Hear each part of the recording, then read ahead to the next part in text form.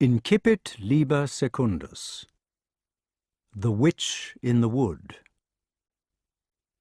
When shall I be dead and rid of the wrong my father did? How long, till spade and hearse put to sleep my mother's curse? Chapter 1. There was a round tower with a weathercock on it. The weathercock was a carrion crow, with an arrow in its beak to point to the wind. There was a circular room at the top of the tower, curiously uncomfortable. It was draughty. There was a closet on the east side which had a hole in the floor. The hole commanded the outer doors of the tower, of which there were two, and people could drop stones through it when they were besieged. Unfortunately, the wind used to come up through the hole and go pouring out of the unglazed shot windows or up the chimney, unless it happened to be blowing the other way, in which case it went downward. It was like a wind tunnel. A second nuisance was that the room was full of peat smoke, not from its own fire, but from the fire in the room below. The complicated system of draughts sucked the smoke down the chimney. The stone walls sweated in damp weather. The furniture itself was uncomfortable. It consisted solely of heaps of stones, which were handy for throwing down the hole, together with a few rusty Genoese crossbows with their bolts and a pile of turfs for the unlit fire. The four children had no bed. If it had been a square room, they might have had a cupboard bed, but as it was, they had to sleep on the floor, where they covered themselves with straw and plaids as best they could. The children had erected an amateur tent over their heads out of the plaids, and under this they were lying close together, telling a story. They could hear their mother stoking the fire in the room below, which made them whisper for fear that she could hear. It was not exactly that they were afraid of being beaten if she came up. They adored her dumbly and uncritically because her character was stronger than theirs. Nor had they been forbidden to talk after bedtime. It was more as if she had brought them up, perhaps through indifference or through laziness, or even through some kind of possessive cruelty, with an imperfect sense of right and wrong. It was as if they could never know when they were being good or when they were being bad. They were whispering in Gaelic, or rather, they were whispering in a strange mixture of Gaelic and of the old language of chivalry, which had been taught to them because they would need it when they were grown. They had little English. In later years, when they became famous knights at the court of the great king, they were to speak English perfectly, all of them except Gawain, who, as the head of the clan, was to cling to a Scots accent on purpose to show that he was not ashamed of his birth. Gawain was telling the story, because he was the eldest. They lay together like thin, strange, secret frogs, their bodies well-boned and ready to fill out into toughness as soon as they might be given decent nourishment. They were fair-haired. Gawain's was bright red, and Gareth's whiter than hay. They ranged from 10 years old to 14, and Gareth was the youngest of the four. Gaheris was a stolid child. Agravain, the next after Gawain, was the bully of the family. He was shifty, inclined to cry, and frightened of pain. It was because he had a good imagination, and used his head more than the others.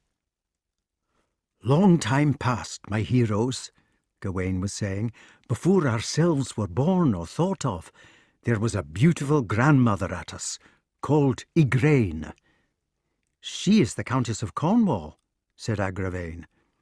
"Our grandmother is the Countess of Cornwall," agreed Gawain, "and the bloody King of England fell in love with her." "His name was Uther Pendragon," said Agravain. "Who is that telling this story?" asked Gareth angrily. "Close your mouth." "King Uther Pendragon," continued Gawain, "let's send for the Earl and Countess of Cornwall." "Our grandfather and granny," said Gaheris, "and he proclaimed to them that they must stay with him at his house in the Tower of London. Then, when they were at staying with him therein, he asked our granny that she would become the wife of himself, instead of being with our grandfather at all. But the chaste and beautiful Countess of Cornwall—" "Granny," said Gaheris. Gareth exclaimed, "Sorrow take it, will you give us peace?" There was a muffled argument, punctuated by squeaks, bumps, and complaining remarks. "The chaste and beautiful Countess of Cornwall," resumed Gawain, "spurned the advances of King Uther Pendragon, and she told our grandfather about it. She said, 'I suppose we were sent for that I should be dishonoured. Wherefore, husband, I counsel you that we depart from hence suddenly, that we may ride all night to our own castle.' So they went out of the king's wrath in the middle of the night." "At dead of night," Gareth corrected, "when all the people of the house had gone on sleep, and there they saddled their prancing, fire-eyed, swift-footed, symmetrical, large-lipped, small-headed, vehement steeds by the light of a dark lantern, and they rode away into Cornwall as fast as they could go." "It was a terrible ride," said Gaheris. "They killed the horses underneath them," said Agravain. "So they did not, then," said Gareth. "Our grandfather and granny would not have ridden any horses to kill them." "Did they?" asked Gaheris. "No, they did not," said Gawain after considering, "but they nearly did so." He went on with the story. "When King Uther Pendragon learned what had happened in the morning, he was wonderly wroth." "Wood wroth," suggested Gareth. "Wonderly wroth," said Gawain.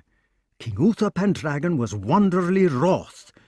He said, 'I will have that Earl of Cornwall's head in a pie dish, by my halidome.'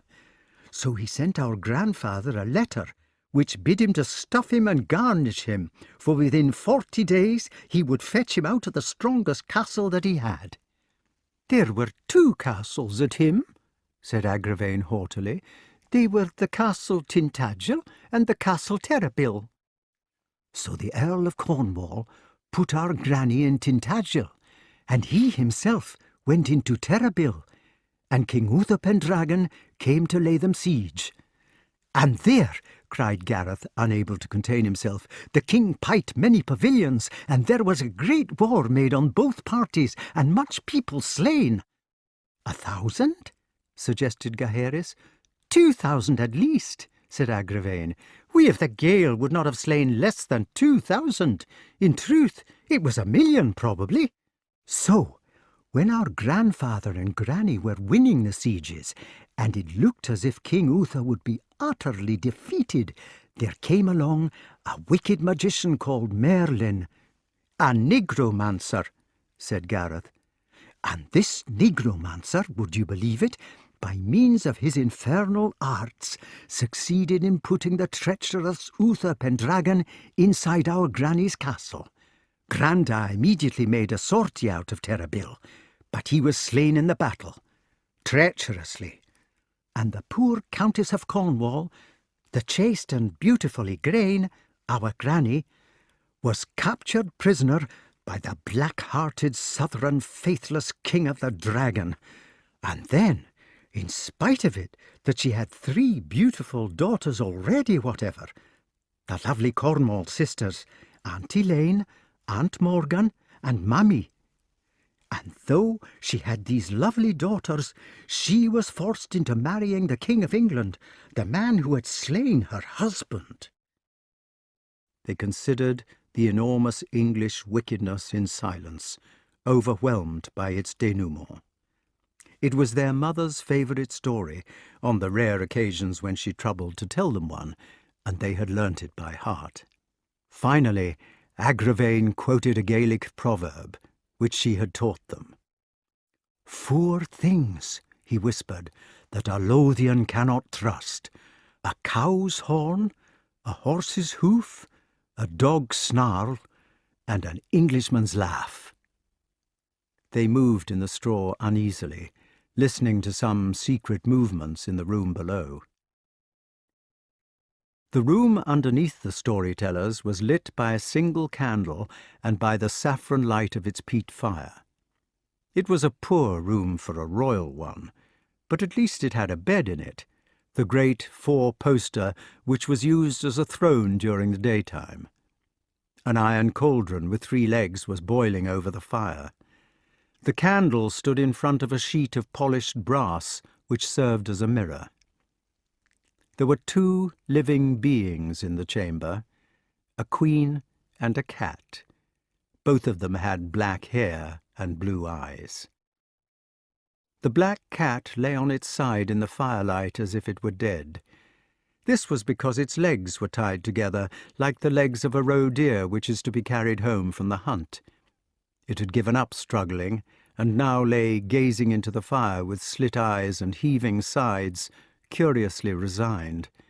Or else it was exhausted, for animals know when they have come to the end. Most of them have a dignity about dying, denied to human beings. This cat, with the small flames dancing in its oblique eyes, was perhaps seeing the pageant of its past 8 lives, reviewing them with an animal stoicism, beyond hope or fear. The queen picked up the cat. She was trying a well-known pisog to amuse herself, or at any rate to pass the time while the men were away at the war. It was a method of becoming invisible. She was not a serious witch, like her sister Morgan Le Fay, for her head was too empty to take any great art seriously, even if it were the black one. She was doing it because the little magics ran in her blood, as they did with all the women of her race. In the boiling water, the cat gave some horrible convulsions and a dreadful cry. Its wet fur bobbed in the steam, gleaming like the side of a speared whale as it tried to leap or to swim with its bound feet. Its mouth opened hideously, showing the whole of its pink gullet and the sharp white cat teeth like thorns. After the first shriek, it was not able to articulate, but only to stretch its paws. Later, it was dead. Queen Morgause of Lothian and Orkney sat beside the cauldron and waited. Occasionally she stirred the cat with a wooden spoon. The stench of boiling fur began to fill the room. A watcher would have seen, in the flattering peat light, what an exquisite creature she was tonight. Her deep, big eyes, her hair glinting with dark lustre, her full body, and her faint air of watchfulness as she listened for the whispering in the room above. Gawain said, "Revenge! They had done no harm to King Pendragon. They had only asked to be left in peace." It was the unfairness of the rape of their Cornish grandmother which was hurting Gareth, the picture of weak and innocent people victimized by a resistless tyranny, the old tyranny of the Gaul, which was felt like a personal wrong by every crofter of the islands. Gareth was a generous boy. He hated the idea of strength against weakness. It made his heart swell as if he were going to suffocate. Gawain, on the other hand, was angry because it had been against his family. He did not think it was wrong for strength to have its way, but only that it was intensely wrong for anything to succeed against his own clan. He was neither clever nor sensitive, but he was loyal, stubbornly sometimes, and even annoyingly and stupidly so in later life. For him, it was then as it was always to be, up Orkney, right or wrong. The third brother, Agravain, was moved because it was a matter which concerned his mother.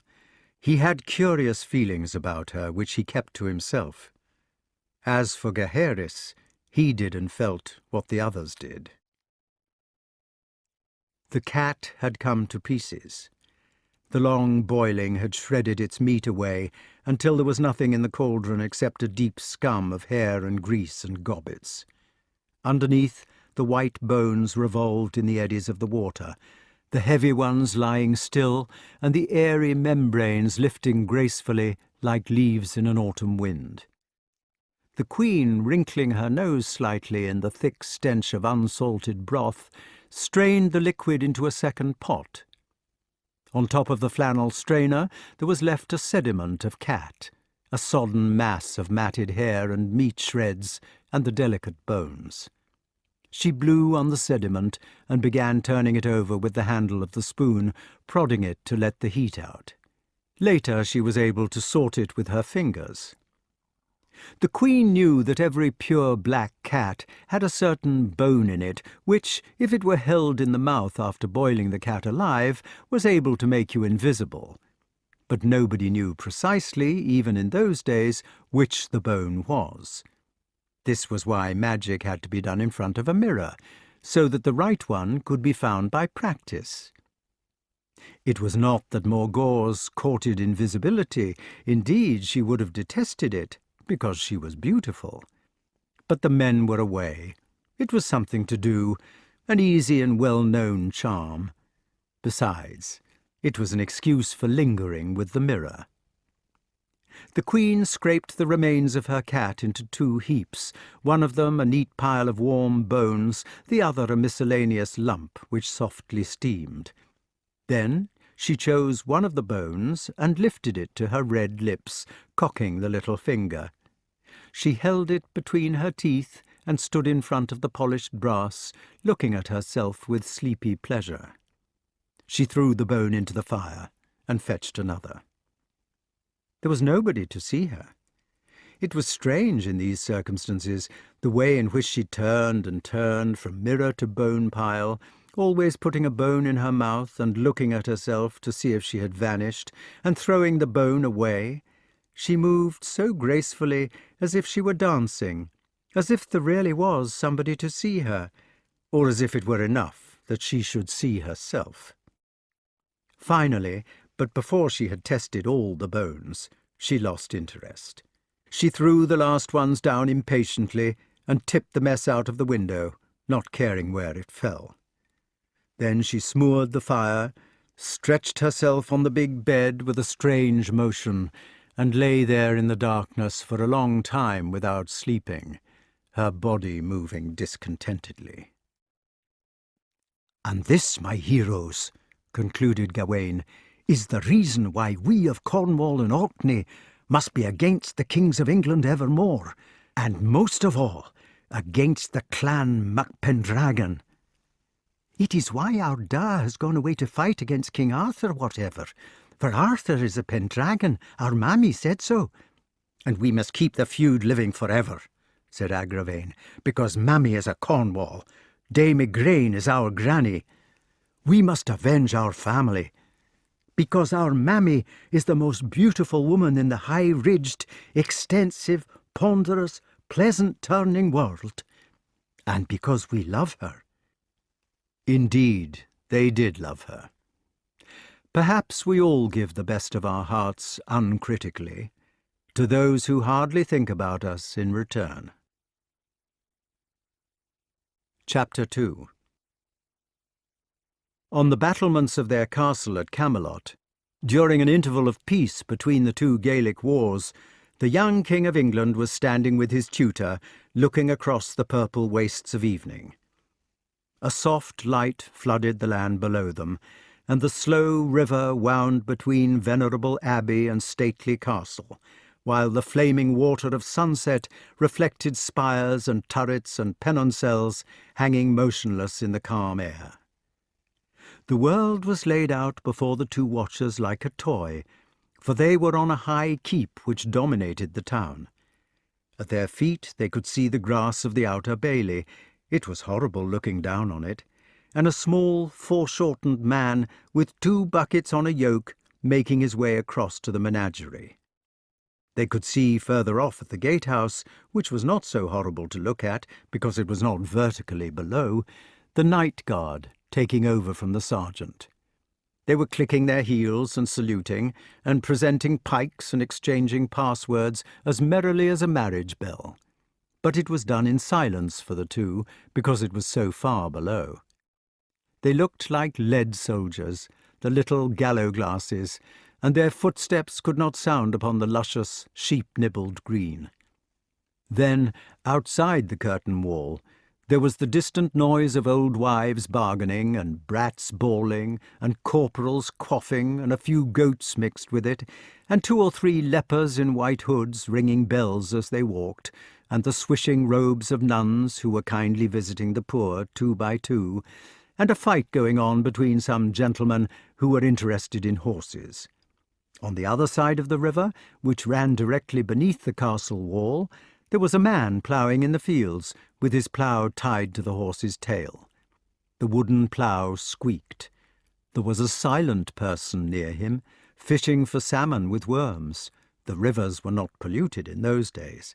And further off there was a donkey giving his musical concert to the coming night. All these noises came up to the 2 on the tower smallly, as though they were listening through the wrong end of a megaphone.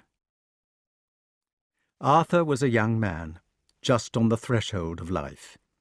He had fair hair and a stupid face, or at any rate there was a lack of cunning in it. It was an open face, with kind eyes and a reliable or faithful expression, as though he were a good learner who enjoyed being alive and did not believe in original sin. He had never been unjustly treated for one thing, so he was kindly to other people. The king was dressed in a robe of velvet, which had belonged to Uther the Conqueror, his father, trimmed with the beards of 14 kings who had been vanquished in the olden days. Unfortunately, some of these kings had had red hair, some black, some pepper and salt, while their growth of beard had been uneven. The trimming looked like a feather boa. The moustaches were stuck on round the buttons. Merlyn had a white beard which reached to his middle, horn-rimmed spectacles, and a conical hat. He wore it in compliment to the Saxon serfs of the country, whose national headgear was either a kind of diving cap or the Phrygian cap, or else this cone of straw. The 2 of them were speaking sometimes, as the words came to them, between spells of listening to the evening. "Well," said Arthur, "I must say it is nice to be a king. It was a splendid battle." "Do you think so?" "Of course it was splendid. Look at the way Lot of Orkney ran after I had begun to use Excalibur." "He got you down first." "That was nothing. It was because I was not using Excalibur.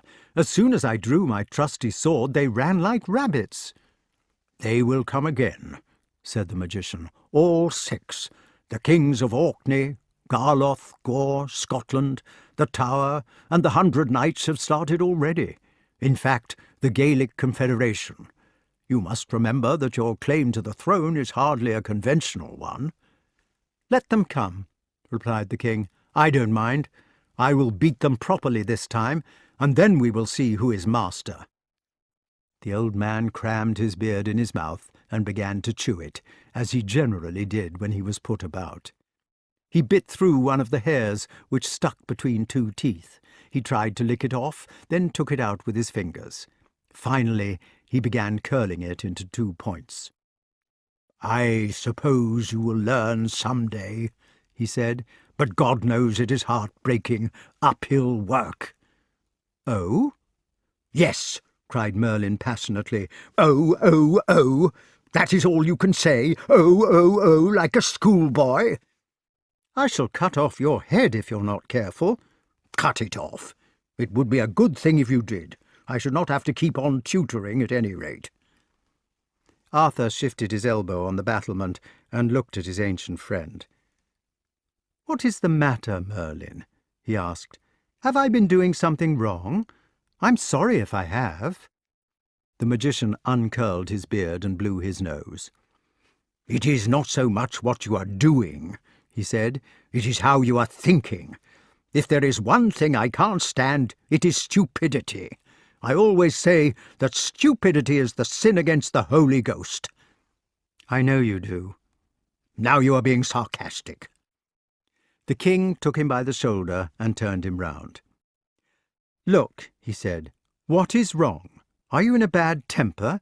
If I've done something stupid, tell me. Don't be in a bad temper." It had the effect of making the aged nigromant angrier than before. "Tell you?" he exclaimed. "And what is going to happen when there is nobody to tell you? Are you never going to think for yourself? What is going to happen when I am locked up in this wretched tumulus of mine, I should like to know?" "I didn't know there was a tumulus in it." "Oh, hang the tumulus! What tumulus? What am I supposed to be talking about?" "Stupidity," said Arthur. "It was stupidity when we started." "Exactly." "Well, it's no good saying exactly. You were going to say something about it." "I don't know what I was going to say about it. You put one in such a passion with all your this and that I'm sure nobody would know what they were talking about for 2 minutes together. How did it begin?" "It began about the battle." "Now I remember," said Merlyn. "That's exactly where it did begin." "I said it was a good battle." "So I recollect." "Well, it was a good battle," he repeated defensively. "It was a jolly battle, and I won it myself, and it was fun." The magician's eyes veiled themselves like a vulture's as he vanished inside his mind. There was silence on the battlements for several minutes, while a pair of peregrines that were being hacked in a nearby field flew over their heads in a playful chase, crying out, "Kick, kick, kick," their bells ringing. Merlyn looked out of his eyes once more. "It was clever of you," he said slowly, "to win the battle." Arthur had been taught that he ought to be modest, and he was too simple to notice that the vulture was going to pounce.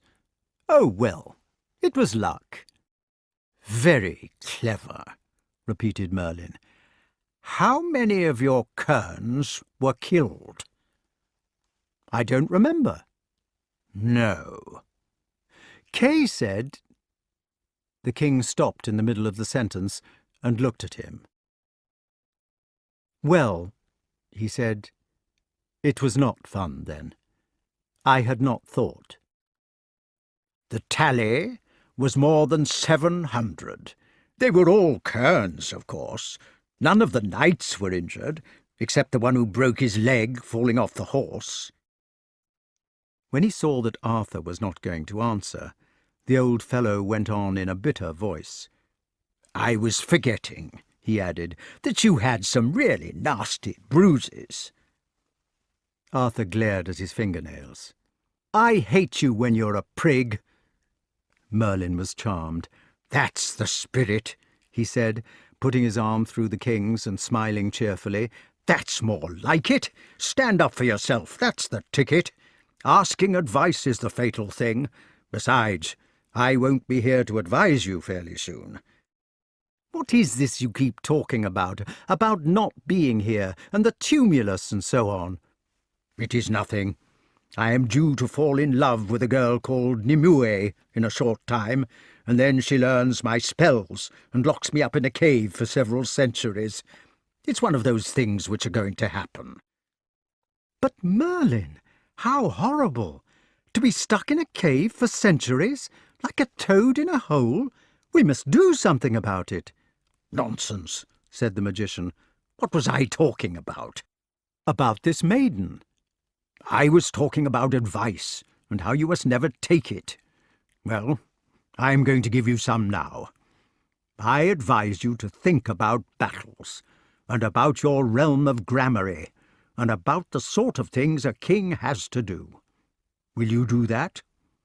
"I will. Of course I will. But about this girl who learns your spells—" "You see, it is a question of the people as well as of the kings. When you said about the battle being a lovely one, you were thinking like your father. I want you to think like yourself, so that you will be a credit to all this education I have been giving you. Afterwards, when I am only an old man locked up in a hole." "Merlyn!" There, I was playing for sympathy. Never mind, I said it for effect. As a matter of fact, it will be charming to have a rest for a few 100 years. And as for Nimue, I am looking backward to her a good deal. No, the important thing is this thinking for yourself business, and the matter of battles. Have you ever thought seriously about the state of your country, for instance? Or are you going to go on all your life being like Uther Pendragon? After all, you are the king of the place. I have not thought very much. No. Then let me do some thinking with you. Suppose we think about your Gaelic friend, Sir Bruce Sans Pitié. That fellow? Exactly. And why do you say it like that? He is a swine. He goes murdering maidens, and as soon as a real knight turns up to rescue them, he gallops off for all he's worth. He breeds special fast horses so that nobody can catch him, and he stabs people in the back. He's a marauder. I would kill him at once if I could catch him. Well, said Merlin, I don't think he is very different from the others. What is all this chivalry, anyway? It simply means being rich enough to have a castle and a suit of armour, and then, when you have them, you make the Saxon people do what you like. The only risk you run is getting a few bruises if you happen to come across another knight. Look at that tilt you saw between Pellinore and Grummore when you were small. It is this armour that does it. All the barons can slice the poor people about as much as they want, and it is a day's work to hurt each other, and the result is that the country is devastated. Might is right, that's the motto. Bruce Sans Pitié is only an example of the general situation. Look at Lord and Nentres and Uriens and all that Gaelic crew fighting against you for the kingdom. Pulling swords out of stones is not a legal proof of paternity, I admit, but the kings of the old ones are not fighting you about that. They have rebelled, although you are their feudal sovereign, simply because the throne is insecure.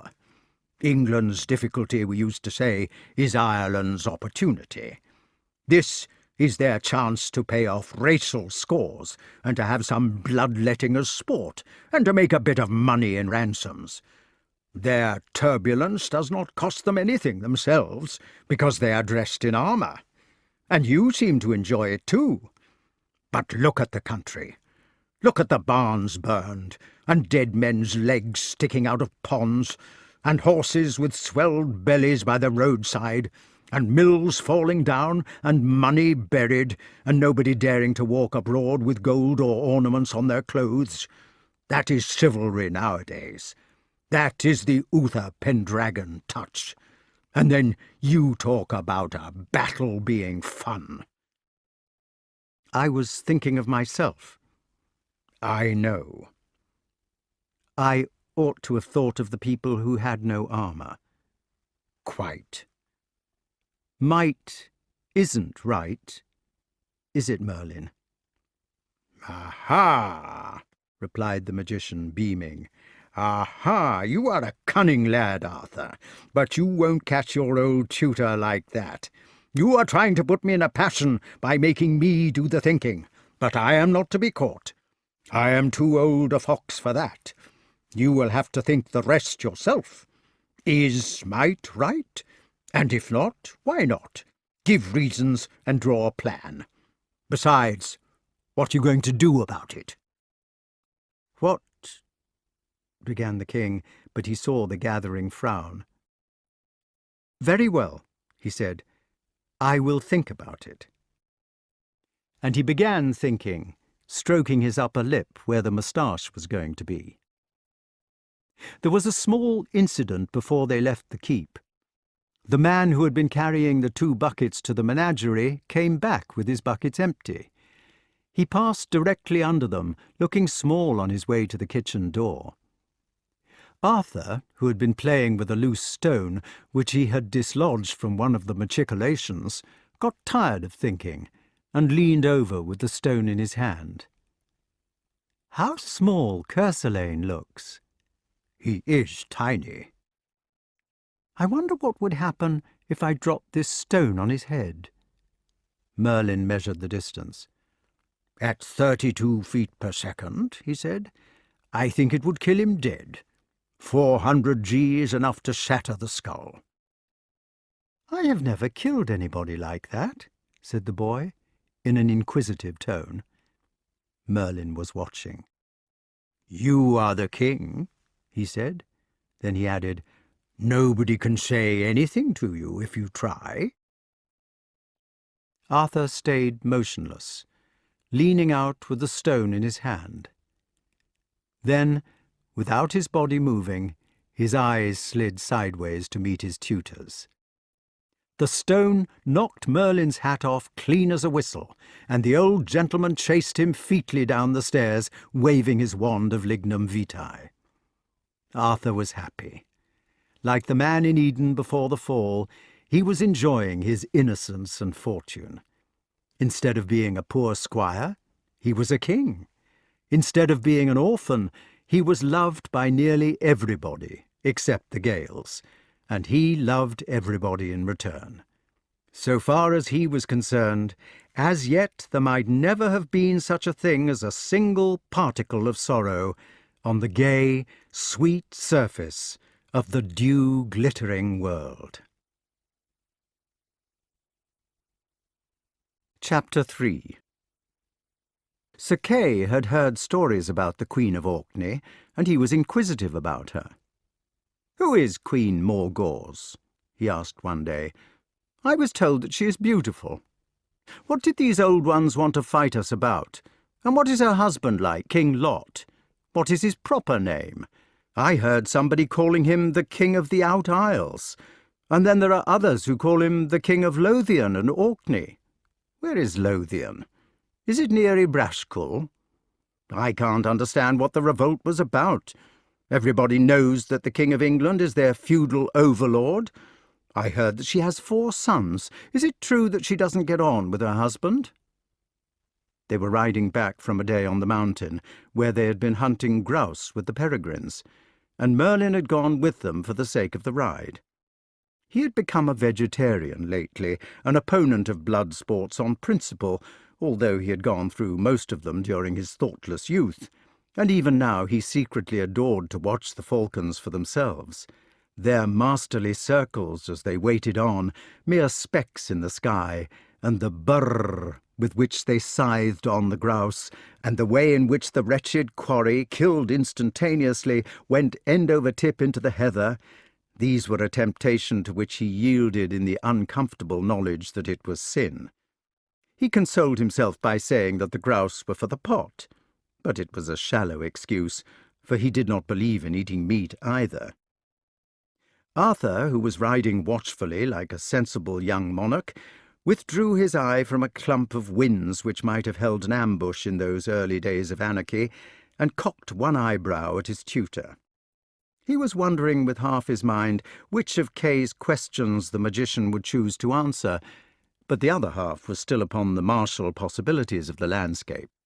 He knew how far the falconers were behind them, the cadger carrying the hooded hawks on a square framework slung from his shoulders, with a man-at-arms on either side, and how far in front was the next likely place for a William Rufus arrow. Merlin chose the second question. "Wars are never fought for one reason," he said. "They are fought for dozens of reasons, in a muddle. It is the same with revolts." "But there must have been a main reason," said Kay. "Not necessarily." Arthur observed, "We might have a trot now. It is clear going for 2 miles since those whins, and we can have a canter back again to keep with the men. It would breathe the horses." Merlin's hat blew off. They had to stop to pick it up. Afterwards they walked their horses sedately in a row. "One reason," said the magician, "is the immortal feud of Gael and Gaul. The Gaelic Confederation are representatives of an ancient race which has been harried out of England by several races which are represented by you. Naturally, they want to be as nasty as possible to you when they can." "Racial history is beyond me," said Kay. "Nobody knows which race is which. They're all serfs in any case." The old man looked at him with something like amusement. "One of the startling things about the Norman," he said, "is that he really does not know a single thing about anybody except himself. And you, Kay, as a Norman gentleman, carry the peculiarity to its limit. I wonder if you even know what a Gael is. Some people call them Celts." "A Celt is a kind of battle-axe," said Arthur, surprising the magician with this piece of information more than he had been surprised for several generations. For it was true in one of the meanings of the word, although Arthur ought not to have known it. "Not that kind of Celt. I'm talking about the people. Let's stick to calling them Gaels. I mean the old ones, who lived in Brittany and Cornwall and Wales and Ireland and Scotland. Picts and that." "Picts?" asked Kay. "I think I've heard about Picts. Pictures. They were painted blue." "And I am supposed to have managed your education." The king said thoughtfully, "Would you mind telling me about the races, Merlyn? I suppose I ought to understand the situation, if there has to be a second war." This time it was Kay who looked surprised. "Is there to be a war?" he asked. "This is the first I've heard of it. I thought the revolt was crushed last year." "They have made a new confederation since they went home, with 5 new kings, which makes them 11 altogether. The new ones belong to the old blood too. They are Clariance of Northumberland, Idris of Cornwall, Cradlemas of North Wales, Brandegoris of Strangor, and Anguish of Ireland. It'll be a proper war, I'm afraid." "And all about races," said his foster-brother in disgust. "Still, it may be fun." The king ignored him. "Go on," he said to Merlyn. "I want you to explain. Only," he added quickly as the magician opened his mouth, "not too many details."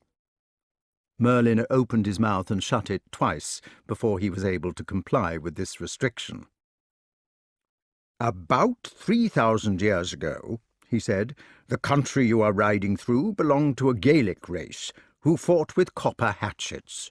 2,000 years ago, they were hunted west by another Gaelic race with bronze swords. 1,000 years ago, there was a Teuton invasion by people who had iron weapons, but it didn't reach the whole of the Pictish Isles because the Romans arrived in the middle and got mixed up with it. The Romans went away about 800 years ago, and then another Teuton invasion of people mainly called Saxons drove the whole rag-bag west as usual. The Saxons were just beginning to settle down when your father, the Conqueror, arrived with his pack of Normans, and that is where we are today. Robin Wood was a Saxon partisan." "I thought we were called the British Isles." "So we are. People have got the B's and P's muddled up. Nothing like the Teuton race for confusing its consonants.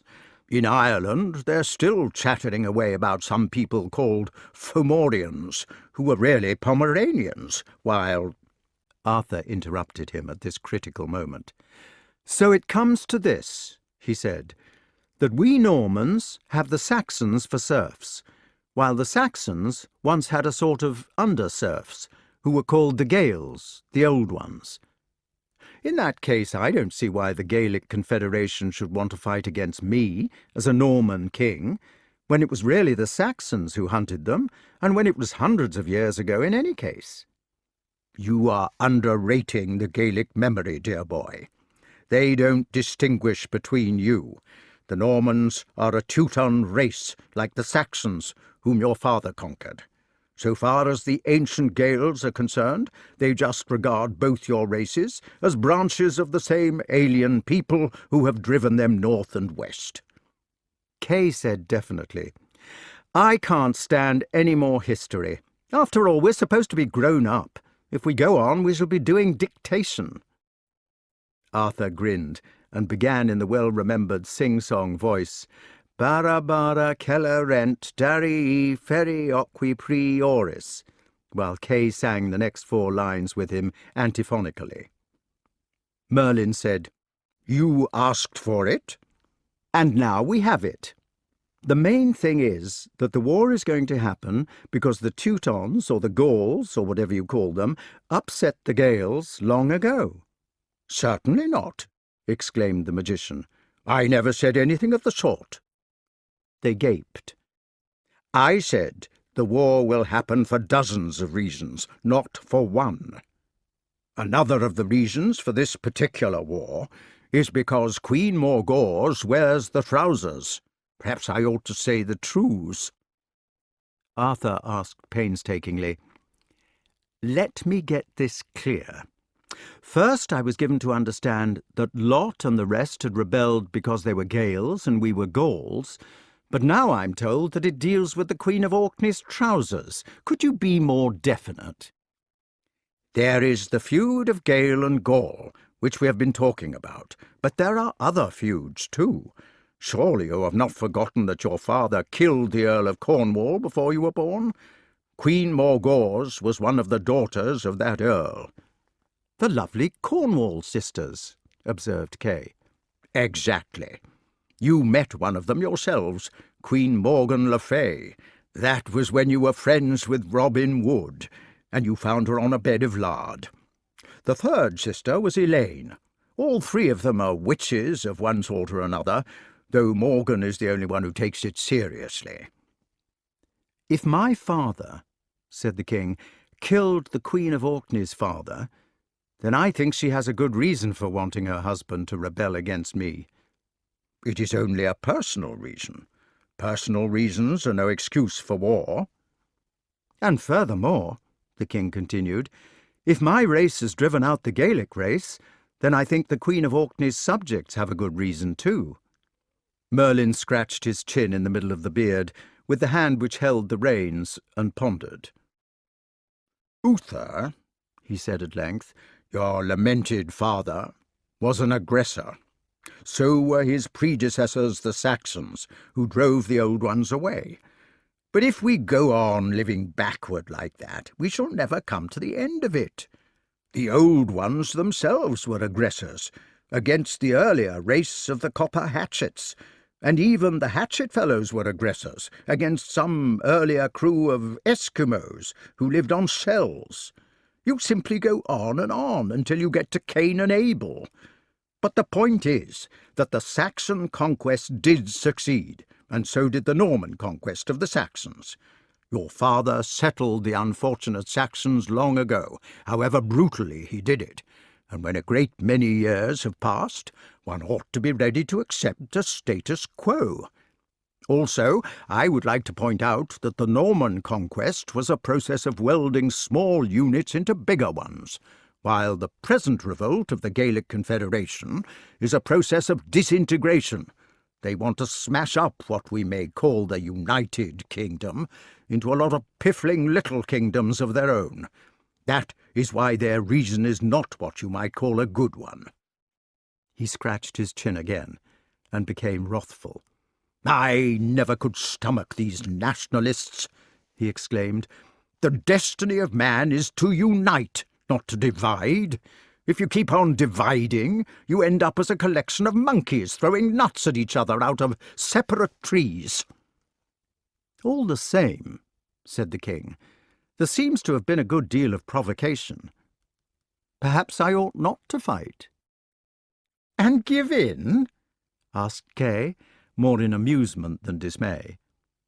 "I could abdicate."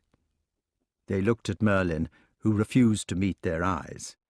He rode on, staring straight in front of him, munching his beard. "Ought I to give in?" "You are the king," said the old man stubbornly. "Nobody can say anything if you do." Later on he began to speak in a gentler tone. "Did you know," he asked rather wistfully, "that I was one of the old ones myself? My father was a demon, they say, but my mother was a Gael. The only human blood I have comes from the old ones. Yet here I am, denouncing their ideas of nationalism, being what their politicians would call a traitor, because by calling names they can score the cheap debating points. And you know another thing, Arthur. Life is too bitter already, without territories and wars and noble feuds." Chapter 4. The hay was safe, and the corn would be ripe in a week. They sat in the shade at the edge of a cornfield, watching the dark brown people with their white teeth, who were aimlessly busy in the sunlight, fire-hanging their scythes, sharpening their sickles, and generally getting ready for the end of the farm year. It was peaceful in the fields, which were close to the castle, and no arrows needed to be apprehended. While they watched the harvesters, they stripped the half-ripe heads of corn with their fingers and bit the grain daintily, tasting the furry milkiness of the wheat and the husky, less generous flesh of the oats. The pearly taste of barley would have been strange to them, for it had not yet come to Gramarye. Merlyn was still explaining. "When I was a young man," he said, "there was a general idea that it was wrong to fight in wars of any sort. Quite a lot of people in those days declared that they would never fight for anything whatever." "Perhaps they were right," said the king. "No. There is one fairly good reason for fighting, and that is if the other man starts it. You see, wars are a wickedness of a wicked species. They are so wicked that they must not be allowed. When you can be perfectly certain that the other man started them, then is the time when you might have a sort of duty to stop him." "But both sides always say that the other side started them." "Of course they do. And it is a good thing that it should be so. At least it shows that both sides are conscious inside themselves that the wicked thing about a war is its beginning." "But the reasons," protested Arthur.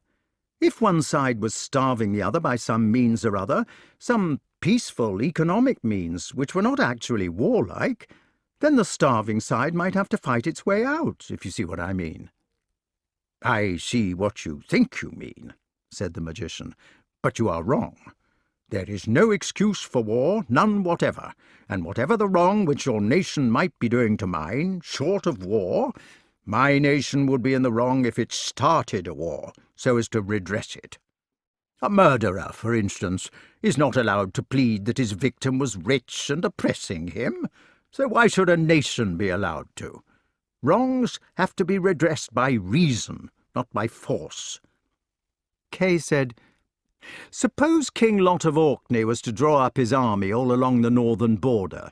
What could our king here do except send his own army to stand on the same line? Then, supposing all Lot's men drew their swords, what could we do except draw ours? The situation could be more complicated than that. It seems to me that aggression is a difficult thing to be sure about." Merlyn was annoyed. "Only because you wanted to seem so," he said. "Obviously, Lot would be the aggressor, for making the threat of force. You can always spot the villain if you keep a fair mind. In the last resort, it is ultimately the man who strikes the first blow." Kay persisted with his argument. "Let it be 2 men," he said, "instead of 2 armies. They stand opposite each other. They draw their swords, pretending it is for some reason.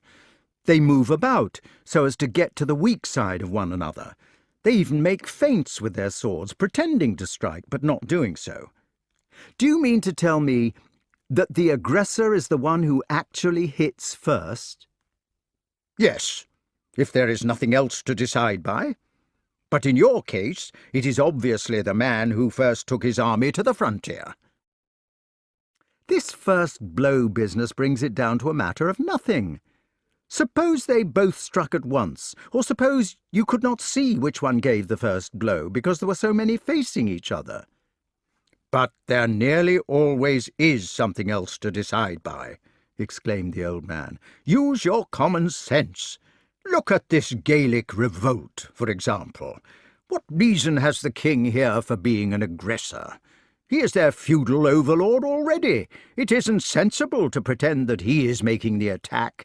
People don't attack their own possessions." "I certainly don't feel," said Arthur, "as if I had started it. Indeed, I didn't know it was going to start until it had. I suppose that was due to my having been brought up in the country." Any reasoning man, continued his tutor, ignoring the interruption, who keeps a steady mind, can tell which side is the aggressor in 90 wars out of 100.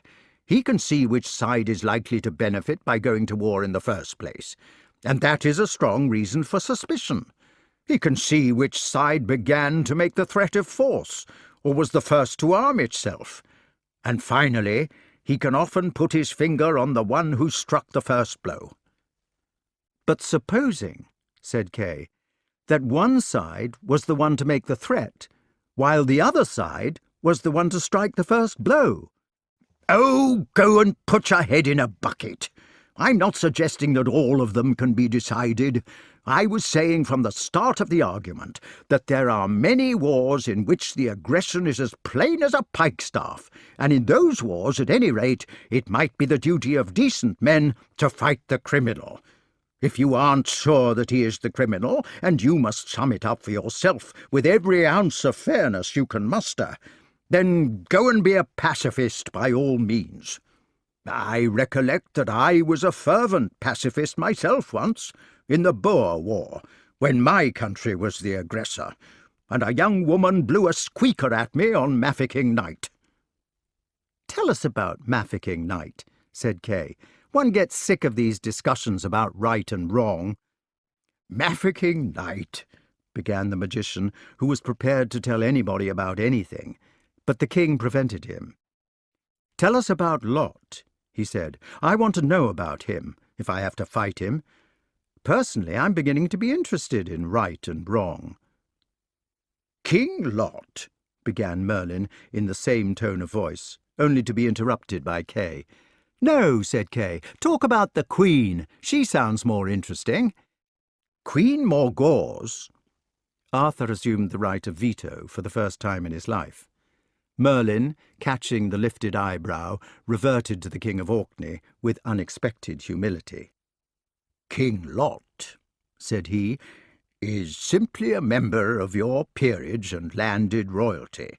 He's a cipher. You don't have to think about him at all. Why not?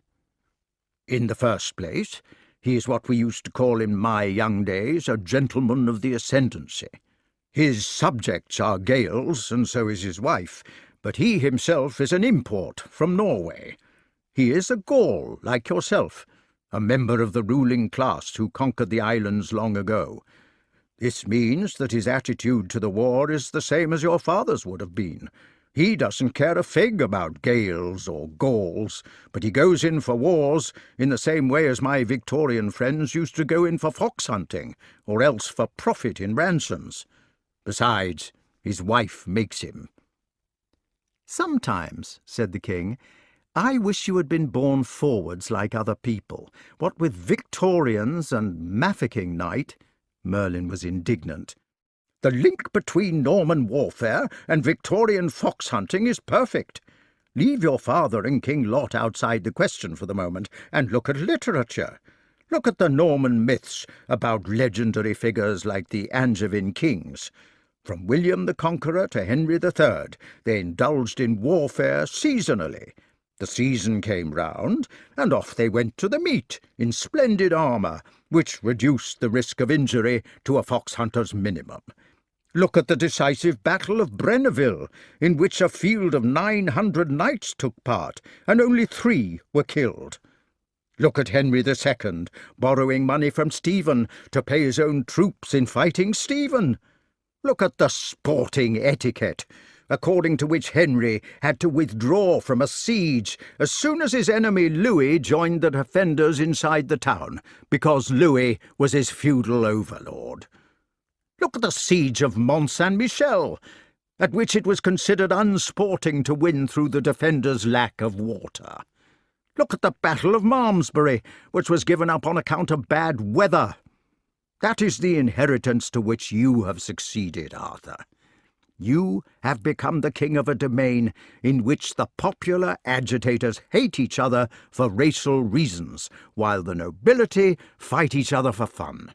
And neither the racial maniac nor the overlord stops to consider the lot of the common soldier, who is the one person that gets hurt.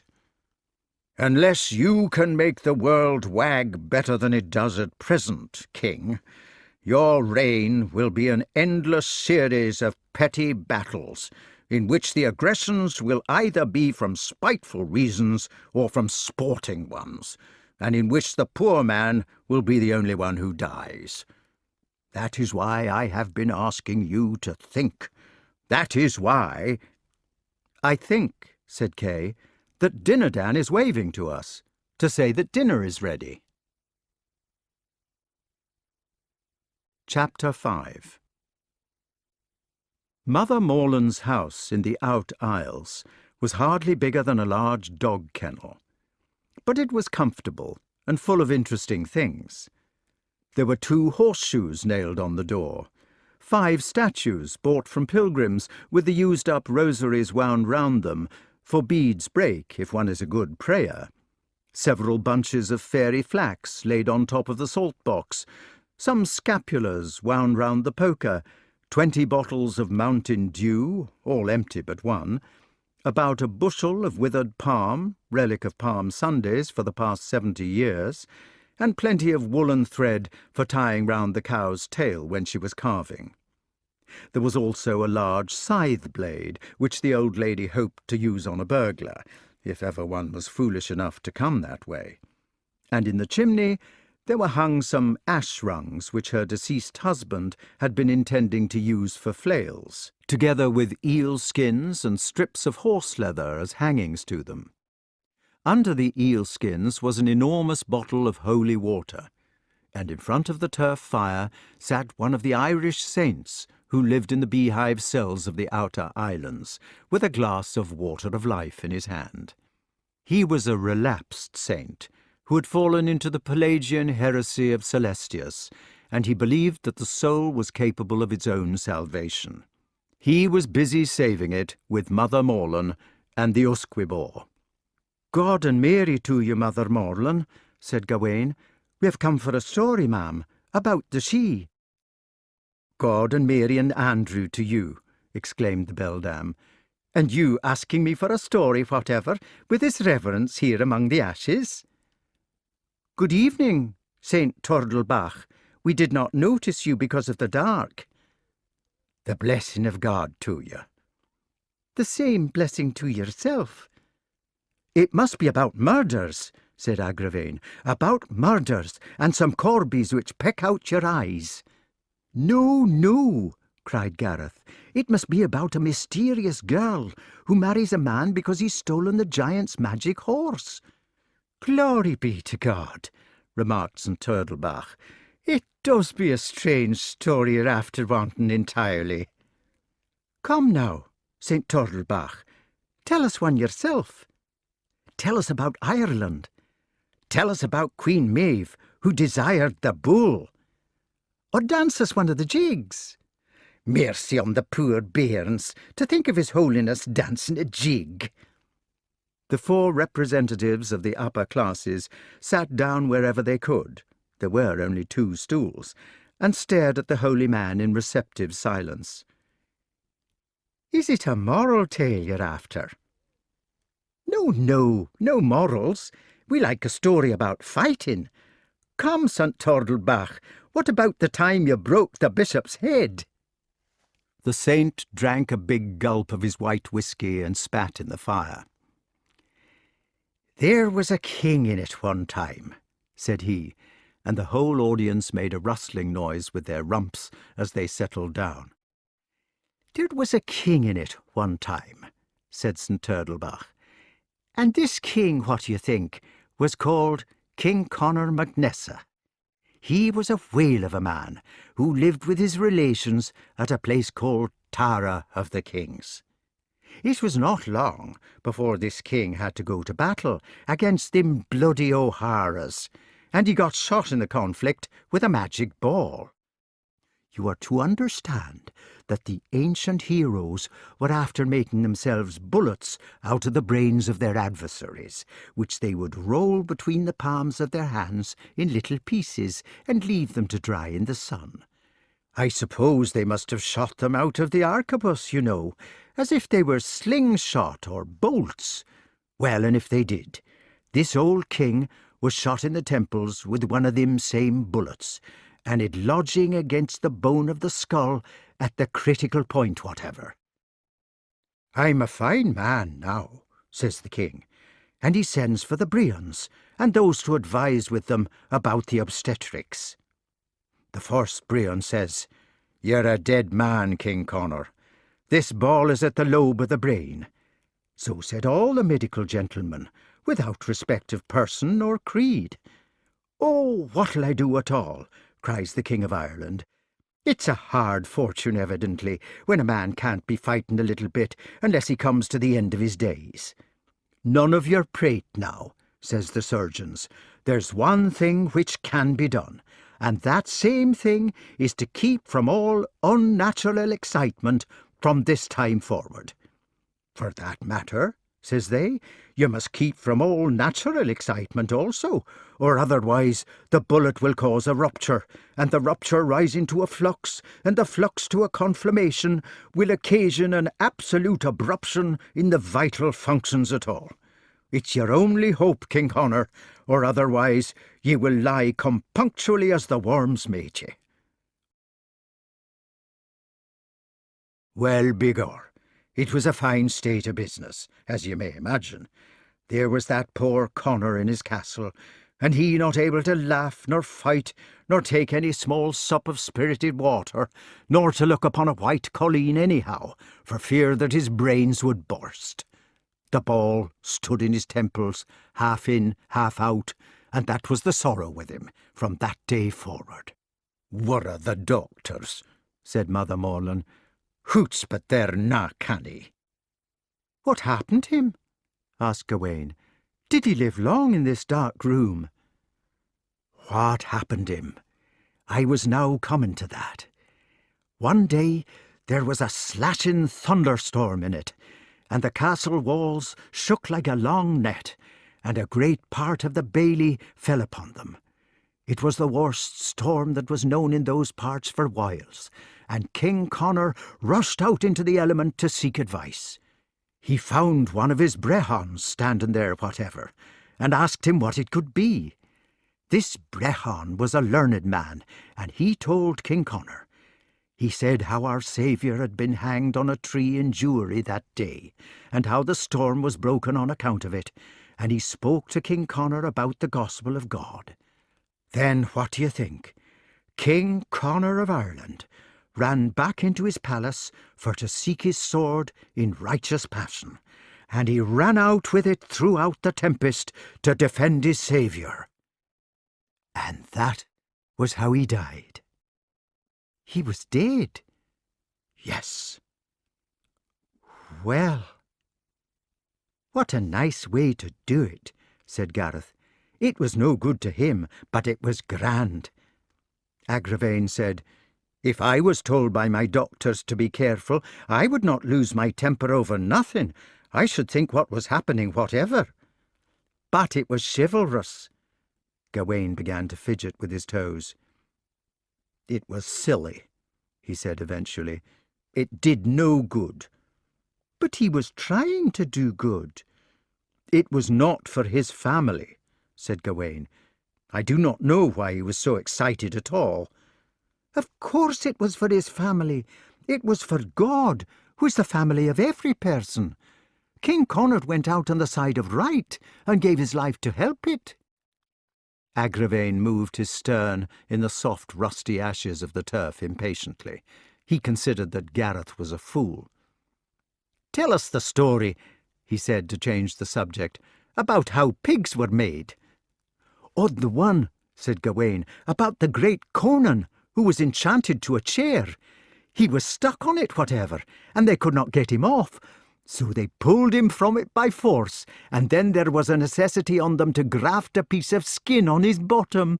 But it was sheepskin, and from thence the stockings worn by the Fianna were made from the wool which grew on Conan. No, do not, said Gareth. Let there be no stories. Let us sit and talk wisely, my heroes, on deep matters. Let us talk about our father, who is away to the wars. St. Turtlebach took a deep draught of his mountain dew, and spat in the fire. "Isn't war the grand thing?" he observed reminiscently. "I did be going to wars a great deal one time, before I was sainted. Only I got tired on 'em." Gawain said, "I cannot see how people ever get tired of wars. I'm sure I will not. After all, it is a gentleman's occupation. I mean, it would be like getting tired of hunting or of hawks."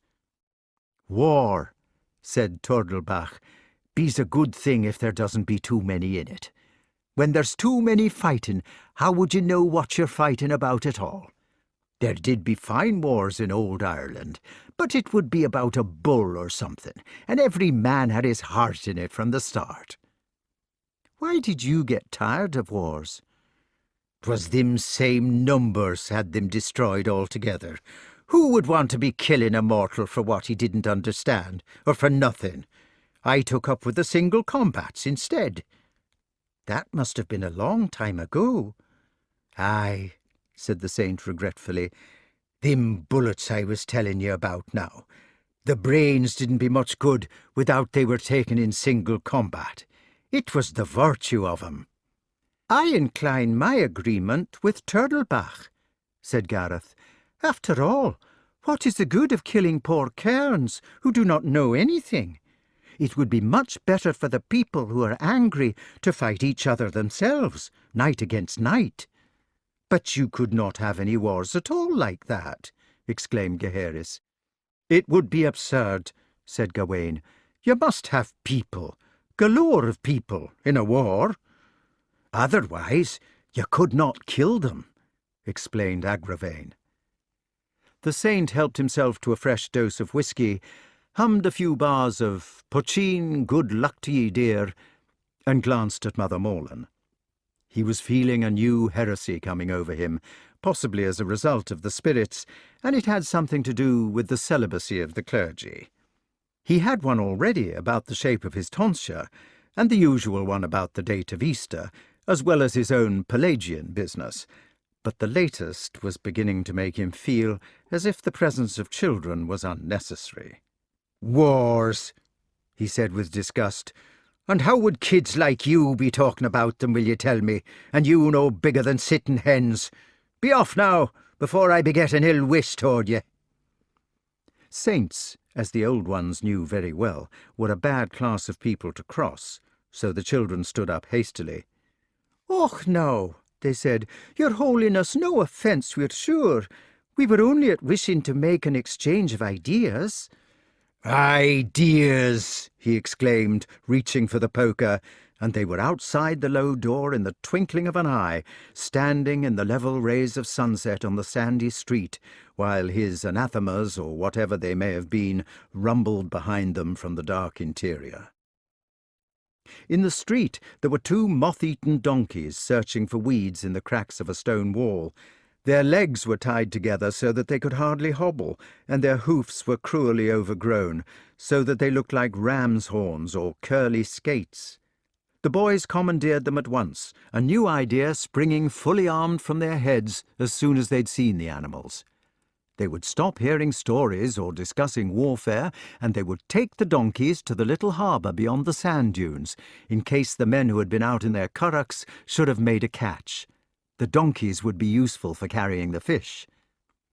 Gawain and Gareth took turns with the fat ass, one of them whacking it while the other rode bareback.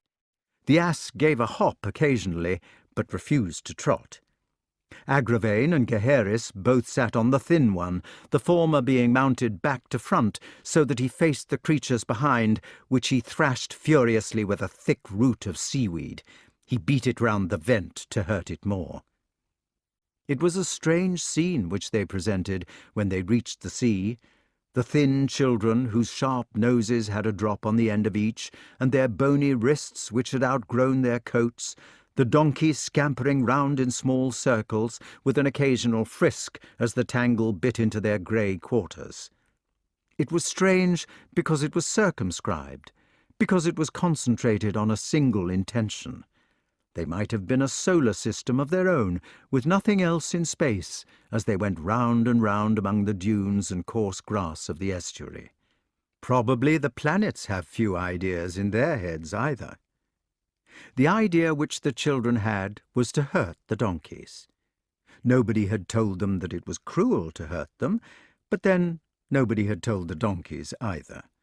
On the rim of the world, they knew too much about cruelty to be surprised by it. So the small circus was a unity. The beasts reluctant to move, and the children vigorous to move them, the two parties bound together by the link of pain to which they both agreed without question. The pain itself was so much a matter of course that it had vanished out of the picture, as if by a process of cancellation. The animals did not seem to be suffering, and the children did not seem to be enjoying the suffering. The only difference was that the boys were violently animated, while the donkeys were as static as possible. Into this Eden-like scene, and almost before the memory of Mother Morland's interior had faded from their minds, there came a magic barge from over the water. A barge draped with white samite, mystic, wonderful, and it made a music of its own accord as its keel passed through the waves. Inside it there were 3 knights and a seasick Bratchet. Anything less suitable than these to the tradition of the Gaelic world it would have been impossible to imagine. "I say," said the voice of one of the knights in the barge, while they were still far out, "there is a castle, isn't it, what? I say, isn't it a pretty one?" "Stop jogging the boat, my dear fellow," said the second, "or you will have us in the sea." King Pelinor's enthusiasm evaporated at the rebuke, and he startled the petrified children by bursting into tears. They could hear his sobs mingled with the lapping of the waves and with the music of the boat as it drew near. "Oh, sea," he said, "I wish I was in you, what? I wish I was full of 5 fathoms, that I do. Woe, woe, oh, woe." "It is no good saying woe, old boy. The thing will woe when it wants to. It's a magic-un." "I was not saying woe," retorted the king. "I was saying woe." "Well, it won't woe." "I don't care if it does or if it don't. I said woe." "Well, woe then." And the magic barge woed, just where the currachs were usually drawn up. 3 knights got out. It could be seen that the third was a black man. He was a learned Paynim, or Saracen, called Sir Palomides. "Happy landing," said Sir Palomides. "By golly." The people came from everywhere, silently, vaguely. When they were near the knights, they walked slowly, but in the remoter distance they were running. Men, women, and children were scuttling over the dunes or down from the castle cliff, only to break into a crawling pace as soon as they were near. At a distance of 20 yards they halted altogether.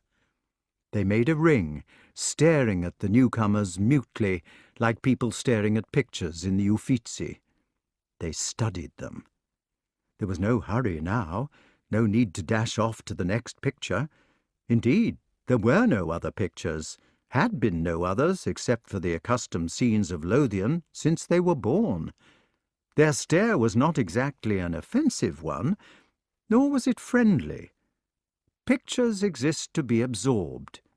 It began at the feet, especially as the strangers were dressed in outlandish clothes like knights in armour, and it mastered the texture, the construction, the articulation, and the probable price of their sabathons. Then it went on to the greaves, the creases, and so up. It might take half an hour to reach the face, which was to be examined last of all. The Gaels stood round the Gauls with their mouths open, while the village children shouted the news in the distance, and Mother Morland came jogging with her skirts tucked up, and the currachs at sea came rowing madly home. The young princelings of Lothian got off their donkeys as if in a trance, and joined the circle. The circle itself began to press inward on its focus, moving as slowly and as silently as the minute hand of a clock, except for the suppressed shouts from the late arrivals, who fell silent themselves as soon as they were within the influence. The circle was contracting because it wanted to touch the knights. Not now, not for half an hour or so, not until the examination was over. Perhaps never.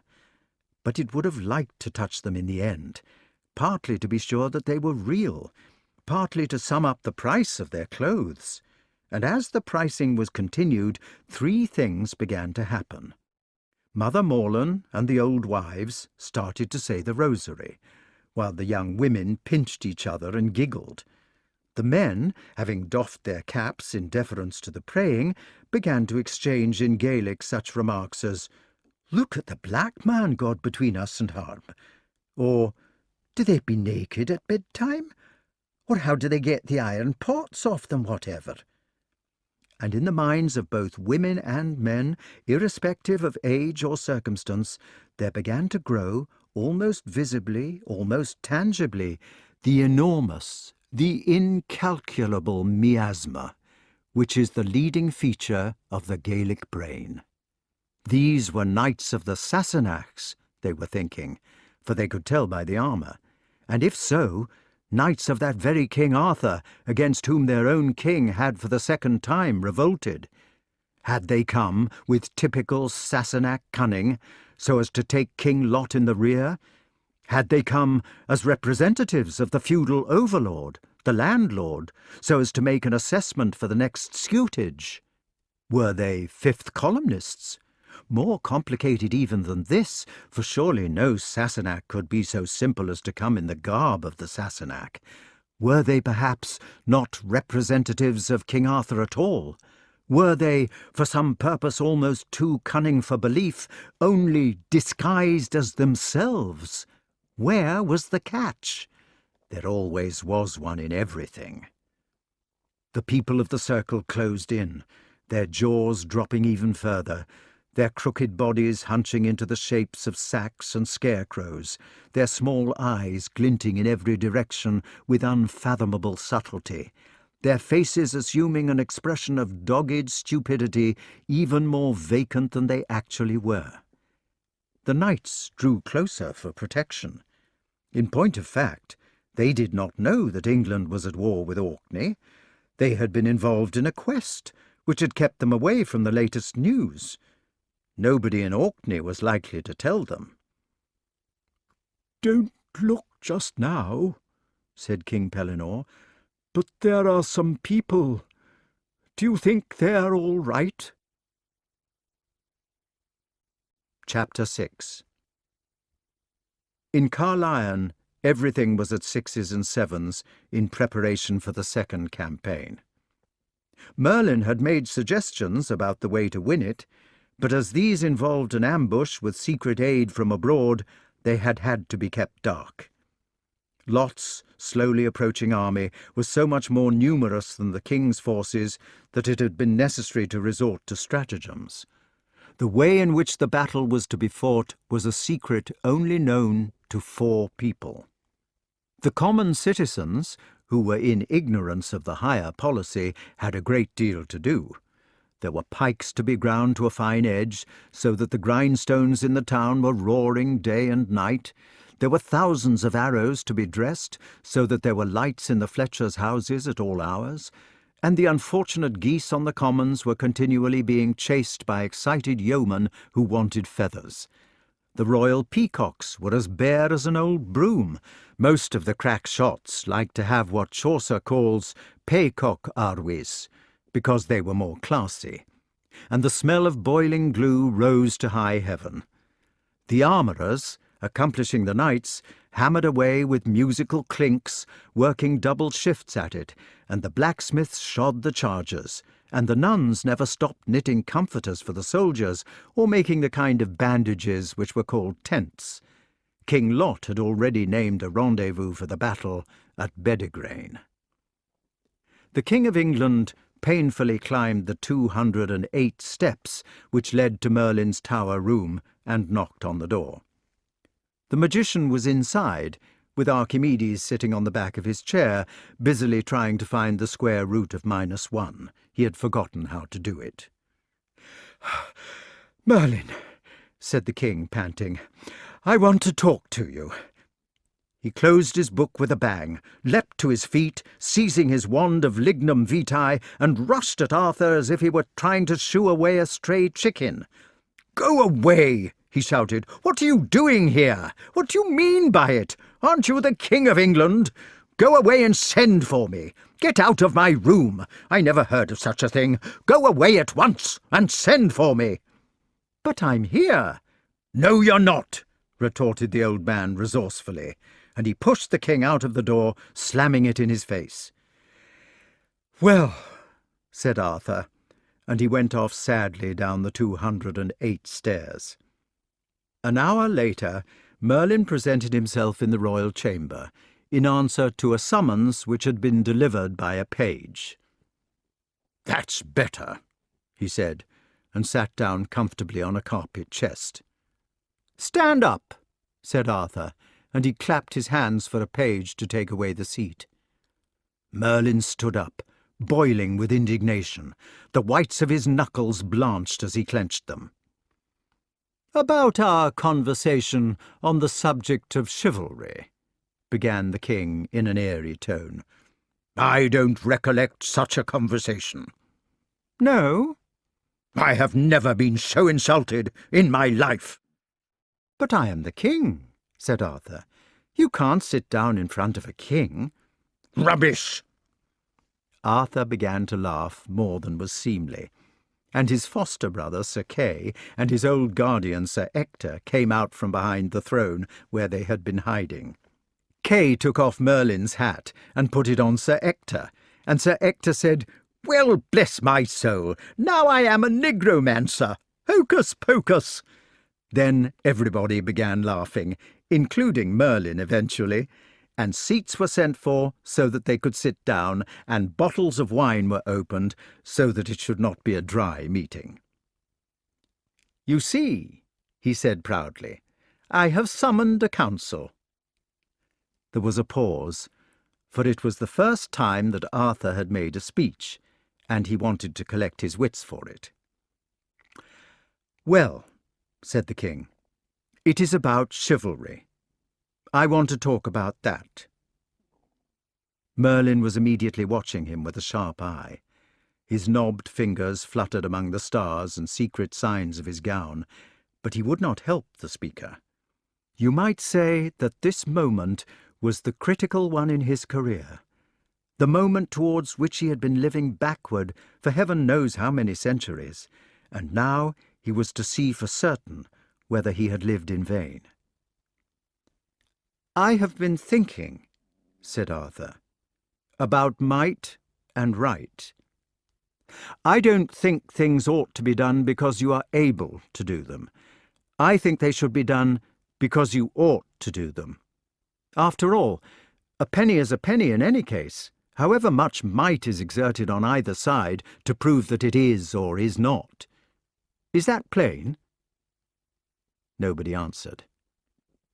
"Well, I was talking to Merlin on the battlements one day, and he mentioned that the last battle we had, in which 700 kerns were killed, was not so much fun as I had thought it was. Of course, battles are not fun when you come to think about it. I mean, people ought not to be killed, ought they? It is better to be alive. Very well. But the funny thing is that Merlin was helping me to win battles. He is still helping me for that matter, and we hope to win the Battle of Bedegraine together when it comes off." "We will," said Sir Ector, who was in the secret. "That seems to me to be inconsistent. Why does he help me to fight wars, if they're bad things?" There was no answer from anybody, and the king began to speak with agitation. "I could only think," said he, beginning to blush, "I could only think that he wanted me to win them for a reason." He paused and looked at Merlyn, who turned his head away.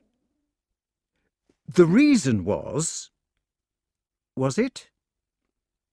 The reason was that if I could be the master of my kingdom by winning these 2 battles, I could stop them afterwards, and then do something about the business of might.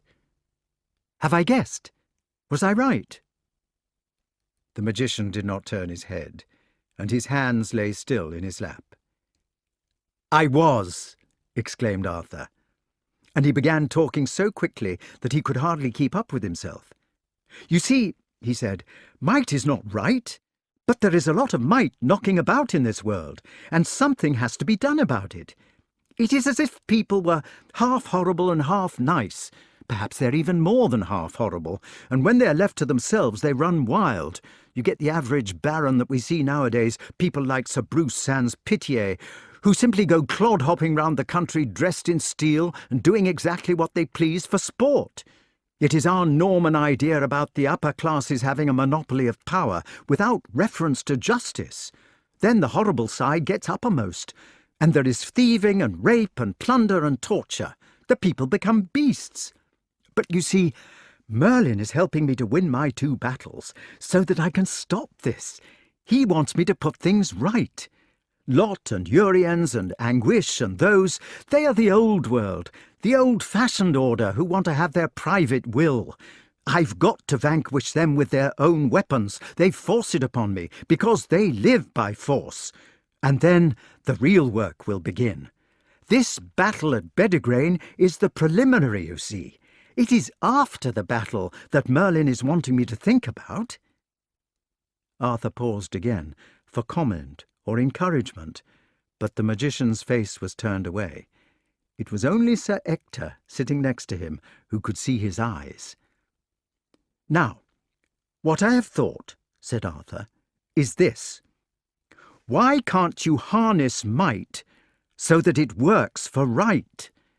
I know it sounds nonsense, but I mean, you can't just say there is no such thing. The might is there, in the bad half of people, and you can't neglect it. You can't cut it out, but you might be able to direct it, if you see what I mean, so that it was useful instead of bad." The audience was interested. They leaned forward to listen, except Merlyn. "My idea is that if we can win this battle in front of us and get a firm hold of the country, then I will institute a sort of order of chivalry. I will not punish the bad knights or hang Lot, but I will try to get them into our order. We shall have to make it a great honour, you see, and make it fashionable and all that. Everybody must want to be in. And then I shall make the oath of the order that might is only to be used for right. Do you follow? The knights in my order will ride all over the world, still dressed in steel and whacking away with their swords. That will give an outlet for wanting to whack, you understand, an outlet for what Merlyn calls the fox-hunting spirit. But they will be bound to strike only on behalf of what is good, to defend virgins against Sir Bruce, and to restore what has been done wrong in the past, and to help the oppressed and so forth. Do you see the idea? It will be using the might instead of fighting against it, and turning a bad thing into a good." "There, Merlyn, that is all I can think of. I have thought as hard as I could, and I suppose I am wrong as usual. But I did think. I can't do any better. Please say something."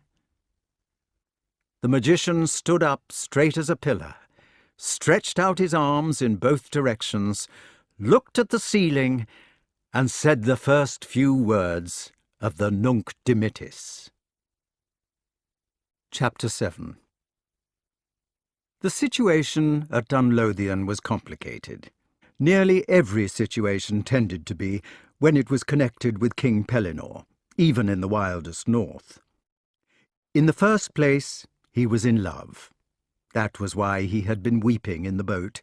He explained it to Queen Morgause on the first opportunity, because he was lovesick, not seasick. What had happened was this. The king had been hunting the questing beast a few months earlier on the south coast of Gramarye, when the animal had taken to the sea.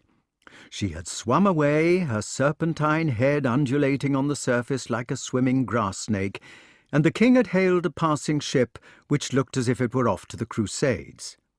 Sir Grummore and Sir Palomides had been in the ship, and they had kindly turned it round to pursue the beast. The three of them had arrived on the coast of Flanders, where the beast had disappeared in a forest, and there, while they were staying at a hospitable castle, Pellinore had fallen in love with the Queen of Flanders' daughter. This was fine so far as it went, for the lady of his choice was a managing, middle-aged, stout-hearted creature who could cook, ride a straight line, and make beds. But the hopes of all parties had been dashed at the start by the arrival of the magic barge. The three knights had got into it and sat down to see what would happen, because knights were never supposed to refuse adventure. But the barge had promptly sailed away of its own accord, leaving the Queen of Flanders' daughter anxiously waving her pocket handkerchief. The questing beast had thrust her head out of the forest before they lost sight of land, looking, so far as they could see at the distance, even more surprised than the lady. After that, they'd gone on sailing till they arrived in the Out Isles, and the further they went, the more lovesick the king had become, which made his company intolerable. He spent the time writing poems and letters which could never be posted, or telling his companions about the princess, whose nickname in her family circle was Piggy. A state of affairs like this might have been bearable in England, where people like the Pellinores did sometimes turn up, and even won a sort of tolerance from their fellow men. But in Lothian and Orkney, where Englishmen were tyrants, it achieved an almost supernatural impossibility. None of the islanders could understand what King Pellinore was trying to cheat them out of by pretending to be himself, and it was thought wiser and safer not to acquaint any of the visiting knights with the facts about the war against Arthur. It was better to wait until their plots had been penetrated. On top of this, there was a trouble which distressed the children in particular. Queen Morgause had set her cap at the visitors. "What was our mother doing?" asked Gawain, as they made their way towards St. Tordelbach's cell one morning. "With the knights on the mountain?" Gaheris answered with some difficulty after a long pause. "They were at hunting a unicorn." "How do you do that?" "There must be a virgin to attract it." "Our mother," said Agravain, who also knew the details, "went on a unicorn hunt, and she was the virgin for them." His voice sounded strange as he made this announcement. Gareth protested, "I did not know she was wanting a unicorn. She has never said so." Agravain looked at him sideways, cleared his throat, and quoted, "Half a word is sufficient to the wise man." "How do you know this?" asked Gawain. "We listened." They had a way of listening on the spiral stairs during the times when they were excluded from their mother's interest. Gaheris explained with unusual freedom, since he was a taciturn boy. "She told Sir Grummore that this king's lovesick melancholy could be dispelled by interesting him in his old pursuits. They were at saying that this king is in the habit of hunting a beast which has become lost. So she said that they were to hunt a unicorn instead, and she would be the virgin for them. They were surprised, I think." They walked in silence, until Gawain suggested, almost as if it were a question, "I was hearing it told that the king is in love with a woman out of Flanders, and that Sir Grummore is married already. Also, the Saracen is black in his skin?" No answer. "It was a long hunt," said Gareth. "I hear they did not catch one."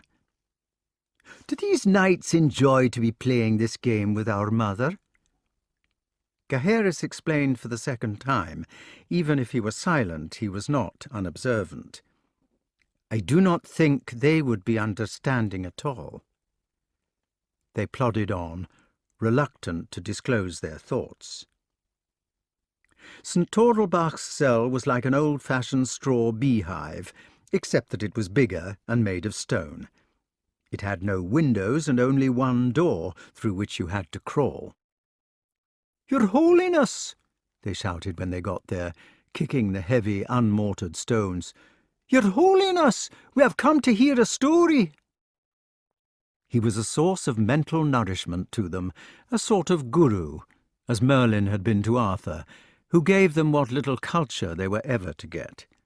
They resorted to him like hungry puppies anxious for any kind of eatable when their mother had cast them out. He had taught them to read and write. "Ah, now," said the saint, sticking his head out of the door, "the prosperity of God on you this morning." "The self-same prosperity on you. Is there any news at you?" "There is not," said Gawain, suppressing the unicorn. St. Tordelbach heaved a deep sigh. "There is none at me either," he said. "Could you tell us a story?" "Dim stories now. There doesn't be any good in 'em. What would I be wanting to tell you a story for, and me and my heresies? 'Tis 40 years since I fought a natural battle, and not a one of me looking upon a white colleen all the time. So how would I be telling stories?" "You could tell us a story without any colleens or battles in it?" "And what would be the good of that now?" he exclaimed indignantly, coming out into the sunlight. "If you were to fight a battle," said Gawain, but he left out about the colleens, "you might feel better." "My sorrow!" cried Tordelbach. "What do I want to be a saint for at all is my puzzle. If I could fetch one crack at somebody with me old shillelagh," here he produced a frightful-looking weapon from under his gown, "wouldn't it be better than all the saints in Ireland?" "Tell us about the shillelagh." He examined the club carefully, while His Holiness told them how a good one should be made. He told them that only a root growth was any good, as common branches were apt to break, especially if they were of crabtree, and how to smear the club with lard, and wrap it up, and bury it in a dunghill while it was being straightened, and polish it with black lead and grease. He showed the hole where the lead was poured in, and the nails through the end, and the notches near the handle which stood for ancient scalps. Then he kissed it reverently, and replaced it under his gown with a heartfelt sigh. He was play-acting, and putting on the accent. "Tell us the story about the black arm which came down the chimney." "Ah, the heart isn't in me," said the saint. "I haven't the heart of a hare. It's bewitched I am entirely." "I think we're bewitched too," said Gareth. "Everything seems to go wrong." "There was this one in it," began Tordelbach, "and she was a woman. There was a husband living in Moline Vidge with this woman. There was only one little girl that they had between them. One day the man went out to cut in the bog, and when it was time for his dinner, this woman sent the little girl out with his bit of dinner. When the father was sitting to his dinner, the little girl suddenly made a cry. 'Look now, father, do you see the large ship out yonder, under the horizon? I could make it come in to the shore beneath the coast.' 'You could not do that,' said the father. 'I am bigger than you are, and I could not do it myself.' 'Well, look at me now,' said the little girl. And she went to the well that was near there, and made a stirring in the water. The ship came in at the coast.' 'She was a witch,' explained Gaheris. 'It was the mother was the witch,' said the saint, and continued with his story. 'Now,' says she, 'I could make the ship be struck against the coast.' 'You could not do that,' says the father. 'Well, look at me now,' says the little girl, and she jumped into the well. The ship was dashed against the coast and broke into 1,000 pieces.' 'Who has taught you to do these things?' asked the father. 'My mother. And when you do be working, she teaches me to do things with the tub at home.' 'Why did she jump into the well?' asked Agravain. 'Was she wet?' 'Hush!' When this man got home to his wife, he set down his turf cutter and put himself in his sitting. Then he said, 'What have you been teaching to the little girl? I do not like to have this pissog in my house, and will not stay with you any longer.' So he went away, and they never saw one of him again. I do not know how they went on after that." "It must be dreadful to have a witch for a mother," said Gareth, when he had finished. "Or for a wife," said Gawain.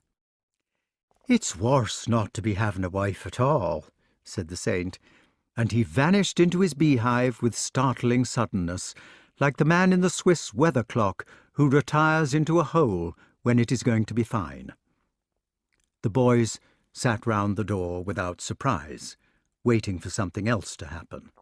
They considered in their minds the questions of wells, witches, unicorns, and the practices of mothers. "I make this proposition," said Gareth unexpectedly, "my heroes, that we have a unicorn hunt of our own." They looked at him. "It would be better than not having anything. We have not seen our mammy for 1 week." "She has forgotten us," said Agravain bitterly. "She has not so. You're not to speak in that way of our mother." "It is true. We have not been to serve at dinner even." "It is because she has a necessity to be hospitable to these knights." "No, it is not." "What is it then?" "I will not say." "If we could do a unicorn hunt," said Gareth, "and bring this unicorn which she requires, perhaps we would be allowed to serve." They considered the idea with a beginning of hope. "St. Toddlebach," they shouted, "come out again! We want to catch a unicorn." The saint put his head out of the hole and examined them suspiciously. "What is a unicorn? What are they like? How do you catch them?" He nodded the head solemnly and vanished for the second time, to return on all fours in a few moments with a learned volume, the only secular work in his possession. Like most saints, he made his living by copying manuscripts and drawing pictures for them. "You need a maid for bait," they told him.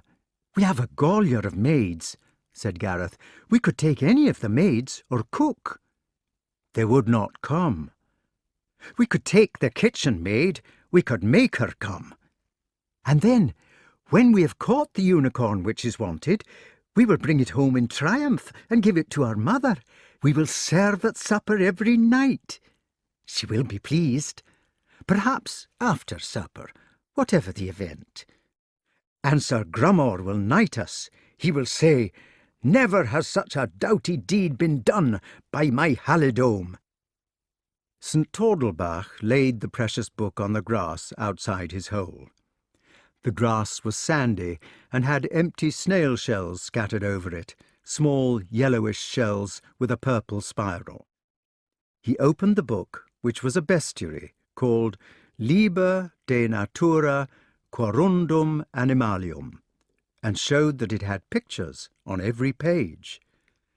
They made him turn the vellum quickly, with its lovely Gothic manuscript, skipping the enchanting griffins, bonacons, cocodrills, manticores, chaladrii, cynomolgi, sirens, peridexians, dragons, and aspidocolones. In vain for their eager glances did the antelope rub its complicated horns against the tamarisk tree, thus entangled, becoming a prey to its hunters. In vain did the bonacon emit its flatulence in order to baffle the pursuers. The peridexians, sitting on trees which made them immune to dragons, sat unnoticed.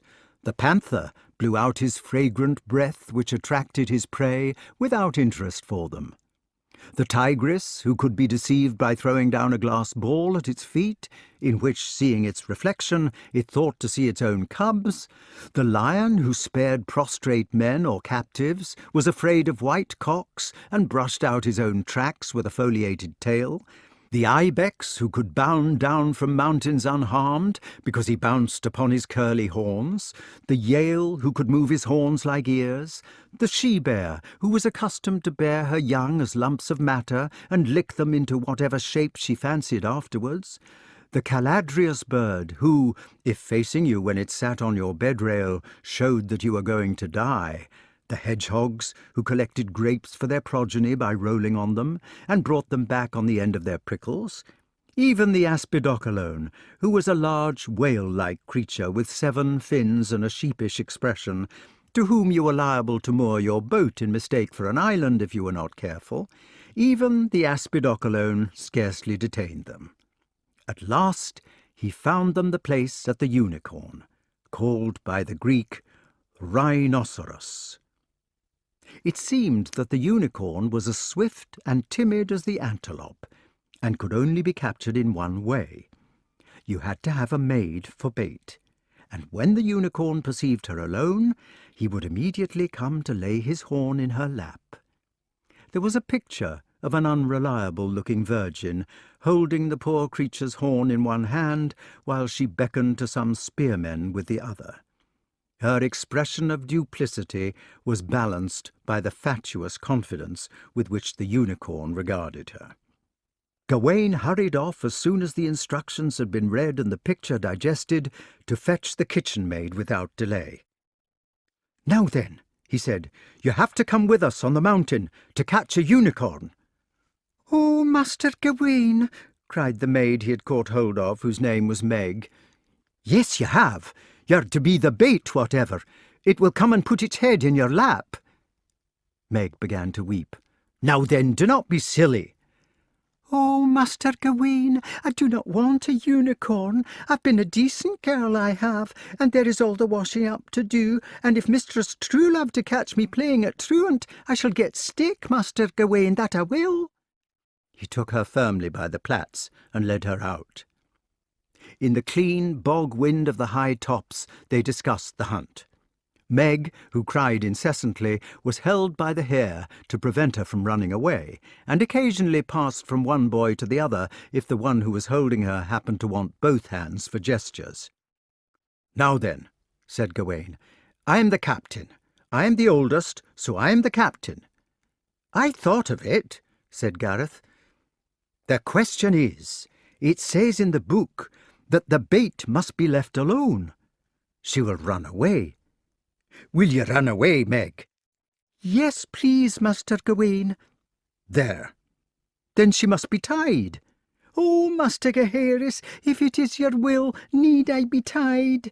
"Close your mouth, you're only a girl. There's nothing to tie her with. I am the captain, my heroes, and I command that Gareth runs back home to fetch some rope. That I will not. But you will destroy everything if you do not do so. I do not see why I should have to go. I thought of it. Then I command our Agravain to go. Not I. Let Gaheris go. I will not.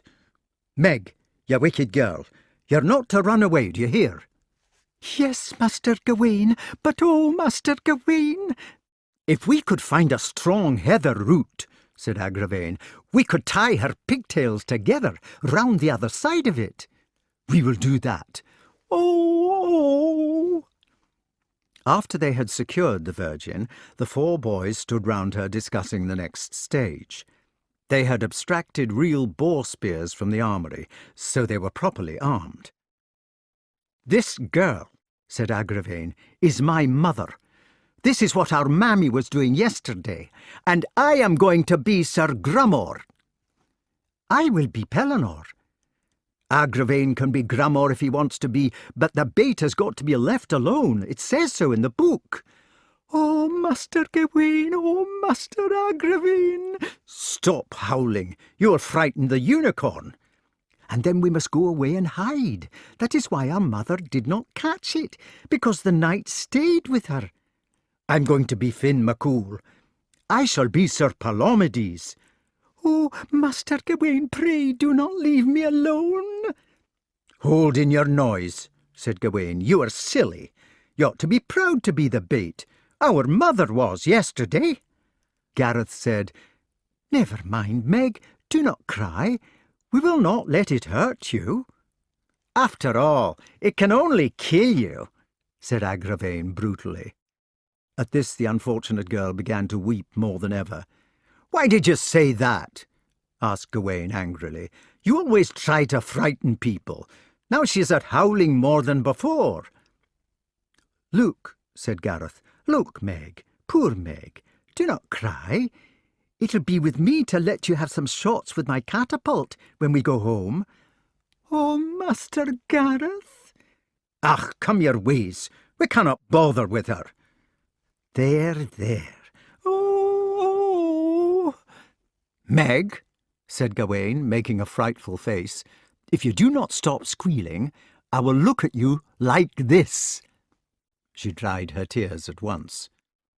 Now, he said, when the unicorn comes, we must all rush out and stick it. Do you understand? Must it be killed? Yes, it must be killed dead. I see. I hope it will not hurt it, said Gareth. That is the sort of foolish hope you would have, said Agravain. But I do not see why it should be killed. So that we may take it home to our mother, you Amadorn. Could we catch it, asked Gareth, and lead it to our mother, do you think? I mean, we could get Meg to lead it if it was tame. Gawain and Gaheris agreed to this. If it is tame, they said, it would be better to bring it back alive. That is the best kind of big game hunting. We could drive it, said Agravain. We could hit it along with sticks. We could hit Meg too, he added as an afterthought. Then they hid themselves in their ambush and decided to keep silence. There was nothing to be heard except the gentle wind, the heather bees, the skylarks very high, and a few distant snuffles from Meg. When the unicorn came, things were different from what had been expected. He was such a noble animal to begin with that he carried a beauty with him. It held all spellbound who were within sight. The unicorn was white, with hoofs of silver and a graceful horn of pearl. He stepped daintily over the heather, scarcely seeming to press it with his airy trot, and the wind made waves in his long mane, which had been freshly combed. The glorious thing about him was his eye. There was a faint bluish furrow down each side of his nose, and this led up to the eye sockets and surrounded them in a pensive shade. The eyes, circled by this sad and beautiful darkness, were so sorrowful, lonely, gentle, and nobly tragic that they killed all other emotion except love. The unicorn went up to Meg the kitchen maid and bowed his head in front of her. He arched his neck beautifully to do this, and the pearl horn pointed to the ground at her feet, and he scratched in the heather with his silver hoof to make a salute. Meg had forgotten her tears. She made a royal gesture of acknowledgment and held her hand out to the animal. "Come, unicorn," she said, "lay your head in my lap if you like." The unicorn made a whinny and pawed again with his hoof. Then, very carefully, he went down first on one knee and then on the other, till he was bowing in front of her. He looked up at her from this position with his melting eyes, and at last laid his head upon her knee. He stroked his flat, white cheek against the smoothness of her dress, looking at her beseechingly. The whites of his eyes rolled with an upward flash. He settled his hind quarters coyly and lay still, looking up. His eyes brimmed with trustfulness, and he lifted his near fore in a gesture of pawing. It was a movement in the air only, which said, "Now attend to me. Give me some love. Stroke my mane, will you please?" There was a choking noise from Agravain in the ambush, and at once he was rushing toward the unicorn with the sharp boar spear in his hands. The other boys squatted upright on their heels, watching him. Agravain came to the unicorn and began jabbing his spear into its quarters, into its slim belly, into its ribs. He squealed as he jabbed, and the unicorn looked to Meg in anguish. It leapt and moved suddenly, still looking at her reproachfully, and Meg took its horn in one hand. She seemed entranced, unable to help it. The unicorn did not seem able to move from the soft grip of her hand on its horn.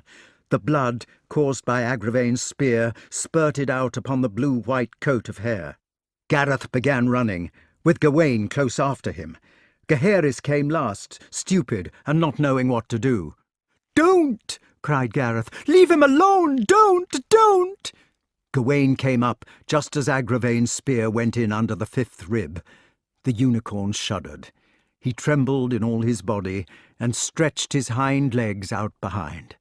They went out almost straight as if he were doing his greatest leap, and then quivered, trembling in the agony of death. All the time his eyes were fixed on Meg's eyes, and she still looked down at his. "What are you doing?" shouted Gawain. "Leave him alone! No harm at him!" "Oh, unicorn!" whispered Meg. The unicorn's legs stretched out horizontally behind him and stopped trembling. His head dropped in Meg's lap. After a last kick, they became rigid, and the blue lids rose half over the eye. The creature lay still. "What have you done?" said Gareth. "You have killed him. He was beautiful." Agravain bawled. "This girl is my mother. He put his head in her lap. He had to die." "We said we would keep him," yelled Gawain. "We said we would take him home and be allowed to supper." "Poor unicorn," said Meg. "Look," said Gaheris. "I'm afraid he's dead." Gareth stood square in front of Agravain, who was 3 years older than he was, and could have knocked him down quite easily. "Why did you do it?" he demanded. "You're a murderer. It was a lovely unicorn. Why did you kill it?" "His head was in our mother's lap. It did not mean any harm. Its hooves were silver." "It was a unicorn, and it had to be killed. I ought to have killed Meg, too." "You are a traitor," said Gawain. "We could have taken it home and been allowed to serve at supper." "Anyway," said Gaheris, "now it is dead." Meg bowed her head over the unicorn's forelock of white and once again began to sob. Gareth began stroking the head. He had to turn away to hide his tears. By stroking it, he had found out how smooth and soft its coat was. He had seen a near view of its eye, now quickly fading, and this had brought the tragedy home to him. "Well, it is dead now, whatever," said Gaheris for the third time. "We had better take it home." "We managed to catch one," said Gawain, the wonder of their achievement beginning to dawn on him. "It was a brute," said Agravain. "We caught it, we, of ourselves. Sir Gramor did not catch one, but we did." Gawain had forgotten about his sorrow for the unicorn. He began to dance round the body, waving his boar spear and uttering horrible shrieks. "We must have a gralloch," said Gaheris. "We must do the matter properly, and cut its insides out and sling it over a pony and take it home to the castle like proper hunters. And then she will be pleased. She will say, 'God's feet, but my sons are of mickle might.' We shall be allowed to be like Sir Gramor and King Pellinore. Everything will go well with us from now. How must we set about the gralloch?" "We cut out its guts," said Agravain. Gareth got up and began to go into the heather. He said, "I do not want to help cut him. Do you, Meg?" Meg, who was feeling ill inside herself, made no answer. Gareth untied her hair, and suddenly she was off, running for all she was worth away from the tragedy toward the castle. Gareth ran after her. "Meg! Meg!" he called. "Wait for me! Do not run!" But Meg continued to run, as swiftly as an antelope, with her bare feet twinkling behind her, and Gareth gave it up. He flung himself down in the heather and began to cry in earnest. He did not know why. At the Gralach, the 3 remaining huntsmen were in trouble. They had begun to slit at the skin of the belly, but they did not know how to do it properly, and so they had perforated the intestines. Everything had begun to be horrible, and the once beautiful animal was spoiled and repulsive. All 3 of them loved the unicorn in various ways, Agravain in the most twisted one, and in proportion as they became responsible for spoiling its beauty, so they began to hate it for their guilt. Gawain in particular began to hate the body. He hated it for being dead, for having been beautiful, for making him feel a beast. He had loved it and helped to trap it, so now there was nothing to be done except to vent his shame and hatred of himself upon the corpse. He hacked and cut and felt like crying too. "We shall not ever get it done," they panted. "How can we ever carry it down, even if we manage the Gralach?" "But we must," said Gaheris. "We must. If we do not, what will be the good? We must take it home. We cannot carry it. We have not a pony. At a Gralach, they sling the beast over a pony." "We must cut its head off," said Agravain. "We must cut its head off somehow and carry that. It would be enough if we took the head. We could carry it between us." So they set to work, hating their work, at the horrid business of hacking through its neck. Gareth stopped crying in the heather. He rolled over on his back, and immediately he was looking straight into the sky. The clouds, which were sailing majestically across its endless depth, made him feel giddy. He thought, "How far is it to that cloud? 1 mile? And the one above it? 2 miles? And beyond that, 1 mile and 1 mile, and 1,000,000,000 miles, all in the empty blue.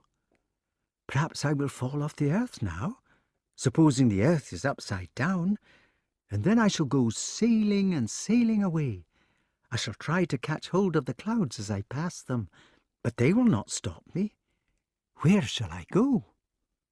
This thought made Gareth feel sick, and as he was also feeling ashamed of himself for running away from the Gralach, he became uncomfortable all over. In these circumstances, the only thing to do was to abandon the place in which he was feeling uncomfortable, in the hope of leaving his discomfort behind him. He got up and went back to the others. "Hullo," said Gawain. "Did you catch her?" "No, she escaped away to the castle." "I hope she will not tell anybody," said Gaheris. "It has to be a surprise, or it is no good for us." The 3 butchers were daubed with sweat and blood, and they were absolutely miserable. Agravain had been sick twice. Yet they continued in their labour, and Gareth helped them. "It's no good stopping now," said Gawain. "Think how good it'll be if we can take it to our mother. She will probably come upstairs to say good night to us, if we can take her what she needs. She will laugh and say we are mighty hunters." When the grisly spine was severed, the head was too heavy to carry. They got themselves in a mess trying to lift it. Then Gawain suggested that it had better be dragged with a rope.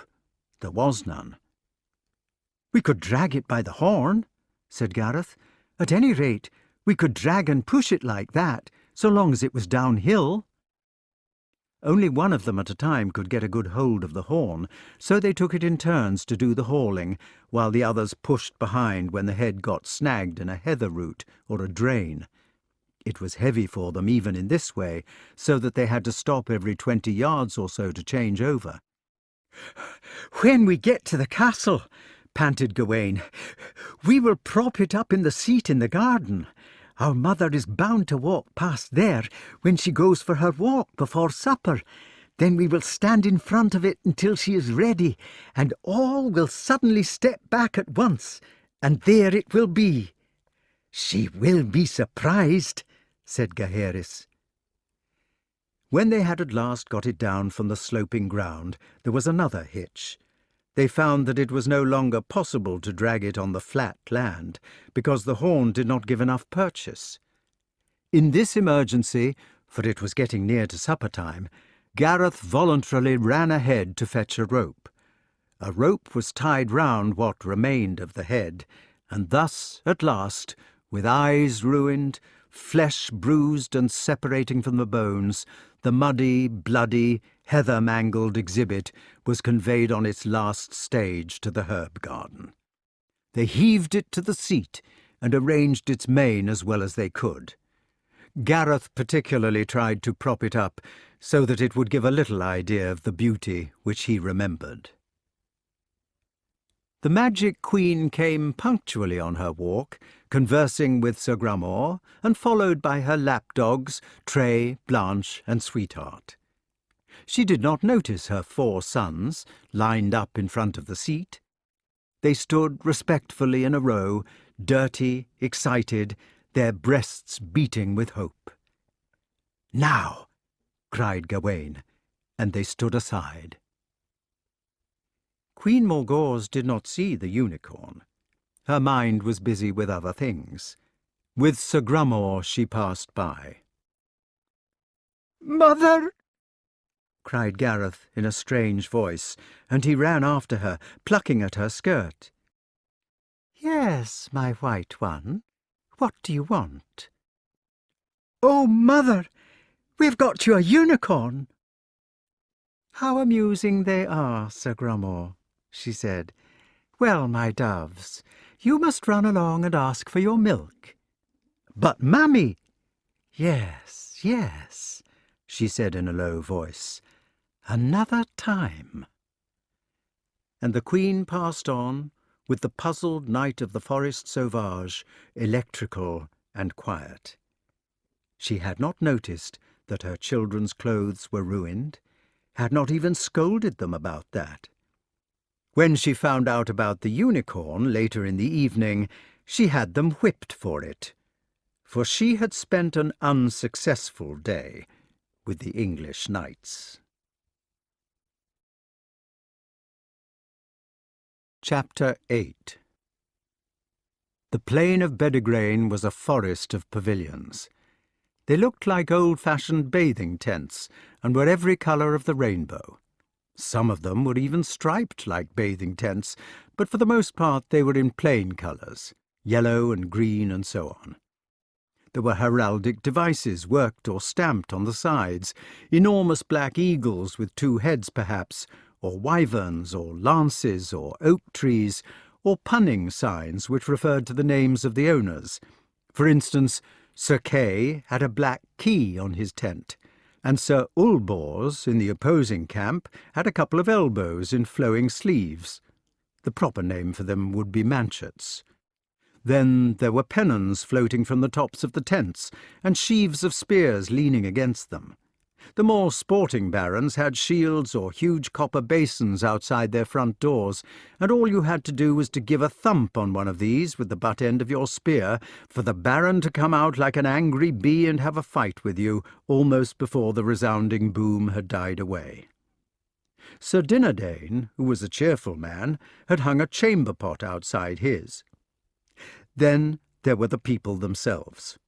All round and about the tents there were cooks quarrelling with dogs who had eaten the mutton, and small pages writing insults on each other's backs when they were not looking, and elegant minstrels with lutes, singing tunes similar to Greensleeves, with soulful expressions, and squires with a world of innocence in their eyes, trying to sell each other spavined horses, and hurdy-gurdy men trying to earn a groat by playing on the vielle, and gypsies telling your fortune for the battle, and enormous knights with their heads wrapped in untidy turbans, playing chess, and vivandières sitting on the knees of some of them, and as for entertainment, there were joculators, gleemen, tumblers, harpers, troubadours, jesters, minstrels, tregitors, bear dancers, egg dancers, ladder dancers, ballet dancers, mountebanks, fire-eaters, and balancers. In a way, it was like Derby Day. The tremendous forest of Sherwood stretched round the tent forest further than the eye could see, and this was full of wild boars, warrantable stags, outlaws, dragons, and purple emperors. There was also an ambush in the forest, but nobody was supposed to know about that. King Arthur paid no attention to the coming battle. He sat invisible in his pavilion at the hub of the excitement, and talked to Sir Ector or Kay or Merlin day after day. The smaller captains were delighted to think that their king was having so many councils of war, for they could see the lamp burning inside the silk tent until all hours, and they felt sure that he was inventing a splendid plan of campaign. Actually, the conversation was about different things. "There will be a lot of jealousy," said Kay. "You will have all these knights in this order of yours saying that they are the best one and wanting to sit at the top of the table. Then we must have a round table, with no top." "But, Arthur, you could never sit 150 knights at a round table. Let me see." Merlin, who hardly ever interfered in the arguments now, but sat with his hands folded on his stomach and beamed, helped Kay out of the difficulty. "It would need to be about 50 yards across," he said. "You do it by 2 paillard." "Well then, say it was 50 yards across. Think of all the space in the middle. It would be an ocean of wood with a thin rim of humanity. You couldn't keep the food in the middle even, because nobody would be able to reach it." "Then we can have a circular table," said Arthur, "not a round one. I don't know what the proper word is. I mean, we could have a table shaped like the rim of a cartwheel, and the servants could walk about in the empty space where the spokes would be. We could call them the Knights of the Round Table." "What a good name!" "And the important thing," continued the king, who was getting wiser the more he thought, "the most important thing will be to catch them young. The old knights, the ones we're fighting against, will mostly be too old to learn. I think we shall be able to get them in and keep them fighting the right way, but they will be inclined to stick to the old habits, like Sir Bruce. Grummore and Pellinore, we must have them, of course. I wonder where they are now. Grummore and Pellinore will be all right, because they were always kindly in themselves. But I don't think Lot's people will ever really be at home with it. That's why I say we must catch them young. We must breed up a new generation of chivalry for the future. That child Lancelot who came over with you-know-who, for instance, we must get hold of kids like him. They will be the real table." "Apropos of this table," said Merlin, "I don't see why I should not tell you that King Leodegrance has one which would do very well. As you are going to marry his daughter, he might be persuaded to give you the table as a wedding present." "Am I going to marry his daughter?" "Certainly. She is called Guinevere." "Look, Merlin, I don't like knowing about the future, and I'm not sure whether I believe in it." "There are some things," said the magician, "which I have to tell you, whether you believe them or not. The trouble is, I can't help feeling there is one thing which I've forgotten to tell. Remind me to warn you about Guinevere another time." "It confuses everybody," said Arthur complainingly. "I get muddled up with half the questions I want to ask you myself. For instance, who was my—" "You will have to have special feasts," interrupted Kay, "at Pentecost and so on, when all the knights come to dinner and say what they have done. It will make them want to fight in this new way of yours, if they're going to recite about it afterwards. And Merlin could write their names in their places by magic, and their coat armour could be engraved over their sieges. It would be grand." This exciting idea made the king forget his question, and the two young men sat down immediately to draw their own blazons for the magician, so that there should be no mistake about the tinctures. While they were in the middle of the drawing, Kay looked up with his tongue between his teeth and remarked, "By the way, you remember that argument we were having about aggression? Well, I have thought of a good reason for starting a war." Merlin froze.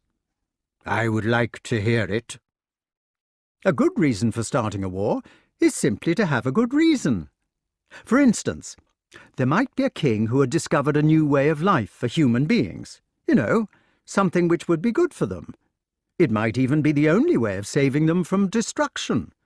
Well, if the human beings were too wicked or too stupid to accept his way, he might have to force it on them, in their own interests, by the sword. The magician clenched his fists, twisted his gown into screws, and began to shake all over. "Very interesting," he said in a trembling voice. "Very interesting. There was just such a man when I was young, an Austrian who invented a new way of life and convinced himself that he was the chap to make it work. He tried to impose his reformation by the sword and plunged the civilized world into misery and chaos. But the thing which this fellow had overlooked, my friend, was that he had a predecessor in the Reformation business called Jesus Christ. Perhaps we may assume that Jesus knew as much as the Austrian did about saving people. But the odd thing is that Jesus did not turn the disciples into stormtroopers, burn down the Temple of Jerusalem, and fix the blame on Pontius Pilate. On the contrary, he made it clear that the business of the philosophers was to make ideas available, and not to impose them on people." Kay looked pale but obstinate. "Arthur is fighting the present war," he said, "to impose his ideas on King Lot." Chapter 9. The Queen's suggestion about hunting unicorns had a curious result. The more lovelorn King Pellinore became, the more obvious it was that something would have to be done. Sir Palomides had an inspiration. "The royal melancholy," said he, "can only be dispelled by questing beast. This is the subject to which the Maharaja Sahib has been accustomed by lifelong habit. Yours truly has said so all along." "Personally," said Grammont, "I believe the questing beast is dead. Anyway, it is in Flanders." "Then we must dress up," said Sir Palomides. "We must assume the role of questing beast and be hunted ourselves." "We could scarcely dress as the beast." But the Saracen had run away with the idea. "Why not?" he asked. "Why not, by jingo? Joculators assume garb of animals, as stags, goats, and so forth, and dance to bells and tabor with many gyrings and circumflexions. But really, Palomides, we are not joculators." "Then we must learn to be so." "Joculators?" A joculator was a juggler, a low kind of minstrel, and Sir Grammont did not relish the idea at all. "However could we dress as the questing beast?" he asked weakly. "She is a frightfully complicated animal." "Describe this animal." "Well, dash it all, she has a snake's head and the body of a leopard, and haunches like a lion and feet like a hart. And hang it, man, how could we make this noise in her belly like 30 couple of hounds questing?" "Yours truly will be the belly," replied Sir Palomides, "and will give tongue as follows." He began yodeling. "Hush!" cried Sir Grammont. "You'll wake the castle." "Then it is agreed?" "No, it is not agreed. Never heard such nonsense in me life. Besides, she don't make a noise like that. She makes a noise like this." And Sir Grammont began cackling in a tuneless alto, like thousands of wild geese on the Wash. "Hush, hush!" cried Sir Palomides. "I won't hush. The noise you was making was like pigs." The two naturalists began hooting, grunting, squawking, squealing, crowing, mooing, growling, snuffling, quacking, snarling, and mewing at one another, until they were red in the face. "The head," said Sir Grammont, stopping suddenly, "will have to be of cardboard." "Or canvas," said Sir Palomides. "The fishing populace will be in possession of canvas. We can make leather boots for hoofs. Spots can be painted on the body. It will have to button round the middle, where we join. And you, added Sir Palomides generously, can be the back end and do hounds. The noise is plainly stated to come from the belly. Sir Grummore blushed with pleasure and said gruffly in his Norman way, "Well, thanks, Palomides. I must say, I think that's damned decent of you." "Not at all." For a week, King Pellinore saw hardly anything of his friends. "You write poems, Pellinore," they told him, "or go and sigh on the cliffs, there's a good fellow." He wandered about, occasionally crying out, "Flanders, Glanders," or "Daughter, Orta," whenever the ideas occurred to him, while the Dark Queen hung in the background. Meanwhile, in Sir Palomides' room, where the door was kept locked, there was such a stitching and snipping and painting and arguing as had seldom been known before. "My dear chap, I tell you a libbard has black spots." "Puce," Sir Palomides said obstinately. "What is puce? And anyway, we have not got any." They glared at each other with the fury of creators. "Try on the head." "There, you've torn it. I said you would." "Construction was of feeble nature." "We must construct the thing again." When the reconstruction was finished, the Paynim stood back to admire it. "Look out for the spots, Palomides. There, you've smudged them." "1,000 pardons." "You ought to look where you're going." "Well, who put his foot through the ribs?" On the second day, there was trouble with the back end. "These haunches are too tight." "Don't bend over." "I have to bend over if I am the back end." "They won't split." "Yes, they will." "No, they won't." "Well, they have. Look out for my tail," said Sir Grummore on the third day. "You're treading on it." "Don't hold so tight, Grummore. My neck is twisted." "Can't you see?" "No, I can't. My neck is twisted." "There goes my tail." There was a pause while they sorted themselves out. "Now, carefully this time. We must walk in step." "You give the step." "Left, right, left, right." "I think my haunches are coming down." "If you let go of yours truly's waist, we shall come in half." "Well, I can't hold up my haunches unless I do." "There go the buttons." "Damn the buttons." "Yours truly told you so." So they sewed on buttons during the fourth day and started again.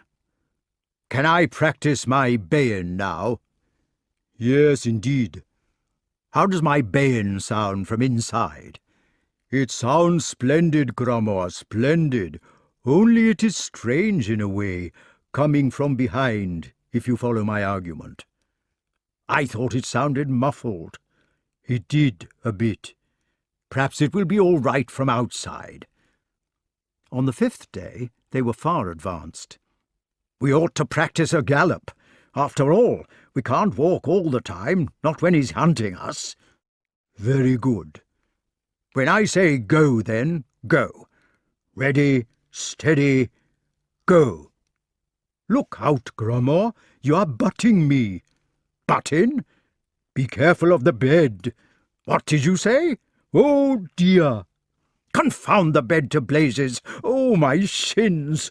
"You have burst the buttons again." "Damn the buttons! I've stubbed my toe." "Well, yours truly's head has come off also."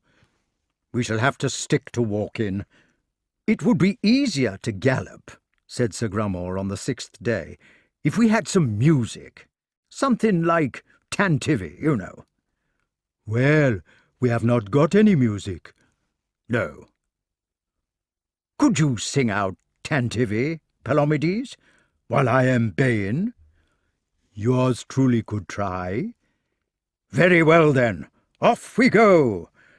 "Tantivy, Tantivy, Tantivy!" "Damn!"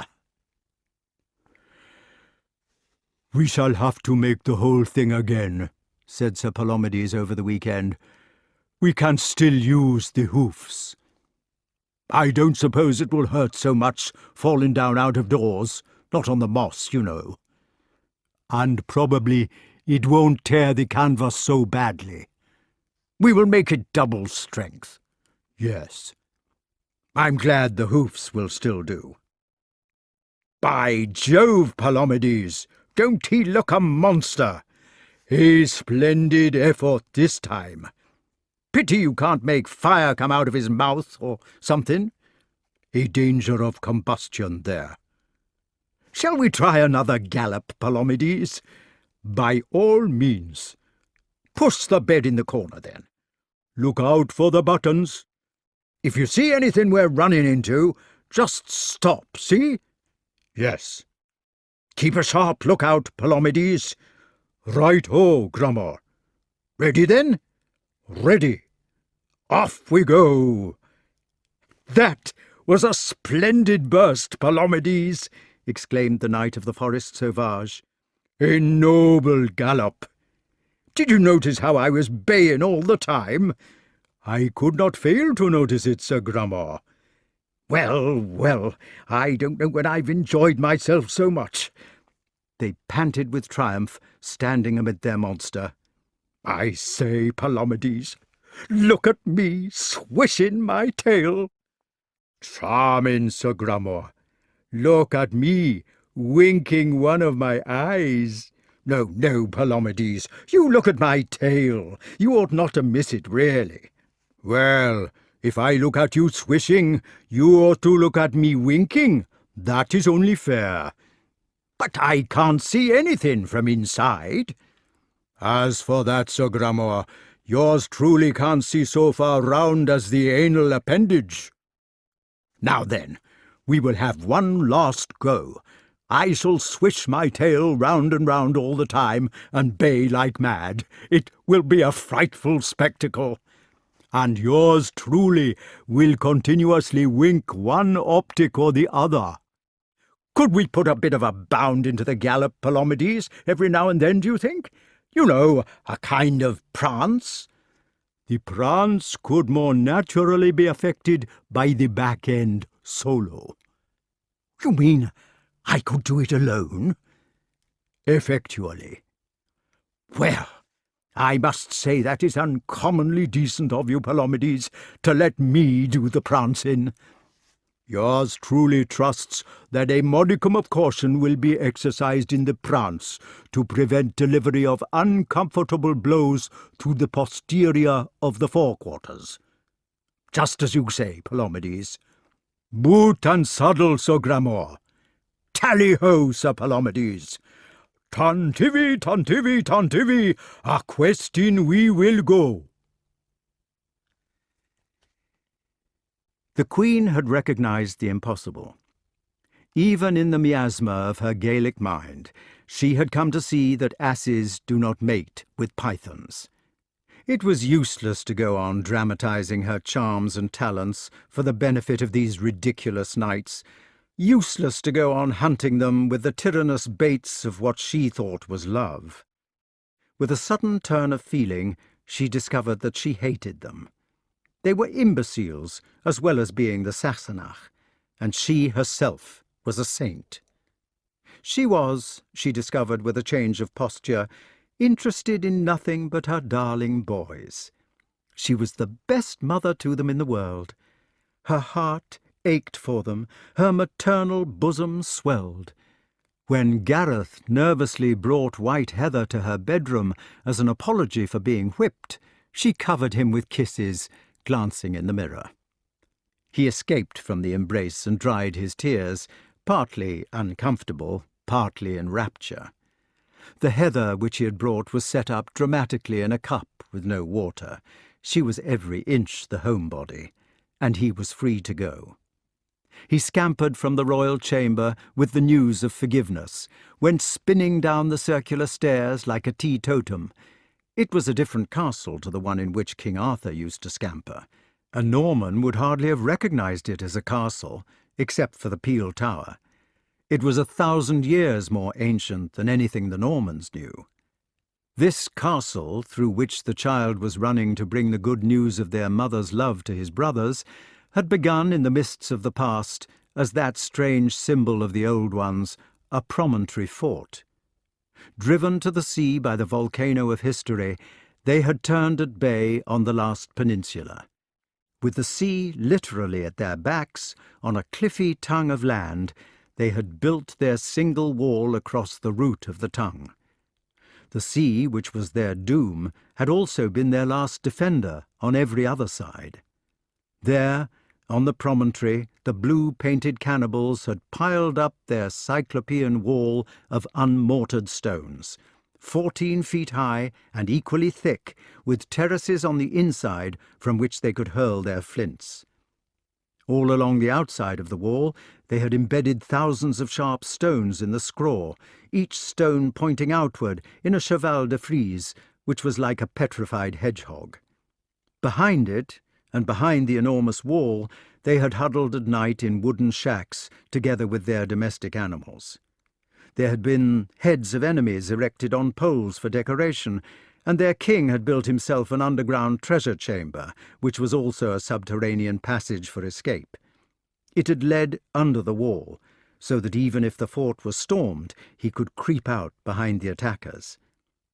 It had been a passage along which only one man could crawl at a time, and it had been constructed with a special kink in it, at which he could wait to knock a pursuer on the head as the latter negotiated the obstacle. The diggers of the souterrain had been executed by their own priest-king to keep the secret of it. All that was in an earlier millennium. Dun Lothian had grown with the slow conservancy of the old ones. Here, with a Scandinavian conquest, had sprung up a wooden longhouse. There, the original stones of the curtain wall had been pulled down to build a round tower for priests. The peel tower, with a cow byre under the 2 living chambers, had come the last of all. So it was among the untidy wreckage of centuries that Gareth scampered, looking for his brothers. It was among lean-tos and adaptations, past Ogham stones commemorating some long-dead Diag, the son of No, built into a later bastion upside down. It was on the top of a wind-swept cliff, purged to the bone by the airs of the Atlantic, under which the little fishing village nestled among the dunes. It was as the inheritor of a view which covered a dozen miles of rollers and hundreds of miles of cumulus.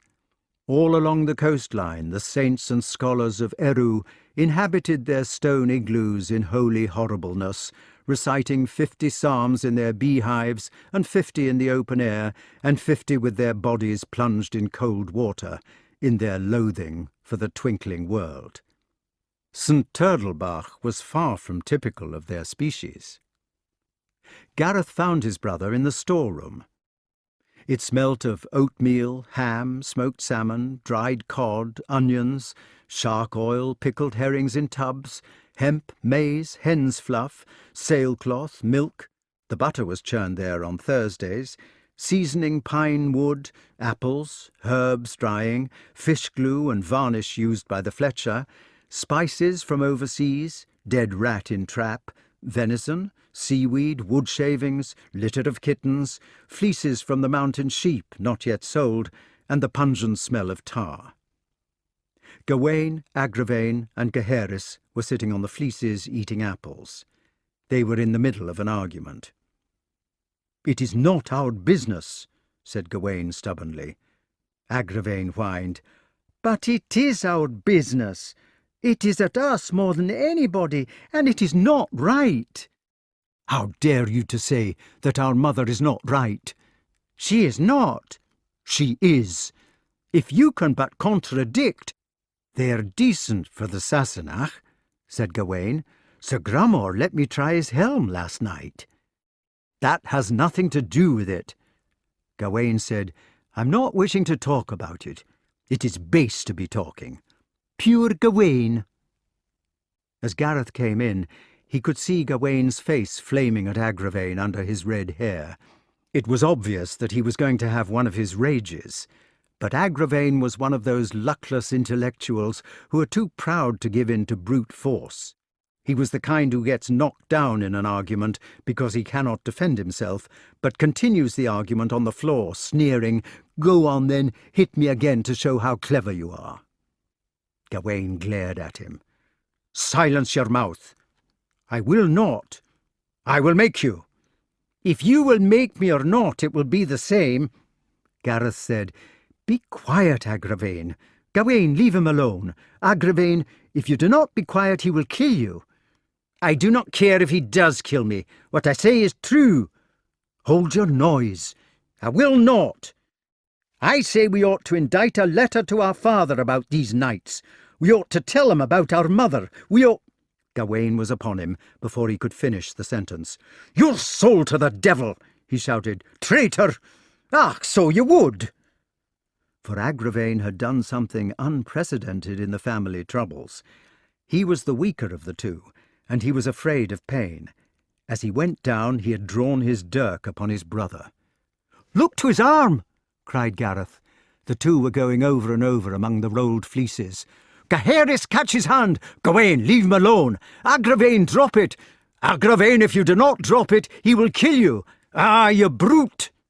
The boy's face was blue, and the dirk nowhere to be seen. Gawain, with his hands round Agravain's throat, was ferociously beating his head on the floor. Gareth took hold of Gawain's shirt at the neck and twisted it to choke him. Gaheris, hovering round the edge, ferreted for the dirk. "Leave me!" panted Gawain. "Let me be!" He gave a coughing or husky note in his chest, like a young lion making its roar. Agravain, whose Adam's apple had been hurt, relaxed his muscles and lay hiccuping with his eyes shut. He looked as if he were going to die. They dragged Gawain off and held him down, still struggling to get at his victim and finish the work. It was curious that when he was in one of these black passions, he seemed to pass out of human life. In later days he even killed women when he had been worked into such a state, though he regretted it bitterly afterwards. When the counterfeit beast was perfected, the knights took it away and hid it in a cave at the foot of the cliffs, above high water mark. Then they had some whisky to celebrate, and set off in search of the king as darkness fell. They found him in his chamber with a quill pen and a sheet of parchment. There was no poetry on the parchment, only a picture which was intended to be a heart transfixed by an arrow, with 2 peas drawn inside it, interlaced. The king was blowing his nose. "Excuse me, Pellinore," said Sir Grummore, "but we have seen something on the cliffs." "Something nasty?" "Well, not exactly." "I hoped it would be."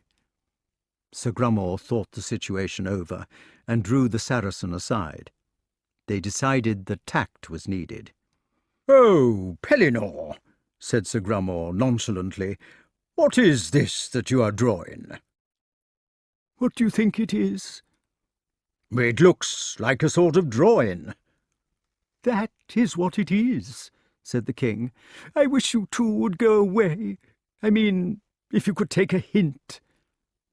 "It would be better if you were to make a line here," pursued Sir Grummore.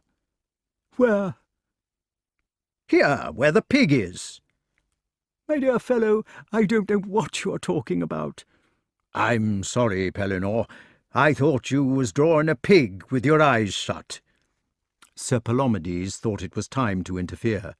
"Sir Grummore," he said coyly, "has observed a phenomenon, by Jove." "A phenomenon?" "A thing," explained Sir Grummore. "What sort of thing?" asked the king suspiciously. "Something you will like. It has 4 legs," added the Saracen. "Is it animal?" asked the king. "Vegetable or mineral?" "Animal." "A pig?" inquired the king, who was beginning to feel they must be driving at something. "No, Pellinore, not a pig. Get pigs out of your head right away. This thing makes a noise like hounds." "Like 60 hounds," explained Sir Palomides. "It is a whale!" cried the king. "No, no, Pellinore, a whale has no legs." "But it makes such a noise." "Does a whale?" "My dear fellow, how am I to know? You must try to keep the issue clear." "I see, but what is the issue, what? It seems to be a menagerie game." "No, no, Pellinore, it is something we have seen, which bays." "Oh, I say," he wailed, "I do wish you two would either shut up or go away. What with whales and pigs, and now this thing which bays, a fellow does not know where he is half the time. Can't you leave a fellow alone to draw his little things and hang himself quietly for once? I mean to say, it is not much to ask, is it, what? Don't you know?" "Pellinore," said Sir Grummore, "you must pull yourself together. We have seen the questing beast." "Why?" "Why?" "Yes, why?" "Why do you say why?" "I mean," explained Sir Grummore, "you could say where or when. But why? Why?" "Why not?" "Pellinore, have you lost all sense of decency? We have seen the questing beast, I tell you. Seen it on the cliffs here, quite close." "It is not an it. It is a she." "My dear chap, it doesn't matter what she is. We have seen her." "Then why don't you go and catch her?" "It is not for us to catch her, Pellinore. It is for you. After all, she is your life's work, isn't she?" "She's stupid," said the king. "She may be stupid, or she may not," said Sir Grummore in an offended tone. "The point is, she is your magnum opus. Only a Pellinore can catch her. You have told us so often." "What is the point of catching her?" asked the monarch. "What? After all, she is probably quite happy on the cliffs. I don't see what you are fussing about. It seems dreadfully sad," he added at a tangent, "that people can't be married when they want to. I mean, what is the good of this animal to me? I have not married it, have I? So why am I chasing it all the time? It doesn't seem logical." "What you want, Pellinore, is a good hunt. Shake up your liver." They took away his pen and poured him several bumpers of usquebaugh, not forgetting to take a nip or two themselves. "It seems the only thing to do," he said suddenly.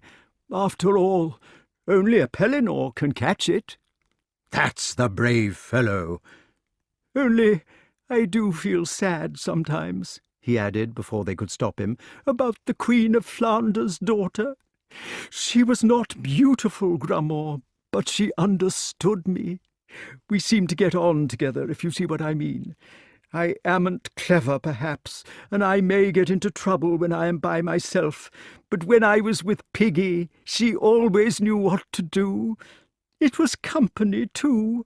It is not bad to have a bit of company when you're getting on in life, especially when you've been chasing the questing beast all the time, what? It gets a bit lonely in the forest. Not that the questing beast wasn't company in her way, so far as she went, only you couldn't talk things over with her, not like with Piggy, and she couldn't cook. I don't know why I am boring you fellows with all this talk, but really sometimes one feels as if one could hardly carry on. It's not as if Piggy were a flapper, you see. I really did love her, Grummore, really, and if only she would have answered my letters, it would have been ever so nice." "Poor old Pellinore," they said. "I saw 7 maggot pies today, Palomides. They were flying along like frying pans. 1 for sorrow," explained the king, 2 for joy, 3 for a marriage, and 4 for a boy. So 7 ought to be 4 boys, ought it, what?" "Bound to be," said Sir Grummore. "They were going to be called Aglovale, Percival, and Lamorak. And then there was one with a funny name which I can't remember. That's all off now. Still, I must say, I would have liked to have had a son called Dorna." Look here, Pellinore, you must learn to let bygones be bygones. You will only wear yourself out. Why don't you be a brave chap and catch your beast, for instance? I suppose I must. That's it. Take your mind off things. It is 18 years since I have been after it, said the king pensively. It would be a change to catch it. I wonder where the Brachet is. Ah, Pellinore, now you're talking. Suppose our honoured monarch were to start at once. What? This evening, Palomides, in the dark? Sir Palomides nudged Sir Grummore secretly. Administer blows to iron, he whispered, while at high temperature. I see what you mean. I don't suppose it matters, said the king. Nothing does, really. Very well, then, cried Sir Grummore, taking control of the situation. That is what we will do. We will put old Pellinore at one end of the cliffs this very night in an ambush, and then we two will drive the place methodically toward him. The beast is bound to be there. It was seen only this afternoon. Don't you think, he inquired as they were dressing up in the darkness, that it was clever, the way I explained about our being here? I mean, to drive the animal. An inspiration, said Sir Palomides. Is my head on straight? My dear chap, I can't see an inch. The Saracen's voice sounded uneasy. This darkness, he said, seems jolly palpable. Never mind, said Sir Grummore. It'll hide any little faults in our make-up. Perhaps the moon will come out later. Thank goodness his sword is generally blunt. Oh, come now, Palomides, you mustn't get cold feet. I can't think why it is, but I feel perfectly splendid. Perhaps it was those bumpers. I'm going to prance and bay tonight, I can tell you. You are a-buttoning yourself to me, Sir Grummore. Those are the wrong buttons. Beg pardon, Palomides. Would it be enough if you were to wave your tail in the air instead of prancing? There is a certain discomfort for the forequarters during the prance. I shall wave my tail as well as prance, said Sir Grummore firmly. Just as you say. Take your hoof off my tail for a moment, Palomides. Could you carry your tail over your arm for the first part of the journey? It would hardly be natural. No. And now, added Sir Palomides bitterly, it is going to rain. Come to think of it, nearly always does rain in these parts. He thrust his brown hand out of the serpent's mouth and felt the drops on the back of it. They drummed on the canvas like hail. Dear old forequarters, said Sir Grummore cheerfully, for he had plenty of whisky. It was you who thought of this expedition in the first place. Cheer up, old blackamoor. It will be much worse for Pellinore waiting for us to come. After all, he has not got a canvas hide with spots on it to shelter under. Perhaps it will stop. Of course it will stop. That's the ticket, old pagan. Now then, are we ready? Yes. Give the step, then. Left, right. Don't forget the tantivy. Left, right, tantivy, tantivy. I beg your pardon. I was only baying. Tantivy, tantivy. Now for the prance. Oh, dear Sir Grummore. Sorry, Palomides. Yours truly will hardly be able to sit down. Under the dripping cliffs, King Pellinore stood stock-still, looking vaguely in front of him. His brachet, on a long string, was wound round him several times. He was in full armour, which was getting rusty, and the rain came in at 5 places. It ran down both shins and both forearms, but the worst place was his visor.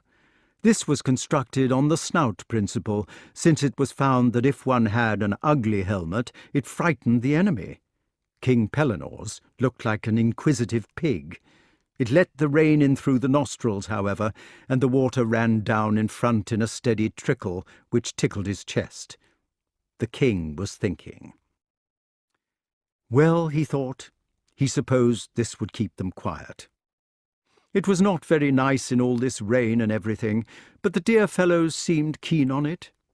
It would be difficult to find anybody kinder than old Grum, and Palomides seemed a friendly chap, though he was a paynim. If they wanted to have a lark like this, it was only decent to humour them. Besides, it was nice for the Bratchett to have an outing. It was a pity that it could never keep unwound, but there, you could not interfere with nature. He would have to spend all tomorrow scrubbing his armour.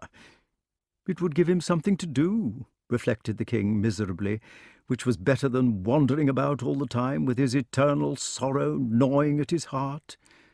And he fell to thinking about Piggy. The nice thing about the Queen of Flanders' daughter had been that she did not laugh at him. A lot of people laughed at you when you went after the questing beast and never caught it, but Piggy never laughed. She seemed to understand at once how interesting it was, and made several sensible suggestions about the way to trap it. Naturally, one did not pretend to be clever or anything, but it was nice not to be laughed at. One was doing one's best. And then the dreadful day had come when that cursed boat had floated to the shore. They had got into it because knights must always accept adventure, and it had sailed away at once. They had waved to Piggy ever so, and the beast had put its head out of the wood and waded out to sea after them, looking most upset. But the boat had gone on, and the small figures on the shore had dwindled till they could hardly see the kerchief which Piggy was waving, and then the Bratchett had been sick.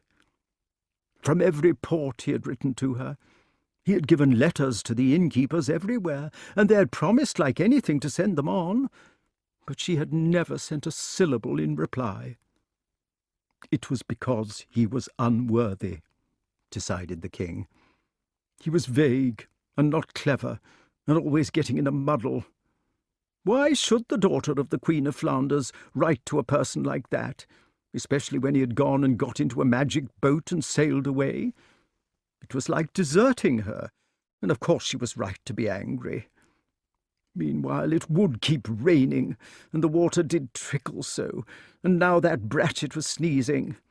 The armour would be rusty, and there was a sort of draught down the back of his neck where the helmet screwed on. It was dark and horrible. Some sticky stuff was dripping off the cliffs. "Excuse me, Sir Grummore, but is that you snuffling in my ear?" "No, no, my dear fellow. Go on, go on. I'm only doing my baying as well as I can." "It is not baying I refer to, Sir Grummore, but a kind of breathing noise of a husky nature." "My dear chap, it's no good asking me. All you can hear in here is a kind of creaking, like a bellows." "Yours truly thinks the rain is going to stop. Do you mind if we stop too?" "Well, Palomides, if you must stop, you must. But if we don't get this over quickly, I shall get my stitch again. What do you want to stop for?" "I wish it was not so dark." "But you can't stop just because it is dark." "No, one appreciates that." "Go on then, old boy. Left, right, that's the ticket." "I say, Grummore," said Sir Palomides later, "there it is again." "What is?" "The puffing, Sir Grummore." "Are you sure it is not me?" inquired Sir Grummore. "Positive. It is a menacing or amorous puff, similar to the grampus. This Paynim sincerely wishes that it were not so dark." "Ah, well, we can't have everything. Now, march on, Palomides. There's a good fellow, do." After a bit, Sir Grummore said sepulchrally, "Dear old boy, can't you stop bumping all the time?" "But I am not bumping, Sir Grummore." "Well, what is then?" "Yours faithfully, can feel no bumps. Something keeps bumping me behind. Is it your tail, perhaps? No, I have that wound round me. In any case, it would be impossible to bump you from the back, because the forelegs are in front. There it is again. What? The bump! It was a definite assault. Palomides, we are being attacked. No, no, Sir Grummore, you are imagining things. Palomides, we must turn round. What for, Sir Grummore? To see what is bumping me behind. Yours truly can see nothing, Sir Grummore. It is too dark. Put your hand out of your mouth and see what you can feel. I can feel a sort of round thing. That is me, Sir Palomides. That is me from the back. Sincere apologies, Sir Grummore. Not at all, my dear chap, not at all. What else can you feel? The kindly Saracen's voice began to falter. Something cold, he said, and slippery. Does it move, Palomides? It moves, and it snuffles. Snuffles? Snuffles. At this moment the moon came out. Merciful powers! cried Sir Palomides in a high, squealing voice as he peered out of his mouth.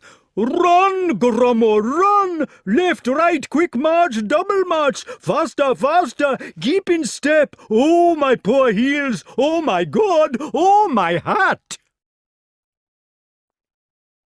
It was no good, decided the king. Probably they had got lost, or wandered off somewhere to amuse themselves. It was beastly wet, as it nearly always was in Lothian, and really he had done his best to fall in with their plans. Now they had wandered off, one might almost say inconsiderately, and left him with his wretched Bratchet to get rusty. It was too bad. With a determined motion he marched away to bed, heaving the Bratchet along behind him. Halfway up a fissure in one of the steepest cliffs, with most of its buttons burst, the counterfeit beast was arguing with its stomach. But, my dear knight, how could yours truly foresee a calamity of this nature? You thought of it, replied the stomach furiously. You made us dress up. It is your fault. At the foot of the cliff, the questing beast herself, in a sentimental attitude, waited in the romantic moonlight for her better half. Behind her was a background of the silver sea. In various parts of the landscape, several dozens of bent and distorted old ones were intently examining the situation from the concealment of rocks, sandhills, shell mounds, igloos, and so forth, still vainly trying to fathom the subtle secrets of the English. Chapter 10. In Bedegraine it was the night before the battle. A number of bishops were blessing the armies on both sides, hearing confessions and saying mass. Arthur's men were reverent about this, but King Lot's men were not, for such was the custom in all armies that were going to be defeated. The bishops assured both sides that they were certain to win, because God was with them. But King Arthur's men knew that they were outnumbered by 3-1, so they thought it was best to get shriven. King Lot's men, who also knew the odds, spent the night dancing, drinking, dicing, and telling each other dirty stories. This is what the chronicles say, at any rate. In the King of England's tent, the last staff talk had been held, and Merlyn had stayed behind to have a chat. He was looking worried. "What are you worried about, Merlyn? Are we going to lose this battle after all?" "No. You will win the battle all right. There is no harm in telling you so. You will do your best and fight hard and call in you-know-whom at the right moment. It will be in your nature to win the battle, so it doesn't matter telling you. No, it is something else which I ought to have told you that is worrying me just now." "What was it about?" Gracious heavens! Why should I be worrying if I could remember what it was about? Was it about the maiden called Nimue? No. That's quite a different business. It was something I can't remember. After a bit, Merlin took his beard out of his mouth and began counting on his fingers. I have told you about Guinevere, haven't I? I don't believe it. No matter. And I have warned you about her and Lancelot. That warning, said the king, would be a base one anyway, whether it was true or false. Then I've said the bit about Excalibur, and how you must be careful of the sheath. Yes. I've told you about your father, so it can't be him, and I've given the hint about the person. What is confounding me, exclaimed the magician, pulling out his hair in tufts, is that I can't remember whether it is in the future or in the past. Never mind about it, said Arthur. I don't like knowing the future anyway. I'd much rather you didn't worry about it, because it only worries me. But it is something I must say. It is vital. Stop thinking about it, suggested the king, and then perhaps it will come back. You ought to take a holiday.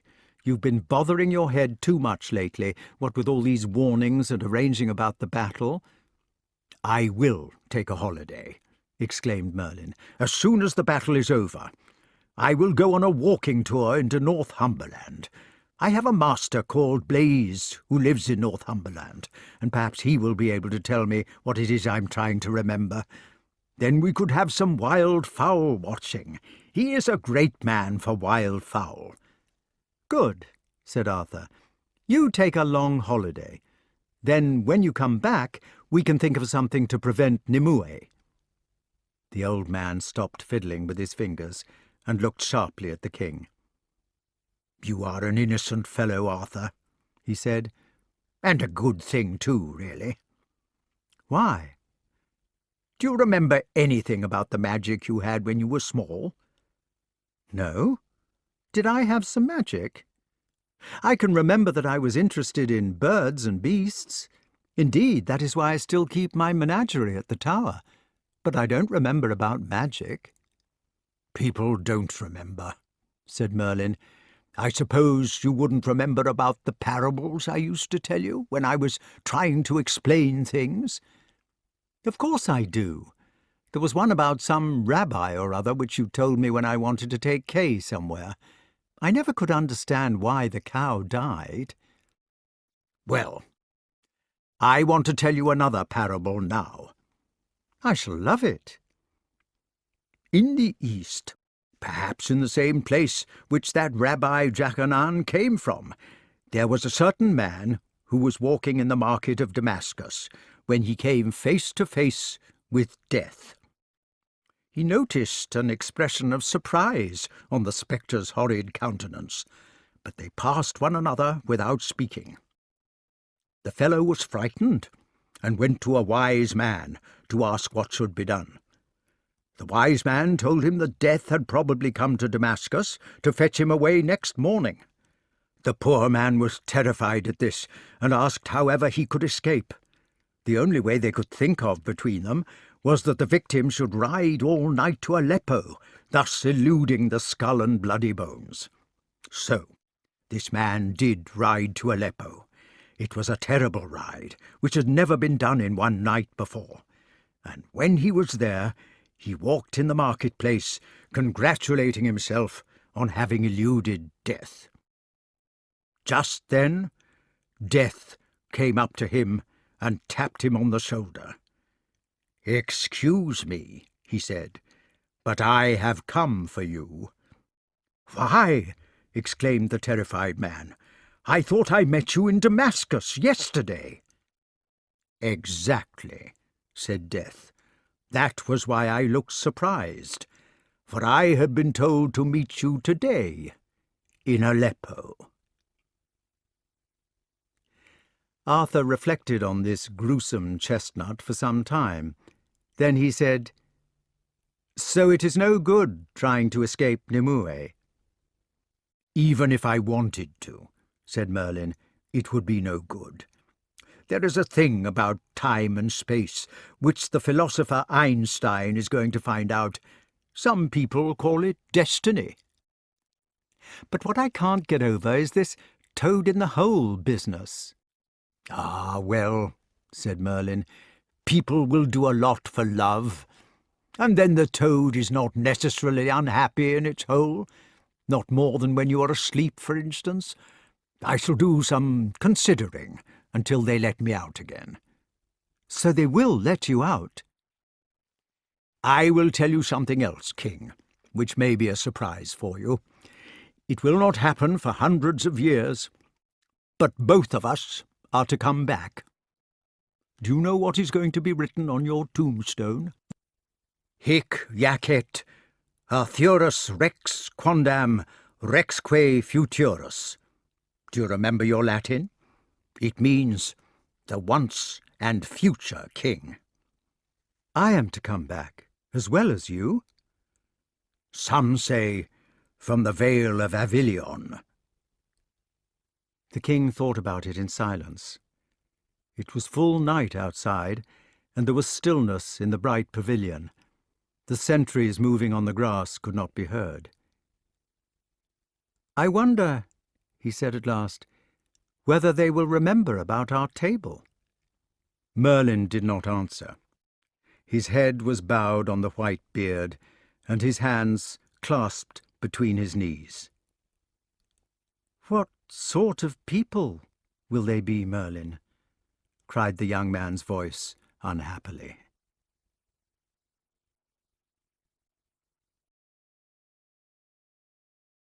Chapter 11. The Queen of Lothian had taken to her chamber, cutting off communication with her guests, and Pellinore broke his fast alone. Afterwards he went for a walk along the beach, admiring the gulls who flew above him like white quill pens whose heads had been neatly dipped in ink. The old cormorants stood like crucifixes on the rocks, drying their wings.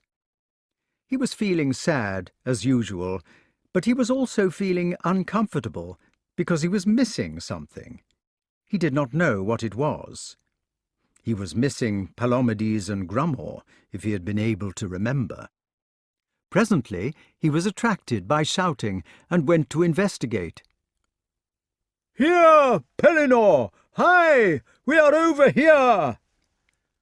"Why, Grummore," he asked with interest, "whatever are you doing up that cliff?" "Look at the beast, man! Look at the beast!" "Oh, hello! You have got old Glatisant." "My dear chap, for heaven's sake, do something! We have been here all night." "But why are you dressed up like that, Grummore? You've got spots or something. And what has Palomides got on his head?" "Don't stand there arguing, man." "But you have a sort of tail, Grummore. I can see it hanging down behind." "Of course I have a tail. Can't you stop talking and do something? We've been in this damned crevice all night, and we're dropping with fatigue. Go on, Pellinore, kill that beast of yours at once." "Oh, I say, whatever should I want to kill her for?" "Good gracious heavens! Haven't you been trying to kill her for the last 18 years? Now come along, Pellinore. Be a good chap and do something. If you don't do something quick, we shall both tumble out." "What I can't understand," said the king plaintively, "is why you should be in this cliff at all. And why are you dressed up like that? You look as if you were dressed as a sort of beast yourselves.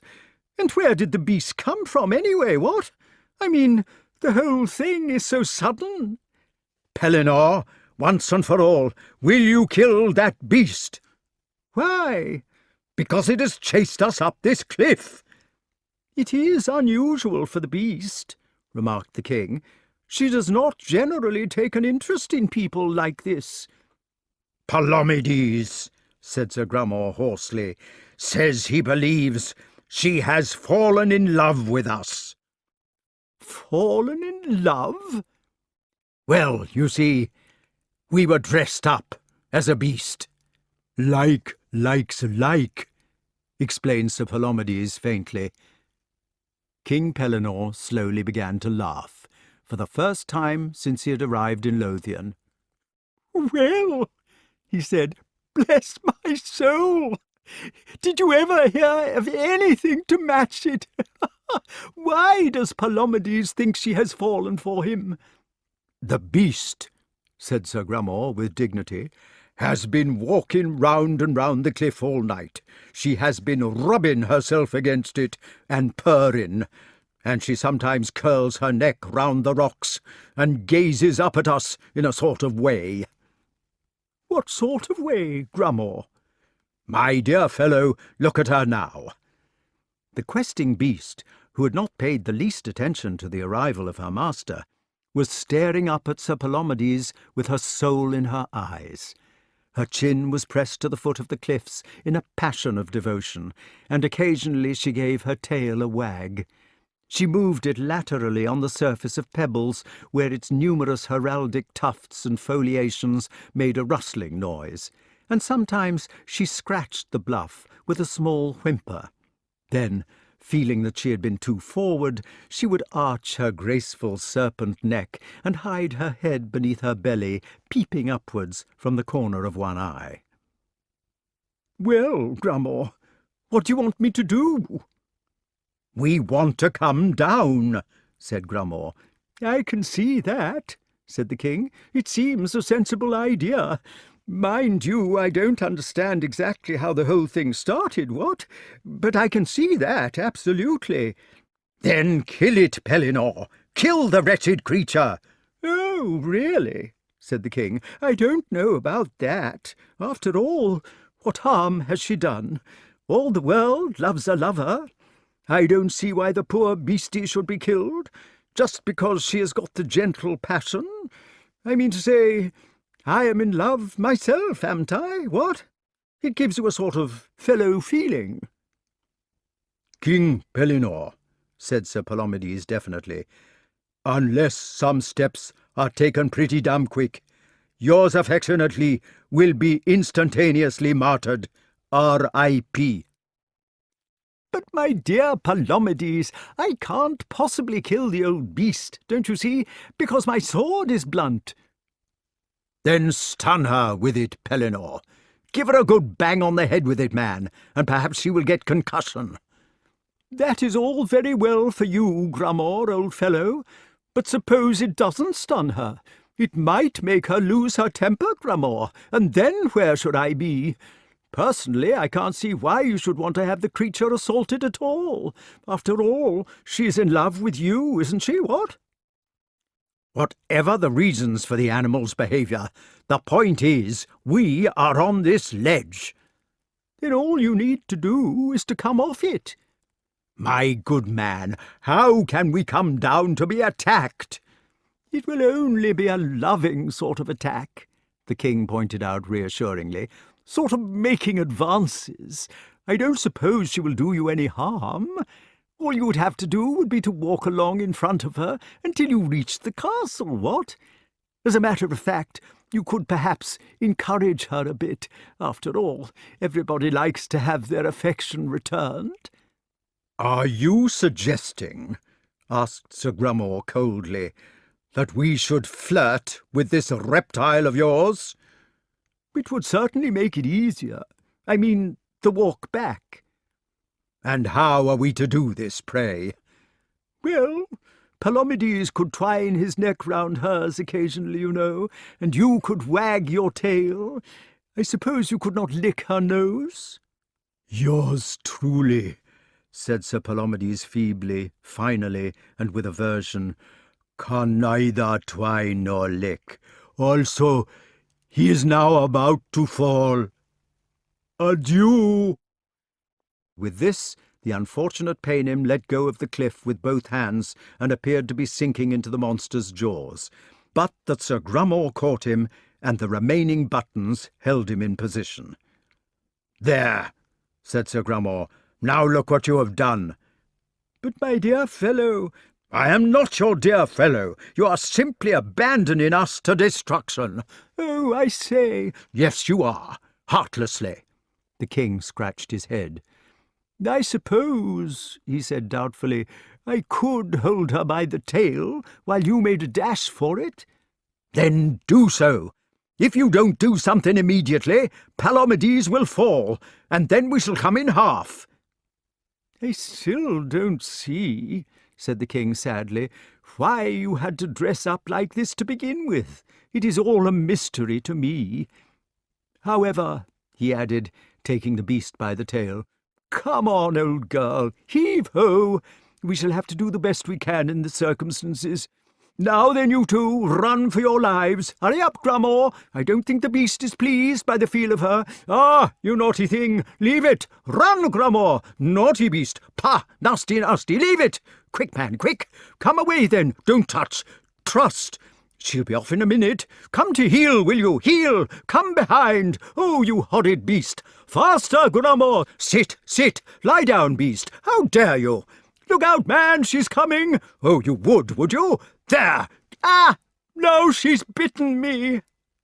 They won the drawbridge by a short head, and it was drawn up after them in the nick of time. Phew, said Sir Grummore, unbuttoning the back end and standing up to mop his brow. Hoots! cried various old wives who were in the castle delivering eggs. Some of the castle circle could speak English after a fashion, including St. Turtlebach and Mother Merlyn. "Wee slicket cowering timorous beastie," said the drawbridge man. "Oh, what a panic's in thy breastie." "Aroint us," said the bystanders. "Bonny Sir Palomides," said a number of old ones who had known of their plight on the cliff ledge all night without saying anything about it, as was their custom, for fear of being caught out, "is going to lay him doon and dee." They turned round to examine the Paynim, and found that it was as they said. Sir Palomides had collapsed on a stone mounting block without troubling to take his head off, and was breathing heavily. They took it off for him and threw a bucket of water in his face. Then they fanned him with their aprons. "Ah, the poor churl," they said compassionately, "the Sassenach, the sable savage, will he no come back again? Gie him another drappy there. Ah, the braw splash." Sir Palomides revived slowly, blowing bubbles out of his nose. "Where is yours truly?" he asked. "Here we are, old boy. We got back safe. The beast is outside." Through the portcullis there came a sorrowful howling to bear out Sir Grummore's statement, as it had been 30 couple of hounds baying the moon. Sir Palomides shuddered. "We ought to look out to see if King Pellinore is coming." "Yes, Sir Grummore. Allow 1 sec for recuperation." "The beast may have done him a mischief." "Poor fellow." "How do you feel yourself?" "The indisposition is passing," said Sir Palomides bravely. "Not much time to waste. It may be eating him at this moment." "Lead on," said the Paynim, heaving himself to his feet. "Forward to the battlements." So the whole party set off to climb the narrow stairs of the Peel Tower. Below them, looking small and upside down from this height, the questing beast could be seen sitting in the ravine which bounded the castle on that side. She was sitting on a boulder in it, with her tail in the burn, and looking up at the drawbridge with her head on one side. Her tongue was hanging out. Nothing could be seen of Pellinore. "Evidently she is not eating him," said Sir Grummore. "Unless she has eaten him." "I hardly think she would have had time to do that, old boy. Not in the time." "You would think she would have left some bones or something, or at any rate the armour." "Quite." "What do you think we ought to do?" "It seems baffling." "Do you think we ought to make a sortie?" "We could wait to see what happens, Palomides, don't you think?" "No leaps," assented Sir Palomides, "without previous looks." After they had been watching for half an hour or so, the faction of the old ones grew bored with the lack of entertainment. They clattered off down the stairs to throw stones at the questing beast off the top of the wall. The 2 knights stayed on the lookout. "This is a pretty state of affairs." Indeed it is. I mean, when you work it out. Exactly. Here is the Queen of Orkney angry about something on one side. I could not help noticing that she seemed a little queer about that unicorn. And Pellinore moping on the other. And you're supposed to be in love with La Beale Isoud, isn't it? And now this beast is after both of us. A confusing situation. Love, said Sir Grummore uneasily, is a pretty strong passion when you come to think of it. At this moment, as if to confirm Sir Grummore's opinion, a pair of enlaced figures sauntered along the cliff road. Good gracious, exclaimed Sir Grummore, what are these? As they drew nearer, their identity became clear. One of them was King Pellinore, and he had his arm round the waist of a stout, middle-aged lady in a side-saddle skirt. She had a red, horsey face and carried a hunting crop in her free hand. Her hair was in a bun. It must be the Queen of Flanders' daughter. "I say, you two!" cried King Pellinore as soon as he had observed them. "I say, look here! What do you think? Can you guess? Whoever would have thought it, what? What do you think I have found?" "Aha!" cried the stout lady in a booming voice, archly tapping his cheek with her hunting crop. "But who did the finding, eh?"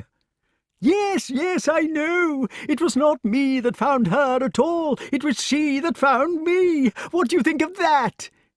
And you know what?" went on the king in high delight. "None of my letters could possibly be answered. I never put our address on them. We hadn't got one. I always knew there was something wrong. So Piggy got on her horse, you know, and came hunting after me by moor and fell. The questing beast helped her a great deal. It has an excellent nose. And that magic barge of ours, can you imagine it, must have had an idea or two in its head, for it went back to fetch them when it saw that I was upset. How nice of it! They found it in a creek somewhere, and here they are. "But why are we standing about?" shouted the king. He was so excited that nobody else had time to talk.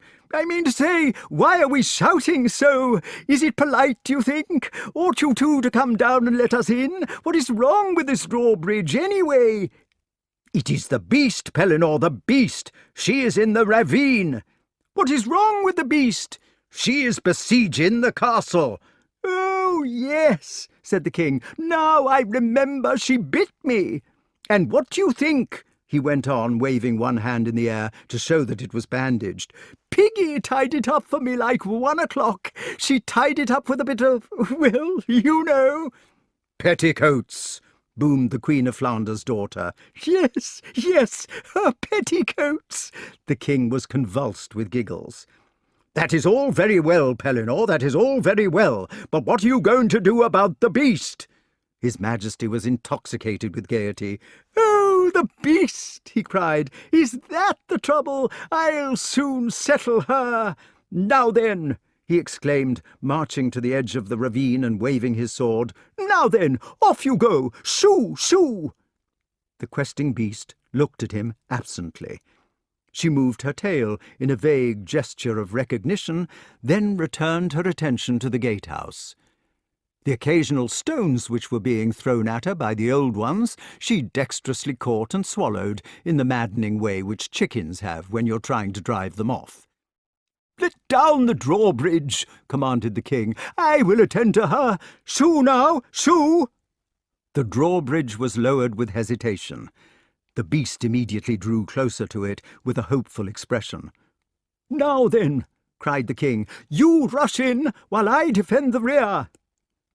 The drawbridge reached the ground, and Piggy was speeding across before it touched. King Pellinore, less agile or more bemused by the gentle passion, collided with her in the gateway. The questing beast ran into them behind, knocking the king flat. "Beware! Beware!" cried all the retainers, fishwives, falconers, farriers, fletchers, and other well-wishers who were assembled within. The Queen of Flanders' daughter turned like a tigress to defend her young. "Be off, you shameless hussy!" she cried, bringing her hunting crop down on the creature's nose. The questing beast recoiled with the tears springing to its eyes, and the portcullis crashed between them. In the evening, a new crisis began to develop.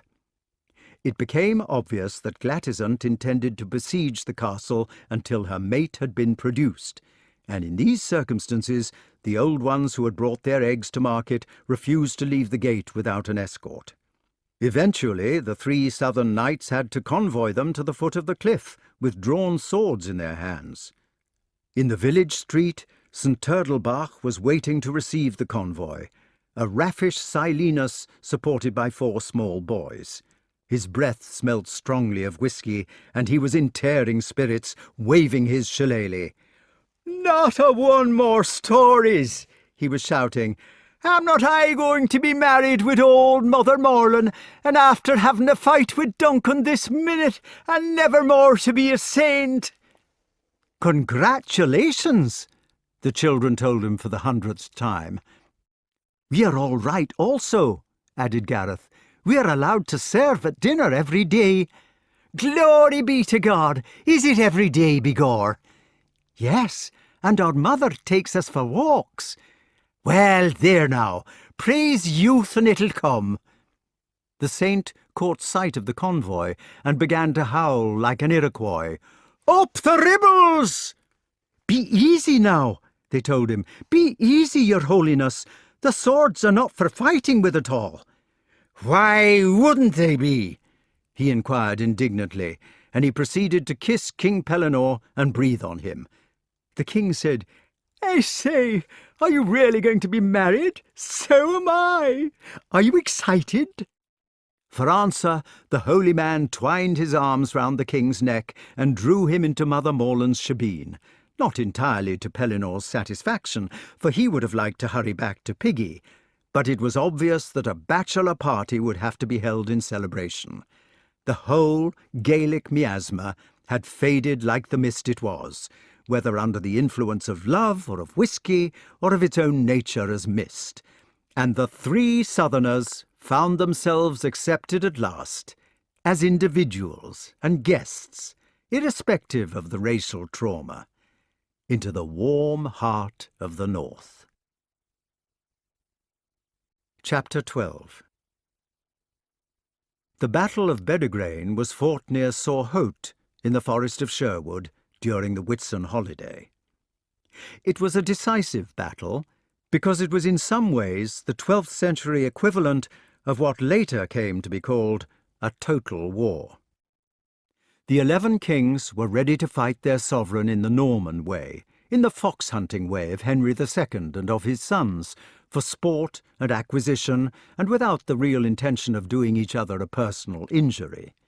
They, the kings with the tank-like knights of their nobility, were prepared to take a sporting risk. It was the kind of risk which Jorrocks talked about. King Lot might have said with justice that the rebellion which he led against Arthur was the image of fox-hunting without its guilt, and only 25% of its danger. But the 11 kings needed a background for their exploits. Even if the knights had little wish to kill each other on the grand scale, there was no reason why they should not kill the serfs. It would have been a poor day's sport indeed, according to their estimation, without a bag to count at the end of it. So the war, as the rebel lords had wished to fight it, was a kind of double battle, or war within a war. On the outer circle, there were 60,000 kerns and gallow-glasses marching with the 11, and these ill-armed levies of the old ones were inflamed against the 20,000 foot soldiers of Arthur's Sassenach army by the tragedy of the Gael. Between the armies there was a serious racial enmity, but it was an enmity controlled from above, by nobles who were not sincerely anxious for each other's blood. The armies were packs of hounds, as it were, whose struggle with each other was to be commanded by masters of hounds, who took the matter as an exciting gamble. If the hounds had turned mutinous, for instance, Lot and his allies would have been ready to ride with Arthur's knights in quelling what they would have considered a real rebellion. The nobles of the inner circle on both sides were in a way traditionally more friendly with each other than with their own men. For them, the numbers were necessary for the sake of their bag and for scenic purposes. For them, a good war had to be full of arms, shoulders, and heads flying about the field, and blows ringing by the water and the wood. But the arms, shoulders, and heads would be those of villeins, and the blows which rang, without removing many limbs, would be exchanged by the iron nobility. Such, at any rate, was the idea of battle in Lot's command. When sufficient kerns had been decapitated, and sufficient rough handling had been dealt out to the English captains, Arthur would recognise the impossibility of further resistance. He would capitulate. Financial terms of peace would be agreed on, which would yield an excellent profit in ransoms, and all would be more or less as it had been before, except that the fiction of feudal overlordship would be abolished, which was a fiction in any case. Naturally, a war of this sort was likely to be hedged with etiquette, just as fox-hunting is hedged with it. It would begin at the advertised meet, weather permitting, and it would be conducted according to precedent. But Arthur had a different idea in his head. It did not seem to him to be sporting, after all, that 80,000 humble men should be lewd against each other while a fraction of their number, in carapaces like the skins of tanks, manoeuvred for the sake of ransom. He had begun to set a value on heads, shoulders, and arms, their owner's value, even if the owner was a serf. Merlyn had taught him to distrust the logic by which countrysides could be pillaged for forage, husbandmen ruined, soldiers slaughtered, so that he himself should pay a scatheless ransom, like the Coeur de Lion of the legends. The King of England had ordered that there were to be no ransoms in his sort of battle. His knights were to fight not against gallow-glasses, but against the knights of the Gaelic Confederation. Let the gallow-glasses fight among themselves, if they must. Indeed, since there was a real aggression for them to settle, apart from the question of ransoms, let them fight to the best of their ability. But as for his nobles, they were to attack the nobles of the rebels, as if they were gallow-glasses and nothing more. They were to accept no composition, observe no ballet dancers' rules. They were to press the war home to its real lords, until they themselves were ready to refrain from warfare, being confronted with its reality. Afterwards, he knew for certain now, it was to be the destiny of his life to deal with every way of twisting decency by threats of power. So we may well believe that the king's men were shriven on the night before they fought. Something of the young man's vision had penetrated to his captains and his soldiers. Something of the new ideal of the Round Table, which was to be born in pain. Something about doing a hateful and dangerous action for the sake of decency. For they knew that the fight was to be fought in blood and death without reward. They would get nothing but the unmarketable conscience of having done what they ought to do in spite of fear. Something which wicked people have often debased by calling it glory, with too much sentiment, but which is glory all the same. This idea was in the hearts of the young men who knelt before the God-distributing bishops, knowing that the odds were 3 to 1, and that their own warm bodies might be cold at sunset. Arthur began with an atrocity, and continued with other atrocities. The first one was that he did not wait for the fashionable hour. He ought to have marshalled his battle opposite Lot's as soon as their breakfast was over, and then, at about midday, when the lines were properly in order, he should have given the signal to begin. The signal having been given, he should have charged Lot's footmen with his knights, while Lot's knights charged his footmen, and there would have been a splendid slaughter. Instead, he attacked by night. In the darkness, with a war-whoop, deplorable and ungentlemanly tactics, he fell on the insurgent camp with the blood pounding in the veins of his neck and Excalibur dancing in his hand. He had taken the odds of 3 to 1. In knights he was wildly outmatched. A single king of the rebels, the king of the 100 knights, had with his own forces 2/3 of the total number to which the Round Table was ever to grow, And Arthur had not started the war. He was fighting in his own country, hundreds of miles within his own borders, against an aggression which he had not provoked. Down came the tents, up flared the torches, out flew the blades, and the yell of battle mingled with the lamentation of surprise. The noise, the slaughtering and slaughtered, demons black against the flames. What scenes there have been in Sherwood, where now the oak trees crowd into a shade. It was a masterful start, and it was rewarded by success. The 11 kings and their barons were in armour already. It took so long to arm a nobleman that he was often accomplished overnight. If they had not been, it might have been an almost bloodless victory. Instead, it was an initiative, and the initiative held. The chivalry of the old ones fought their way from the ruined encampment hand to hand. They managed to unite into an armoured regiment, which was still several times larger than anything in armour which the king could bring against them, but they were deprived of their accustomed screen of footmen. There had been no time to organise the gallows-glasses, and such of these as did remain with the nobility were demoralised or leaderless. Arthur detached his own footmen under Merlyn to deal with the infantry battle which was centred round the camp, and he himself pressed on with his cavalry against the kings themselves. He had them on the run, and saw that he must keep them on it. They were indignantly surprised by what they considered unchivalrous personal outrage, outrageous to be attacked with positive manslaughter, as if a baron could be killed like a Saxon kern. The king's second atrocity was that he neglected the kerns themselves. That part of the battle, the racial struggle which had a certain reality, even if it was a wicked one, he left to the races themselves, to the infantry and to Merlin's direction at the struggling camp from which the cavalry was already sweeping away.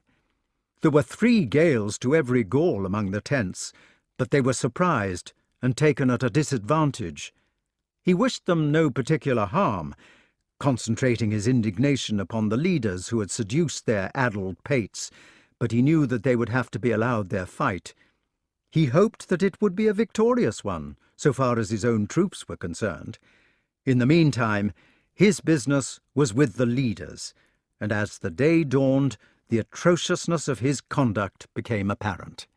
For the 11 kings had assembled some apology for an infantry screen behind which to wait his charges. He ought to have charged this screen of terrified men, dealing them an enormous execution. Instead, he neglected them. He galloped through the infantry as if they were not his enemies at all, not even troubling to strike at them, pressing his charge against the armoured corps itself. The infantry, for their part, accepted the mercy only too thankfully. They behaved as if it was not an honour to be allowed to die for Lothian. The discipline, as the rebel generals said afterwards, was not Pictish. The charges began with the growing day. At a military tattoo, perhaps, or at some old piece of showground pageantry, you may have seen a cavalry charge. If so, you know that seen is not the word. It is heard, the thunder, earth-shake, drum-fire of the bright and battering sandals. Yes, and even then it is only a cavalry charge you are thinking of, not a chivalry one. Imagine it now, with the horses twice as heavy as the soft-mouthed hunters of our own midnight pageants, with the men themselves twice heavier on account of arms and shield. Add the cymbal music of the clashing armour to the jingle of the harness. Turn the uniforms into mirrors, blazing with the sun, and the lances into spears of steel. Now the spears dip, and now they're coming. The earth quakes under feet. Behind, among the flying clods, there are hoof-prints stricken in the ground. It is not the men that are to be feared, not their swords, nor even their spears, but the hooves of the horses. It is the impetus of that shattering phalanx of iron, spread across the battlefront, inescapable, pulverizing, louder than drums, beating the earth. The knights of the Confederation met the outrage as they could. They stood to it and fought back, But the novelty of their situation as objects of ferocity in spite of their rank, and also as a large body being charged with arrogance by a body numbering less than a quarter of their own, and being charged again and again into the bargain, this had an effect on their morale. They gave ground before the charges, still orderly but giving, and were shepherded along a glade of Sherwood Forest, a wide glade like an estuary of grass with trees on either side. During this phase of the battle, there was a display of bravery by various individuals. King Lot had personal success against Sir Meliot de la Roche and against Sir Clariance. He was unhorsed by Kay, and horsed again only to be wounded in the shoulder by Arthur himself, who was everywhere, youthful, triumphant, overexcited. As a general, Lot seems to have been a martinet and something of a coward, but he was a tactician in spite of his formality. He seems to have recognized by noon that he was faced by a new kind of warfare, which required a new defense. The demons of Arthur's cavalry were not concerned with ransoms, it was now seen, and they were prepared to go on smashing their heads against the wall of his cavalry until it broke. He decided to wear them out. At a hurried council of war behind the line, it was arranged that he himself, with 4 other kings and half the defenders, should retire along the glade to prepare a position. The remaining 6 kings were sufficient to hold the English, while Lot's men rested and reformed. Then, when the position was prepared, the 6 kings of the advance guard were to retire through it, leaving Lot in the front line while they reformed. The many split accordingly. Arthur accepted this moment of division as the opportunity for which he had been waiting. He sent an equerry to gallop for the trees. He had made a pact of mutual aid with 2 French kings, called Ban and Bor, and these 2 allies had come from France with about 10,000 men to lend him aid. The Frenchmen had been hidden in the forest on either side of the clearing as reserves. It had been in their direction that the king had tried to drive the enemy. The equerry galloped. There was a twinkle of armour among the leafy oaks, and Lot's mind jumped to the trap. He looked only to the one side of the glade, where Bor was issuing already upon his flank, being unaware at present that Ban was on the other wing. Lot's nerve began to collapse at this stage. He was wounded in the shoulder, faced by an enemy who seemed to accept the death of gentlemen as part of warfare, and now he was in an ambush. "Oh, defend us from death and horrible maims," he is reported to have said, "for I see well we be in great peril of death." He detached King Carados with a strong squadron to meet King Bor, only to find that a second equerry had sprung King Ban from the opposite side of him. He was still in numerical superiority, but his nerve was now gone for good. "Ha!" he said to the Duke of Cambernet, "we must be discomfited." He is even supposed to have wept for pity and dole. Carados was personally unhorsed, and his squadron broken by King Bor. The advance guard of 6 kings was driven in by Arthur's charges. Lot, with King Morganor's division, faced about in order to hold King Ban upon his wing. The rebellion would have been ended on that day with 1 more hour of daylight. But the sun set, coming to the rescue of the old ones, and there was no moon for that quarter. Arthur called off the hunt, judged accurately that the insurgents were demoralized, and allowed his men to sleep in comfort on their arms, with few but careful sentries. The exhausted army of his enemies, who had diced the night before, now spent the hours of darkness sleepless again, standing to arms or in their councils. Like all the Highland armies that have ever marched against Gramarye, they were distrustful of each other. They expected another night attack. They were dismayed by what they had suffered. They were divided on the subject of capitulation or resistance. It was the brink of daylight before King Lot could have his way. The remaining infantry, by his orders, were to be turned off like so many cattle, to stray and save their naked legs however they could. The knights were to band themselves into a single phalanx to resist the charges, and any man who ran away thereafter was to be shot at once for cowardice. In the morning, almost before they were formed, Arthur was on them. In conformity with his own tactics, he sent only a small troop of 40 spears to start the work. These men, a picked striking force of gallants, resumed the onslaughts of the previous afternoon. They came down at a hand gallop, smashed through the rank or broke it, reformed and came again. The dogged regiment withdrew before them, sullen, dispirited, the fight knocked out of it. At noon, the 3 kings of the Allies struck with their full force in a final blow. There was the moment of intermingling with a noise like thunder, the spectacle of broken lances sailing in the air while horses poured that element before they went down backward. There was a yell that shook the forest. After it, on the trodden turf with its hoof marks and kicked sods and a debris of offensive weapons, there was an unnatural silence. There were people riding about aimlessly at a walk, but there were no longer any organised traces of the chivalry of the Gael. Merlyn met the king as he rode back from Sorhote, a magician rather tired and still unmounted. He was dressed in the infantry habergeon in which he had insisted on fighting. He brought the news that the clans on foot had offered their capitulation. Chapter 13.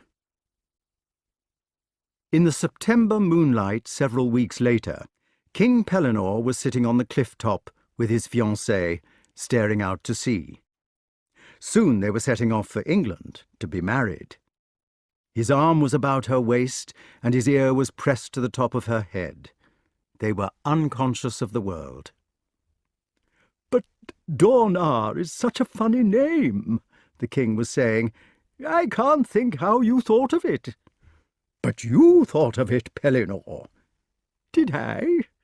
"Yes, Aglavale, Percival, Lamorak, and Dornar." "They will be like cherubs," said the king fervently. "Like cherubim. What are cherubim?" Behind them the ancient castle loomed against the stars. There was a faint noise of shouting from the top of the round tower, where Grummore and Palomides were arguing with the questing beast. She was still in love with her counterfeit, and still kept the castle in a state of siege, which had only been broken for a few hours on the day of Lot's return with his defeated army. It had been a surprise for the English knights to learn that they had been at war with Orkney all the time, but it was too late to do anything about it, since the war was over. Now everybody was inside, the drawbridge was permanently up, and Glatisant lay in the moonlight at the foot of the tower, her head gleaming like silver. Pellinore had refused to have her killed. Merlyn arrived one afternoon in the course of his northern walking tour, wearing a haversack and a pair of monstrous boots. He was sleek and snowy and shining, like an eel preparing for its nuptial journey to the Sargasso Sea, for the time of Nimue was at hand. But he was absent-minded, unable to remember the one thing which he ought to have told his pupil, and he listened to their difficulties with an impatient ear. "Excuse me," they shouted from the top of the wall, as the magician stood outside, "but it's about the questing beast. The Queen of Lothian and Orkney is in a frightful temper about her." "Are you sure it is about the beast?" "Certainly, my dear fellow. You see, she has us besieged." "We dressed up," bawled Sir Palomides miserably, "as a sort of beast ourselves, respected sir, and she saw us coming into the castle. There are signs of ardent affection. Now, this creature will not go away, because she believes her mate to be inside, and it is of a great unsafety to lower the drawbridge." "You had better explain to her. Stand on the battlements and explain the mistake." "Do you think She will understand. After all, the magician said, she is a magic beast. It seems possible. But the explanation was a failure. She looked at them as if she thought they were lying. I say, Merlyn, don't go yet. I have to go, he said absently. I have to do something somewhere, but I can't remember what it is. Meanwhile, I shall have to carry on with my walking tour. I am to meet my master Blaise in Northumberland, so that he can write down the chronicles of the battle, and then we are to have a little wild goose watching, and after that, well, I can't remember. But Merlyn, the beast would not believe. Never mind. His voice was vague and troubled. Can't stop, sorry. Apologize to Queen Morgause for me, will you? And say I was asking after her health. He began to revolve on his toes, preparatory to vanishing. Not much of his walking tour was done on foot. Merlyn! Merlyn, wait a bit! He reappeared for a moment, saying in a cross voice, Well, what is it? The beast will not believe us. What are we to do? He frowned. Psychoanalyze her, he said eventually, beginning to spin. But Merlyn, wait! How are we to do this thing? The usual method. But what is it? They cried in despair. He disappeared completely, his voice remaining in the air. Just find out what her dreams are and so on. Explain the facts of life. But not too much of Freud. After that, as a background to the felicity of King Pellinore, who refused to bother with trivial problems, Grummore and Palomides had to do their best. Well, you see, Sir Grummore was shouting, when a hen lays an egg... Sir Palomides interrupted with an explanation about pollen and stamens. Inside the castle, in the royal chamber of the Peel Tower, King Lot and his consort were laid in the double bed. The king was asleep, exhausted by the effort of writing his memoirs about the war. He had no particular reason for staying awake. Morgause was sleepless. Tomorrow she was going to Carlisle for Pellinore's wedding. She was going, as she had explained to her husband, in a manner of a messenger, to plead for his pardon. She was taking the children with her. Lot was angry about the journey and wished to forbid it, but she knew how to deal with that. The Queen drew herself silently out of the bed and went to her coffer. She had been told about Arthur since the army returned, about his strength, charm, innocence, and generosity. His splendour had been obvious, even through the envy and suspicion of those he had conquered. Also there had been talk about a girl called Leonore, the daughter of the Earl of Sanham, with whom the young man was supposed to be having an affair. The Queen opened the coffer in the darkness, and stood near the moonlit patch from the window, holding a strip of something in her hands. It was like a tape. The strip was a less cruel piece of magic than the black cat had been, but more gruesome. It was called the spancel, after the rope with which domestic animals were hobbled, and there were several of them in the secret coffers of the old ones. They were a pissog rather than a great magic. Morgause had got it from the body of a soldier, which had been brought home by her husband for burial in the out-aisles. It was a tape of human skin, cut from the silhouette of the dead man. That is to say, the cut had been begun at the right shoulder, and the knife, going carefully in a double slit so as to make a tape, had gone down the outside of the right arm, round the outer edge of each finger, as if along the seams of a glove, and up on the inside of the arm to the armpit.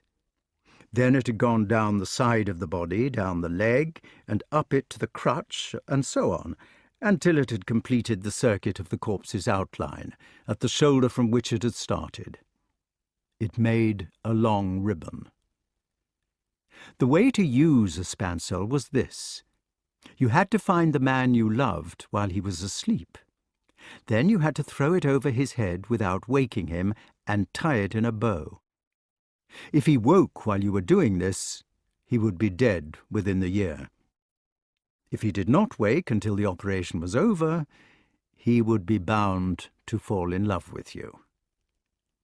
Queen Morgause stood in the moonlight, drawing the spancel through her fingers. The 4 children were awake too, but they were not in their bedroom. They had listened on the stairs during the royal dinner, so they knew that they were off to England with their mother. They were in the tiny Church of the Men, a chapel as ancient as Christianity in the islands, though it was scarcely 20 feet square. It was built of unmortared stones like the great wall of the keep, and the moonlight came through its single unglazed window to fall on the stone altar. The basin for holy water on which the moonlight fell was scooped out of the living stone, and it had a stone lid cut from a flake to match it. The Orkney children were kneeling in the home of their ancestors. They were praying that they might be true to their loving mother, that they might be worthy of the Cornwall feud which she had taught them, and that they might never forget the misty land of Lothian where their father reigned. Outside the window, the thin moon stood upright in a deep sky like the paring of a fingernail for magic, and against the sky the weather vane of the carrion crow, with arrow in mouth, pointed its arrow to the south. Chapter 14. Fortunately for Sir Palomides and Sir Grummore, the questing beasts saw reason at the last moment, before the cavalcade set out. Otherwise they would have had to stay in Orkney and miss the marriage altogether. Even as it was, they had to stay up all night. She recovered quite suddenly. The drawback was that she transferred her affection to the successful analyst, to Palomides, as so often happens in psychoanalysis, and now she refused to take any further interest in her early master. King Pellinore, not without a few sighs for the good old days, was forced to resign his rights in her to the Saracen. This is why, although Mallory clearly tells us that only a Pellinore could catch her, we always find her being pursued by Sir Palomides in the later parts of the Morte d'Arthur. In any case, it makes very little difference who could catch her, because nobody ever did. The long march southwards towards Caerleon, with litters swaying and the mounted escort jogging under flapping pennoncelles, was exciting for everybody. The litters themselves were interesting. They consisted of ordinary carts with a kind of flagstaff at each end. Between the staffs a hammock was slung, in which the jolts were hardly felt. The 2 knights rode behind the royal conveyances, delighted at being able to get out of the castle and see the marriage after all. St. Turdelbach followed with Mother Merlyn, so that it would be a double wedding. The questing beast brought up the rear, keeping a tight eye on Palomides, for fear of being let down once again. All the saints came out of their beehives to see them off. All the Fomorians, Firbolg, Tuar de Danone, old people and others waved to them without the least suspicion from cliffs, currachs, mountains, bogs and shell mounds. All the red deer and unicorns lined the high tops to bid good-bye. The terns came with their forked tails from the estuary, squeaking away as if intent upon imitating an embarkation scene on the wireless.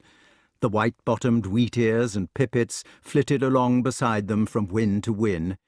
The eagles, peregrines, ravens and choughs made circles over them in the air. The peat smoke followed them as if anxious to make one last curl in the tips of their nostrils. The Ogham stones and souterrains and promontory forts exhibited their prehistoric masonry in a blaze of sunlight. The sea trout and salmon put their gleaming heads out of the water, The glens, mountains, and heather shoulders of the most beautiful country in the world joined the general chorus, and the soul of the Gaelic world said to the boys in the loudest of fairy voices, "Remember us!" If the march was exciting for the children, the metropolitan glories of Carlisle were enough to take their breath away. Here, round the king's castle, there were streets, not just one street, and castles of dependent barons, and monasteries, chapels, churches, cathedrals, markets, merchants' houses. There were hundreds of people in the streets, all dressed in blue or red or green or any bright colour, with shopping baskets over their arms, or driving hissing geese before them, or hurrying hither and thither in the livery of some great lord. There were bells ringing, clocks smiting in belfries, standards floating, until the whole air above them seemed to be alive. There were dogs and donkeys and palfreys in comparison, and priests and farm wagons whose wheels creaked like the day of judgment, and booths which sold gilt gingerbread, and shops where the finest bits of armour in the latest fashions were displayed. There were silk merchants and spice merchants and jewellers.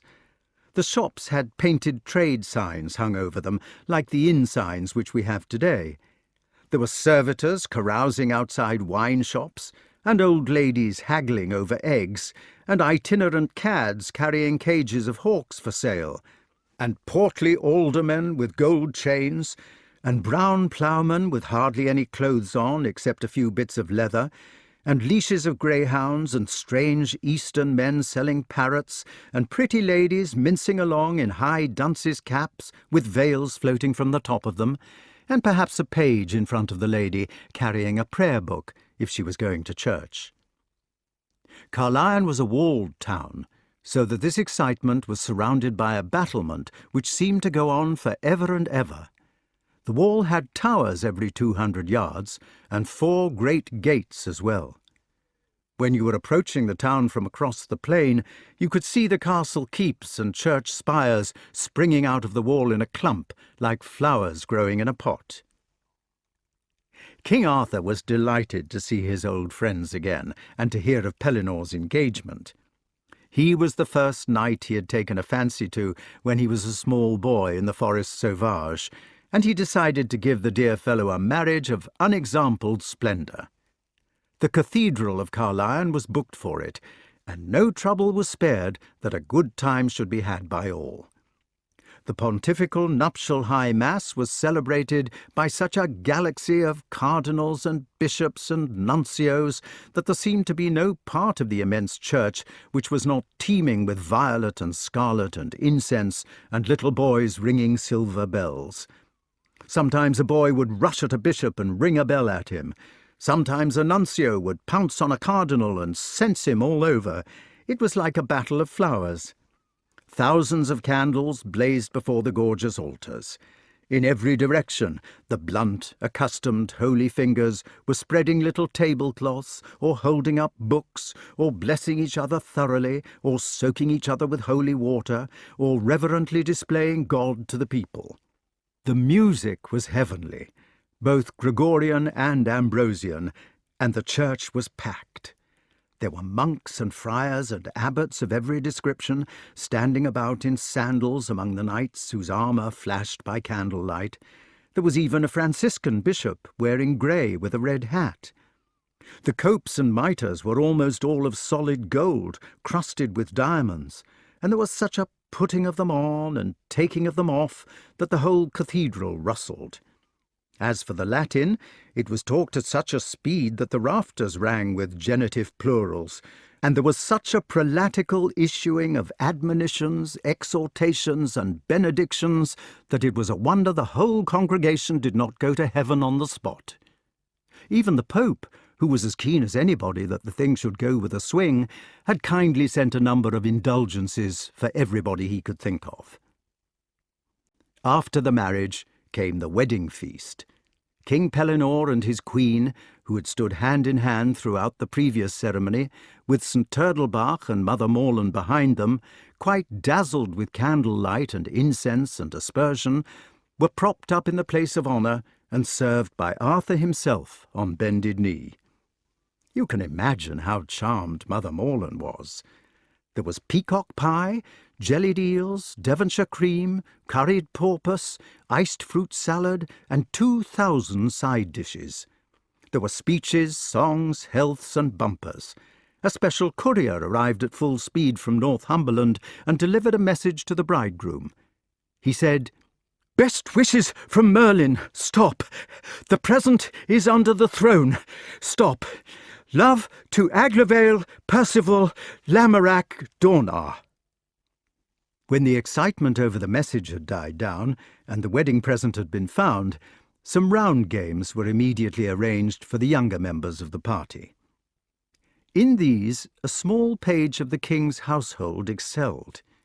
He was a son of Arthur's ally at Bedegraine, King Ban of Benwick, and his name was Lancelot. There was bobbing for apples, shovelboard, titter-totter, and a puppet or motion play called Mac and the Shepherds, which made everybody laugh. St. Tordelbach disgraced himself by stunning one of the fatter bishops with his shillelagh during an argument about the bull called Laudabiliter. Finally, at a late hour, the party broke up after a feeling rendering of Auld Lang Syne. King Pellinore was sick, and the new Queen Pellinore put him to bed, explaining that he was overexcited. Far away in Northumberland, Merlyn jumped out of bed. They had been out at dawn and sunset to watch the geese, and he had gone to his rest very tired. But suddenly he had remembered it in his sleep, the simplest thing. It was Arthur's mother's name, which he had forgotten to mention in the confusion. There he had been chattering away about Uther Pendragon and round tables and battles and Guinevere and sword sheaths and things past and things to come, but he had forgotten the most important thing of all. Arthur's mother was Igraine, that very Igraine who had been captured at Tintagel, the one that the Orkney children had been talking about in the Round Tower at the beginning of this book. Arthur had been begotten on the night when Uther Pendragon burst into her castle. Since Uther naturally could not marry her until she was out of mourning for the Earl, the boy had been born too soon. That was why Arthur had been sent away to be brought up by Sir Ector. Not a soul had known where he was sent except for Merlyn and Uther, and now Uther was dead. Even Igraine had not known. Merlyn stood swaying in his bare feet on the cold floor. If only he had spun himself to Carlion at once, before it was too late. But the old man was tired and muddled with his backside, and dreams were in his noddle.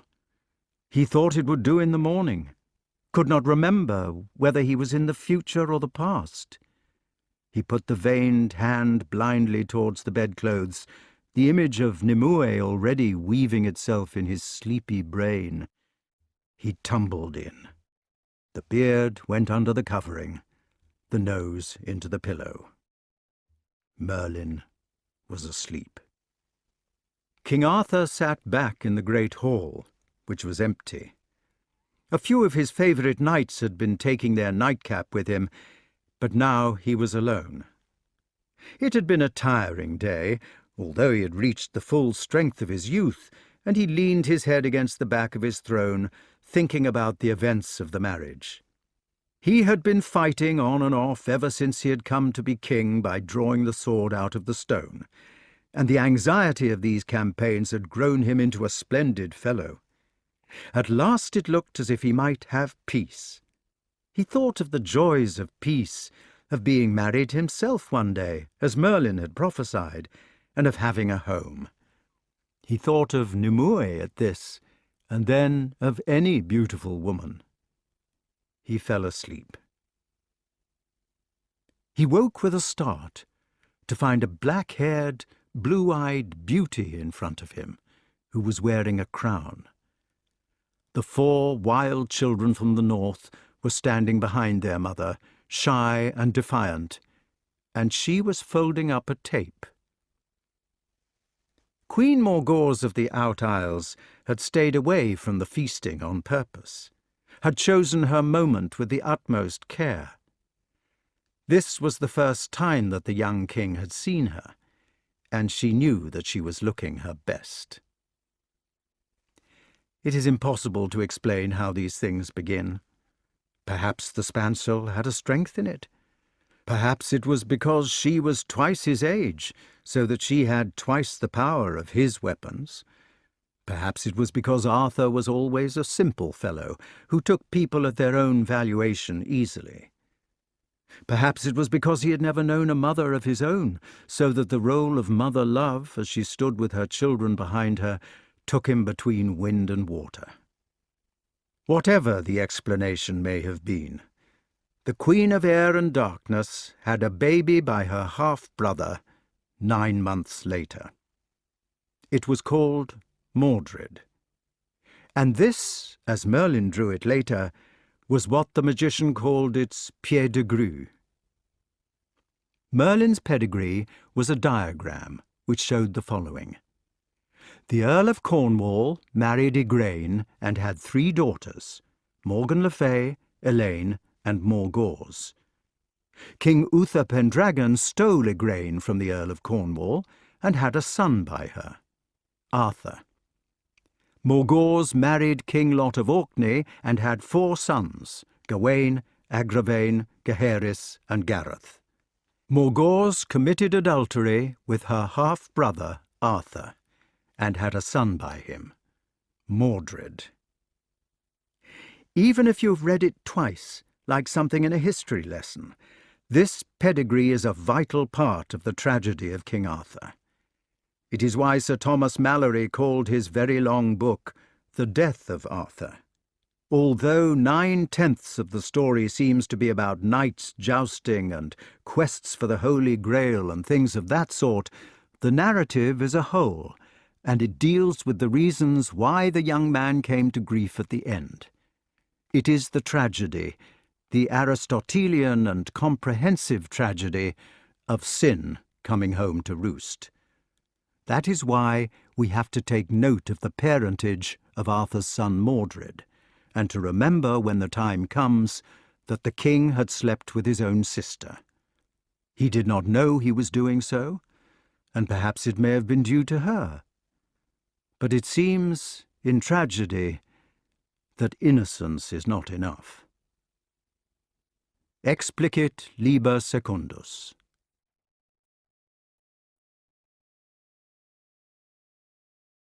Incipit liber tertius. The ill-made knight. Nay, said Sir Lancelot, for once shamed may never be recovered. Chapter 1.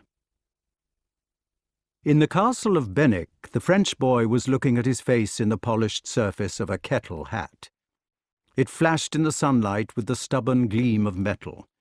It was practically the same as the steel helmet which soldiers still wear, and it did not make a good mirror, but it was the best he could get. He turned the hat in various directions, hoping to get an average idea of his face from the different distortions which the bulges made.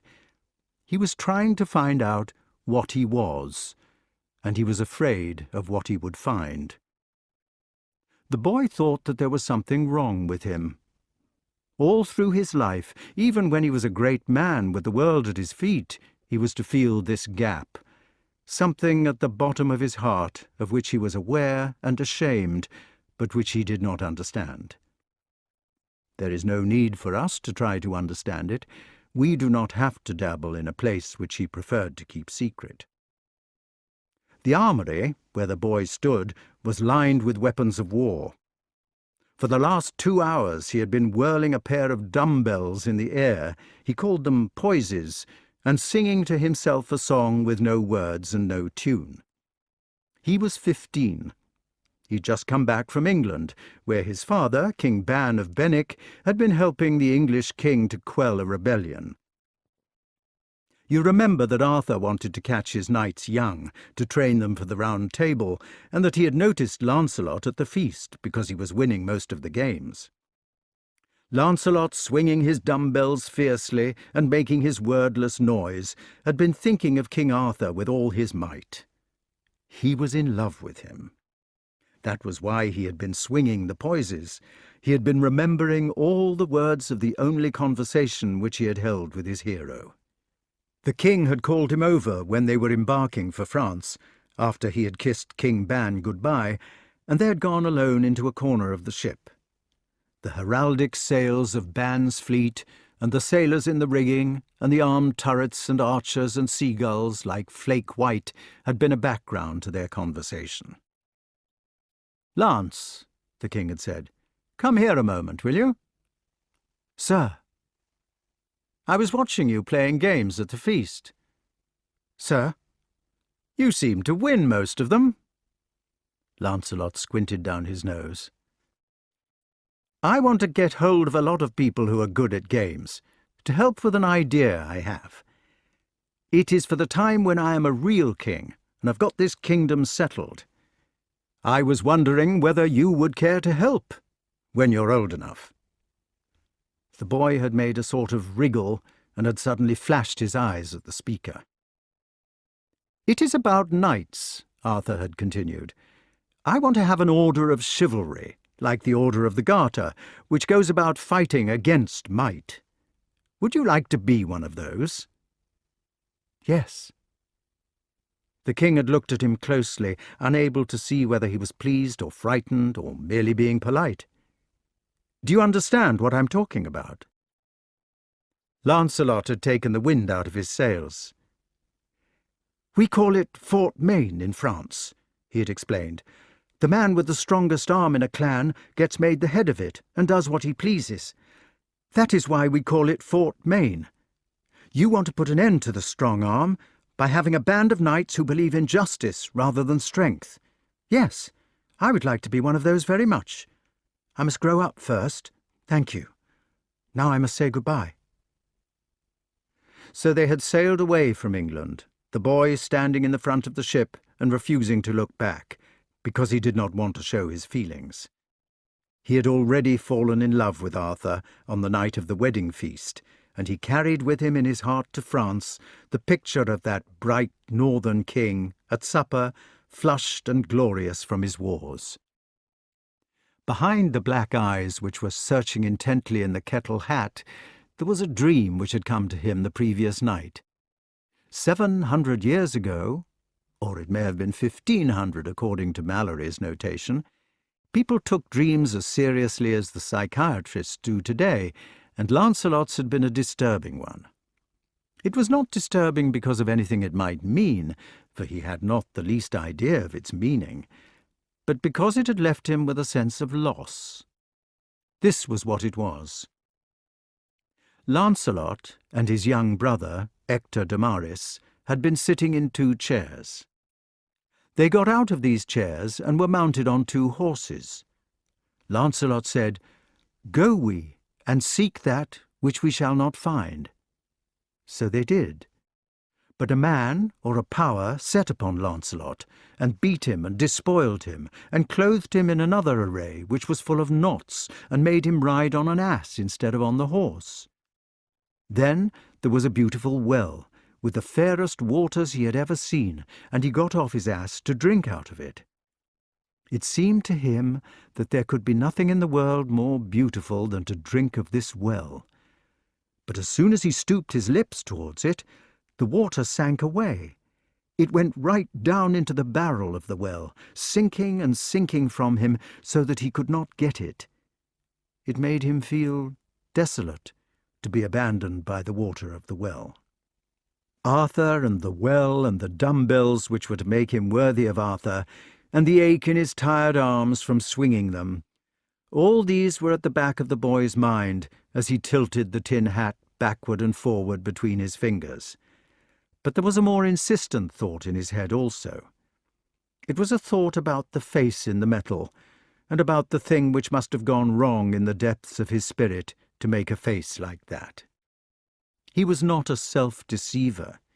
He knew that whichever way he turned the morion, it would tell him the same story. He had already decided that when he was a grown knight he would give himself a melancholy title. He was the eldest son, so he was bound to be knighted, but he would not call himself Sir Lancelot. He would call himself the Chevalier Mal Fait, the ill-made knight. So far as he could see, and he felt that there must be some reason for it somewhere, the boy's face was as ugly as a monster's in the king's menagerie. He looked like an African ape. Chapter 2. Lancelot ended by being the greatest knight King Arthur had. He was a sort of Bradman, top of the battling averages. Tristram and Lamorak were second and third. But you have to remember that people can't be good at cricket unless they teach themselves to be so, and that jousting was an art, just as cricket is. It was like cricket in many ways. There was a scorer's pavilion at a tournament with a real scorer inside it, who made marks on the parchment, just like the mark for one run which is made by the cricket scorer today. The people walking round the ground in their best frocks, from grandstand to refreshment tent, must have found the fighting very like the game. It took a frightfully long time. Sir Lancelot's innings frequently lasted all day if he were battling against a good knight, and the movements had a feeling of slow motion because of the weight of armour. When the sword-play had begun, the combatants stood opposite each other in the green acre like batsman and bowler, except that they stood closer together, and perhaps Sir Gawain would start with an in-swinger, which Sir Lancelot would put away to leg with a beautiful leg glide, and then Lancelot would reply with a yorker under Gawain's guard. It was called foining, and all the people round the field would clap. King Arthur might turn to Guinevere in the pavilion and remark that the great man's footwork was as lovely as ever. The knights had little curtains on the back of their helms to keep the hot sun off the metal, like the handkerchiefs which cricketers will sometimes arrange behind their caps today. Knightly exercise was as much an art as cricket is, and perhaps the only way in which Lancelot did not resemble Bradman was that he was more graceful. He did not have that crouching on the bat and hopping out to the pitch of the ball. He was more like Woolley. But you can't be like Woolley by simply sitting still and wanting to be so. The armoury, where the small boy who was later to be Sir Lancelot was standing with his morion, was the largest single room in the castle of Benwick. It was to be the room in which this boy was to spend most of his waking hours for the next 3 years. The rooms of the main castle, which he could see from the windows, were mostly small, because people can't afford to build for luxury when they're making a fortification. Round the inner fort, with its small rooms, there was a wide byre or shell keep, into which the castle herds were driven during a siege. This was surrounded by a high wall with towers, and on the inner side of this wall the big rooms which were needed for stores, barns, barracks, and stables were built. The armoury was one of these rooms. It stood between the stables for 50 horses and the cowsheds. The best family armour, the bits which were actually in use, was kept in a little room in the castle itself, and it was only the arms of the troops and the spare parts of the family stuff and the things which were needed for gymnastics, practice, or physical training which reposed in the armoury. Under the raftered ceiling, and the nearest to it, there hung or leaned a collection of bannerets and penoncelles blazoned with the ban charges, France Ancient, as they're now called, which would be needed on various occasions. Along the wall there were tilting lances resting horizontally on nails so that they should not warp. These looked like bars for exercise in a gymnasium. In one corner, a collection of old lances which had already warped or got injured in some way, but which might still be useful for something, were standing upright. A rack, running the whole length of the second main wall, held the infantry issue of male habergeons with mittens, spears, morions, and Bordeaux swords. King Ban was fortunate in living at Benwick, for the Bordeaux swords were local and particularly good. Then there were harness barrels in which the armour was packed in hay for expeditions overseas. Some of it was still packed from the last expedition, And a curious mixture it was. Uncle Dap, who looked after the armoury, had been unpacking one of the barrels to make an inventory of its contents, and had gone away in despair on discovering 10 pounds of dates and 5 loaves of sugar in it. It must have been some sort of honey sugar, unless it was loaf sugar brought back from the Crusades.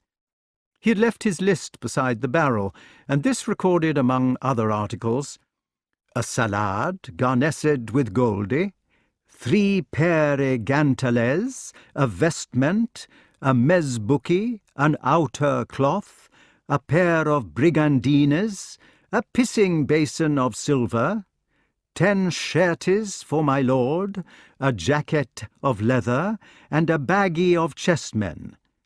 Then, in an alcove formed by the harness barrels, there was a set of shelves, which formed the dispensary for sick armour. On the shelves there were huge bottles of olive oil. Nowadays they prefer a mineral oil for armour, but they did not understand such niceties in Lancelot's time, together with boxes of fine sand for polishing, bags of brigandine nails at 11 shillings and 8pence the 20,000, rivets, spare rings for chainmail, leather skins for cutting new straps and bases for the knee harness, together with 1,000 other details then fascinating, but now lost to us. There were gambesons like the pads which the goalkeeper wears in hockey, or like the quilted protections which Americans have at football. In various corners there were pushed, so as to leave a free space in the middle of the room, a collection of gymnastic apparatus such as quintains and so on, while Uncle Dap's desk stood near the door.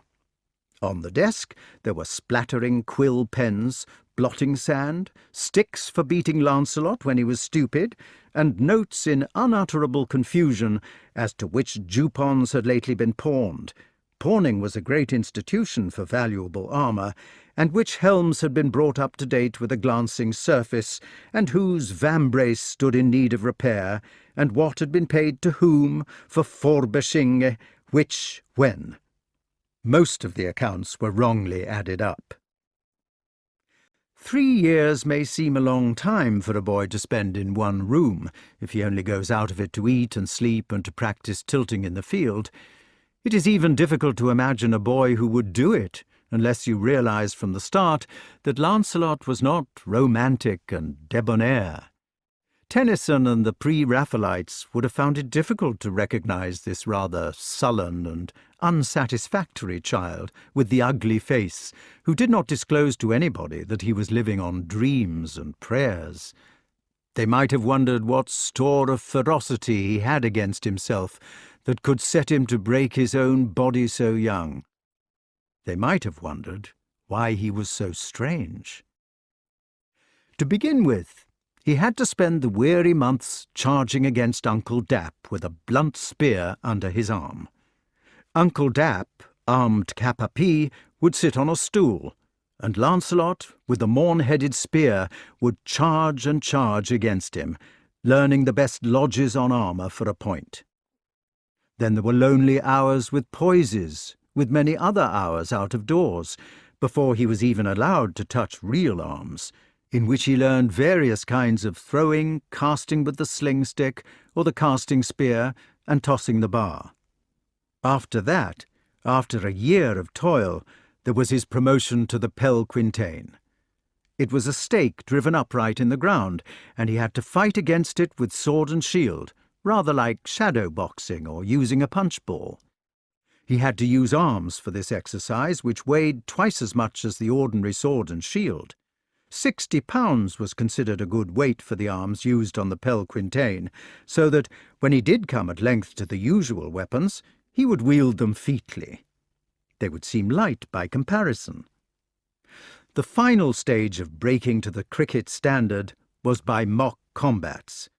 In these at last, and after all the bitter setbacks of discipline, he was allowed to fight battles which were nearly real ones, against his brother and cousins. The combats were held under strict rules. They might begin with a cast of the spear blunted, followed by 7 strokes with the sword, point and edge rebated, without close or griping one another with the handles, upon pain of punishment, as the judges for the time being shall think a requisite. It was not lawful in these matches to foin, that is, to make a thrust of the point. Finally, there was swashbuckling. The now vigorous boy might go at his companions harum-scarum with sword and buckler. If you have been down in one of the old-fashioned diving suits, which used to be standard in the Royal Navy before frogmen and free diving came along, you will know why divers move slowly. A diver has 40 pounds of lead on each foot and 2 plaques of lead, each weighing 50 pounds, one on his back and one on his chest. These are apart from the weight of the suit and the helmet. Except when he is in the sea, he weighs twice as much as a man. When he has to step over a rope or an air tube on deck, it's hard work, like climbing a wall.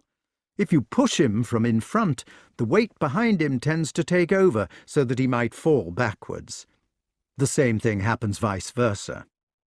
Practiced divers become adept at dealing with these handicaps and can hoist those 40-pound feet up and down the ship's ladder fairly nimbly, but an amateur half kills himself with the mere toil of movement. Lancelot, like the diver, had to learn to be nimble against the force of gravity. Knights in armour were like divers in more ways than one. Apart from their helmets and encumbrances and the difficulty of breathing, they had to be dressed in their suits by kind and careful assistants. They had to rely on these assistants to do it properly. A diver puts his life in the hands of the ratings who are dressing him. These young men, like pages or squires, mother him with great tenderness and concentration and with a sort of protective respect. They always address him by his title, not by his name. They say, "Sit down, diver," or "Now the left foot, diver," or "Diver 2, can you hear me on the intercom?" It is good to put your life in other people's hands. 3 years of it. The other boys did not worry, for they had other things to think about. But for the ugly one, it was the whole of an obscure and mystic life. He had to perfect himself for Arthur, as somebody who was good at games, and he had to think about the theories of chivalry even when he was in bed at night. He had to teach himself to possess a sound opinion on hundreds of disputed points, on the proper length of weapons, or the cut of a mantling, or the articulation of a pauldron, or whether cedar wood was better than ash for spears, as Chaucer seems to have believed. Here is a short example of the problems of chivalry, which he thought about in his early times. There was a knight once called Renaud de Roy, who had a tilting match with another one called John de Holland. Renaud purposely fastened his tilting helm, the huge straw-padded drum which sometimes fitted over the helmet proper, so that it was loose. When John of Holland's spear struck it, it simply fell off. This meant that the helm came off Renaud instead of Renaud coming off his horse. An effective trick, but a dangerous one. The whole of chivalry argued about it for a long time, some saying that it was unsporting, some that it was fair but too risky, and some that it was a good idea. 3 years of discipline made Lancelot not a merry heart and a capacity for singing tirra-lirra. Out of a lifetime, which at his age must have seemed to stretch little more than a week ahead, he gave 36 months to another man's idea, because he was in love with it. He supported himself, meanwhile, on daydreams. He wanted to be the best knight in the world, so that Arthur would love him in return. And he wanted one other thing which was still possible in those days. He wanted, through his purity and excellence, to be able to perform some ordinary miracle. To heal a blind man, or something like that, for instance. Chapter 3. There was a feature about the great families which centred round the doom of Arthur. All 3 had a resident genius of the family, halfway between a tutor and a confidant, who affected the character of the children in each. At Sir Ector's castle there had been Merlyn, who was the main influence in Arthur's life. In lonely and distant Lothian there had been St. Turtlebach, whose warlike philosophy must have had something to do with the clannishness of Gawain and his brothers. In King Ban's castle there was an uncle of Lancelot's whose name was Gwenbors. Actually, he was the old man we have met, known to everybody as Uncle Dap, but his given name was Gwenbors. In those days you generally named your children in the same way as we name foxhounds and foals today. If you happened to be Queen Morgause and had 4 children, you put a G in all their names: Gawain, Agravain, Gaheris, and Gareth. And naturally, if your brothers happened to be called Ban and Bor, you were doomed to be called Gwen Bors yourself. It made it easier to remember who you were. Uncle Dap was the only one in the family who took Lancelot seriously, and Lancelot was the one who was serious about Uncle Dap. It was easy not to be serious about the old fellow, for he was that peculiar creation which ignorant people laugh at, a genuine maestro. His branch of learning was chivalry. There was not a piece of armour proofed in Europe but what Uncle Dap had a theory about it. He was furious with the new Gothic style, with its ridges and scallop patterns and fluting. He considered it ridiculous to wear armour like the ropework on a Nelson sideboard, for it was obvious that every groove would be liable to hold a point. The whole object of good armour, he said, was to throw the point off. And when he thought of the people in Germany making their horrible furrows, he nearly went frantic. There was nothing in heraldry which he did not know. If anybody committed any of the grosser errors, such as putting metal on metal or colour on colour, he became electrified with passion. His long white moustaches quivered at their tips like antennae, the ends of his fingers came together in gestures of the wildest passion, and he waved his arms and jumped up and down and wagged his eyebrows and almost fizzed. Nobody can be a maestro without being subject to these excitements, so Lancelot seldom minded when he got his face slapped in a melee about shields cut à bouche, or about whether it was a good idea to have a guige on your shield or not. Sometimes Uncle Dap was tantalized into beating him, but he bore that also. In those days they did. One reason for not minding Uncle Dap's transports was that everything the boy wanted could be learned from him. He was not only a distinguished clerk and authority on his own subjects, he was also one of the finest swordsmen in France. It was for this, really, that the boy had attached himself. It was in order to raise and trace and foin under the brutal tuition of genius, in order to hold out a heavy sword at arm's length in a lunge until he felt he would split in half, only to have Uncle Dap catch hold of his point and pull him into a crueller stretch. Ever since he could remember, there had been the excited man with the eyes of blue steel, jumping up and down and snapping his fingers and shouting out as if life itself depended on it, "Doublez! Dédoublez! Dégagez! 1, 2!" One fine day in late summer, Lancelot was sitting in the armoury with his uncle. In the big room there was a lot of dust dancing in the sunbeams, dust which they had themselves been stirring up a moment before, and round the walls there were the ranks of polished armour and the racks of spears and helms and morions hanging on pegs. There were misericords and harness and the various banners and penoncelles blazoned with the ban chargers. The 2 fencers had sat down to rest after an exciting bout, and Uncle Dap was blown. Lancelot was 18 now. He was a better fencer than his maestro, though Uncle Dap would not admit it, and his pupil tactfully pretended that he was not. A page came in while they were still panting, and told him that he was wanted by his mother. Why? The page said that a gentleman had arrived who wanted to see him, and the Queen had said that he was to come at once. Queen Elaine was sitting in the solar, where she had been doing tapestry work, and her 2 guests were sitting on either side of her. She was not the Elaine who had been one of the Cornwall sisters. It was a popular name in those days, and several women in the Morte d'Arthur had it, particularly as some of its manuscript sources have got mixed up. The three grown-ups at the long table looked like a row of examiners in the dim room. One of the guests was an elderly gentleman with a white beard and pointed hat, and the other was a handsome minx with an olive complexion and plucked eyebrows. They all three looked at Lancelot, and the old gentleman spoke first. "Hum." They waited. "You called him Galahad," said the old gentleman. "His first name was Galahad," he added, "and now he is Lancelot, since he was confirmed."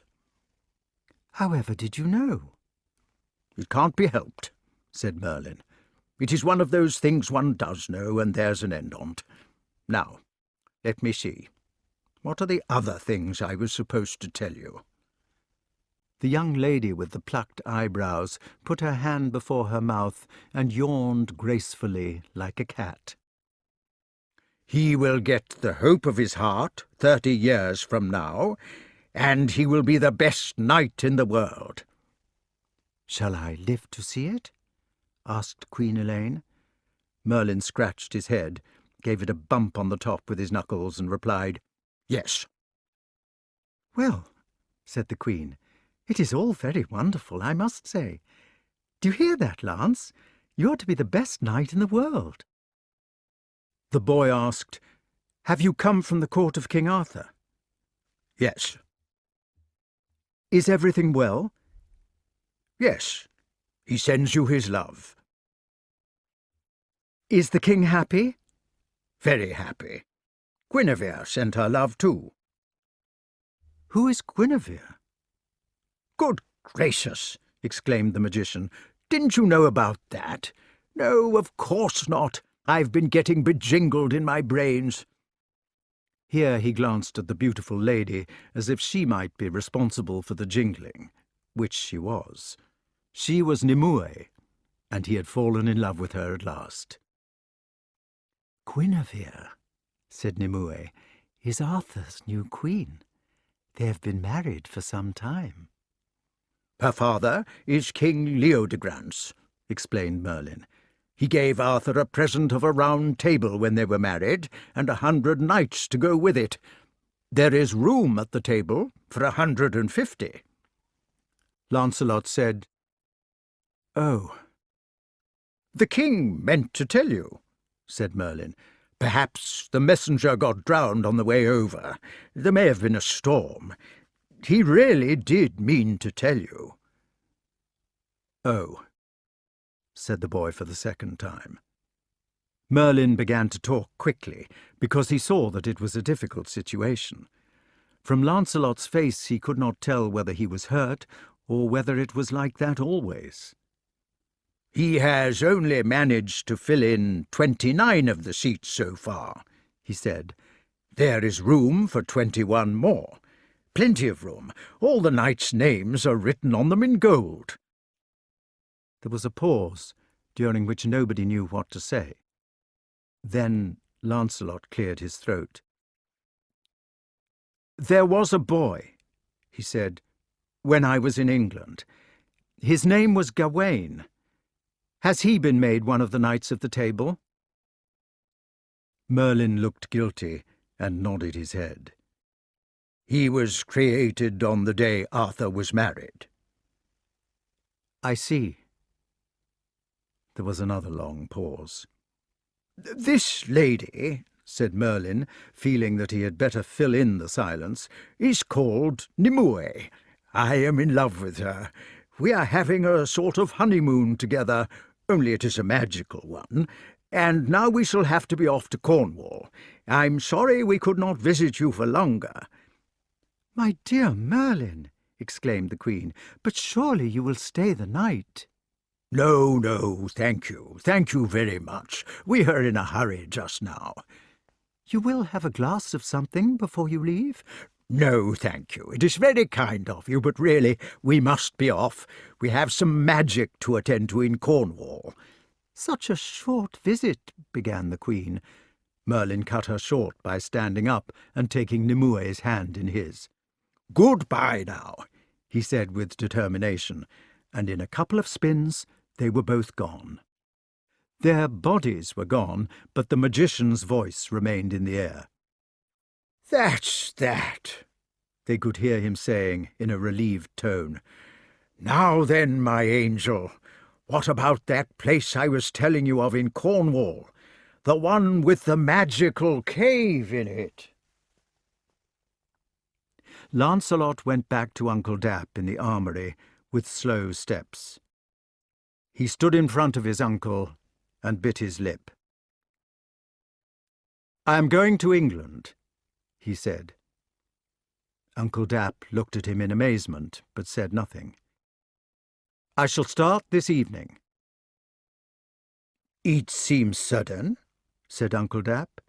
"Your mother does not usually make up her mind so quickly." "My mother does not know." "Do you mean that you are going to run away?"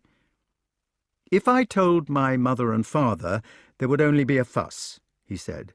"It is not that I am running away. I shall come back again. But I must go to England as quick as I can." "Do you expect me to tell your mother?" "Yes, I do." Uncle Dap gnawed the ends of his moustache and wrung his hands. "If they get to know that I could have prevented it," he said, "Ban will cut off my head."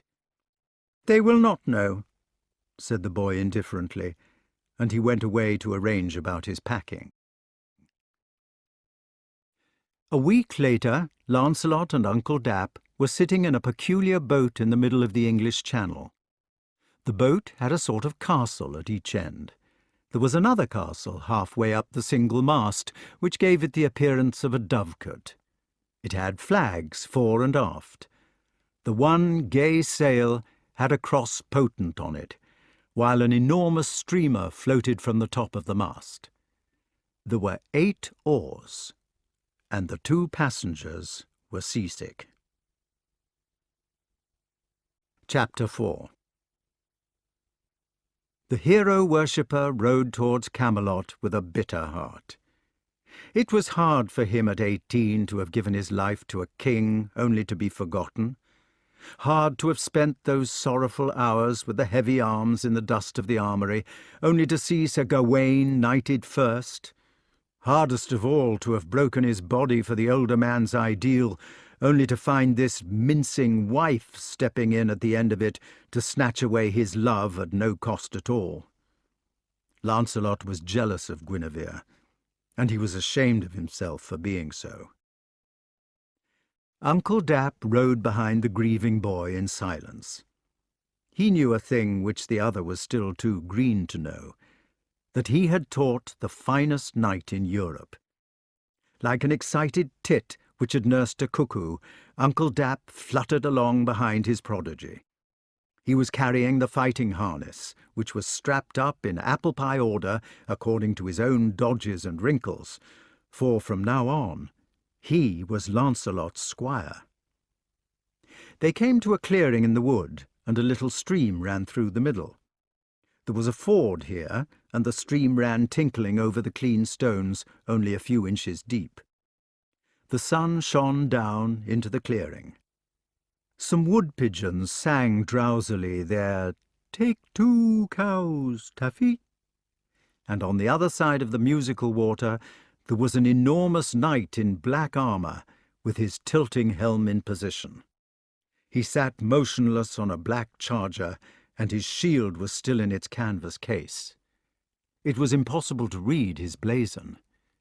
Being so still, so portly in his iron sheath, and having the great blind helm over his head so that he had no proper face, he had a look of danger about him. You did not know what he was thinking, nor what action he might be going to take. He was a menace. Lancelot halted, and so did Uncle Dap. The Black Knight walked his horse into the shallow water and drew rein in front of them. He raised his lance in a gesture of salute, then pointed with it to a place behind Lancelot's back. Either he was telling him to go home again, or else he was pointing out a good position from which they could start their charges. Whichever the case might be, Lancelot saluted with his gauntlet and turned round to go to the place. He took one of his spears from Uncle Dap, pulled his tilting helm round in front of him — it had been hanging behind on a chain — and lifted the steel turret into position on his head. He laced it on. Now he too had become a man without an expression. The two knights faced each other from opposite ends of the little glade. Then, although neither of them had so far spoken a word, they feutred their spears, put spurs to their horses, and began to charge. Uncle Dap, drawn up safely behind a nearby tree, could hardly contain his delight. He knew what was going to happen to the Black Knight, although Lancelot did not know, and he began to snap his fingers. The first time you do a thing, it is often exciting. To go alone in an aeroplane for the first time used to be so exciting that it nearly choked you. Lancelot had never ridden a serious joust before, and although he had charged at hundreds of quintains and thousands of rings, he had never taken his life in his hands in earnest. In the first moment of the charge he felt to himself, "Well, now I'm off. Nothing can help me now." In the second moment he settled down to behave automatically, in the same way as he had always behaved with the quintain and the rings. The point of his spear took the Black Knight under the rim of his shoulder harness at exactly the right place. His mount was in full gallop, and the Black Knights were still in a canter. The Black Knight and his horse revolved rapidly toward their sinister side, left the ground together in a handsome parabola, and came down again with a clash. As Lancelot rode by, he could see them sprawling on the ground together, with the knight's broken lance between the horse's legs, and one flashing horseshoe tearing the canvas from the fallen shield. The man and the horse were mixed together. Each was afraid of the other, and each was kicking against the other in the effort to be parted.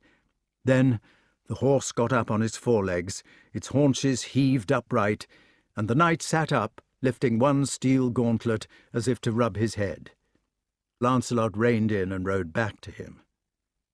Generally, when one knight had given another a fall with the lance, the fallen one used to lose his temper, blame the fall on his horse, and insist upon fighting it out with swords on foot. The usual excuse was to say, "The son of a mare hath failed me, but I wot well my father's sword never shall." The Black Knight, however, did not do the usual thing. He was evidently a more cheerful kind of person than the colour of his armour would suggest, for he sat up and blew through the split of his helm, making a note of surprise and admiration. Then he took off the helm and mopped his brow. The shield, whose cover the horse's hoof had torn, bore "Or a dragon rampant, gules." Lancelot threw his spear into a bush, got off his horse very quickly, and knelt down beside the knight. All his love was back again inside him.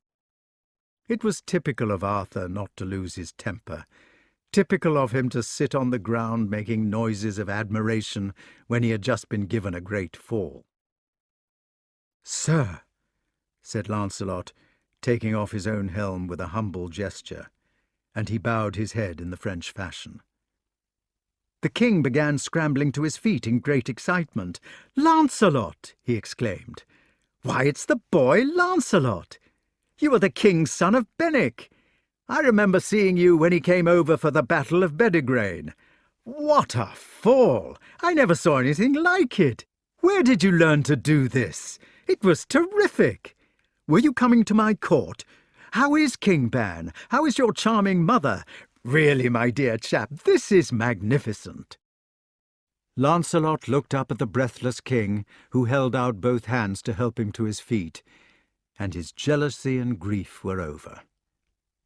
They caught their horses and jogged off toward the palace side by side, forgetting Uncle Dap.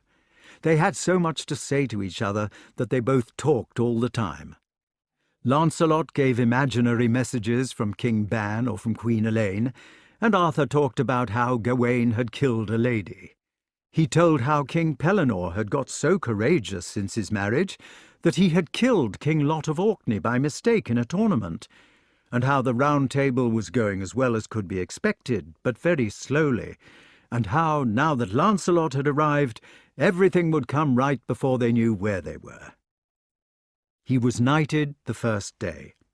He might have been knighted at any time during the past 2 years, but he had refused to be done by anybody except Arthur, and he was introduced to Guinevere the same evening. There is a story that her hair was yellow, but it was not. It was so black that it was startling, and her blue eyes, deep and clear, had a sort of fearlessness which was startling too. She was surprised by the young man's twisted face, but not frightened. "Now," said the king, putting their hands together, "this is Lancelot, the one I told you about. He is going to be the best knight I have. I never saw such a fall as he gave me. I want you to be kind to him, Gwen. His father is one of my oldest friends." He kissed the Queen's hand coldly. He did not notice anything particular about her, because his mind was filled with previous pictures which he had made for himself.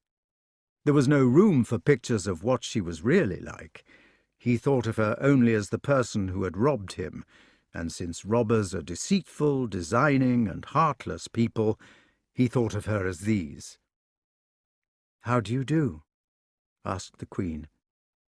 Arthur said, "We shall have to tell him what's been happening since he went away. What a lot of things to tell. Where can we begin?" "Begin with the table," said Lancelot. "Oh dear." The Queen laughed and smiled at the new knight. "Arthur thinks about it all the time," she said. "He even dreams about it at night. He won't be able to tell you unless he talks for a week." "It's not going badly," said the king. "You can't expect a thing like that to go smoothly the whole time. The idea is there, and people are beginning to understand it, and that's the great thing. I'm sure it'll work." "What about the Orkney faction?" "They will come round in time." "Is that Gawain?" inquired Lancelot. "What is the matter with the Orkney faction?" The king looked uncomfortable.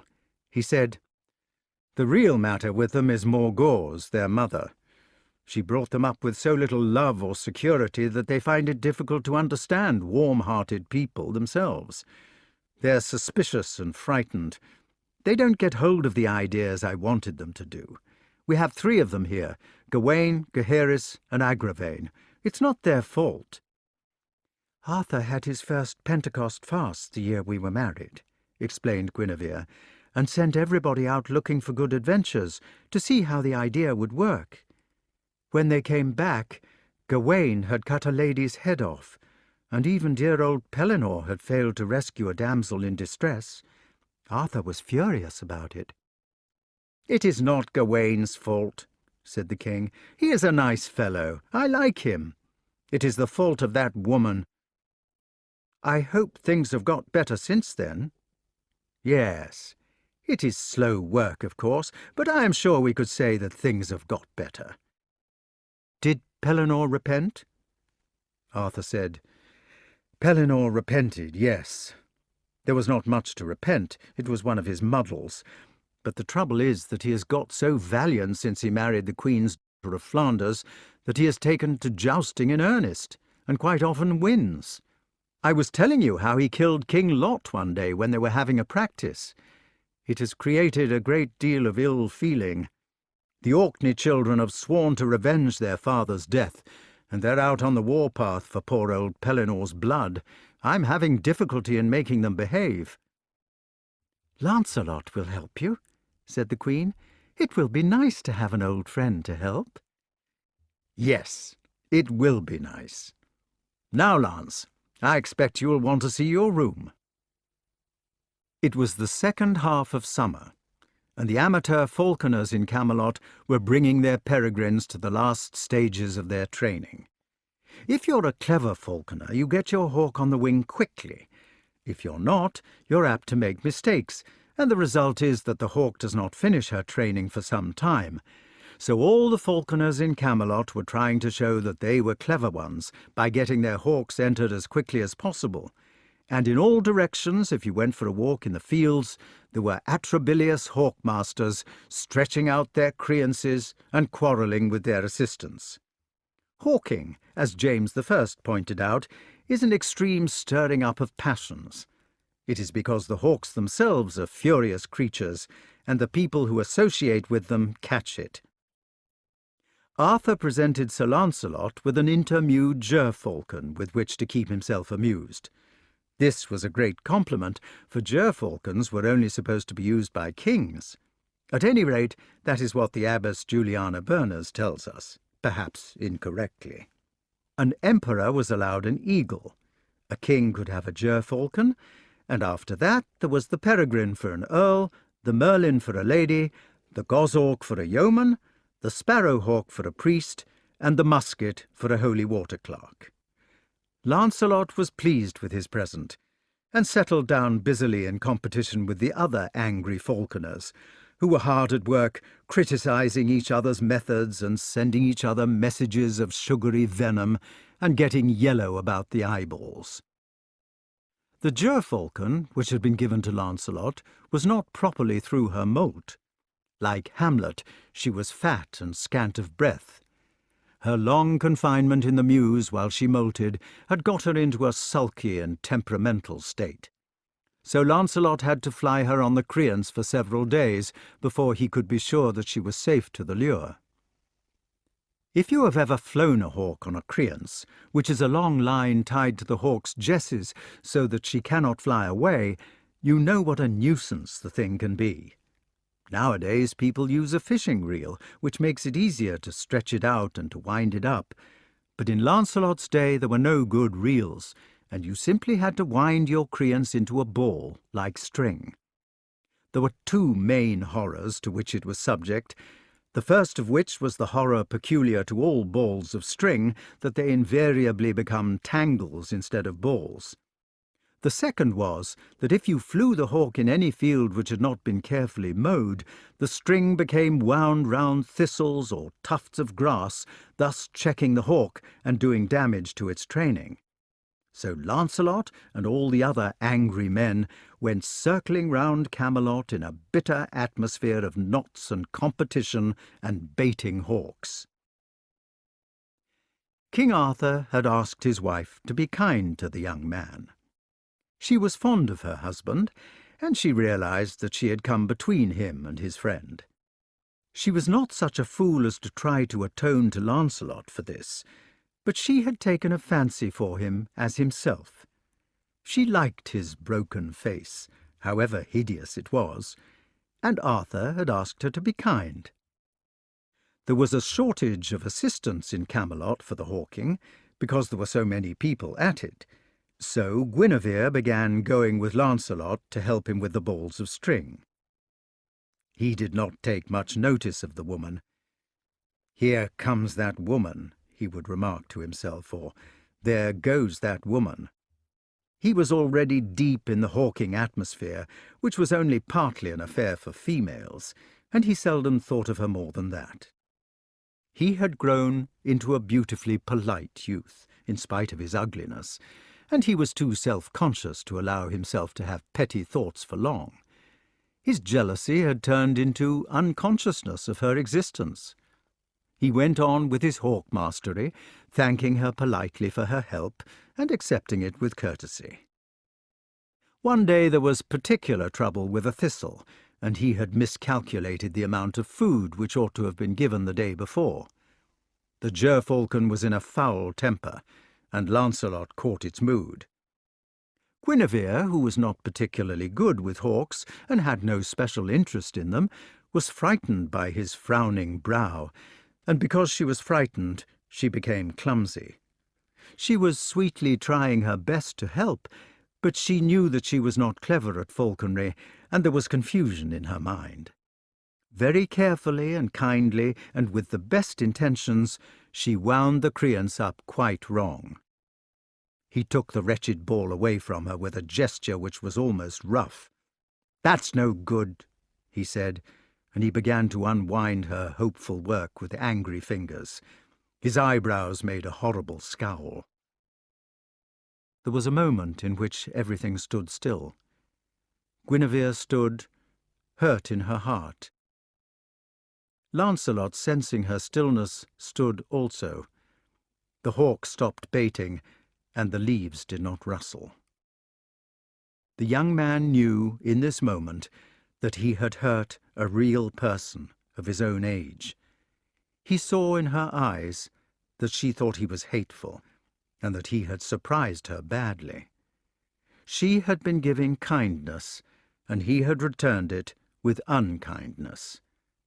But the main thing was that she was a real person. She was not a minx, not deceitful, not designing and heartless.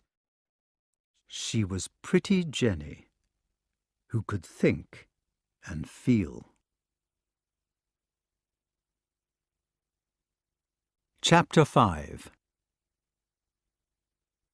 The first two people to notice that Lancelot and Guinevere were falling in love with each other were Uncle Dap and King Arthur himself.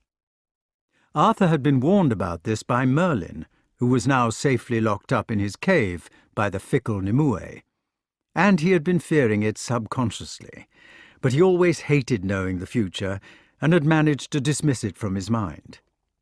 Uncle Dap's reaction was to give his pupil a lecture as they stood in the mews with the chastened Jer.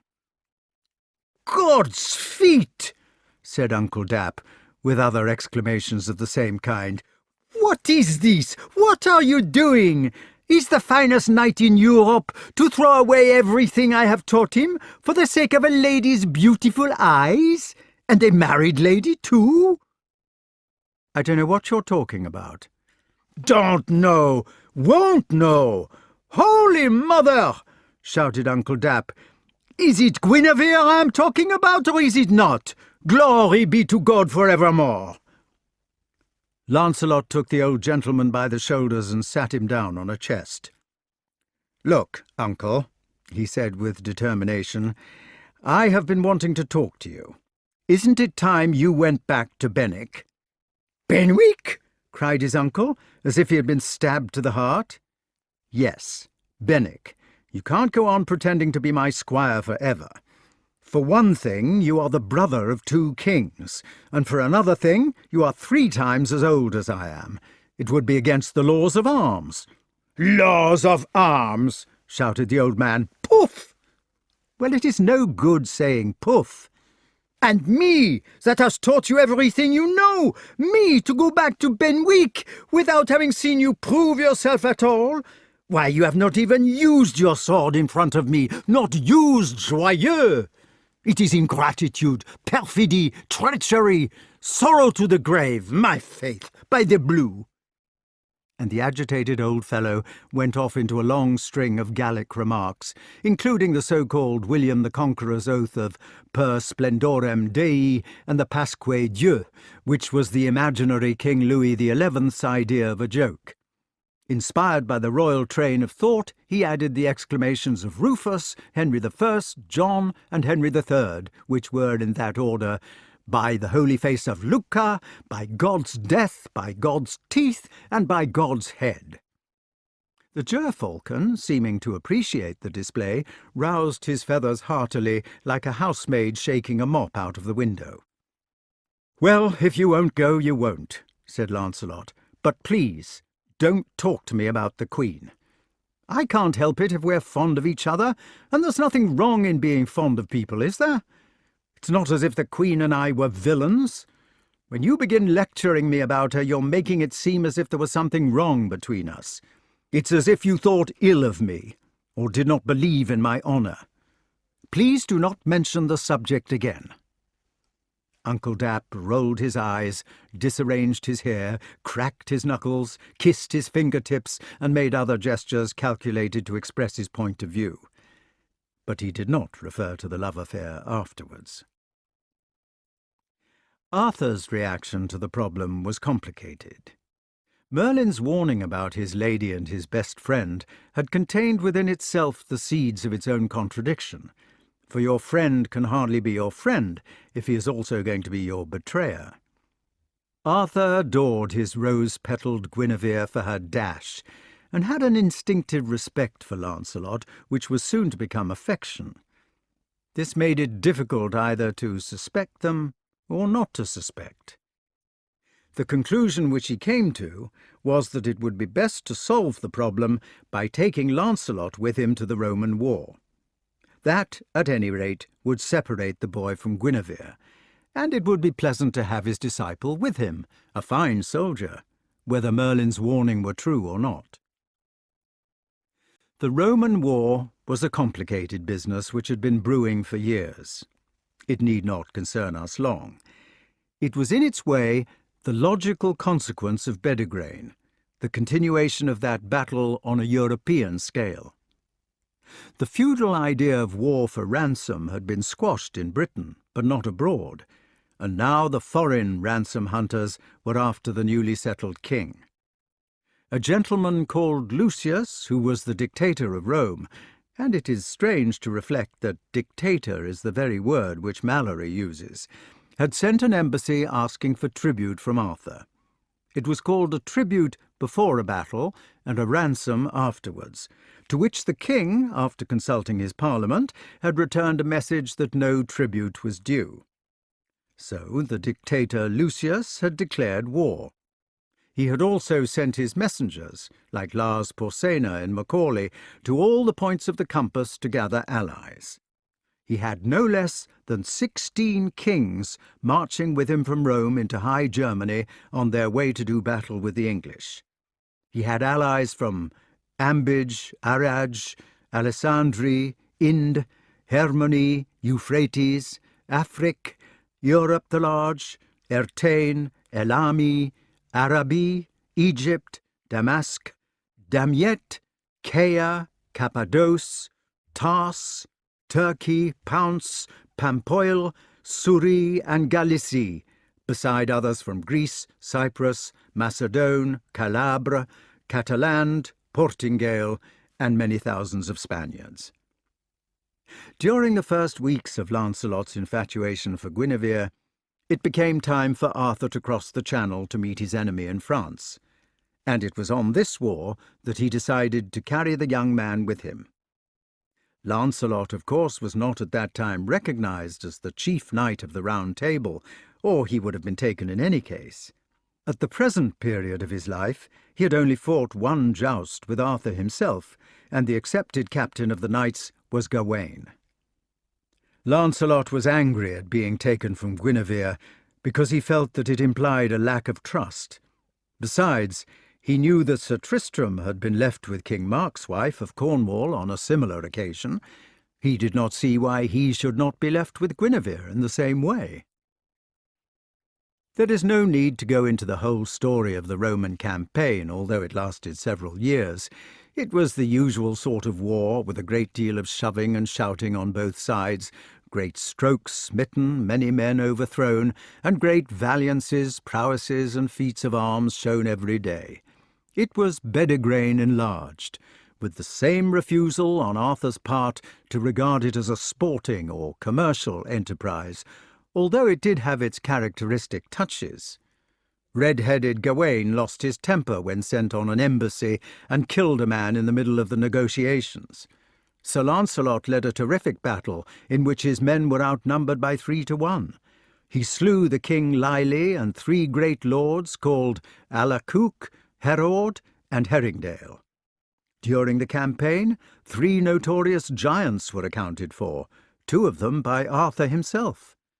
Finally, in the last engagement, Arthur gave the Emperor Lucius such a blow on the head that Excalibur stinted not till it came to his breast, and it was discovered that the Sodan of Surrey and the King of Egypt and the King of Ethiop, an ancestor of Haile Selassie, together with 17 other kings of diverse regions and 60 senators of Rome, were among the slain. Arthur put their bodies into sumptuous coffins, not sarcastically, and sent them to the Lord Mayor of Rome instead of the tribute which had been demanded. This induced the Lord Mayor and nearly the whole of Europe to accept him as overlord. The lands of Pleasance, Pavia, Petersaint, and the port of Tremble yielded him homage. The feudal convention of battle was broken for good, on the continent as well as in England. During this warfare, Arthur became genuinely fond of Lancelot, and by the time they came home, he no longer believed in Merlin's prophecy at all. He had put it at the back of his mind. Lancelot was acknowledged to be the greatest fighter in the army. Both of them were determined that Guinevere could not come between them, and the first few years were safely passed. Chapter 6. What sort of picture do people have of Sir Lancelot from this end of time? Perhaps they only think of him as an ugly young man who was good at games. But he was more than this. He was a knight with a medieval respect for honour. There is a phrase which you sometimes come across in country districts even nowadays, which sums up a good deal of what he might have tried to say. Farmers use it in Ireland as praise or compliment, saying, "So-and-so has a word. He will do what he promised." Lancelot tried to have a word. He considered it, as the ignorant country people still consider it, to be the most valuable of possessions. But the curious thing was that under the king post of keeping faith with himself and with others, he had a contradictory nature which was far from holy. His word was valuable to him not only because he was good, but also because he was bad. It is the bad people who need to have principles to restrain them. For one thing, he liked to hurt people. It was for the strange reason that he was cruel that the poor fellow never killed a man who asked for mercy or committed a cruel action which he could have prevented. One reason why he fell in love with Guinevere was because the first thing he had done was to hurt her. He might never have noticed her as a person if he had not seen the pain in her eyes. People have odd reasons for ending up as saints. A man who was not afflicted by ambitions of decency in his mind might simply have run away with his hero's wife, and then perhaps the tragedy of Arthur would never have happened. An ordinary fellow who did not spend half his life torturing himself by trying to discover what was right so as to conquer his inclination towards what was wrong might have cut the knot which brought their ruin. When the two friends arrived in England from the Roman war, the fleet landed at Sandwich. It was a grey September day, with the blue and copper butterflies flitting in the aftergrass, the partridges calling like crickets, the blackberries colouring, and the hazelnuts still nursing their tasteless little kernels in cradles of cotton wool. Queen Guinevere was on the beach to meet them, and the first thing Lancelot knew after she had kissed the king was that she was able to come between them after all. He made a movement as if his entrails were tying themselves in knots, saluted the queen, went off to bed in the nearest inn at once, and lay awake all night. In the morning he asked leave of absence from the court. "But you have hardly been at court at all," said Arthur. "Why do you want to go away so soon?" "I ought to go away."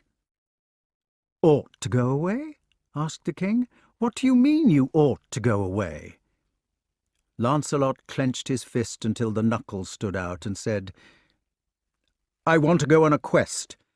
I want to find an adventure." "But, Lance—" "It is what the Round Table is for, isn't it?" shouted the young man. "The knights are to go on quests, aren't they? To fight against might? What are you trying to stop me for? It's the whole point of the idea." "Oh, come," said the king. "You needn't get excited about it. If you want to go, of course you can do whatever you like. I only thought it would be nice to have you with us for a little. Don't be cross, Lance. I don't know what has come over you." "Come back soon," said the queen.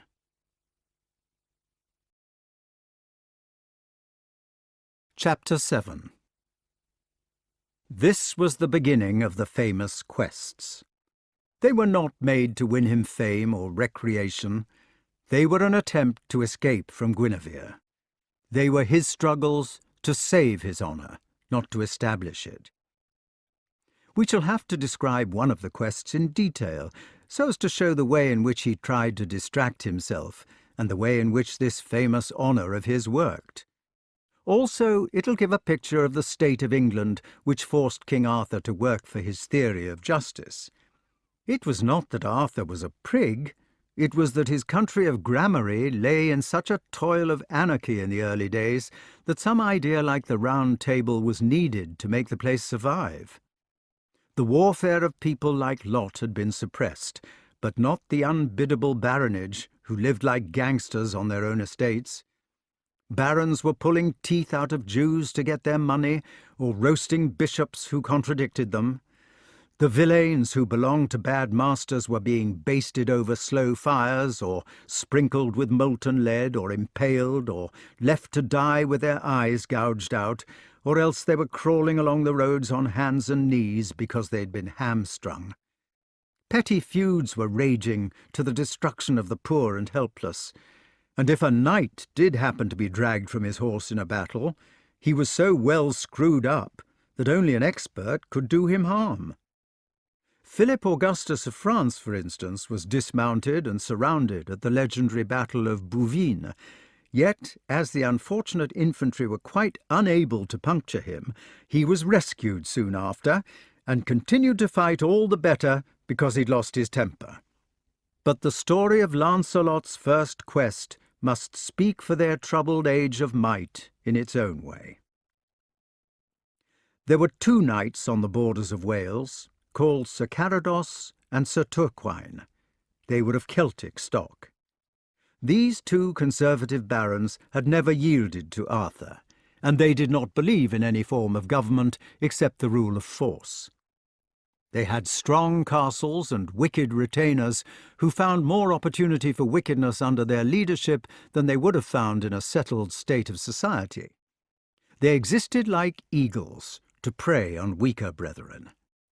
It is unfair to compare them with eagles, for many of these birds are noble creatures, while Sir Turquine, at any rate, was not noble. If he had lived now, he might even have been locked in a lunatic hospital, and his friends would certainly have urged him to be psychoanalyzed. One day, when Sir Lancelot had been riding on his adventure for about a month, and all the time going away from where he wanted to be, so that every pace of his horse was a torment, there appeared a knight in armour riding a great mare, with another bound knight thrown across the saddle-bow. The bound knight had fainted. He was bloody and bedraggled, and his head, which hung by the mare's shoulders, had red hair. The riding knight who had captured him was a man of enormous stature, and Lancelot recognized him by his blazon as Sir Carados. "Who is your prisoner?" The big knight lifted the prisoner's shield, which was hanging behind him, and showed, "Or, a chevron gules, between 3 thistles vert." "What are you doing with Sir Gawain?" "Mind your own business," said Sir Carados. Gawain must have come to his senses when the mare halted, for his voice now said, coming from upside down, "Is that you, man, Sir Lancelot?" "What cheer, Gawain? How stands it with you?" "Never so hard," said Sir Gawain, "unless that ye help me, for without ye rescue me, I know nae knight that may." He was speaking formally in the high language of chivalry, for in those days there were two kinds of speech, like High and Low Dutch, or Norman French and Saxon English. Lancelot looked at Sir Carados and said in the vernacular, "Will you put that fellow down and fight with me instead?" "You are a fool," said Sir Carados. "I shall only serve you in the same way." Then they put Gawain on the ground, tied up so that he could not get away, and prepared for battle. Sir Carados had a squire to give him his spear, but Lancelot had insisted on leaving Uncle Dap at home. He had to serve himself alone. The fight was different from the one with Arthur. For one thing, the knights were more evenly matched, and in the tilt with which it began, neither of them was unhorsed. They broke their ashwood spears to splinters, but both stayed in the saddle, and the horses stood the shock. In the sword-play which followed, Lancelot proved to be the better of the two. After little more than an hour's fighting, he managed to give Sir Carados such a buffet on the helm that it pierced his brain-pan, and then, while the dead man was still swaying in the saddle, he caught him by the collar, pulled him under his horse's feet, dismounted in the same instant, and struck off his head. He liberated Sir Gawain, who thanked him heartily, and rode on again into the wild ways of England, without giving Carados another thought. He fell in with a young cousin of his own, Sir Lionel, and they rode together in search of wrongs to redress. But it was unwise of them to have forgotten Sir Carados. One day, when they'd been riding for some time, they came to a forest during a sultry noon, and Lancelot was so worn out by the struggle inside him about the Queen, and by the weather as well, that he felt he could not go further. Lionel felt sleepy also, so they decided to lie down under an apple tree in a hedge, after tying their horses to sundry branches. Lancelot went to sleep at once, but the buzzing of the flies kept Sir Lionel awake, and while he was awake, a curious sight came by. The sight was of 3 knights fully armed, galloping for their lives, with a single knight in pursuit of them. The horses' hooves thundered on the ground and shook it, so that it was peculiar that Lancelot did not wake up, until, one by one, the huge pursuer ran his quarries down, unhorsed them, and bound them prisoners. Lionel was an ambitious boy. He thought that he would steal a march on his famous cousin. He got up quietly, put his armour to rights, and rode off to challenge the victor. In less than a minute he too was lying on the ground, trussed so that he could not move, and before Lancelot woke, the whole pageant had disappeared. The mysterious conqueror in these 4 battles was Sir Turquine, a brother to the Carados whom Lancelot had lately killed. His habit was to take his captives into his grim castle, where he took off all their clothes and whacked them to his heart's content, as a hobby. Lancelot was still asleep when a new pageant came prancing by. In the middle of it there was a green silk canopy borne on 4 spears by 4 knights gorgeously apparelled. Under the canopy there rode 4 middle-aged queens on white mules, looking picturesque. They were passing the apple tree when Lancelot's charger gave a brassy neigh. Queen Morgan le Fay, who was the senior queen of the 4, all witches, halted the procession and rode over to Sir Lancelot. He looked dangerous as he lay there in full armour of war among the long grasses. "It is Sir Lancelot." Nothing travels quicker than scandal, especially among supernatural people, so the 4 queens knew that he was in love with Guinevere. They also knew that he was now recognized as the strongest knight in the world. They were jealous of Guinevere on this account. They were delighted by the opportunity which they saw before them. They began to quarrel among themselves about which of them should have him for her magic. "We need not quarrel," said Morgan le Fay. "I will put an enchantment on him, so that he does not wake for 6 hours. When we have got him safely into my castle, he can choose which of us he will have himself." This was done. The sleeping champion was carried on his shield between 2 knights into the castle chariot.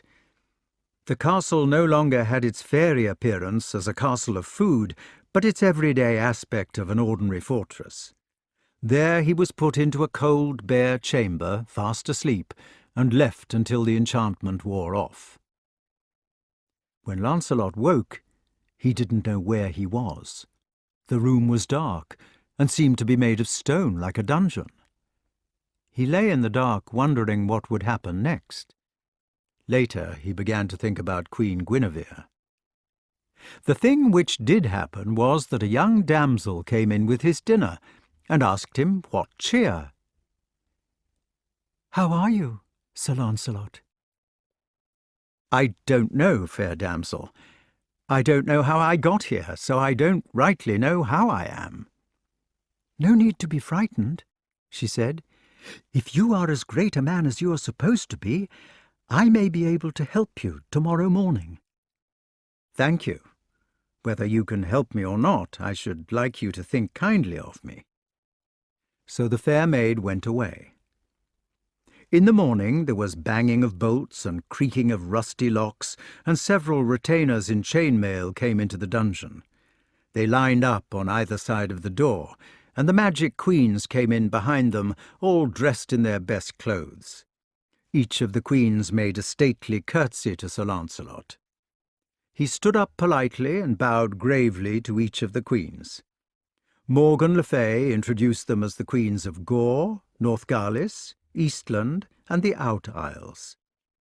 "Now," said Morgan le Fay, "we know about you, so you need not think we don't. You are Sir Lancelot du Lac, and you are having a love affair with Queen Guinevere. You are supposed to be the best knight in the world, and that is why the woman is fond of you. Well, that is all over now. We 4 queens have you in our power, and you have to choose which of us you will have for your mistress. It would be no good unless you chose for yourself, obviously, but one of us you must have. Which is it to be?" Lancelot said, "How can I possibly answer a thing like that?" "You have to answer." "In the first place," he said, "what you say about me and the king's wife of Britain is untrue. Guinevere is the truest lady unto her lord living. If I were free or had my armour, I would fight any champion you like to put forward to prove that. And in the second place, I certainly will not have any of you for my mistress. I am sorry if this is discourteous, but it is all I can say." "Oh," said Morgan le Fay. "Yes," said Lancelot. "That is all?" "Yes." The 4 queens curtsied with frigid dignity and marched out of the room. The sentries made smart about turns, their mail ringing on the stone floor. The light went out of the door. The door slammed, and the key creaked, and the bolts rumbled into their sockets. When the fair damsel came in with the next meal, she showed signs of wanting to talk to him. Lancelot noticed that she was a bold creature, who was probably fond of getting her own way. "You said you might be able to help me?" The girl looked suspiciously at him and said, "I can help you, if you are who you are supposed to be. Are you really Sir Lancelot?" "I am afraid I am."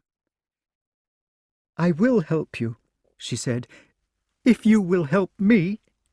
Then she burst into tears. While the damsel is weeping, which she did in a charming and determined way, we had better explain about the tournaments which used to take place in Gramarye in the early days. A real tournament was distinct from a joust. In a joust, the knights tilted or fenced with each other singly for a prize, but a tournament was more like a free fight. A body of knights would pick sides, so that there were 20 or 30 on either side, and then they would rush together harum-scarum. These mass battles were considered to be important. For instance, once you had paid your green fee for the tournament, you were admitted on the same ticket to fight in the jousts, but if you had only paid the jousting fee, you were not allowed to fight in the tourney. People were liable to be dangerously injured in the melees. They were not bad things altogether, provided they were properly controlled. Unfortunately, in the early days, they were seldom controlled at all. Merry England in Pendragon's time was a little like poor old Ireland in O'Connell's. There were factions. The knights of one county, or the inhabitants of one district, or the retainers of one nobleman might get themselves into a state in which they felt a hatred for the faction which lived next door. This hatred would become a feud, and then the king, or leader of the one place, would challenge the leader of the other one to a tourney, and both factions would go to the meeting with full intent to do each other mischief. It was the same in the days of Papist and Protestant, or Stuart and Orangeman, who would meet together with shillelaghs in their hand and murder in their hearts. "Why are you crying?" asked Sir Lancelot. "Oh dear," sobbed the damsel, That horrid King of Northgalis has challenged my father to a tournament next Tuesday, and he has got 3 knights of King Arthur's on his side, and my poor father is bound to lose. I am afraid he will get hurt." "I see. And what is your father's name?" "He is King Bagdemagus." Sir Lancelot got up and kissed her politely on the forehead. He saw at once what he was expected to do. "Very well," he said. "If you can rescue me out of this prison, I will fight in the faction of King Bagdemagus next Tuesday." "Oh, thank you," said the maiden, wringing out her handkerchief. "Now I must go, I'm afraid, or they will miss me downstairs." Naturally, she was not going to help the magic Queen of Northgalis to keep Lancelot in prison when it was the King of Northgalis himself who was going to fight her father. In the morning, before the people of the castle had got up, Lancelot heard the heavy door opening quietly. A soft hand was put in his, and he was led out in the darkness. They went through 12 magic doors until they reached the armoury, and there was all his armour, bright and ready. When he had put it on, they went to the stables, and there was his charger scratching on the cobbles with a sparkling shoe. "Remember?" "Of course," he said, and he rode out over the drawbridge into the morning light. While they had crept through the corridors of Castle Chariot, they had made a plan about meeting King Bagdemagus. Lancelot was to ride to an abbey of White Friars, which was situated nearby, and there he was to meet the damsel, who would of course be forced to flee from Queen Morgan because of her treachery in letting him escape. At this abbey they were to wait until King Bagdemagus could be brought over, and then the arrangements for the tournament were to be made. Unfortunately, the castle chariot was in the forest sauvage, and Lancelot now lost his way to the abbey. He and his horse wandered about all day, bumping against branches, getting tangled in blackberry bushes, and rapidly losing their tempers. In the evening they stumbled on a pavilion of red sendal, with nobody inside. He got off his horse and looked at the pavilion. There was something queer about it, luxurious as it was in the rocky wood, and without anybody in sight. "This is a strange pavilion," he thought sadly, for his mind was full of Guinevere, "but I suppose I may as well stay in it for the night. Either it is here for some adventure or other, in which case I ought to try the adventure, or else the owners have gone away on holiday, and in that case they will not mind my taking shelter for one evening. Anyway, I am lost, and there is nothing else I can do." He unharnessed the horse and spancelled him. Then he took off his own armour and hung it neatly on a nearby tree with the shield on top. After this he ate some bread which the girl had given him, drinking water from a stream which ran beside the pavilion, stretched his arms out until the elbows went click, yawned, hit his front teeth with his fist 3 times, and went to bed. The bed was a sumptuous one, with a coverlet of red sendal to match the tent. Lancelot rolled himself in it, pressed his nose into the silk pillow, kissed it for Guinevere, and was fast asleep. It was moonlight when he woke, and a naked man was sitting on his left foot, trimming his fingernails. Lancelot, who had been woken from his love-sleep with a start, moved suddenly in the bed when he felt the man. The man, equally surprised at feeling a movement, jumped up and snatched his sword.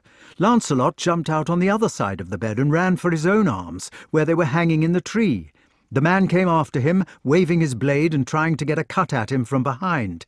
Lancelot reached the tree in safety and swung round with his weapon in his hand. They looked strange and terrible in the moonlight, both stark naked, with their silver steel glancing under the harvest moon. "Now!" cried the man, and he aimed a furious swipe at Lancelot's legs. The next minute he had dropped his sword and was holding his stomach with both hands, doubled up and whistling. The cut which Lancelot had given welled over with blood which looked black in the moonlight, and you could see some of the insides of the stomach with their secret life laid open. "Don't hit me!" cried the man. "Mercy! Don't hit me again! You have killed me!" "I am sorry," said Lancelot. "You did not even wait till I had a sword." The man went on wailing, "Mercy! Mercy!" Lancelot stuck his blade in the ground and went over to examine the wound. "I'm not going to hurt you," he said. "It's all right." "Let me see." "You have cut open my liver," said the man accusingly. "Well, I can't do more than say I am sorry, even if I have. I don't know what we were fighting about anyway. Lean on my shoulder and we'll get you into bed." When he had got the man to bed and stopped his bleeding and discovered that the wound was not a mortal one, a beautiful lady appeared in the opening of the tent. They had lit a rushlight so that she saw what had happened in a flash, and immediately she began screaming at the top of her voice.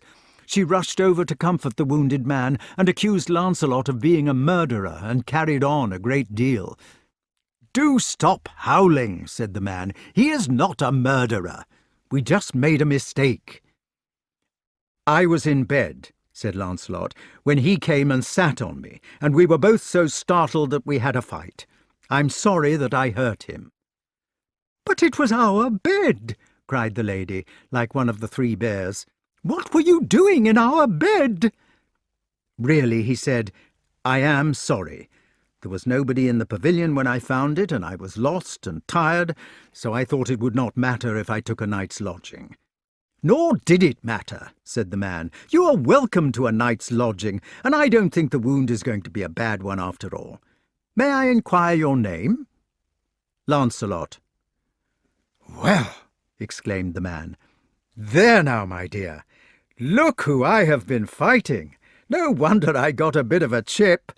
I was wondering why my life was spared so easily."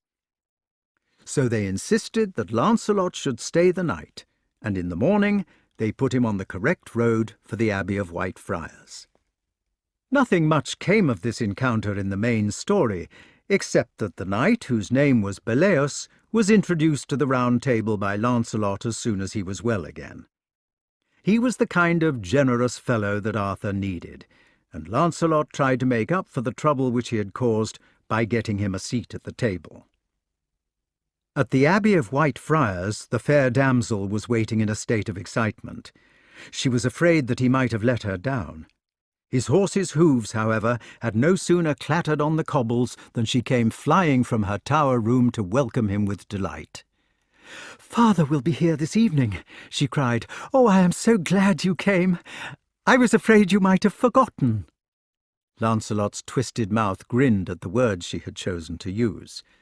Then he changed into civilian dress, had a bath, and waited for King Bagdemagus. "It is a puzzling life in Gramarye," he said to himself, trying to keep his mind off the young queen. "Things happen so quickly. One hardly knows where one is half the time. And then there is that cousin of mine who vanished under the apple tree, who has still to be accounted for. What with magic queens and faction tournaments and people getting into bed with you at night and half the family vanishing without trace, it is difficult to keep in line." Then he brushed his hair, smoothed his gown, and went down to meet King Bagdemagus. There is no need to give a long description of the tourney. Mallory gives it. Lancelot picked 3 knights who were recommended by the young damsel to go with him, and he arranged that all 4 of them should bear the Vagescu. This was the white shield carried by unfledged knights, and Lancelot insisted on this arrangement because he knew that 3 of his own brethren of the Round Table were going to fight on the other side. He did not want them to recognize him, because it might cause ill feeling at court. On the other hand, he felt that it was his duty to fight against them because of the promise which he had given to the damsel. The King of Northgalis, who was the leader of the opposite side, had 160 knights in his faction, and King Bagdemagus only had 80. Lancelot went for the first knight of the Round Table and put his shoulder out of joint. He went for the second one so hard that the unlucky fellow was carried over his horse's tail and buried his helm several inches in the ground. He hit the third knight on the head so hard that his nose bled and his horse ran away with him. By the time he had broken the thigh of the King of Northgalis, Everybody could see that to all intents and purposes the tournament was over. The next thing that happened was that our hero set out to discover what had become of Lionel. He was free to do so for the first time, for since the disappearance of his cousin, he had either been imprisoned by the malignant queens, or else he had been discharging his obligations to the girl who had rescued him from them. King Bagdemagus got the prize at the tournament before he left, and the damsel was almost tearfully grateful. Everybody said that they would be friends forever, and that they had only to send each other word if there was anything that anybody could do for anybody in return.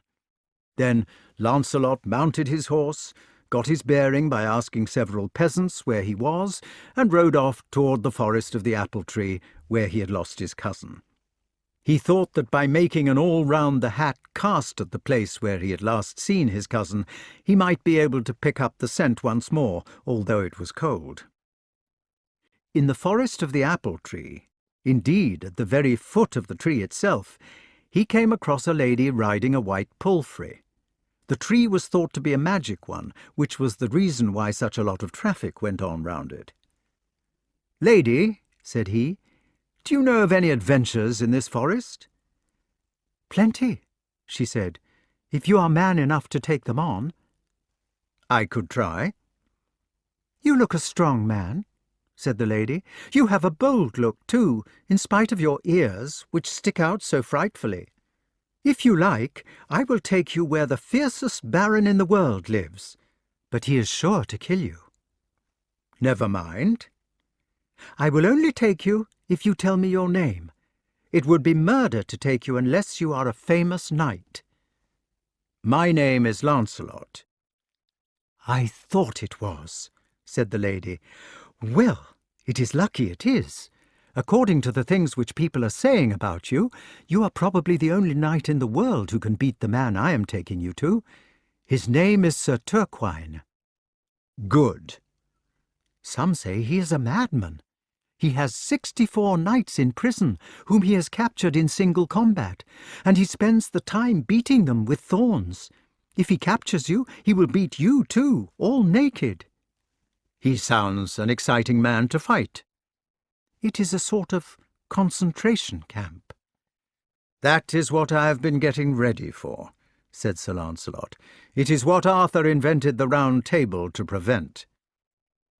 "If I take you to him, you must promise to do something for me afterwards. That is, if you win." "What sort of thing?" he asked cautiously. "You need not be afraid," said the lady. "It is only to vanquish another knight I know of, who is distressing some damsels." "I will promise that gladly." "Well," said the lady, "God, he knows how you will get on. Anyway, I will say a prayer for you while you are fighting." When they had been riding for some time, they came to a ford, like the one at which he had fought the first fight with King Arthur. On the trees round the ford there were hanging rusty helms and melancholy shields, 64 of them, with their bens and chevrons and luces horient, and merles and eagles displayed, and lions passant guardant, looking desolate and abandoned. The leather of their guises was green and mildewy. It looked like a gamekeeper's gallows. In the middle of the glade, on the chief tree, there hung an enormous copper basin, triumphing over the beaten shields. The latest shield under it was Lionel's, argent, a bend gules, distinguished with some sort of label of cadency. Lancelot knew what he had to do with this basin, and he did it. He put his helm in position, rode through the dripping leaves to the basin, and beat on it with the butt of his spear until the bottom fell out. Then he and the lady stood still in the forest, which was as if it had been shocked silent by the hideous noise. Nobody came. "His castle is beyond," said the lady. They went to the castle gates in silence, and rode up and down in front of them for half an hour. He took off his helm and gauntlets and frowned and bit his fingernails from anxiety. After the half-hour was over, a gigantic knight came riding through the forest.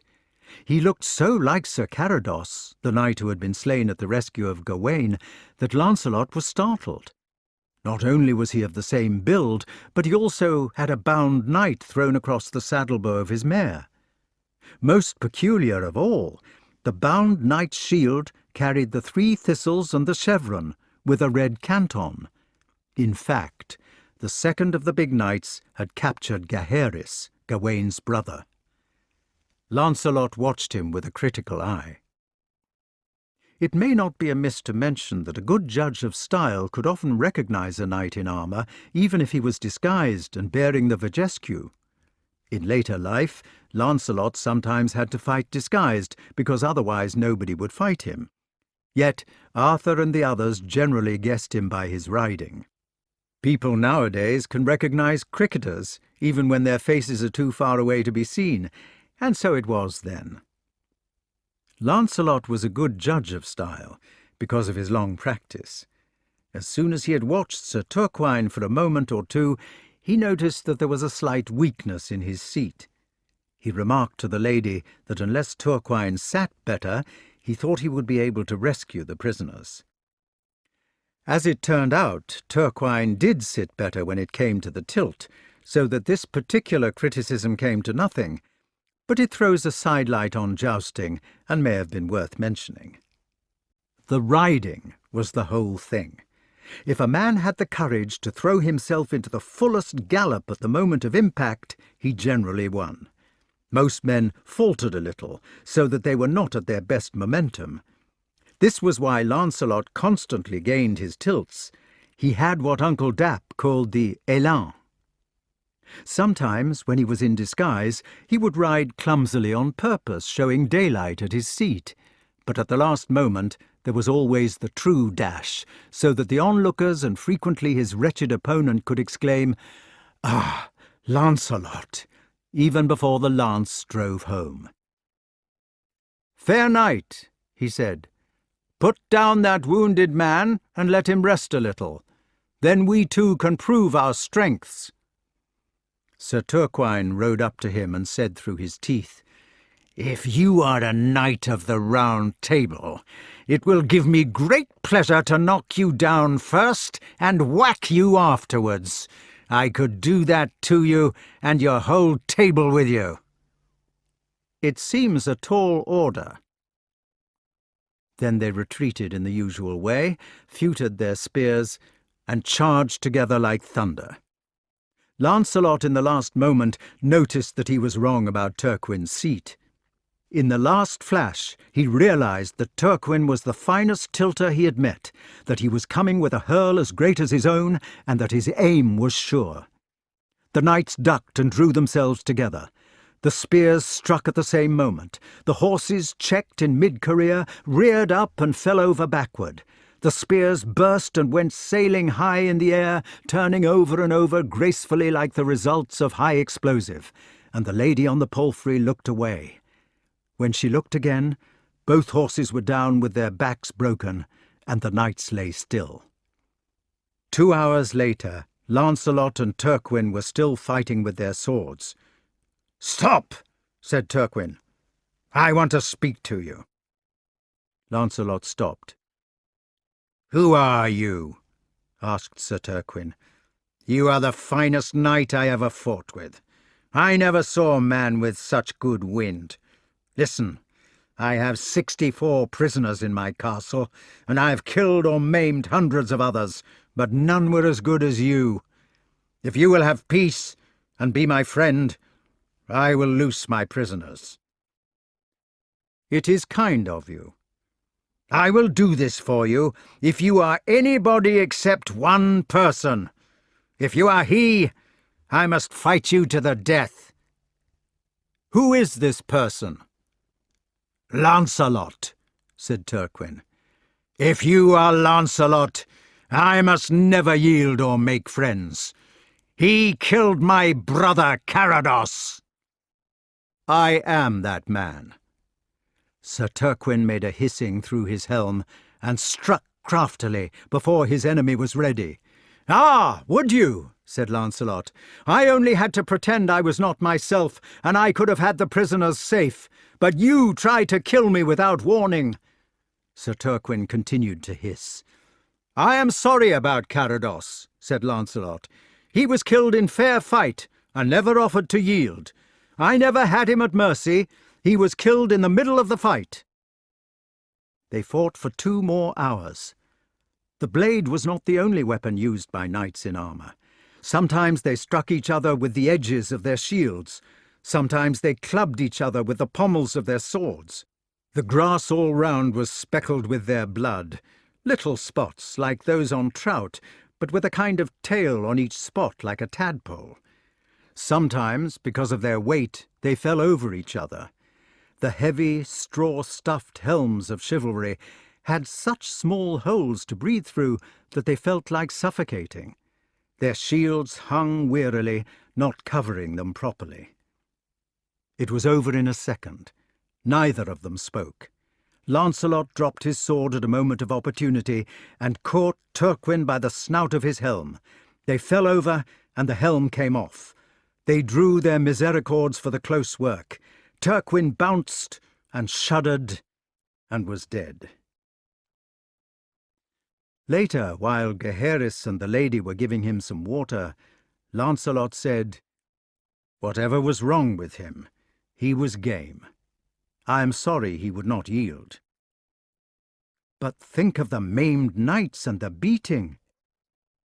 "He was the old school," he said. "It is what we have to stop. But he was a credit to the old school as a fighter all the same." "He was a brute," said the lady. "Whatever he was fond of his brother. Look, Gaheris, will you lend me your horse? I want to go on, and my own is dead, poor creature. If you could lend me yours, you could go forward and let Lionel and the others out of the castle. Tell Lionel to go back to court and not to be a silly fellow. I have to ride with this lady. Will you do that?" "You can have my horse, certainly," said Gaheris. "You have saved him and me as well. How you keep on saving the Orkneys! Last time it was Gawain, and Agravain is in the castle this minute. Of course you can have my horse, Lancelot. Of course you can." Chapter 8. Lancelot had several other adventures during his first quest. It lasted a year, but perhaps only 2 are worth repeating in detail. They were both mixed up with the conservative ethics of force majeure, against which the king had started his crusade. It was the old school, the Norman baronial attitude, which provided the adventures of this period, for few people can hate so bitterly and so self-righteously as the members of a ruling caste which is being dispossessed. The Knights of the Round Table were sent out as a measure against Fort Mayne, and the choleric barons who lived by Fort Mayne took up the cudgels with the ferocity of despair. They would have written to the Times about it if there had been such a paper. The best of them convinced themselves that Arthur was new-fangled, that his knights were degenerate from the standards of their fathers. The worst of them made up uglier names than Bolshevist even, and allowed the brutal side of their natures to dwell on imaginary enormities which they attributed to the knights. The situation became divorced from common sense, so that atrocity stories were accepted by the atrocious people. Many of the barons whom Lancelot had to put down had worked themselves into such a state about him through fear of losing their ancient powers that they believed him to be a sort of poison gas man. They fought him with as much unscrupulousness and hatred as if he had been an antichrist, and they truly believed themselves to be defending the right. It became a civil war of ideologies. One day in the fine summer, he was riding through the parkland of a castle which was strange to him. The trees grew dispersedly about the sward, great elms and oaks and beeches, and Lancelot was thinking about Guinevere with a heavy heart. Before he had parted from the lady who led him to Sir Turquin, and he had done the thing for her which he had promised, they had started a conversation about marriage, which had upset him. The lady had said that he ought either to have a wife or a mistress, and Lancelot had been angry. "I can't stop people from saying things if they want to," he had said, "but circumstances make it impossible for me to marry, while I consider that having a mistress is no good." They argued about it for some time, and then parted. Now, although he had passed several adventures in between, he was still thinking of the lady's advice and feeling wretched. There was the sound of bells in the air, and he looked up immediately. A fine peregrine falcon, with her music jingling in the whistling wind out clear, and her creance trailing behind her, was beating along above his head toward the top of one of the elms. She was in a temper. As soon as she reached the top of the elm, she sat down in it, looking about her with raging eye and panting beak. The creance wrapped itself 3 times round the nearest bough. When she noticed Sir Lancelot riding toward her, she tried to fly away again in fury. The creance caught her. She hung upside down, baiting with her wings. His heart came into his mouth for fear that she would break some feathers. In a few moments she ceased to flap, and hung upside down, revolving slowly, looking ignoble and indignant and ridiculous, holding her head the right way up, like a snake's. "Oh, Sir Lancelot! Sir Lancelot!" cried an unknown gentlewoman, riding toward him at full speed, and evidently trying to wring her hands in spite of the reins. "Oh, Sir Lancelot! I've lost my falcon!" "There she is," he said, "in that tree." Oh, dear, cried the lady. "I was only trying to call her in cranes, and the string broke. My husband will kill me if I do not catch her again. He is so hasty and such a keen falconer." "But surely he will not kill you." "Oh, he will. He will not mean it, but he will do it. He is such a hasty man." "Perhaps I could stop him." "Oh, no," said the gentlewoman. "That would not do at all. You might hurt him. I would not like you to hurt my dear husband. Don't you think you could climb up the tree and catch the hawk instead?" Lancelot looked at the gentlewoman and at the tree. Then he heaved a deep sigh and remarked, as Mallory reports him, "Well, fair lady, since that ye know my name and require me of my knighthood to help you, I will do what I may to get your hawk. And yet truly I am an ill climber, and the tree is passing high, and few boughs to help me withal." He had spent his childhood learning to be a fighter. It had left him no time for bird's nesting like other boys. The lady's request, which would have given no trouble to people brought up like Arthur or Gawain, really was an upset for him. Lancelot took off his armour sadly, with an occasional crooked glance at the horrible tree, until he was dressed in his shirt and breeches. Then he assaulted the first boughs manfully, while the gentlewoman ran about underneath, talking about hawks and husbands and the nice weather they were having. "All right," he said, with his eyes full of bark and a hideous scowl on his face. "All right, all right." At the top of the tree, the falcon was in such a tangle with her creance, she had wound it round her neck and wings as usual, and was under the impression that it was assaulting her, that Lancelot had to let her stand on his bare hand. This she gripped with the fury of hysteria, but he patiently disentangled her without minding the stabs. Falconers seldom fuss when their hawks hurt them. They're too interested. When the hawk was safely rescued from the branches, he realized that he would not be able to climb down again with one hand. He shouted to the lady, who seemed small at the foot of the tree, "Look out! I'm going to tie her jesses to a heavy branch if I can break one off, and then throw her down. I will get one that is not too heavy, so that she comes gently. I shall have to throw her out a bit, so that she is clear of the boughs." "Oh, do be careful," cried the lady. When Lancelot had done what he said, he began to make his way down again with care. There were some bad bits on the way, where he had to rely on balance alone. He was about 20 feet from the ground, when a fat knight in full armour came galloping up. "Ha! Sir Lancelot!" shouted the fat knight. "Now I have you where I want you." The lady picked up the falcon and began to go away. "Lady!" said Lancelot, wondering how everybody came to know his name. The fat man screamed out, "You leave her alone, you assassin! That is my wife, that is! She has only been doing what I told her. It was a trick! Ha ha! Now I've got you without any of your famous armour on, and I'm going to kill you, like drowning a kitten." "It is not very knightly," said Lancelot with a grimace. "You might at least let me arm and fight fair." "Let you arm, you puppy? Whatever do you take me for? I don't want any of this new-fangled nonsense. When I catch a man who eats human children roasted, I kill him like the vermin he is." "But really—" "Calm down! Calm down! I can't wait about all day. Calm down and take your medicine like a man, if you are a man." "I assure you that I do not roast children." The fat knight grew quite purple in the face and shouted, "Liar! Liar! Devil! Come down at once!"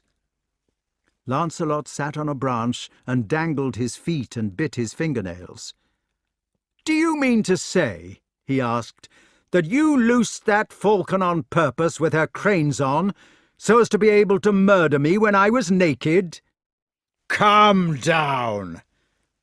"If I come down, I shall do my best to kill you."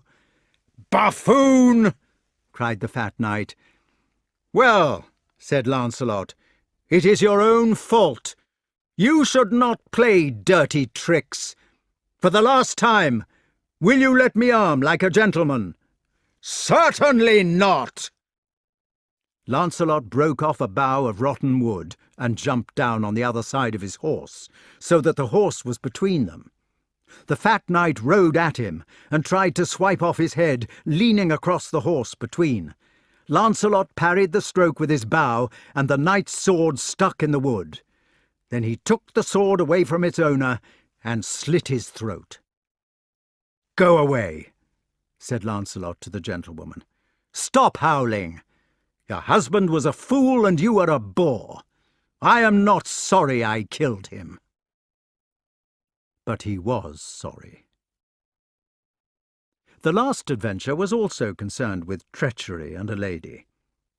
The young man was riding mournfully through the fen country, which had not been drained in those days and was probably the wildest part of England. It was all secret ways through the marshes, which were known only to the Saxon marshmen who had been conquered by Uther Pendragon, and the whole sea-smelling plain was one vast quack under the low sky. The bitterns boomed, and the marsh harriers skimmed over the reeds, and millions of widgeon and mallard and tufted ducks flew about in various wedges, looking like champagne bottles balanced on a nimbus of wings. On the salt marshes the geese from Spitzbergen walked and nibbled, with their necks bent into their peculiar loop, and the fen men stalked them with nets and engines. The fen people had spotted bellies, and their toes were webbed. At any rate, that was the belief in the rest of England. They generally killed foreigners. While Lancelot was riding along a straight road which seemed to lead nowhere, he saw two people galloping towards him from the other end. They turned out to be a knight and his lady. The lady was in front, going like mad, and the knight was after her. His sword flashed against the dull sky. "Here, here!" cried Lancelot, riding at them. "Help!" screamed the lady. "Oh, save me! He is trying to cut my head off!" "Leave her alone! Get out!" shouted the knight. "She is my wife, and she has been committing adultery." "I never did," wailed the lady. "Oh, sir, save me from him! He is a cruel, beastly brute. Just because I am fond of my cousin German, he is jealous. Why should I not be fond of my cousin German?" "Scarlet woman!" exclaimed the knight, and he tried to get at her. Lancelot rode between them and said, "Really, You must not go for a woman like that. I don't care whose fault it is, but you can't kill women." "Since when?" "Since King Arthur was king." "She is my wife," said the knight. "She has nothing to do with you. Get out! And she is an adulteress, whatever she says." "Oh, no, I am not," said the lady. "But you are a bully, and you drink." "Who made me drink, then? And besides, it is no worse to drink than be an adulteress." "Be quiet," said Lancelot, "both of you. This is a nuisance. I shall have to ride between you until you cool off. I suppose you would not care to have a fight with me, sir, instead of killing this lady?" "Certainly not," said the knight. "I know by your argent, a bend gules, that you are Lancelot, and I would not be such a fool as to fight you, especially for a bitch like this. What the devil has it got to do with you?" "I will go," said Lancelot, "as soon as you promise on your knighthood not to kill women." "Well, I won't promise."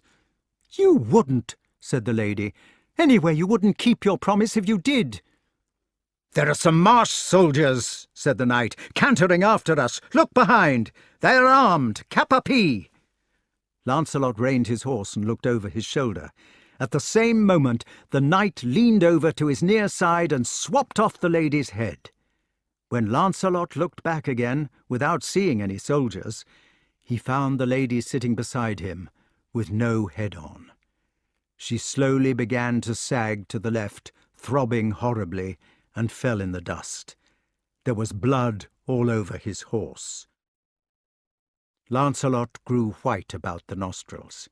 He said, "I shall kill you for that." The knight immediately jumped off his horse and lay on the ground. "Don't kill me," he said. "Mercy! She was an adulteress." Lancelot dismounted also and drew his sword. "Get up," he said. "Get up and fight, you. The knight scrambled along the ground toward him and threw his arms round his thighs. By being close to the avenger, he made it difficult for him to swing the sword. "Mercy!" His objection made Lancelot feel horrible. "Get up," he said. "Get up and fight. Look, I will take my armour off and fight you with my sword only." But "Mercy, mercy," was all the knight would say. Lancelot began to shudder, not at the knight, but at the cruelty in himself. He held his sword loathingly and pushed the knight away. "Look at all the blood," he said. "Don't kill me," said the knight. I yield. You can't kill a man at mercy." Lancelot put up his sword and went back from the knight, as if he were going back from his own soul. He felt in his heart cruelty and cowardice, the things which made him brave and kind. "Get up," he said. "I won't hurt you. Get up. Go." The knight looked at him on all fours like a dog, and stood up, crouching uncertainly. Lancelot went away, and was sick. At the Feast of Pentecost it was customary for the knights who had been on table quests to gather again at Caerleon so as to relate their adventures. Arthur had found that this made people keener on fighting in the new way of right, if they had to tell about it afterwards. Most of them preferred to bring their prisoners with them, as witnesses to their stories. It was as if some Inspector General of Police in a very distant part of Africa were to send out his superintendents into the jungle, asking them to come back next Christmas with all the savage chiefs whom they had brought to righteousness. For one thing, it impressed the savage chiefs to see the great court, and they often went home reformed. The Pentecost next, after Lancelot's first quest, was almost a fiasco. A few seedy giants of the strong arm, who had been captured by the Orkney faction, turned up and said their homage, but the Lancelot contingent was a spate. "Whose man are you?" "Lancelot's." "And whose are you, my good fellow?" "Lancelot's." After a bit the whole table began shouting the answers. Arthur would say, "You are welcome to Caerleon, Sir Beleus, and may I ask which of my knights you have yielded to?" "Lancelot!" the table would shout in chorus, and Sir Belleus, blushing rather, and wondering whether the laughter was at him, would say in a small voice, "Yes, I yielded to Sir Lancelot." Sir Bedivere came and admitted how he had swapped off his adulterous wife's head. He had brought it with him, and was told to take it to the Pope as a penance. He became very holy after that. Gawain came gruffly and told in Scottish English how he had been rescued from Sir Carados. Gaheris, at the head of a deputation of 64 knights with rusty shields, related his rescue from Sir Turquin. The daughter of King Bagdemagus arrived in an enthusiastic state and told about the tournament with the King of Northgalis. Besides these, there were many people from adventures which we have left out, mainly knights who had yielded to Sir Lancelot when he was disguised as Sir Kay. You may remember from the first book that Kay was inclined to throw his tongue a bit too much, and he had got himself unpopular on account of this. Lancelot had been compelled during the quest to rescue him from 3 knights who were pursuing him. Then, so that Kay could get home to court unmolested, Lancelot had changed armour with him one night while he was asleep, and thereafter the knights who went for Lancelot, under the impression that he was Kay, had gotten the surprise of their lives, while the knights who met Kay in Lancelot's armour had given him a wide berth.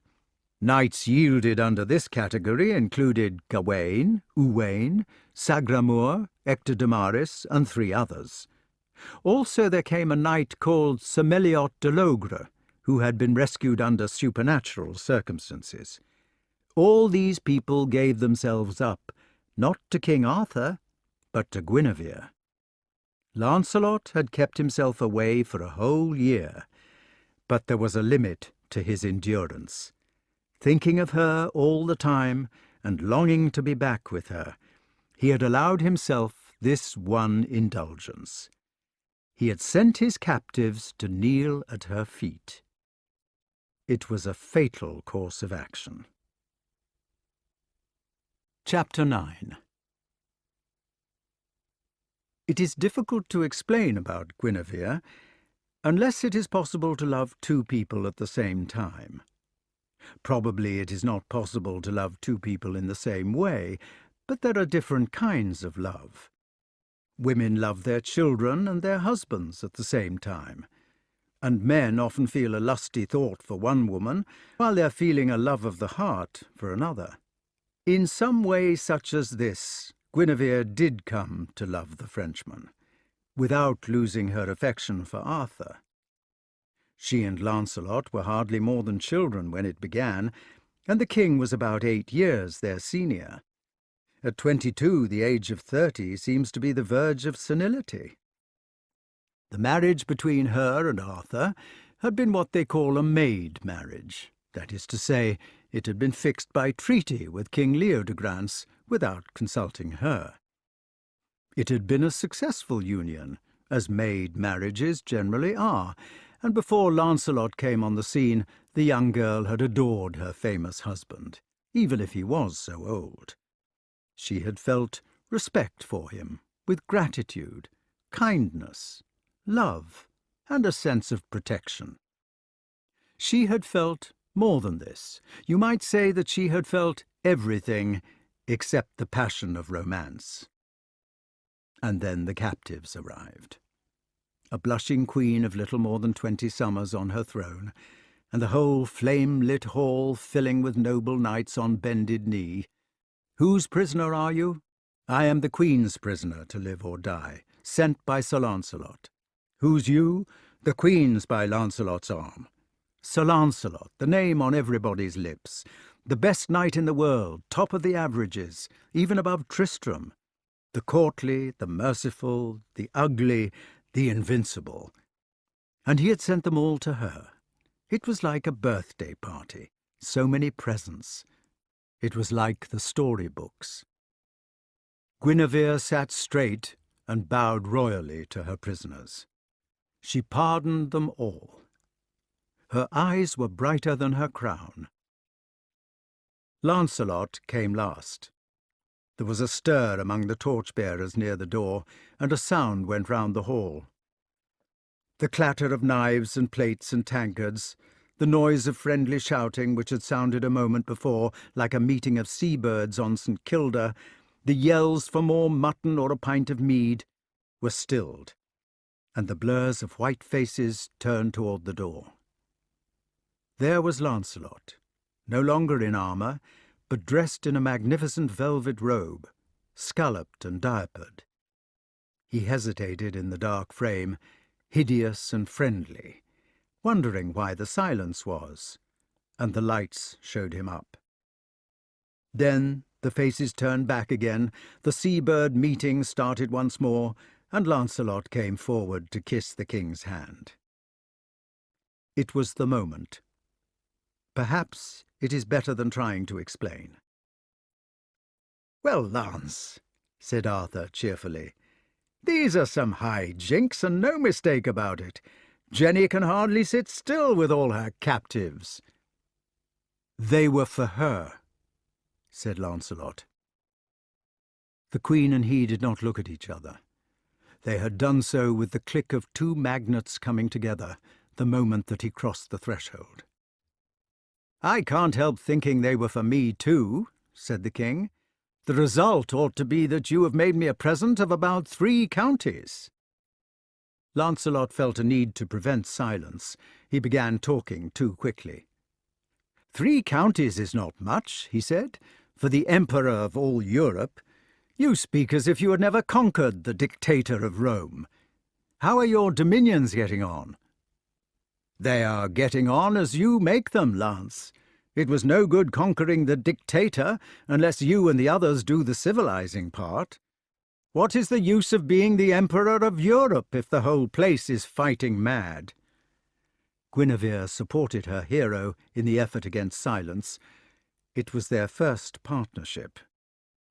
"You are a strange man," she said, "Arthur dear. You fight all the time, and conquer countries, and win battles, and then you say that fighting is a bad thing." "So it is a bad thing. It is the worst thing in the world. Oh, God, we needn't explain it again." "No." "How is the Orkney faction?" asked the younger man hastily. "How is your famous civilization going? Might for right. You mustn't forget I've been away a year." The king put his head in his hands and looked miserably at the table between his elbows. He was a kind, conscientious, peace-loving fellow who had been afflicted in his youth by a tutor of genius. Between the two of them, they had worked out their theory that killing people and being a tyrant over them was wrong. To stop this sort of thing, they had invented the idea of the table, a vague idea like democracy or sportsmanship or morals. And now, in an effort to impose a world of peace, he found himself up to the elbows in blood. When he was feeling healthy, he did not grieve much, because he knew the dilemma was inevitable. But in weak moments he was persecuted by shame and indecision. He was one of the first Nordic men who had invented civilization, or who had desired to do otherwise than Attila the Hun had done, and the battle against chaos sometimes did not seem to be worth fighting. He often thought that it might have been better for all his dead soldiers to be alive, even if they had lived under tyranny and madness, rather than be quite dead. "The Orkney faction is bad," he said. "So is civilization, except for the bit which you have just brought in. Before you came, I was thinking that I was the emperor of nothing. Now I feel as if I were the emperor of 3 counties. What is wrong with the Orkney faction? Oh, God, must we talk about it when we were feeling happy because you had come back? I suppose we must." "It is Morgause," said the Queen. "Partly. Morgause is having love affairs with anybody she can get hold of, now that Lot is dead. How I wish King Pellinore had not had that unfortunate accident when he killed him. It's having a bad effect on her children." "How do you mean?" The king scratched on the table and stated, I wish you had not conquered Gawain that time when you were disguised as Kay. I almost wish you had not made such brilliant successes in rescuing him and his brothers from Carados and Turquin. Why not? This round table, said the older man slowly, was a good thing when we thought of it. It was necessary to invent a way for the fighting men to express themselves without doing harm. I can't see how we could have done it otherwise than by starting a fashion like children. To get them in, we had to have a gang, as kids have in schools. Then the gang had to swear a darksome oath that they would only fight for our ideas. You could call it for civilization. What I meant by civilization when I invented it was simply that people ought not to take advantage of weakness, not violate maidens and rob widows, and kill a man when he was down. People ought to be civil. But it has turned into sportsmanship. Merlyn always said that sportsmanship was the curse of the world, and so it is. My scheme is going wrong. All these knights now are making a fetish of it. They're turning it into a competitive thing. Merlyn used to call it games mania. Everybody gossips and nags and hints and speculates about who unseated whom last, and who has rescued most virgins, and who is the best knight of the table. I made it a round table to prevent that very thing. But it has not prevented it. The Orkney faction have got the craze worst. I suppose their sense of insecurity over their mother makes it necessary for them to be sure of a safe place at the top of the list. They have to excel to make up for her. That is why I wish you had not beaten Gawain. He is a decent chap, but he will hold it against you inside himself. You've hurt him in his tilting average. It is a part of their make-up which has now become more important to my knights than their souls. If you are not careful, you will have the Orkney faction after your blood, as well as after poor Pelinor's. It's a foul position. People will do the basest things on account of their so-called honour. I wish I had never invented honour or sportsmanship or civilization. What a speech, said Lancelot. Cheer up. The faction won't hurt me, even if it does come after my blood. As for your scheme going wrong, that's nonsense. The Round Table is the best thing that ever happened. Arthur, whose head was still in his hands, raised his eyes. He saw that his friend and his wife were looking at each other with the wide pupils of madness, so he quickly attended to his plate. Chapter 10. Uncle Dap said, turning the helm round in his hands, "Your mantling is cut and torn. We shall have to get another. It is honourable to have the mantling slashed, but dishonourable to keep it so when there is an opportunity to replace it. Such a course of action would be boastful." They were talking in a little closet with a north window, cold and grey, and the blue light lay like frozen oil upon the steel. Yes. How did Joyeux go? Is he sharp still? Did you like his balance? Joyeux had been made by Galland, the greatest swordsmith of the Middle Ages. Yes.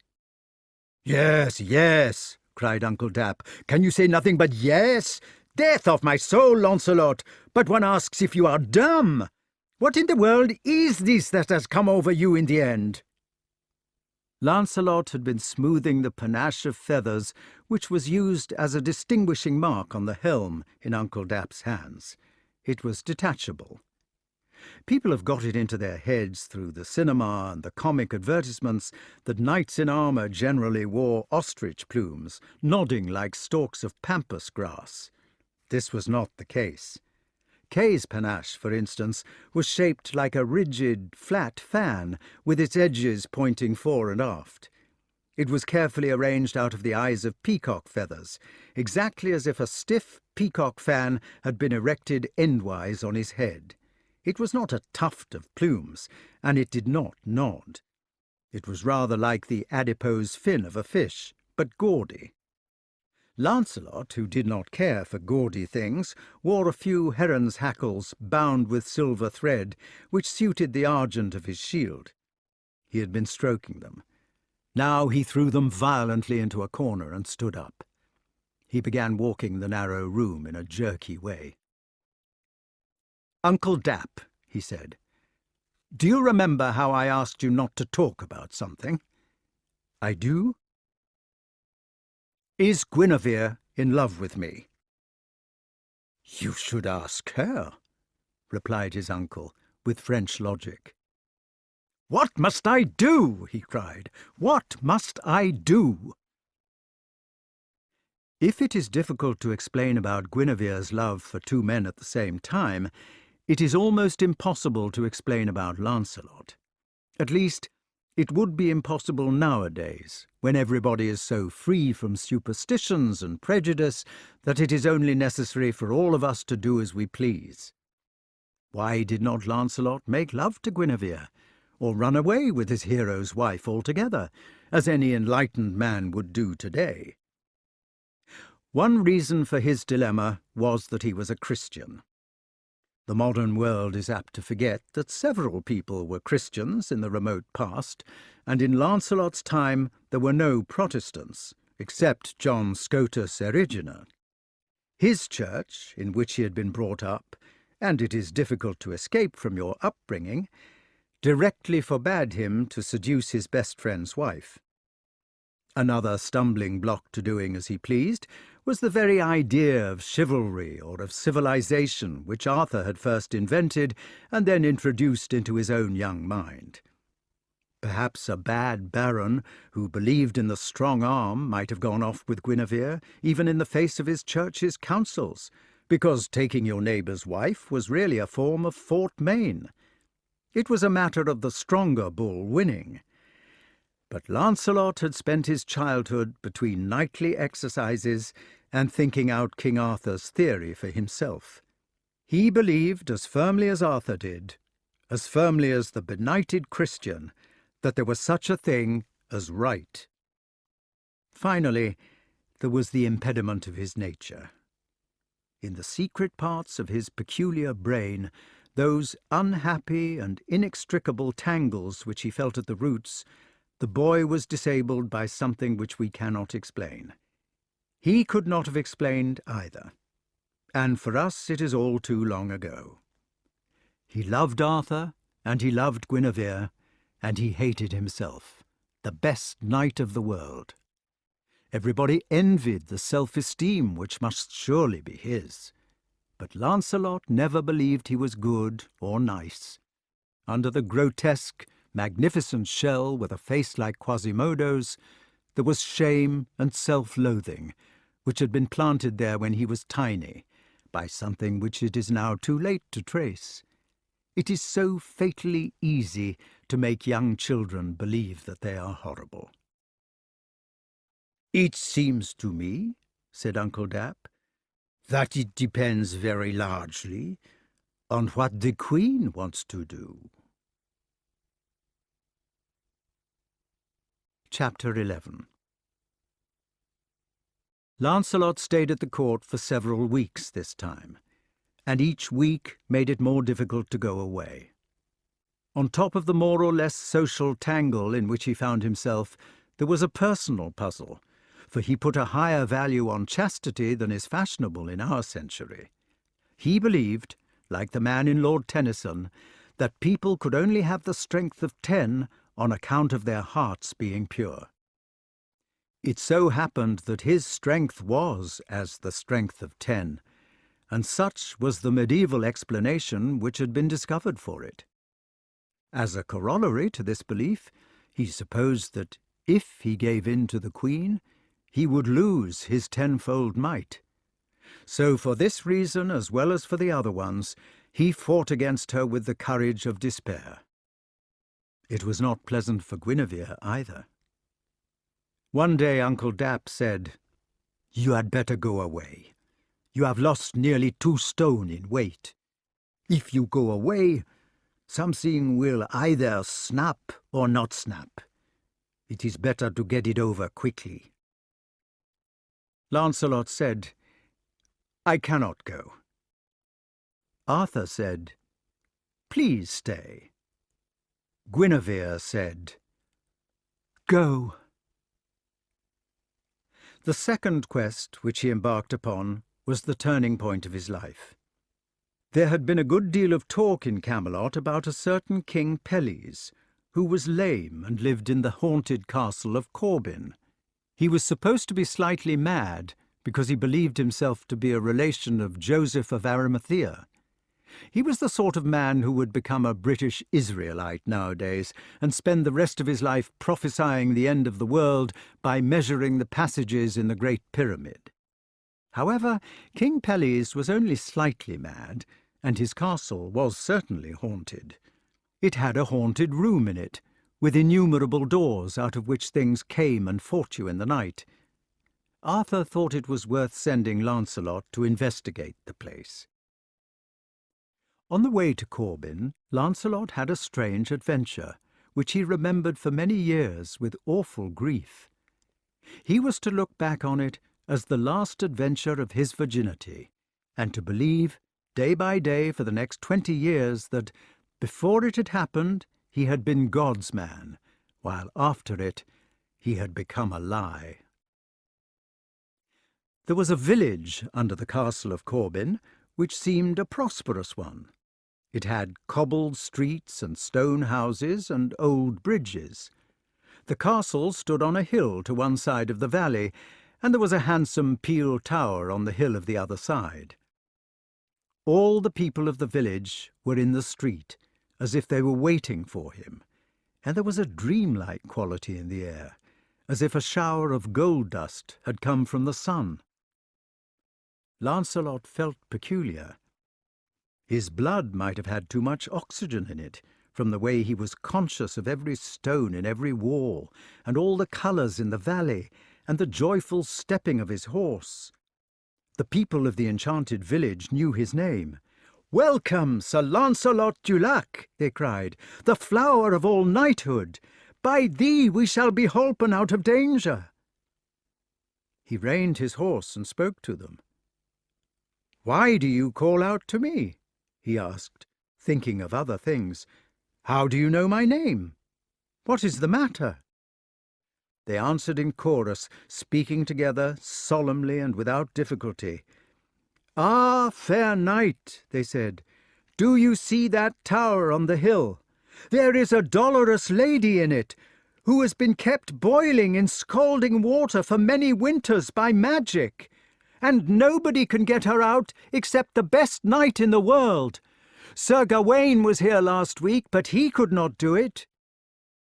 "If Sir Gawain could not do it," he said, "I'm sure that I can't." He did not like this sort of competition. The danger about being the best knight in the world was that if you were always being tested about it, the day was bound to come when you would fail to retain the title. "I think I had better ride on," he said, and he gave his reins a shake. "No, no," said the people gravely. "You are Sir Lancelot, and we know it. You will get our lady out of the boiling water." "I must go. She is in pain." Lancelot leaned on the withers of his horse, lifted his right leg over the crupper, and found himself on the ground. "Tell me what I must do," he said. The people formed in a procession round him, and the mayor of the village took him by the hand. They walked together silently up the hill to the peel tower, except that the mayor explained the situation as they went. "Our Lady of the Manor," said the mayor, "used to be the most beautiful girl in the country.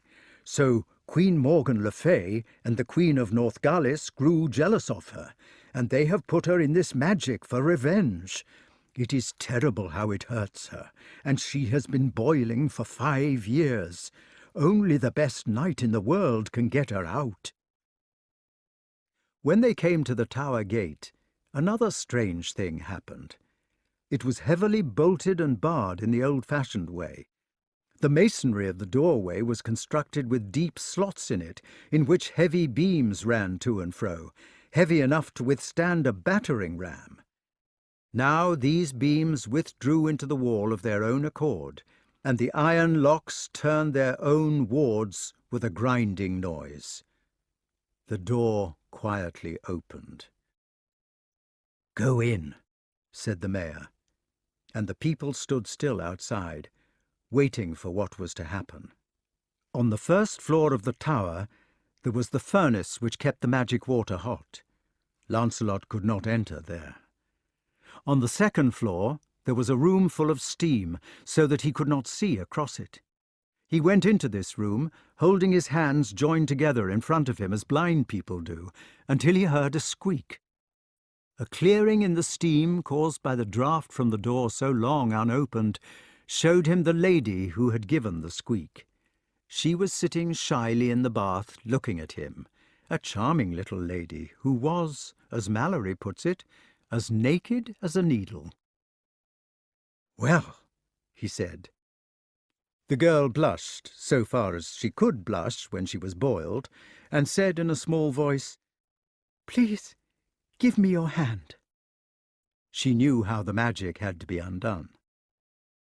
Lancelot gave her his hand, and she stood up and got out of the bath, and all the people outside began cheering as though they knew exactly what was happening. They had brought a dress with them and the proper underwear, and the ladies of the village formed a circle in the gateway while the pink girl was dressed. "Oh, it does feel lovely to be dressed," she said. "My Popsy!" cried a fat old woman who had evidently been her nurse when she was small, weeping tears of joy. "Sir Lancelot done it!" shouted the villagers. "3 cheers for Sir Lancelot!" When the cheering had died away, the boiled girl came to him and put her hand in his. "Thank you," she said. "Ought we to go to church now, and thank God as well as you?" "Certainly we must." So they went to the clean little chapel in the village and thanked God for his mercies. They kneeled between the frescoed walls, where some important-looking saints with blue halos were standing on tiptoe to avoid foreshortening, and the gay paints of the stained-glass window poured upon their heads. They were cobalt blue, purple from manganese, yellow from copper, red, and a green which was also got from copper. The whole inside of the place was a tankful of colour. It was halfway through the service before he realized that he had been allowed to do a miracle, just as he had always wanted. King Pelles limped down from his castle on the other side of the valley to find out what the excitement was about. He looked at Lancelot's shield, kissed the boiled child absent-mindedly, leaning over like an obedient stork to have his cheek pecked, and remarked, "Dear me, you are Sir Lancelot, and I see you have fetched my daughter out of that kettle arrangement. How kind of you! It was prophesied long ago. I am King Pelles, near cousin to Joseph of Arimathea, and you, of course, are but the 8th degree from our Lord Jesus Christ." "Good gracious!" "Indeed, indeed," said King Pelles. "It is all written down arithmetically in the stones at Stonehenge, and I have some sort of holy dish in my castle at Carbonic, together with a dove which flies about in various directions, holding a censer of gold in his beak. Still, it was extremely kind of you to fetch my daughter out of the kettle." "Daddy," said the girl, "we ought to be introduced." King Pelles waved his hand as if he were trying to scare away the midges. "Elaine," he said. It was another one with the same name. "This is my daughter, Elaine. How do you do? And this is Sir Lancelot du Lac. How do you do? All written in the stones." Lancelot, perhaps slightly biased by having first met her with no clothes on, thought that Elaine was the most beautiful girl he had seen except Guinevere. He felt shy, too. "You must come and stay with me," said the king. "That is in the stones also. Show you the holy dish some day, and all that. Teach you arithmetic. Nice weather. Don't have daughters unboiled every day. I think dinner will be ready. Chapter 12.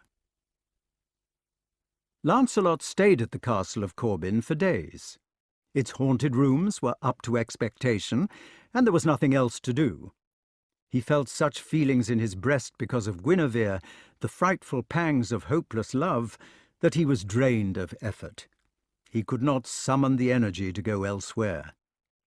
At the beginning of his love for her, there had been restlessness, so that he had felt that if only he kept moving and doing new things every moment, there might be a hope of escape.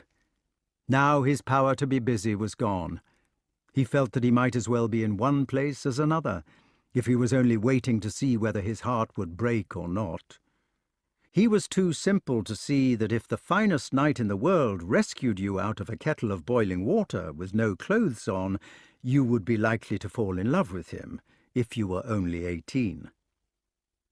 One evening, when Pelles had been particularly tiresome about religious family trees, and when the gnawing in the boy's heart had made it impossible for him to eat properly or even to sit still at dinner, the butler took the situation in hand. He had served the Pelles family for 40 years, was married to the nurse who had greeted Elaine with tears of joy, and he approved of love.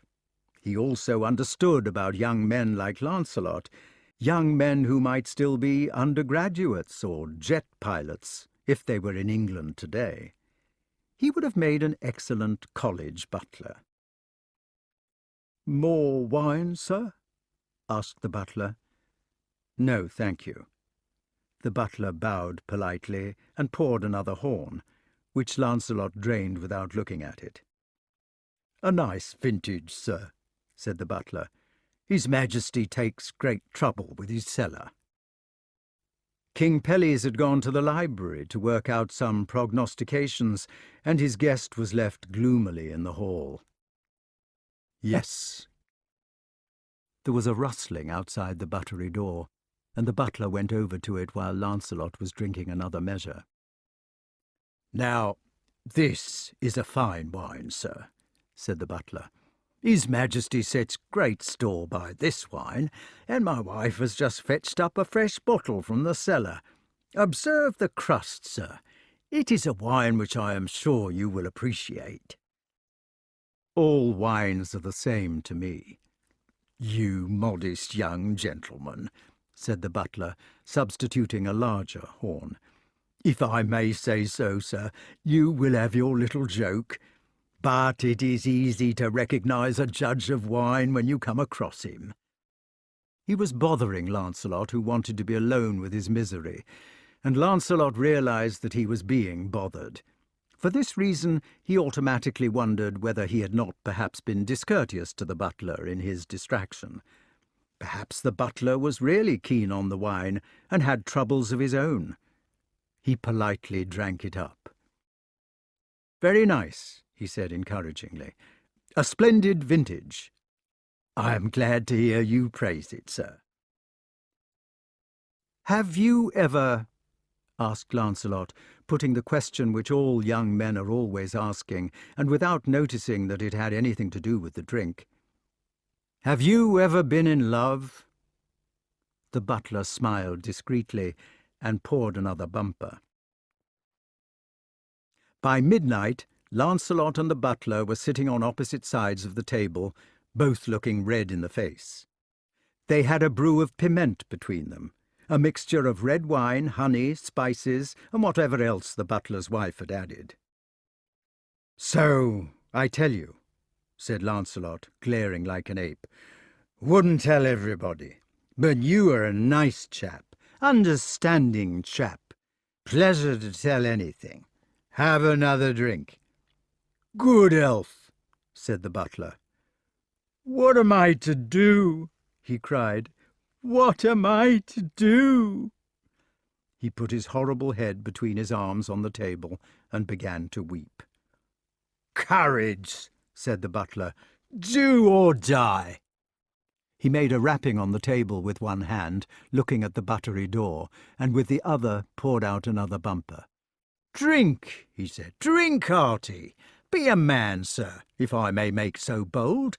You will have good news in a minute, that you will, and you want to seize the unforgiving minute, as the bard says." "Good chap," said Lancelot. "Damned if I wouldn't if I could." "Jack is as good as his master." "Certainly is," said the young man, winking in a way which he was afraid must look most beastly. "Better, in fact, eh, butler?" He began to grin like an ass. "Ah," said the butler, "and there is my wife breezing at the buttery door, holding a message. I dare say it might be for you." "What does it say?" asked the butler, watching the boy who sat staring at the paper. "Nothing," he said, throwing the paper on the table and walking unsteadily to the door. The butler read the paper. "It says that Queen Guinevere is at the castle of Case, 5 miles from here, and she wants you. It says the king is not with her. There are some kisses on it." "Well?" "You dare not go," said the butler. "Dare not!" shouted Sir Lancelot, and he went into the darkness, staggering, laughing like a caricature, and calling for his horse. In the morning he woke suddenly in a strange room. It was quite dark, with tapestry over the windows, and he had no headache, because his constitution was good. He jumped out of bed and went to the window to draw the curtain. He was fully aware, in the suddenness of a second, of all that had happened on the previous night, aware of the butler and of the drink and of the love potion which had perhaps been put in it, of the message from Guinevere and of the dark, solid, cool-fired body in the bed which he had just got out of. He drew the curtain and leant his forehead against the cold stone of the mullion. He was miserable.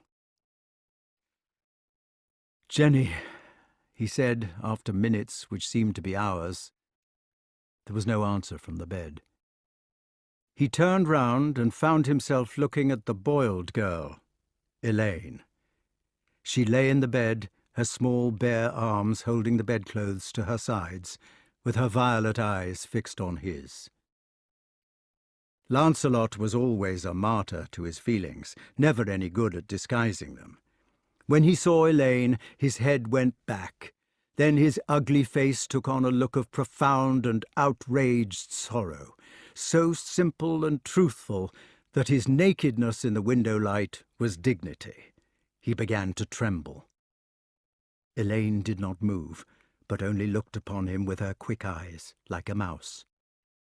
Lancelot went over to the chest where his sword was lying. "I shall kill you!" She only looked. She was 18, pitifully small in the big bed, and she was frightened. "Why did you do it?" he cried. "What have you done? Why have you betrayed me?" "I had to." "But it was treachery!" He could not believe it of her. "It was treachery! You have betrayed me!" "Why?" "You have made me, taken from me, stolen—" He threw his sword into a corner and sat down on the chest. When he began to cry, the gross lines of his face screwed themselves up fantastically. The thing which Elaine had stolen from him was his might. She had stolen his strength of 10. Children believe such things to this day, and think that they will only be able to bowl well in the cricket match tomorrow, provided that they are good today. Lancelot stopped crying, and spoke with his eyes on the floor. "When I was little," he said, "I prayed to God that he would let me work a miracle. Only virgins can work miracles. I wanted to be the best knight in the world. I was ugly and lonely. The people of your village said that I was the best knight of the world, and I did work my miracle when I got you out of the water. I did not know it would be my last as well as my first." Elaine said, "Oh, Lancelot, you will work plenty more." "Never. You have stolen my miracles. You have stolen my being the best knight. Elaine, why did you do it?" She began to cry. He got up, wrapped himself in a towel, and went over to the bed. "Never mind," he said. "It was my fault for getting drunk. I was miserable and I got drunk. I wonder if that butler tried to make me. It was not very fair if he did. Don't cry, Elaine. It was not your fault." "It was. It was." "Probably your father made you do it, so as to have the 8th degree from our lord in the family. Or else it was that enchantress Breezon, the butler's wife. Don't be sorry about it, Elaine. It's over now. Look, I will give you a kiss." "Lancelot," cried Elaine, "it was because I loved you. Haven't I given something too? I was a maiden, Lancelot. I didn't rob you. Oh, Lancelot, it was my fault. I ought to be killed. Why didn't you kill me with your sword? But it was because I loved you, and I couldn't help it." There, there. "Lancelot, suppose I have a baby." He stopped comforting her and went to the window again, as if he were going mad. "I want to have your baby," said Elaine. "I shall call him Galahad, like your first name." She still held the coverlet to her sides with the small bare arms. Lancelot turned upon her in fury. "Elaine," he said, "if you have a baby, it is your baby. It is unfair to bind me with pity. I am going straight away now, and I hope I shall never see you again." Chapter 13. Guinevere was doing some petit point in the gloomy room, which she hated doing. It was for a shield cover for Arthur, and had the dragon rampant gules. Elaine was only 18, and it is fairly easy to explain the feelings of a child, but Guinevere was 22. She had grown to have some of the nature of an individual, stamped on the simple feelings of the child queen who had once received her present of captives. There is a thing called knowledge of the world, which people do not have until they are middle-aged. It is something which cannot be taught to younger people, because it is not logical, and does not obey laws which are constant. It has no rules. Only, in the long years which bring women to the middle of life, a sense of balance develops. You can't teach a baby to walk by explaining the matter to her logically. She has to learn the strange poise of walking by experience. In some way like that, you cannot teach a young woman to have knowledge of the world. She has to be left to the experience of the years. And then, when she is beginning to hate her used body, she suddenly finds that she can do it.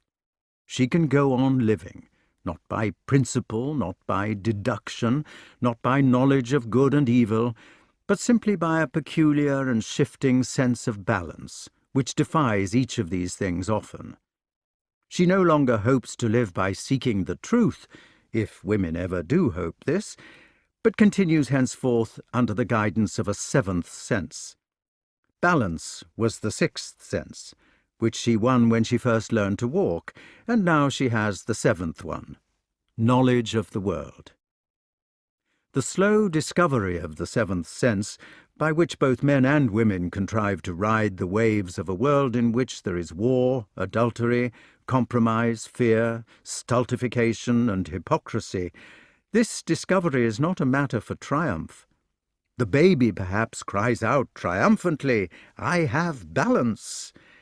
But the 7th sense is recognized without a cry. We only carry on with our famous knowledge of the world, riding the queer waves in a habitual, petrifying way, because we have reached a stage of deadlock in which we can think of nothing else to do.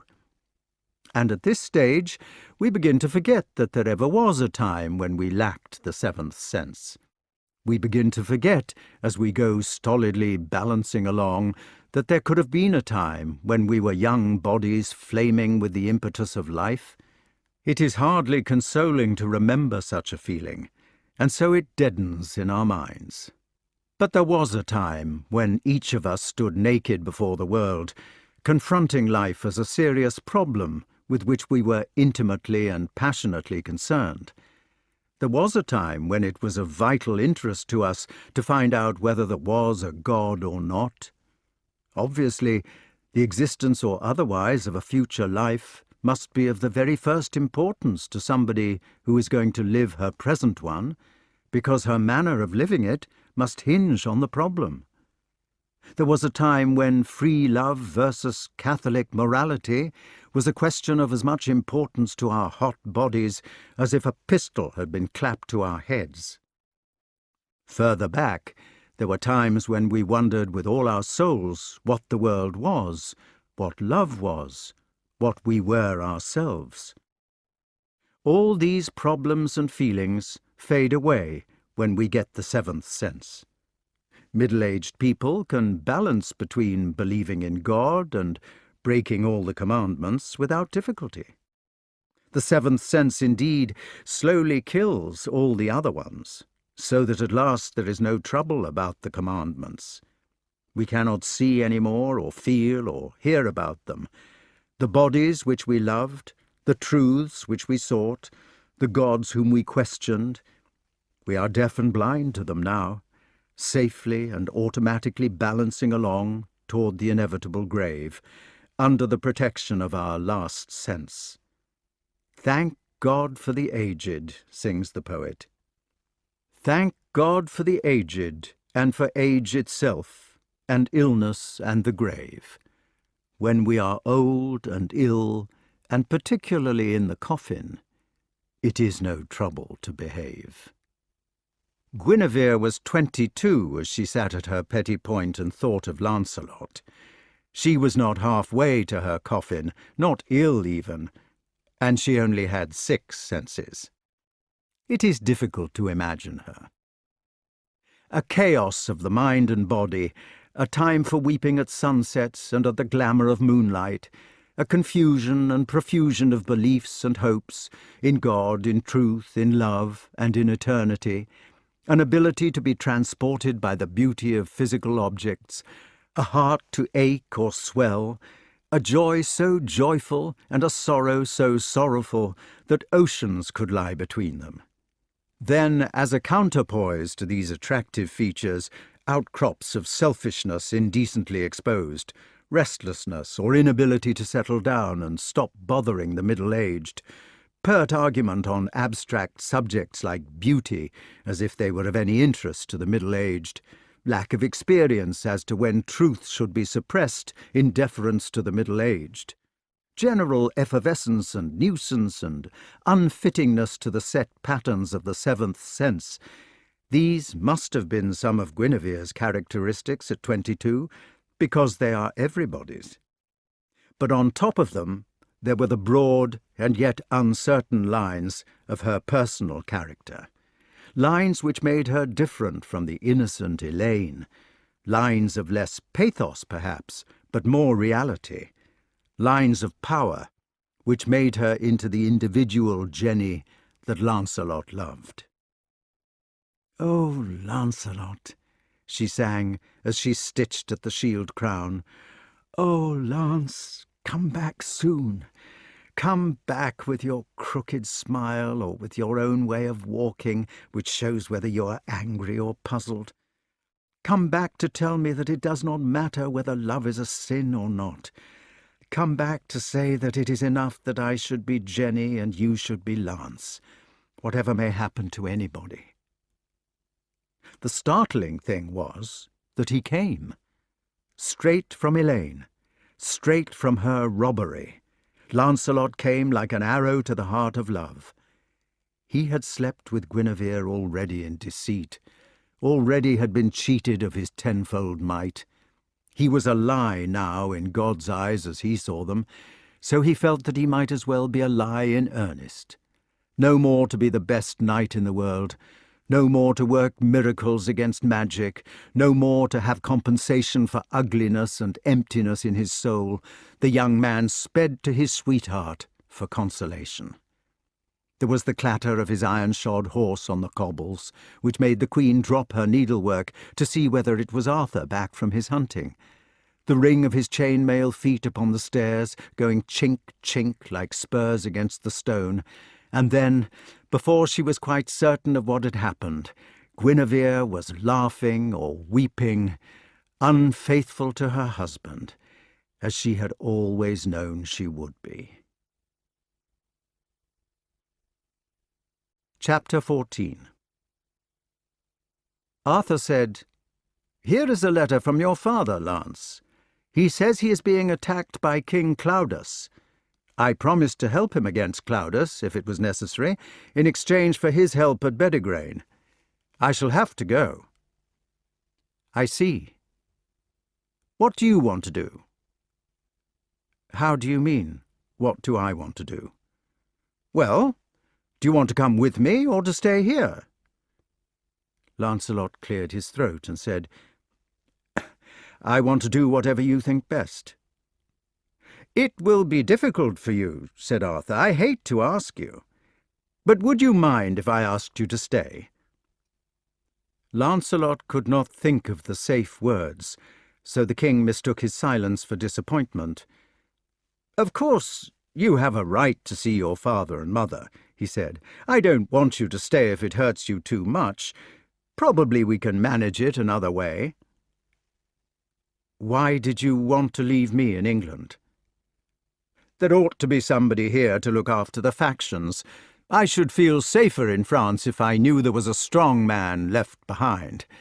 There is going to be trouble in Cornwall soon between Tristram and Mark, and there is the Orkney feud. You know the difficulties. And it would be nice to think there was somebody looking after Gwen." "Perhaps," said Lancelot, choosing the words with pain, "it would be better to trust somebody else." "Don't be absurd. How could I trust anybody more? You would only have to show that mug of yours outside the dog kennel, and all the thieves would run away at once." "It is not a very handsome one." "Cutthroat!" exclaimed the king affectionately, and he thumped his friend on the back. He went off to arrange about the expedition. They had a year of joy, 12 months of the strange heaven which the salmon know on beds of river shingle under the gin-clear water.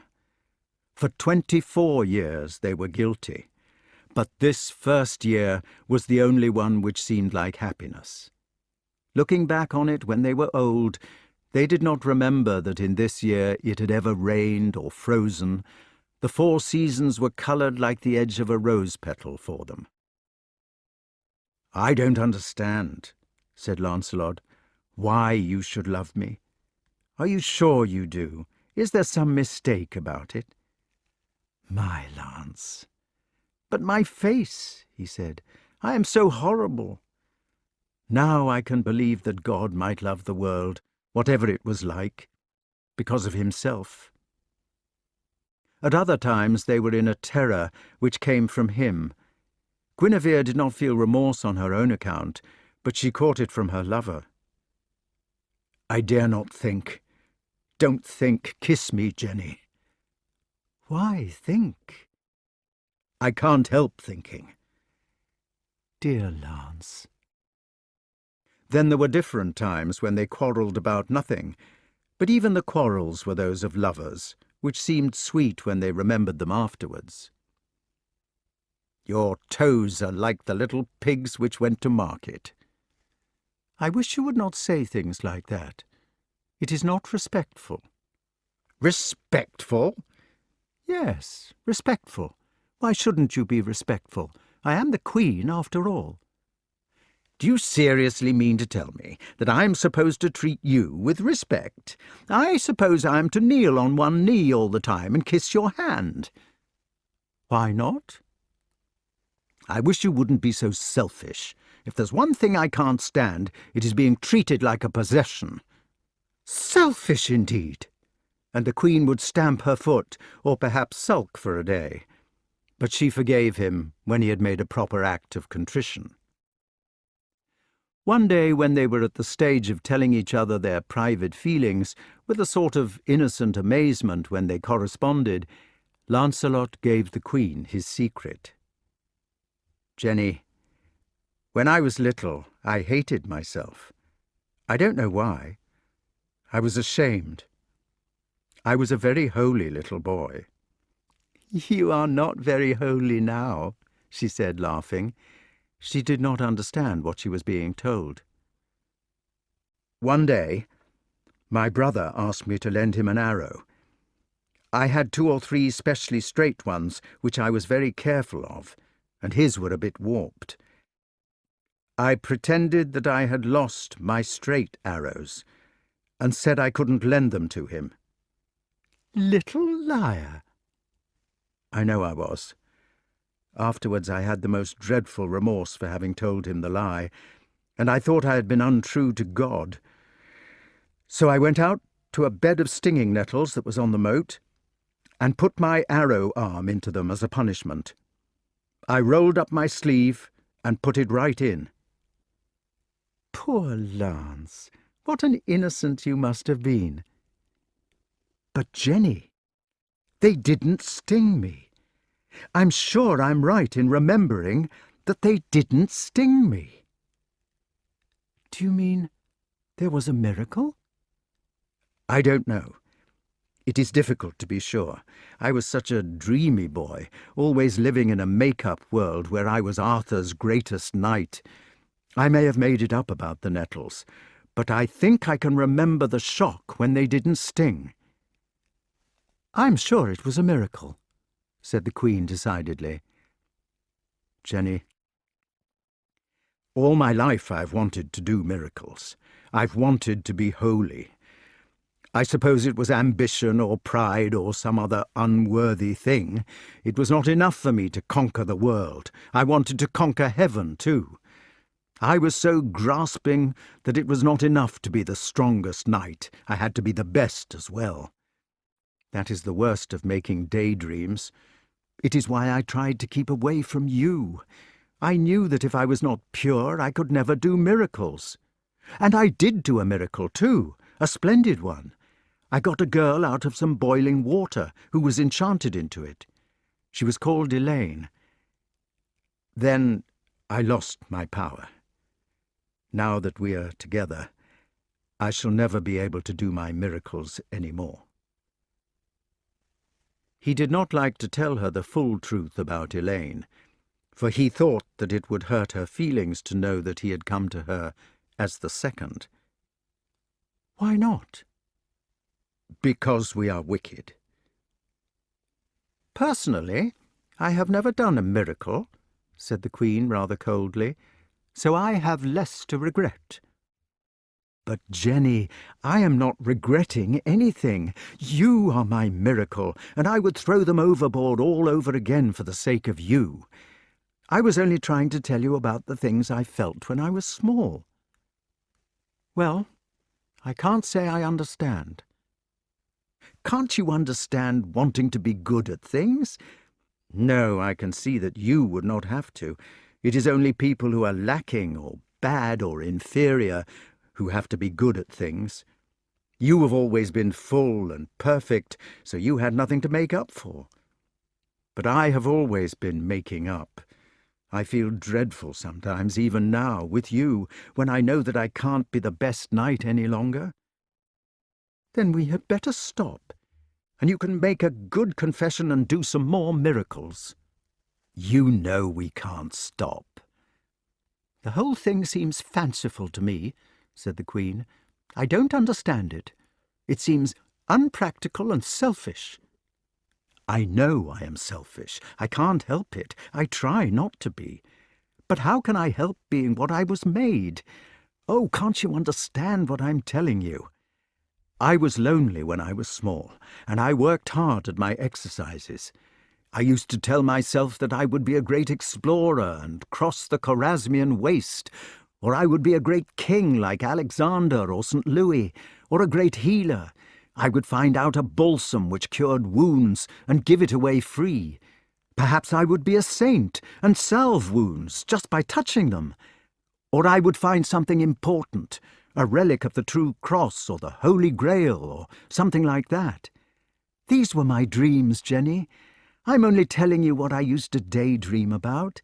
They are what I mean by my miracles, which are lost now. I have given you my hopes, Jenny, as a present from my love. Chapter 15.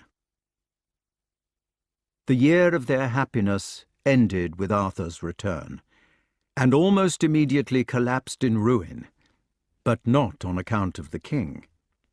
The evening after his homecoming, while he was still giving them details of the defeat of Claudius as they happened to come into his memory, there was a disturbance at the porter's gate, and Sir Bors was ushered into the great hall at dinner. He was Lancelot's cousin, and had been spending a holiday at the castle of Corbin, investigating the hauntings. He had some news for Lancelot, which he told him in a whisper after dinner. But unfortunately he was a misogynist, and like most people of that sort, he had the female failing of indiscretion. He told the news to some of his bosom friends as well. Soon it was all over the court. The news was that Elaine of Corbin had given birth to a fine son, whom she had christened Galahad, which was Lancelot's first name, as you remember. "So this," said Guinevere when she next saw her lover alone, "so this is why you lost your miracles? It was all lies about your giving them to me." "What do you mean?" Guinevere began to breathe through her nose. She was feeling as if there were two red thumbs behind her eyeballs trying to push them out, and she did not want to look at him. She was trying not to make a scene, and she dreaded her heart. She had shame and hatred of what she might say, but she could not help saying it. She was like a person swimming in a rough sea. "You know what I mean," she said bitterly, looking away. "Jenny, I wanted to tell you, but it was too difficult to explain." "I can understand the difficulty." "It is not what you think." "What I think!" she cried. "How do you know what I think? I think what everybody would think, that you are a mean seducer, just a liar, you and your miracles, and I was fool enough to believe you." Lancelot turned his head at each of her stabs, as if he were trying to let them glance off him. He looked on the ground to hide his eyes. He had wide eyes, which generally gave him an expression of fear or surprise. "Elaine means nothing to me," he said. "Then she ought to do. How can you say that she means nothing to you when she is the mother of your child? When you tried to keep her secret— Don't touch me! Go away!" "I can't go away when it is like this. If you touch me, I shall go to the king." "Guinevere, I was made drunk at Corbin. Then they told me that you were waiting for me at Case, and they took me to a dark room with Elaine in it. I came away next morning." "A clumsy lie." "It is true." "A baby wouldn't believe it." "I can't make you believe it if you don't want to. I drew my sword to kill Elaine when I found out." "I will have her killed." "It was not her fault." The Queen began plucking at the neck of her dress, as if it were too tight for her. "You are standing up for her," she said. "You are in love with her and deceiving me. I thought so all along." "I swear I am telling the truth." She suddenly gave up and began to cry. "Why didn't you tell me before?" she asked. "Why didn't you tell me you had a baby? Why have you lied to me all the time? I suppose she was your famous miracle which you were so proud of." Lancelot, who also suffered from violent emotions, began to cry in turn. He put his arms round her. "I didn't know I had one," he said. "I didn't want one. It was not my seeking."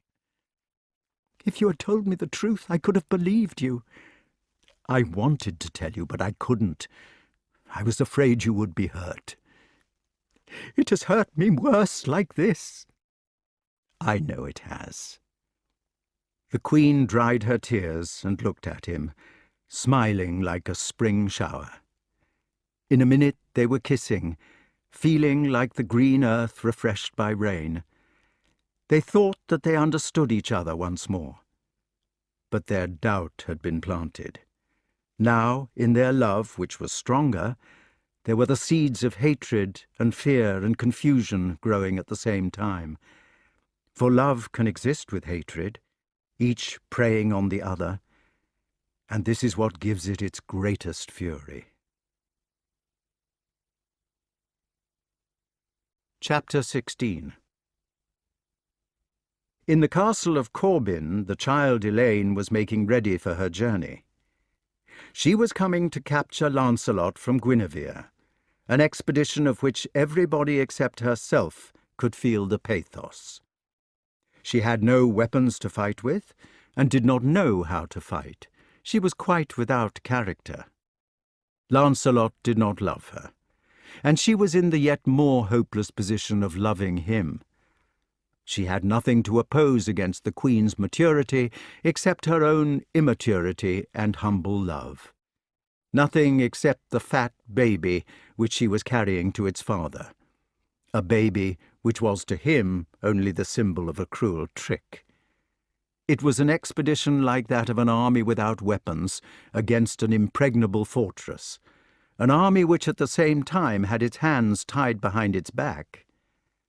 Elaine, with an artlessness which could only be explained by the fact that she had spent most of her life in the seclusion of her magic cauldron, had decided to meet Guinevere on her own ground. She had ordered gowns of the utmost magnificence and sophistication, and in these, which would only make her look all the more stupid and provincial, she was going to Camelot to fight her battle with the English Queen. If Elaine had not been Elaine, she might have taken Galahad as her weapon. Pathos and proprietorship, rightly applied to a nature like Lancelot's, might have been successful in binding him. But Elaine was not clever. She did not understand the attempt to bind her hero. She took Galahad because she adored him. She took him only because she did not want to be parted from her baby, and because she wanted to show him off to his father, and partly because she wanted to compare the faces. It was a year since she had set eyes on the man for whom her child mind lived.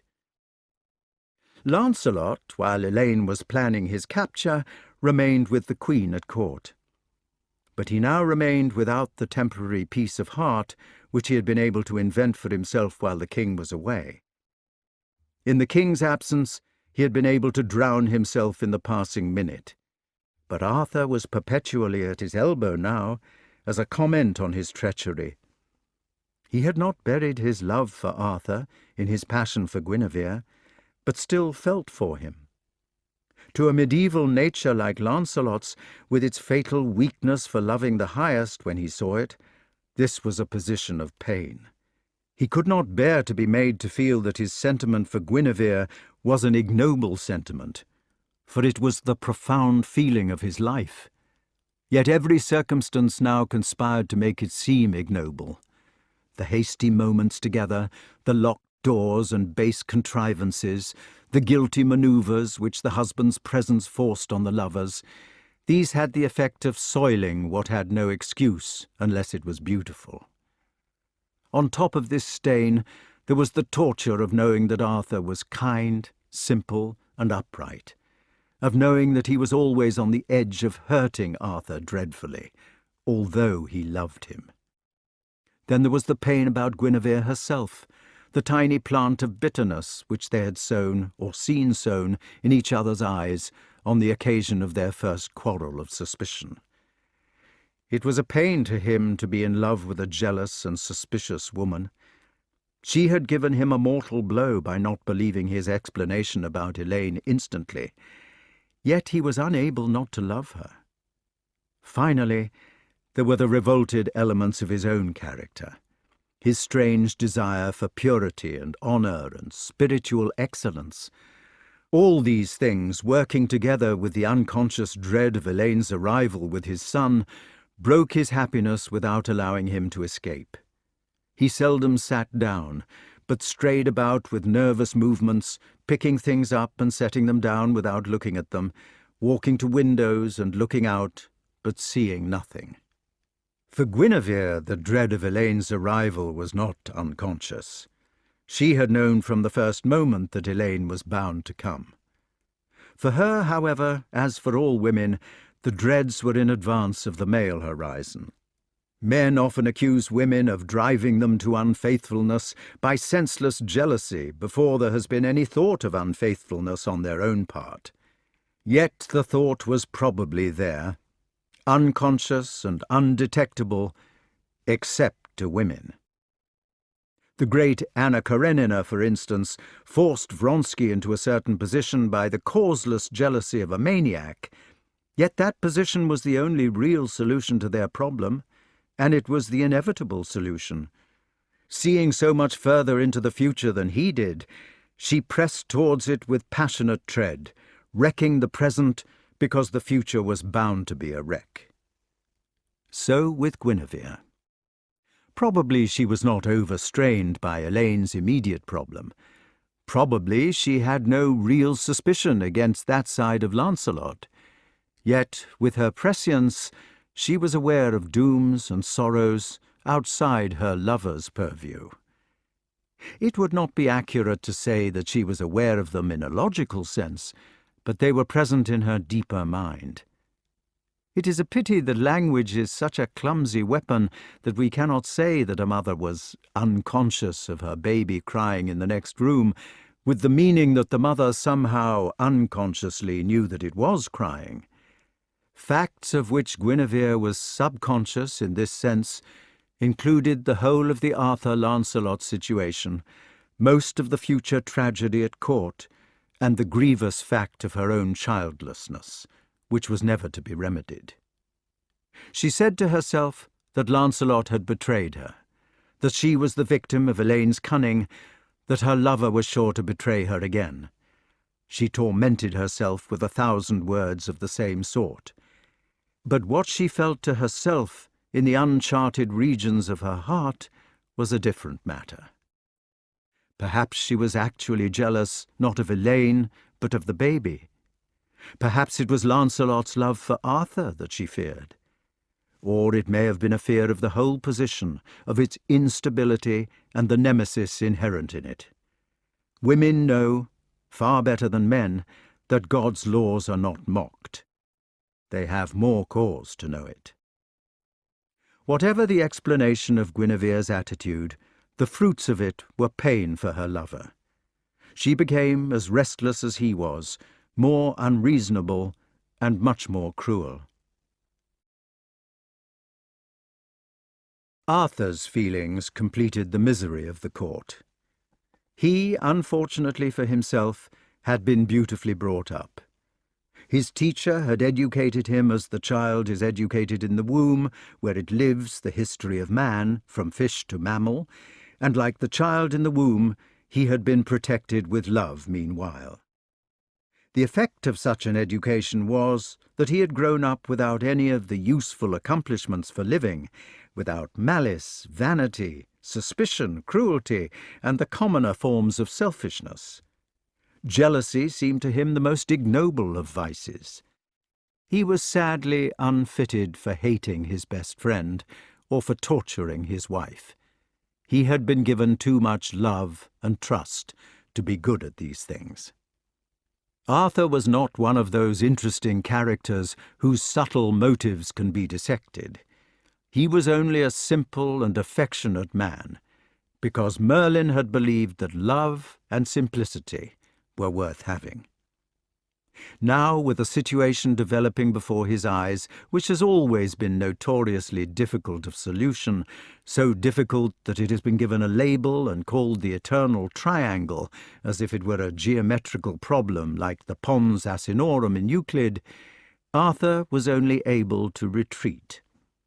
It is generally the trustful and optimistic people who can afford to retreat.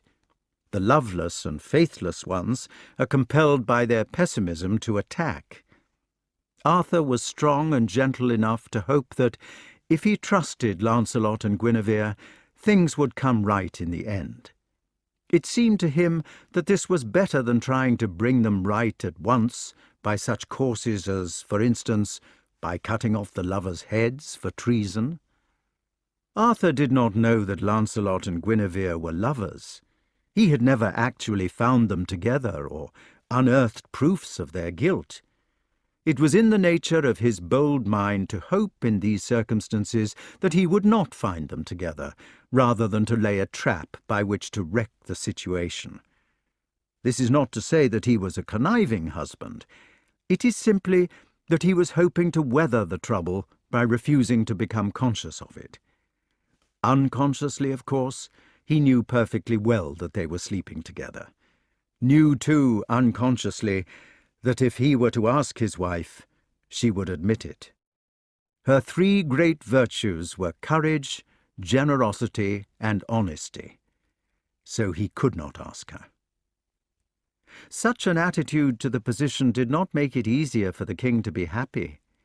He became not excitable like Guinevere, nor restless like Lancelot, but reserved.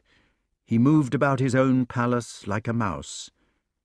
Yet he made one effort to grasp the nettle. "Lancelot," said the king, finding him one afternoon in the rose garden, "you have been looking wretched lately. Is there anything the matter?" Lancelot had snapped off one of the roses and was pinching the sepals. These ancient roses, it has lately been asserted, were so constructed that the 5 sepals did actually stick out beyond the petals, just as they are represented to do in the heraldic rose. "Is it anything," asked the king, hoping against hope, "about this girl who is said to have had your baby?" If Arthur had left him alone with the first question, and a silence to answer it in, perhaps they would have had the matter out. But Arthur was afraid of what might come in the silence, and once he had given the lead of the second question, the chance was gone. "Yes," said Lancelot. "You could not bring yourself to marry her, I suppose?" "I don't love her." "Well, you know your own business best." Lancelot, with an uncontrollable desire to get some of his misery off his chest by telling about it, and yet unable to tell the true story to this particular listener, began a long rigmarole about Elaine. He began telling Arthur half the truth, how he was ashamed and had lost his miracles, but he was forced to make Elaine the central figure of this confession, and after half an hour he had unwittingly presented the king with a story to believe in. A story with which Arthur could content himself if he did not want to be conscious of the true tale. This half-truth was of great use to the poor fellow, who learnt to substitute it for the real trouble in later years. We civilized people, who would immediately fly to divorce courts and alimony and other forms of attrition in such circumstances, can afford to look with proper contempt upon the spineless cuckold. But Arthur was only a medieval savage. He did not understand our civilization, and knew no better than to try to be too decent for the degradation of jealousy. Guinevere was the next person to find Lancelot in the rose garden. She was all sweetness and reason. "Lance, have you heard the news? A messenger has just arrived to say that this girl who is persecuting you is on her way to court, bringing the baby. She will be here this evening." "I knew she would come." We shall have to do our best for her, of course. Poor child. I expect she is unhappy." "It is not my fault if she is unhappy." "No, of course it isn't. But people get made unhappy by the world, and we must help them when we can." "Jenny, it is sweet of you to be kind about it." He turned towards her and made a movement to catch her hand. Her words had made him hope that all would be well. But Jenny took her hand away. "No, dear," she said. "I don't want you to make love to me until she has gone. I want you to be quite free." "Free?" "She is the mother of your baby, and she is unmarried. We two can't ever be married. I want you to be able to marry her if you would like it, because that is the only thing which can be done." "But Jenny—" "No, Lance. We must be sensible. I want you to keep away from me while she is here, and to find out whether you could love her after all. It is the least that I can do for you." Chapter 17. Elaine arrived at the yawning Barbican, and Guinevere kissed her coolly. "You are welcome to Camelot," she said. 5,000 welcomes." "Thank you," said Elaine. They looked at each other with hostile, smiling faces. "Lancelot will be delighted to see you." "Oh." "Everybody knows about the baby, dear. There is nothing to be shy about. The king and I are quite excited to see whether he will be like his father." "It is kind of you," said Elaine uncomfortably. "You must let me be the first to see him. You have called him Galahad, have you not? Is he strong? Does he notice things?" "He weighs 15 pounds, the girl announced with pride. "You can see him now if you like." Guinevere took hold of herself with an effort which was hardly noticeable, and began fussing with Elaine's wraps. "No, dear," she said, "I must not be so selfish as that. You must rest after your long journey, and probably baby will have to be settled down. I can come to see him this evening, when he has had a sleep. There will be plenty of time." But she had to see the baby in the end. When Lancelot next met the Queen, her sweetness and reason were gone. She was cold and proud, and spoke as if she were addressing a meeting. "Lancelot," she said, "I think you ought to go to your son. Elaine is grieving because you have not been to see him." "Have you seen him?" "Yes." "Is he ugly?" "He takes after Elaine." "Thank God. I will go at once." The Queen called him back. "Lancelot," she said, taking a breath through her nose, "I am trusting you not to make love to Elaine under my roof. If you and I are to keep apart until it is settled, it is only fair that you should keep away from her." "I don't want to make love to Elaine." "You must say that, of course, and I will believe you. But if you break your word this time, it will be finished between us. Absolutely finished." "I have said all I can say." "Lancelot, you have deceived me once, so how can I be sure? I have put Elaine in the next room to mine, and I shall see if you go to it. I want you to keep in your own room." "If you like." "I shall send for you some time tonight, if I can get away from Arthur. I will not tell you when. If you are not in your room when I send for you, I shall know that you are with Elaine." The girl was weeping in her chamber while Dame Breezen arranged the cradle for the little boy. "I saw him in the archery butts, and he saw me too, but he looked away. He made an excuse and went out. He has not even seen our baby." "There, there," said Dame Breezen. "Lawks a mussy." "I ought not to have come. It has only made me more miserable, and him too." "'Tis that there Queen?" "She is beautiful, isn't she?" the dame said darkly. "Ansome is as ansome does." Elaine began to sob helplessly. She looked repulsive with her red nose, as people do when they abdicate their dignity. "I wanted him to be pleased."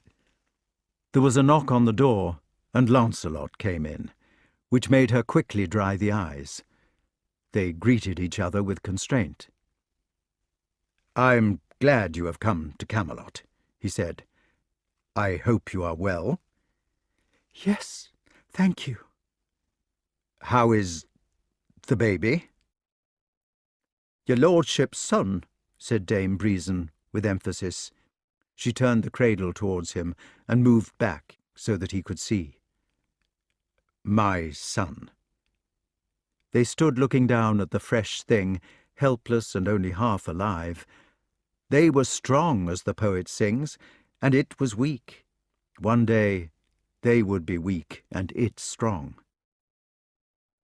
"Galahad," said Elaine, and she leaned over the wrappings, making the foolish gestures and meaningless sounds which mothers delight to use when their babies are beginning to pay attention. Galahad clenched his fist and hit himself in the eye with it, an achievement which seemed to give pleasure to the women.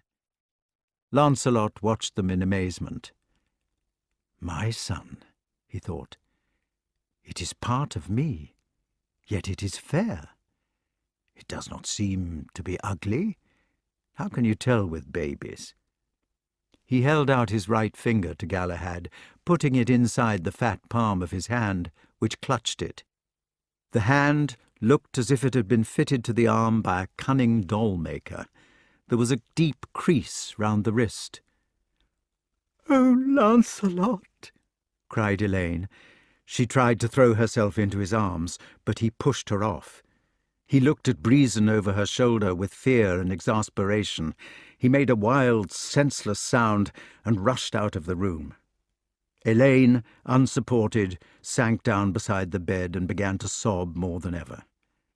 Breezen, standing rigid as she had stood to bear Sir Lancelot's glare, looked at the closed door with an inscrutable expression. Chapter 18. In the morning, he and Elaine were summoned to the Queen's chamber. He, for his part, went with a kind of happiness. He was remembering how Guinevere must have pleaded illness on the previous evening so as to leave the king's room. Her lover had been sent for in the darkness. The usual conniving hand had led him by the finger on tiptoe to the chosen bed. In the silence forced on them by being next to Arthur's chamber, but in passionate tenderness, they had done their best to make it up. Lancelot was happier today than he had been since the story of Elaine started. He felt that if he could only persuade his Guinevere to make a clean break with the king so that everything was in the open, there might still be a possibility of honour. Guinevere was stiff, as if she were in a rigor, and her face was drained white, except that there was a red spot on either of her nostrils. She looked as if she had been seasick. She was alone. "So," said the Queen. Elaine looked straight in her blue eyes, but Lancelot stopped as if he had been shot. "So." They stood, waiting for Guinevere to speak or die. "Where did you go last night?" "Don't tell me!" shouted the Queen, moving her hand so that they could see a ball of handkerchief in it which she had torn to pieces. "Traitor! Traitor! Get out of my castle with your strumpet!" "Last night," said Lancelot. His head was whirling with a desperation which neither of the women noticed. "Don't speak to me! Don't lie to me! Go!" Elaine said calmly, "Sir Lancelot was in my room last night. My woman Breezen brought him in the dark." The Queen began pointing at the door. She made stabbing movements at it with her finger, and in her trembling her hair began to come down. She looked hideous. "Get out! Get out! And you go too, you animal! How dare you speak so in my castle? How dare you admit it to me? Take your fancy man and go!" Lancelot was breathing heavily and looked upon the Queen with a fixed stare. He might have been unconscious. "He thought he was coming to you," said Elaine. She had her hands folded together and watched the Queen passively. "The old lie!" "It is not a lie," said Elaine. "I could not live without him. Reason helped me to pretend." Guinevere ran up to her with tottering steps. She wanted to hit Elaine in the mouth, but the girl did not move. It was as if she was hoping that Guinevere would hit her. "Liar!" screamed the Queen. She ran back to Lancelot, where he had sat down on a chest and was staring blankly at the floor with his head between his hands. She caught hold of his mantle and began pushing or heaving him toward the door, but he would not move. "So you taught her the story. Why couldn't you think of a new one? You might have given me something interesting. I suppose you thought the old stale stuff would do." "Jenny," he said, without looking up. The Queen tried to spit on him, but she had never practiced spitting. "How dare you call me Jenny? You are reeking of her still. I am the Queen of England. I am not your trull." "Jenny!" "Get out of my castle!" screamed the Queen at the top of her voice. "Never show your face in it again, your evil, ugly, beast-like face!" Lancelot suddenly said to the floor in a loud voice, "Galahad!" Then he took down his hands from his head and looked up, so that they could see the face she spoke of. It had a surprised look, and one of the eyes had begun to squint. He said more quietly, "Jenny." But he looked like a blind man.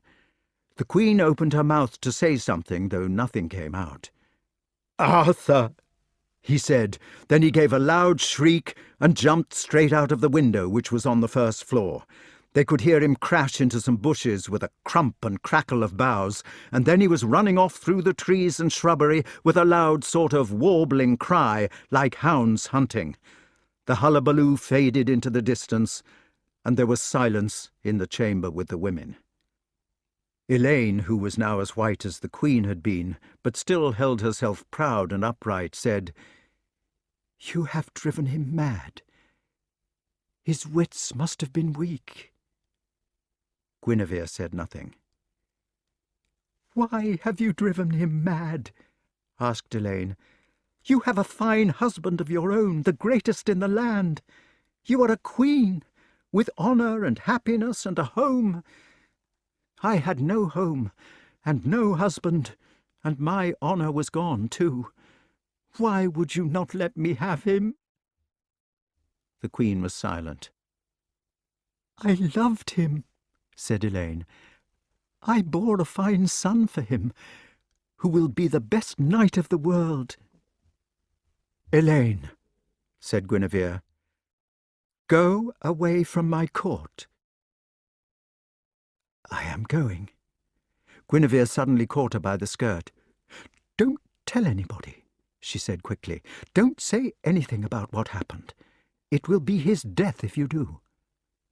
Elaine freed the skirt. "Did you expect I would?" "But what are we to do?" cried the Queen. "Is he mad? Will he get better? What will happen? Ought we to do something? What are we to say?" Elaine would not stay to talk with her. At the door, however, she turned with a trembling lip. "Yes, he is mad," she said. "You have won him, and you have broken him. What will you do with him next?" When the door was closed, Guinevere sat down. She dropped her tattered handkerchief. Then, slowly, deeply, primitively, she began to cry. She put her face in her hands and throbbed with sorrow. Sir Bors, who did not care for the Queen, once said to her, "Fie on your weeping, for ye weep never but when there is no boot." Chapter 19. King Pelles was sitting in the solar with Sir Bliant 2 years later. It was a fine winter morning with the fields frosted, no wind, and a light fog which was not enough to confuse the pigeons. Sir Bliant, who had been staying the night, was dressed in scarlet, furred with minever. His horse and squire were in the courtyard, ready to take him back to Castle Bliant, but the two men were having their elevenses before he started. Sitting with their hands spread to the splendid log fire, they sipped their mulled wine, nibbled pastry, and talked about the wild man. "I'm sure he must have been a gentleman," said Sir Bliant. "He kept doing things which nobody but a gentleman would do. He had a natural leaning to arms." "Where is he now?" asked King Pelles.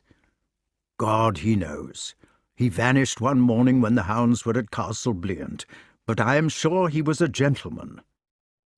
They sipped and gazed into the flames.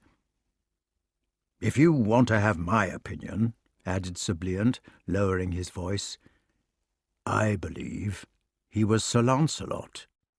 "Nonsense," said the king. "He was tall and strong." "Sir Lancelot is dead," said the king. "God be good to him, everybody knows that." "It was not proved."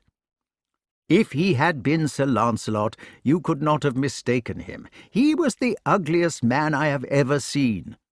"I never met him," said Sir Bliant.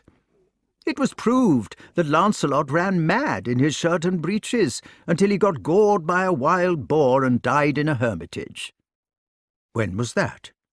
"Last Christmas."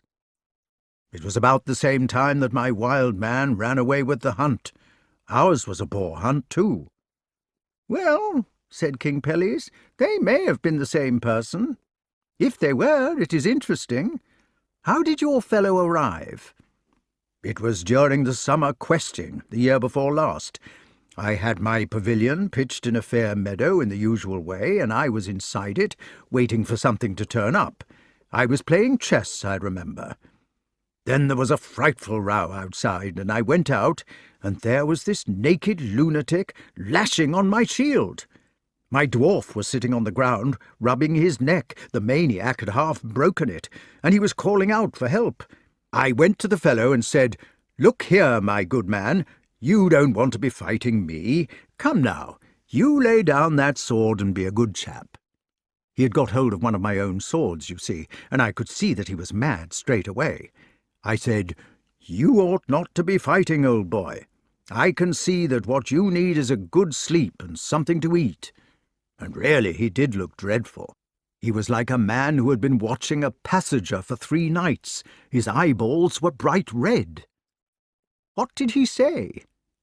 "He just said, 'As for that, come not too nigh, for an thou do, wit thou well I will slay thee.'"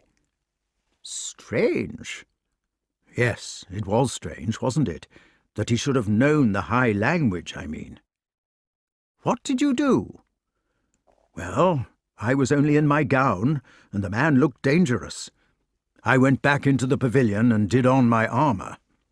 King Pelles handed him another pastry, which Sir Bliant accepted with a nod.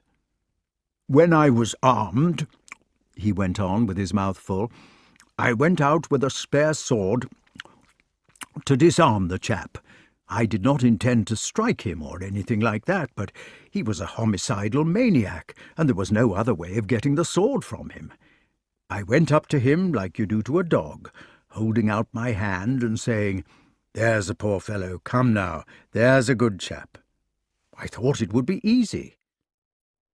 "Was it?" "The moment he saw me in armour, and with a sword, he came straight at me like a tiger. I never saw such an attack. I tried to parry a bit, and I dare say I would have killed him in self-defence if he had given me a chance, but the next thing I knew was that I was sitting on the ground and my nose and ears were bleeding. He had given me a buffet, you know, which troubled my brains." "Goodness," said King Pelles. "The next thing he did was to throw away his sword and rush straight into the pavilion. My poor wife was there, in bed, with no clothes on, but he just jumped straight into bed with her, snatched the coverlet, rolled himself up in it, and went fast asleep." "Must have been a married man," said King Pelles. "The wife gave some frightful shrieks, hopped out of bed on the other side, jumped into her smock, and came running out to me. I was still a bit astonished, lying on the ground, so she thought I was dead. I can tell you we had a fine to-do." "Did he sleep right through it?" "He slept like a log. We managed to pull ourselves together eventually, and the wife put one of my gauntlets down my neck to stop the nosebleed, and then we talked it over. My dwarf, who is a splendid little chap, said we ought not to do him any harm because he was touched by God. As a matter of fact, it was the dwarf who suggested that he might be Sir Lancelot. There was a good deal of talk about the Lancelot mystery that year." Sir Bliant paused to take another bite.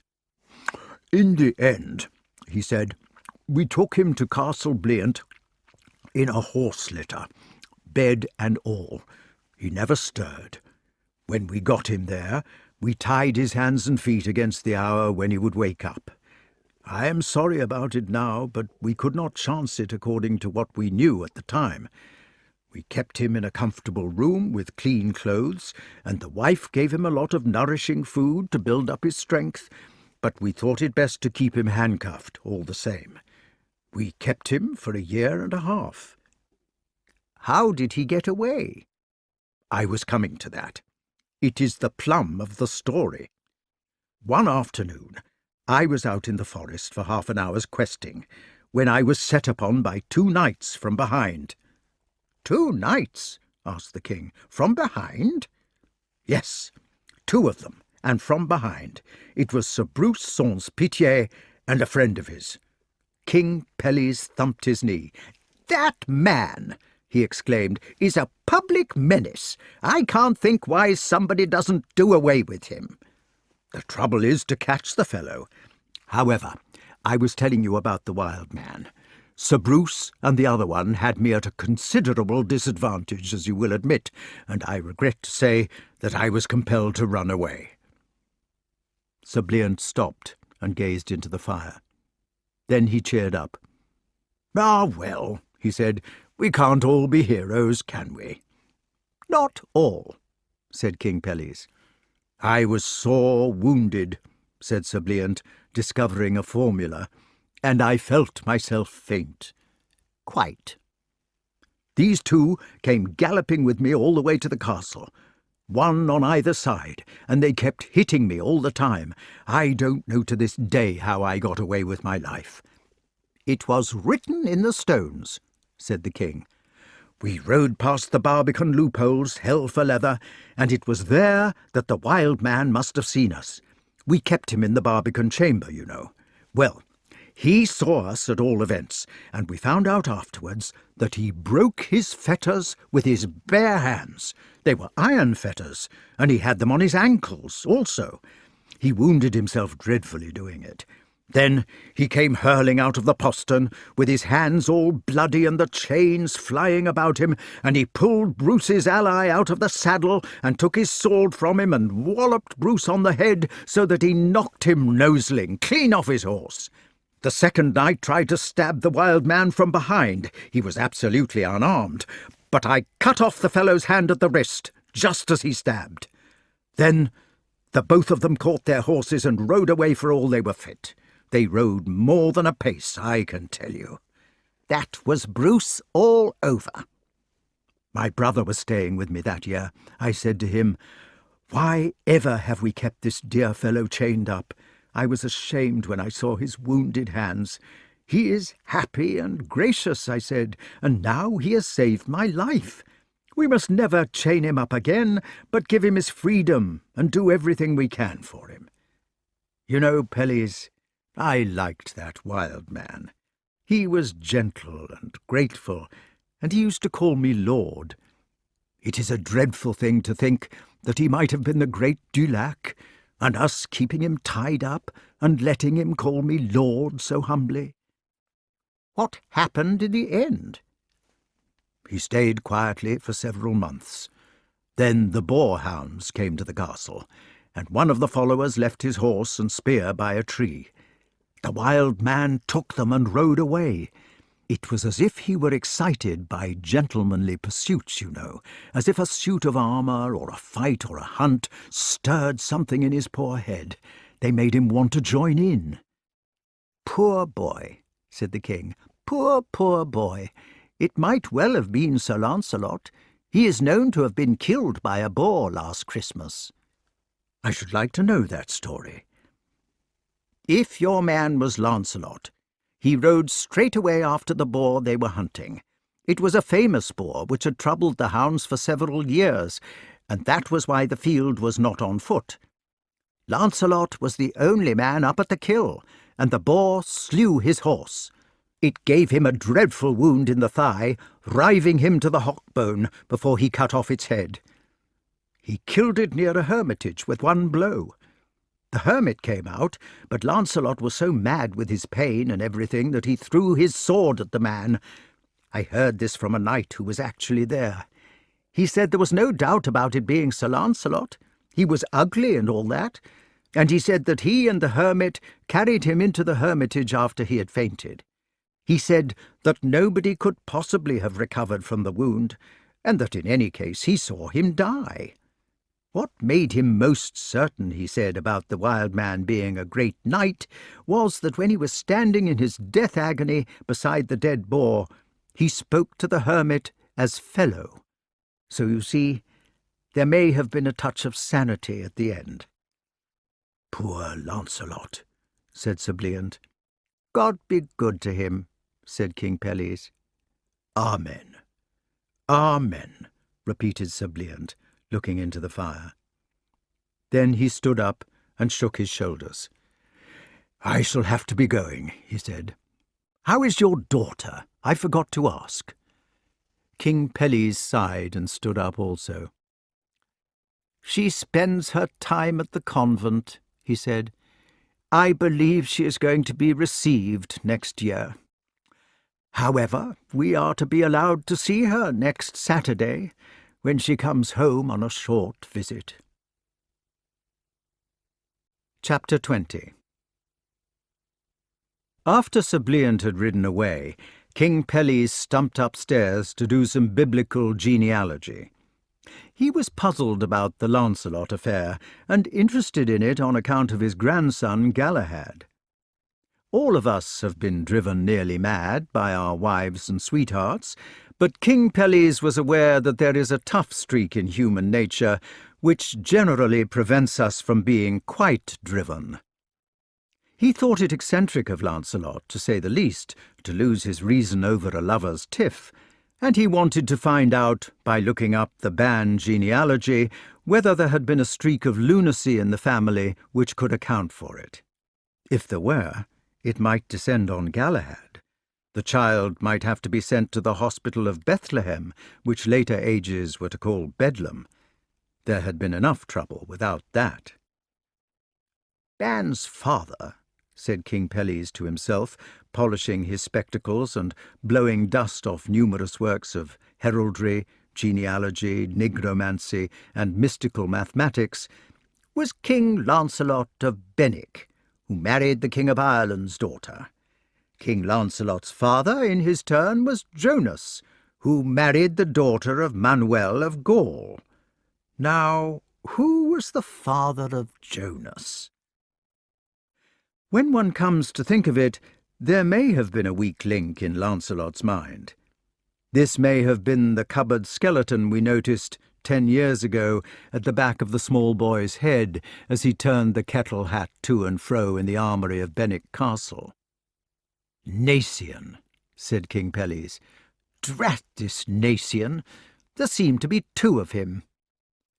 He had got back, through Lise, Helias le Gros, Nacien the hermit, from whom Lancelot probably inherited his visionary tendency, and Napus, to a second Nacien, who, if he existed, would quite upset the king's theory that Lancelot was but the 8th degree from our Lord.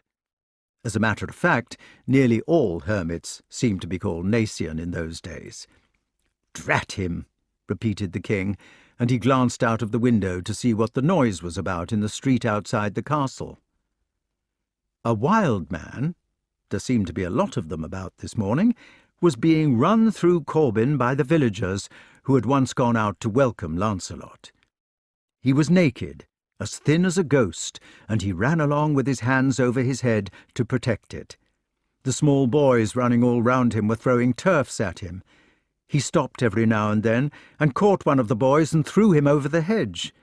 This only made the boys throw stones. King Pelles could clearly see the blood running over his high cheekbones, and the sunken cheeks, and the hunted eyes, and the blue shadows between his ribs. He could also see that the man was making for the castle. In the castle yard, when King Pelles had gone dot and carry downstairs, there was quite a crowd of castle folk standing around the wild man in admiration. They had lowered the portcullis to keep the village boys out, and they were disposed to treat the fugitive with kindness. "Look at his wounds," said one of the squires. "Look at that great scar there. Perhaps he was a knight-errant before he went mad, and so we ought to give him courtesy." The wild man stood in the middle of the ring, while the ladies giggled and the pages pointed. He hung his head and stood motionless without speaking, waiting for what was to be done to him next. "Perhaps he is Sir Lancelot." There was a great laugh at this. "No, but seriously, it was never exactly proved that Lancelot is dead." King Pelles went right up to the wild man and looked into his face. He had to stoop sideways to do this. "Are you Sir Lancelot?" he asked. The emaciated, dirty, bearded face, its eyes never even blinked. "Are you?" repeated the king, but there was no answer from the dummy. "He is deaf and dumb," said the king. "We will keep him as a jester. He looks funny enough, I must say. Somebody get the man some clothes, comic clothes, and put him to sleep in the pigeon house. Give him some clean straw." The dummy suddenly lifted both its hands and let out a roar which made everybody start back. The king dropped his spectacles. Then it lowered its hands again and stood sheepishly, so that the people gave a nervous giggle. "Better lock him in," said the king wisely. "Safety first. And do not hand him his food. Throw it to him. Can't be too careful." So Sir Lancelot was led away to the pigeon house, to be King Pelles' fool, and there he was locked in and fed by throwing and lodged on clean straw. When the king's nephew, a boy called Castor, came to be knighted on the following Saturday, this was the ceremony which Elaine was coming home to attend, there was gaiety in the castle. The king, who was addicted to festivals and ceremonials of all sorts, celebrated the occasion royally by presenting a new gown to every man on the estate. He also celebrated it, regrettably, by making too generous a use of the cellars, over which Dame Breason's husband presided. "Wassail!" cried the king. "Drink, hail!" replied Sir Castor, who was on his best behaviour. "Everybody got a gown?" shouted the king. "Yes, thank you, your majesty," replied the attendants. "Sure?" "Quite sure, your majesty." "That's all right, then. Good old gown." And the king wrapped himself in his own gown with great affection. He was a different man on occasions like this. "Everybody wants to thank your majesty very much for his generous present." "Not at all." "3 cheers for King Pelles! Hurrah! Hurrah! Hurrah!" "Why about the fool?" inquired the king suddenly. "Fool got a gown? Where's the poor fool?" There was a silence at this, for nobody had remembered to put a gown aside for Sir Lancelot. "Not a gown? Not a got a gown?" cried the king. "Fetch a fool at once." Sir Lancelot was fetched from the pigeon house for the royal favour. He stood still in the torchlight with some straws in his beard, a pitiful figure in his jester's patchwork. "Poor fool," said the king sadly. "Poor fool. Here, have mine." And in spite of all remonstrances and advices to the contrary, King Pelles struggled out of his costly robe, which he popped over Lancelot's head. "Let him loose," cried the king. "Give him holiday. Can't keep a man locked up forever." Sir Lancelot, standing upright in the grand dress, looked strangely stately in the great hall. If only his beard had been trimmed — our clean-shaven generation has forgotten what a difference the trimming of a beard can make — if only he had not starved away to a skeleton in the cell of the poor hermit after the boar hunt, if only he had not been rumoured to be dead, but even as it was, a sort of awe came into the hall. The king did not notice it. With measured tread, Sir Lancelot walked back to his pigeon loft, and the house carles made an avenue for him as he went. Chapter 21. Elaine had done the ungraceful thing as usual. Guinevere, in similar circumstances, would have been sure to grow pale and interesting, but Elaine had only grown plump. She walked in the castle garden with her companions, dressed in the white clothes of a novice, and there was a clumsy action in her walk. Galahad, now 3 years old, walked with her, holding hands. It was not that Elaine was going to be a nun because she was desperate. She was not going to spend the rest of her life acting the cinema nun. A woman can forget a lot of love in 2 years, or at any rate she can pack it away and grow accustomed to it, and hardly remember it more than a businessman might remember an occasion when, by ill luck, he failed to make an investment which would have made him a millionaire. Elaine was going to leave her son and become the bride of Christ because she saw that this was the only thing to do.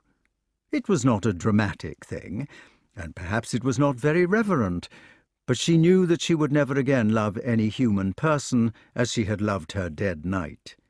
So she was giving in. She could not tack against the wind any longer. She was not moping for Lancelot, nor did she weep for him on her pillow. She hardly ever thought of him. He had worn a place for himself in some corner of her heart, as a seashell always boring against the rock might do. The making of the place had been her pain. But now the shell was safely in the rock. It was lodged, and ground no longer. Elaine, walking in the garden with her girls, thought only about the ceremony at which Sir Castor had been knighted, and whether there would be enough cakes for the feast, and that Galahad's stockings needed mending. One of the girls, who had been playing a kind of ball game to keep warm, the same game as Nausicaa was playing when Ulysses arrived, came running back to Elaine from the shrubbery by the well. Her ball had taken her in that direction. "There is a man," she whispered, much as if it had been a rattlesnake. "There is a man, sleeping by the well." Elaine was interested, not because it was a man, nor because the girl was frightened, but because it was unusual to sleep out of doors in January. "Hush, then," said Elaine. "We will go and see." The plump novice in the white clothes, who tiptoed over to Lancelot, the homely girl going composedly towards him, with a round face which had stubbornly refused to accept the noble traces of grief, the young matron who had been thinking about Galahad's mending, this person was not conscious of vulnerability or needs. She went over calmly and innocently, busy about quite different concerns, like the thoughtless rabbit who goes hop and nibble along the accustomed path.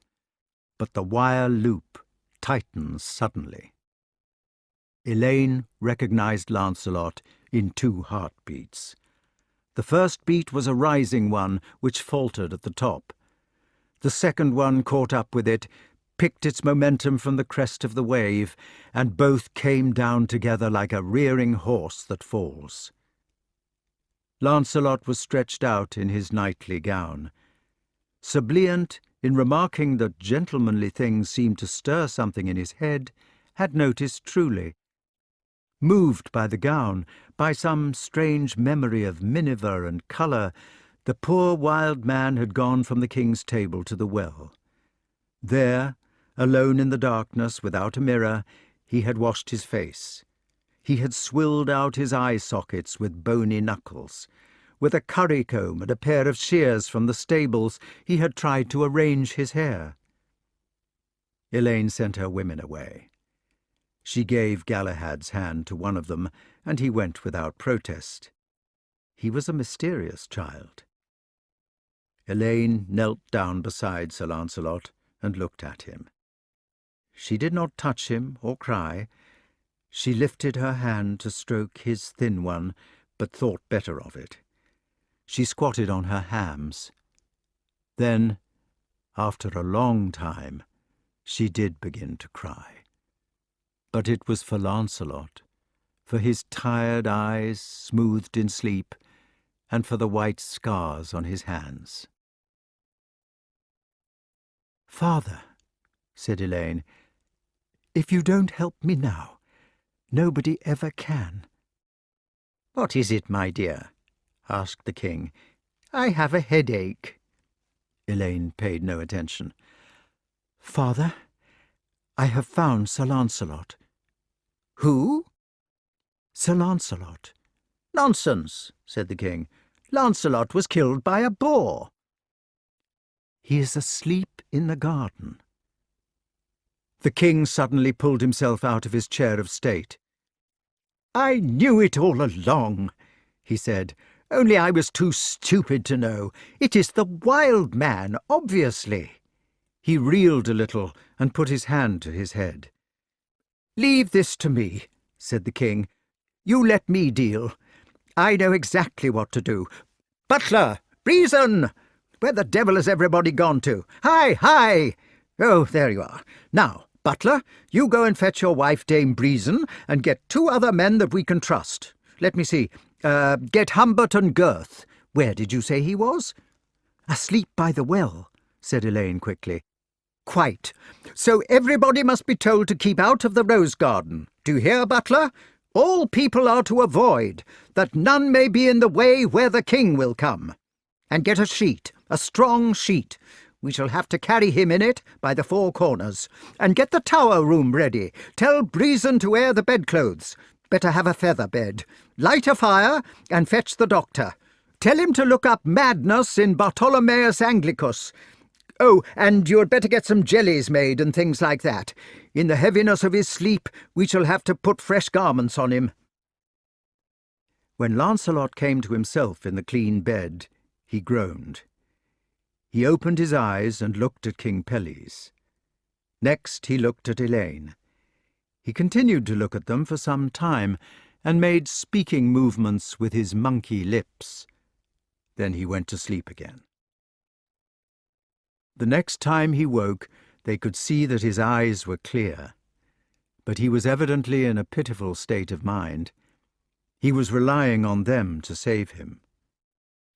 The third time he woke, he said, "Oh, Lord Jesus, how did I get here?" They said the usual things about resting now and not talking till he was stronger and so forth. The doctor waved his hand to the royal orchestra, who immediately struck up with Jesu Christis Milder Moda, since Dr. Bartholomew's book had recommended that madmen should be gladdened with instruments. Everybody watched, hopefully, to see the effect. But Lancelot grabbed the king's hand and cried in anguish, "For God's sake, my lord, tell me how I came here." Elaine put her hand on his forehead and made him lie down. "You came like a madman," she said, "and nobody knew who you were. You have been having a breakdown." Lancelot turned his puzzled eyes on her and smiled nervously. "I have been making a fool of myself," he said. Later he asked, "Did many people see me while I was mad?" Chapter 22. Lancelot's body revenged itself on his mind. He lay in bed for a fortnight in the airy bedroom with an ache in every bone, while Elaine kept herself outside the room. She had him at her mercy and could have nursed him day and night, but there was something in her heart, either decency or pride, or generosity or humility, or the determination not to be a cannibal, which spared him. She visited him not more than once a day, and thrust nothing on him. One day he stopped her as she was going out. He was sitting up in a day gown, and his hands lay still in his lap. "Elaine," he said, "I suppose I ought to be making plans." She waited for her sentence. "I cannot stay here forever," he said. "You know you will be welcome as long as you like." "I cannot go back to court," Elaine remarked with hesitation. "My father would give you a castle if you liked, and we could live there together." He looked at her and looked away. "Or you could have the castle." Lancelot took her hand and said, "Elaine, I don't know what to say. I can't very well say anything." "I know you don't love me." "Do you think we should be happy then?" "I only know when I shall be unhappy." "I don't want you to be unhappy, but there are different ways of being that. Don't you think it might turn out that you would be more unhappy if we lived together?" "I should be the happiest woman in the world." "Look, Elaine, our only hope is to speak plainly, even if it sounds horrible. You know that I don't love you, and that I do love the Queen. It is an accident which has happened, and it can't be changed. Things do happen like that. I can't alter it. And you have trapped me twice. If it had not been for you, I should still be at court. Do you think we could ever be happy, living together like that?" "You were my man," said Elaine proudly, "before you were ever the Queen's." He passed a hand over his eyes. "Do you want to have a husband on those terms?" "There is Galahad," said Elaine. They sat side by side, looking into the fire. She did not cry or bid for pity, and he knew she was sparing him these things. He said with difficulty, "I will stay with you, Elaine, if you want me to. I don't understand why you should want it. I am fond of you, very fond of you. I don't know why, after what has happened. I don't want you to be hurt. But, Elaine, I can't marry you." "I don't mind." It is because marriage is a contract. I have always been proud of my word, and if I do not, and if I have not that feeling for you, hang it, Elaine, I am under no obligation to marry you, when it was you who tricked me." "No obligation." "Obligation!" exclaimed Lancelot with a wry face. He threw the word into the fire as if it had a bad taste. "I must be sure that you understand, and that I am not cheating you. I will not marry you because I do not love you. I did not start this, and I can't give you my freedom. I can't promise to stay with you forever." "I don't want you to accept these terms, Elaine. They're humiliating ones. They're dictated by the circumstances. If I were to say anything else, it would be lies, and things would be worse." He broke off and hid his head in his hands. "I don't understand," he said. "I'm trying to do my best." Elaine said, "Under any terms, you are my good and gracious lord." King Pelles gave them a castle, which was already known to Sir Lancelot.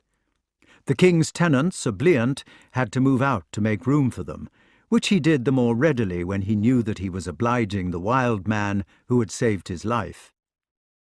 "Is he Sir Lancelot?" asked Bliant. "No," said King Pelles. "He is a French knight who calls himself the Chevalier Mal Fait. I told you I was right about Sir Lancelot being dead." It had been arranged that Lancelot was to live incognito, because if it were allowed to get about that he was still living and lodged at Bliant Castle, there would only be a hue and cry for him from the court. Bliant Castle had such a fine moat that it was practically an island. The only way to get to it was by boat from a barbican on the land side, and the castle itself was surrounded by a magic fence of iron, probably a sort of cheval de frise. 10 knights were appointed to serve Lancelot there, and 20 ladies to serve Elaine. She was wild with joy. "We will call it the Joyous Island," she said.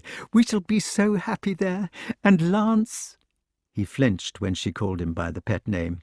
"I want you to have your hobbies. We must have tournaments and hawking, and plenty of things to do. You must invite people to stay, so that we can have company.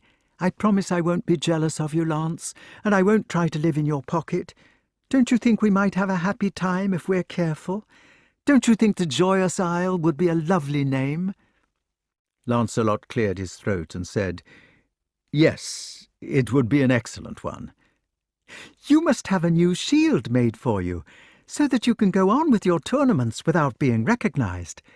What sort of blazon will you have?" "Anything," said Lancelot. "We can arrange that later."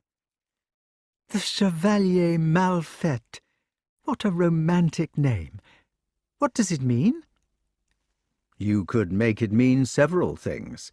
The ugly knight would be one meaning, or the knight who has done wrong." He did not tell her that it could also mean the ill-starred knight, the knight with a curse on him. "I don't think you are ugly or wrong." Lancelot pulled himself together.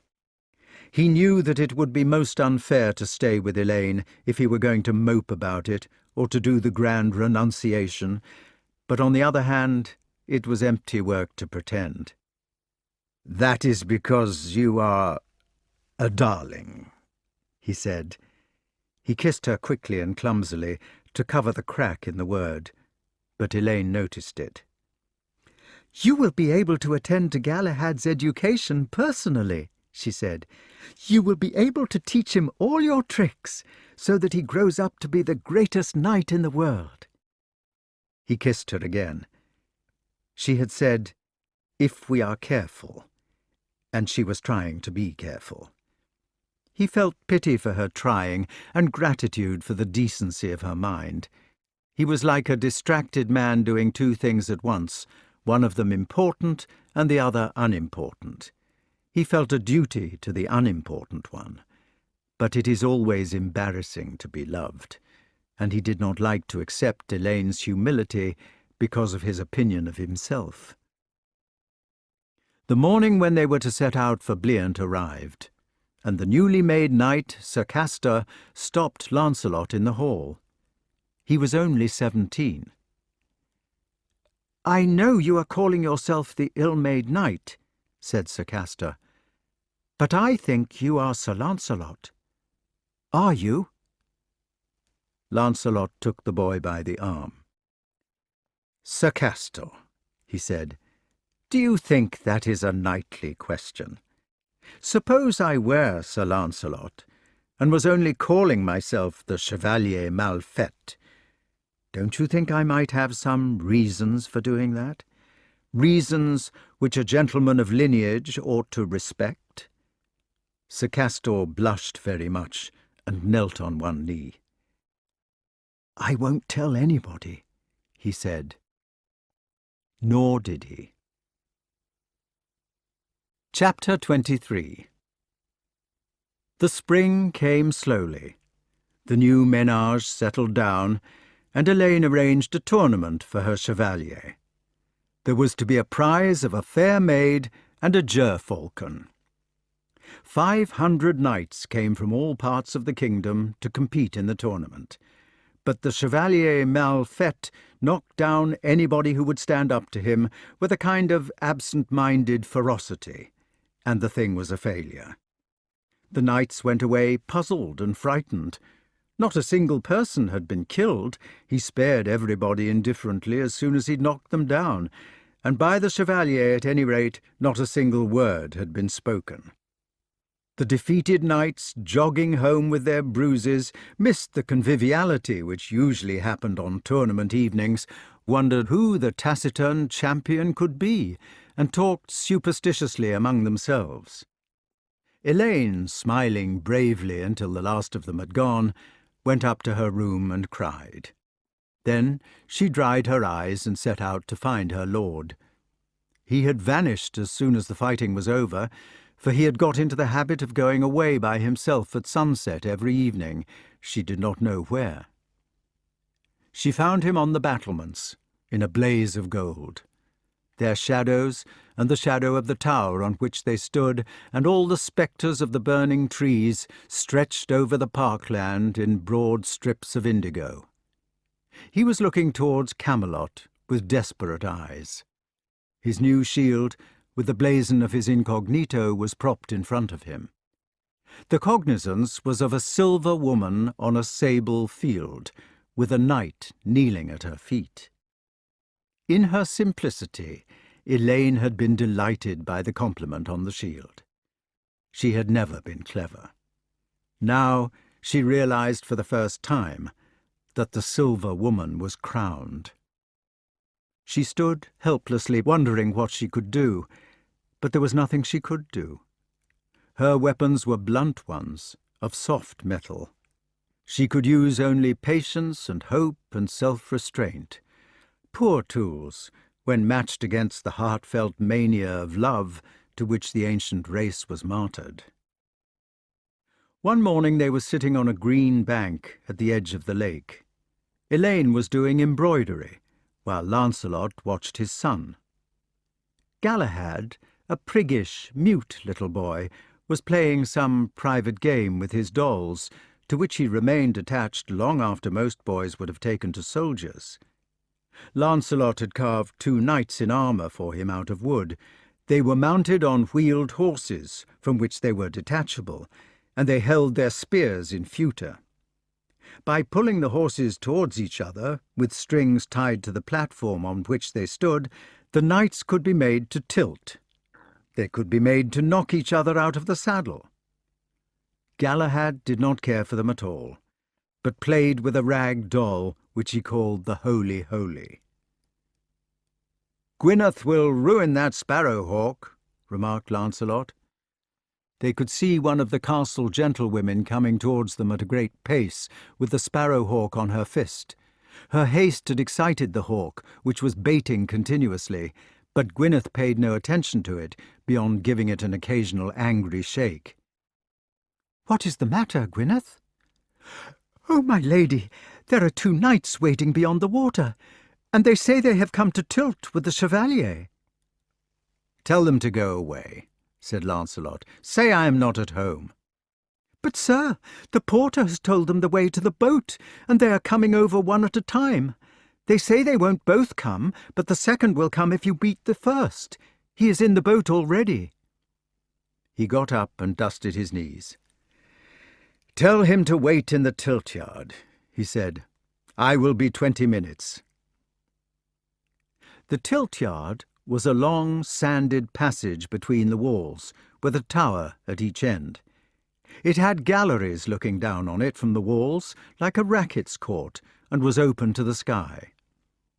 Elaine and the domestics sat in these galleries to watch, and the 2 knights fought beneath them for a long time. The tilting was even. Each of them had a fall, and the sword-play lasted for 2 hours. At the end of this time, the strange knight cried, "Stop!" Lancelot stopped at once, as if he were a farm labourer who had been given permission to knock off for his dinner. He stuck his sword in the ground, as if it were a pitchfork, and stood patiently. He had indeed only been working with the quiet patience of a farmhand. He had not been trying to hurt his opponent. "Who are you?" asked the stranger. "Please tell me your name. I have never met a man like you." Lancelot suddenly lifted both gauntlets to his helm, as if he were trying to bury in them the face which was already hidden, and said miserably, "I am Sir Lancelot du Lac." "What?" "I am Lancelot de Galis." De Galis threw his sword against the stone wall with a clang, and began running back towards the tower by the moat. His iron feet threw echoes down the yard. He unlaced and tossed away his helm as he ran. When he had reached the portcullis of the gatehouse, he put his hands to his mouth and shouted with all his might, "Hector! Hector! It is Lancelot! Come over!" Immediately he was running back towards his friend. "Lancelot, my dear, dear fellow, I was sure it was you! I was sure it was you!" He began fumbling with the laces, trying to get the helm off with clumsy fingers. He snatched off his own gauntlets and hurled them too with a clash against the wall. He could hardly wait to see Sir Lancelot's face. Lancelot stood still, like a tired child being undressed. "But what have you been doing? Why are you here? It was feared that you were dead." The helm came off and went to join the rest of the discards. "Lancelot!" "Did you say that Hector was with you?" "Yes, it is your brother Hector.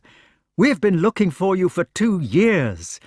Oh, Lancelot, I am glad to see you." "You must come in," he said, "and refresh yourselves." "But what have you been doing all this time? Where have you been hidden?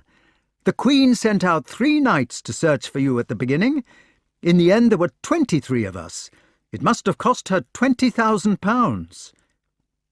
"I have been here and there."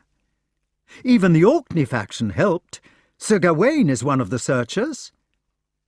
By this time Sir Ector had arrived in the boat, Sir Ector de Maris, not King Arthur's guardian, and the portcullis had been raised for him. He ran for the Chevalier as if he were to tackle him at football. "Brother!" Elaine had come down from her gallery and was waiting at the end of the tilt-yard. She was now to welcome, as she knew well, the people who were to break her heart. She did not interfere with their greetings, but watched them like a child who had been left out of a game. She stood still, gathering her forces. All her powers, all the frontier guards of her spirit were being called in and concentrated at the citadel of her heart. "This is Elaine." They turned to her and began to bow. "You are welcome to Bliant Castle."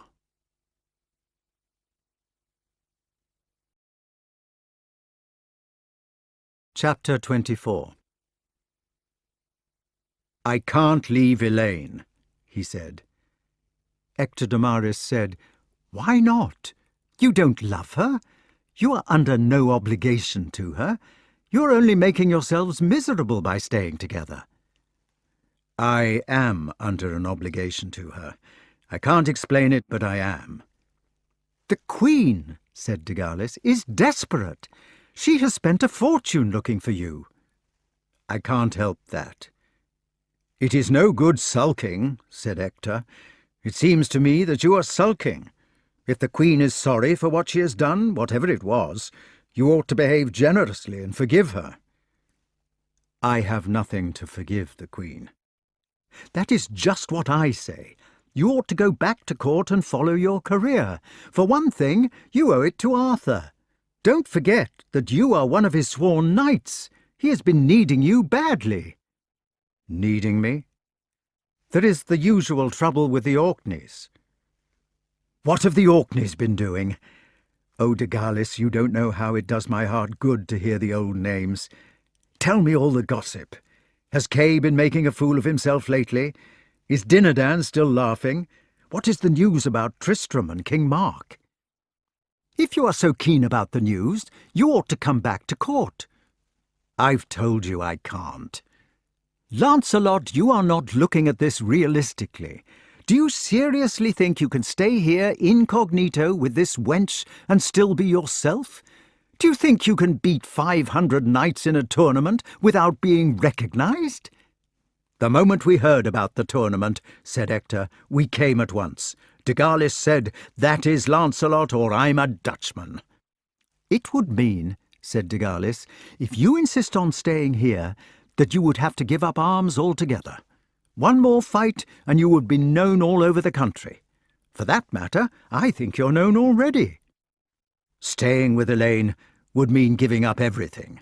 It would mean absolute retirement, no quests, no tournaments, no honour, no love.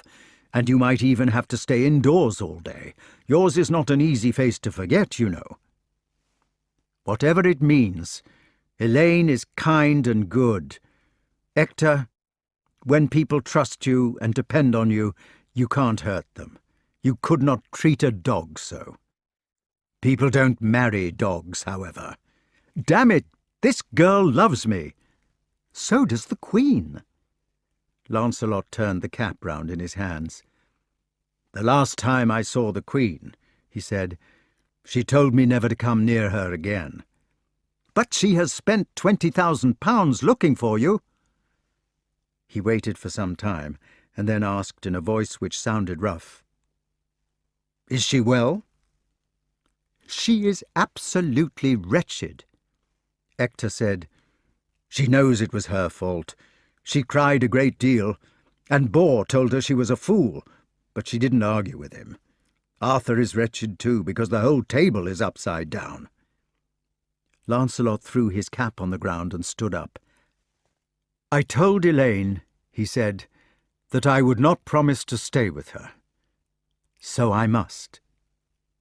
Do you love her? Asked de Galis, cutting to the root. Yes, I do. She has been good to me.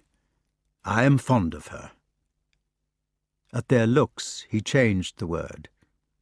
I love her, he said defiantly. The knights had been staying for a week, and Lancelot, listening hungrily to their table news, was weakening every day. Elaine, sitting at the high table beside her lord at dinner, lived in a flow of conversation about people whose names she had never heard and about events which she could not understand. There was nothing to do except to offer second helpings, which Hector would accept without interrupting the anecdote of the moment. They leaned across her and talked and laughed, and Elaine busily laughed too. Every day Lancelot went to his turret at sunset. She had tiptoed away when she first found him there, and he did not know it was a discovered rendezvous. Lancelot, she said one morning, there is a man waiting on the other side of the moat, with a horse and armour. A knight? No, he looks like a squire. I wonder who it can be this time. Tell the porter to fetch him across. The porter says he won't come across. He says he will wait there for Sir Lancelot. I will go and see. Elaine detained him as he went down to the boat. Lancelot, she said, what do you want me to do with Galahad, if you should go away? Go away? Who says I am going away? Nobody has said so, but I want to know. I don't understand what you are talking about. I want to know how Galahad is to be brought up. Well, I suppose in the usual way. He will learn to be a good knight, I hope. But the whole question is imaginary. That is what I wanted to know. She detained him once more, however. Lancelot, will you tell me one other thing? If you should go away, if you should have to leave me, would you be coming back? I have told you that I am not going away.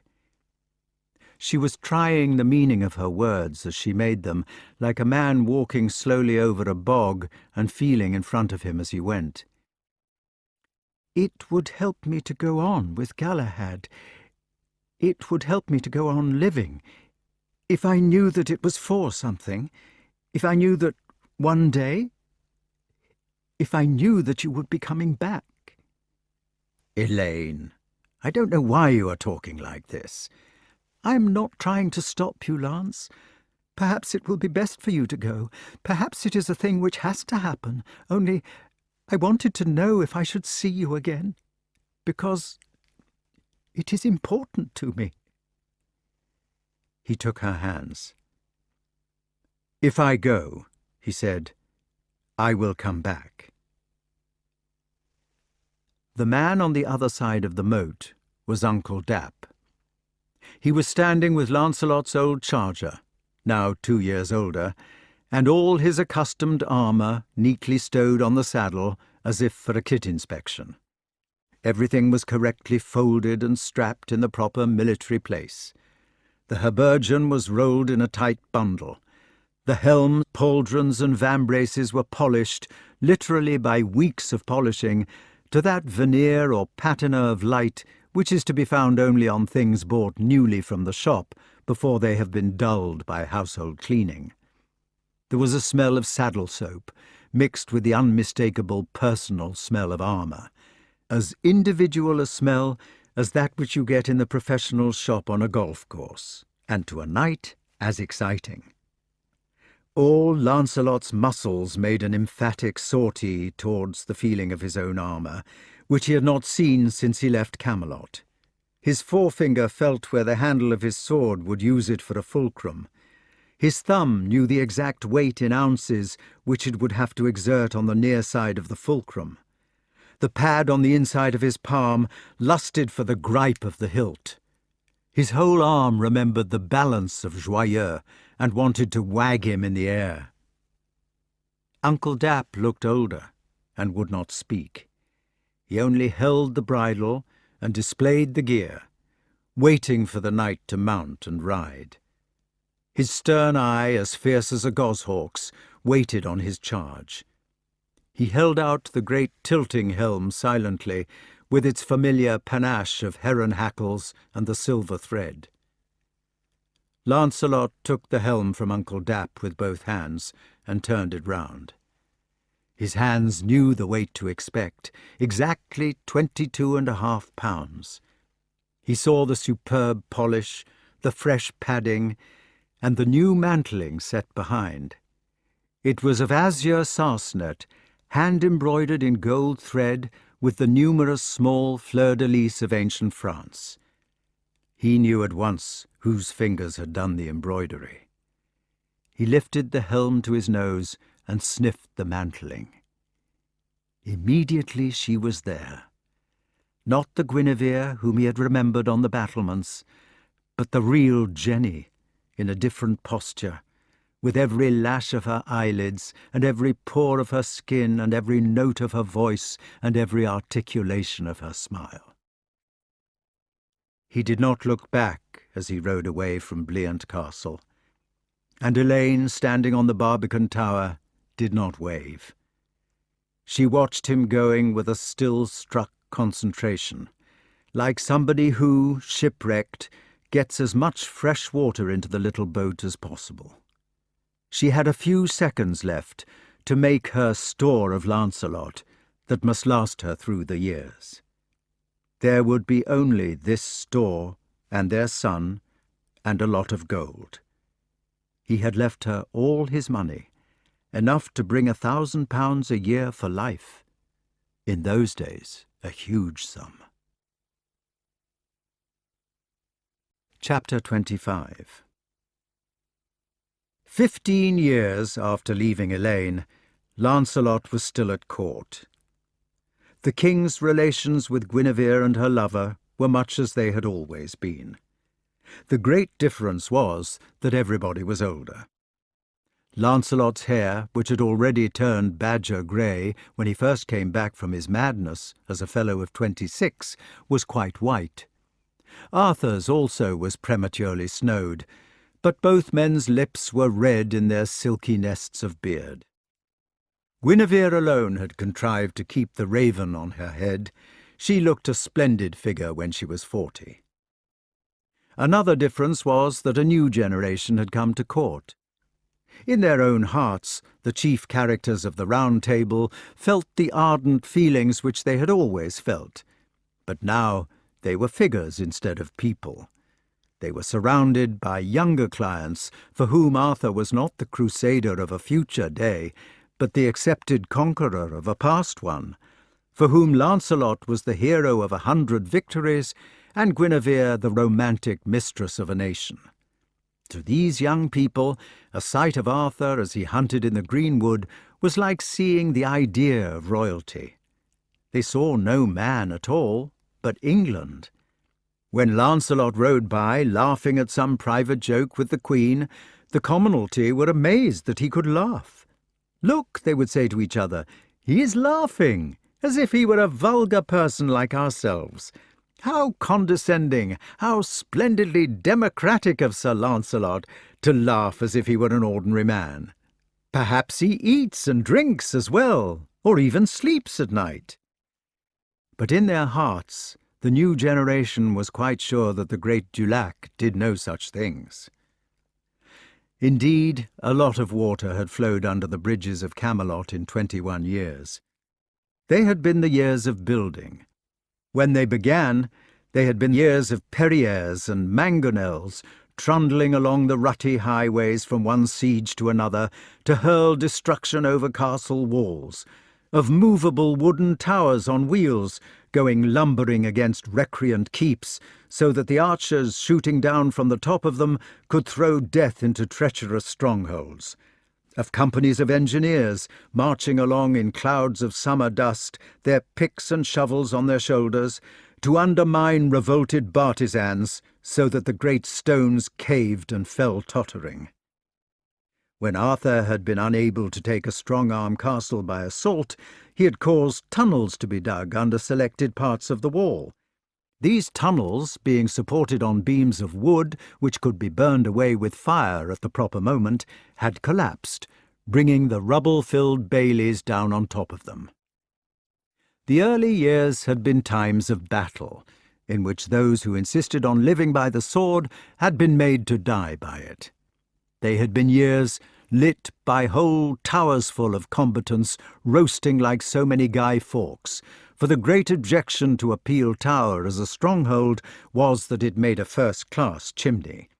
Years ringing with the sound of battle-axes thudding on battle-axe-proof doors, which were constructed by nailing the first ply of boards horizontally and the second ply vertically, so that the wood could not be split along the grain.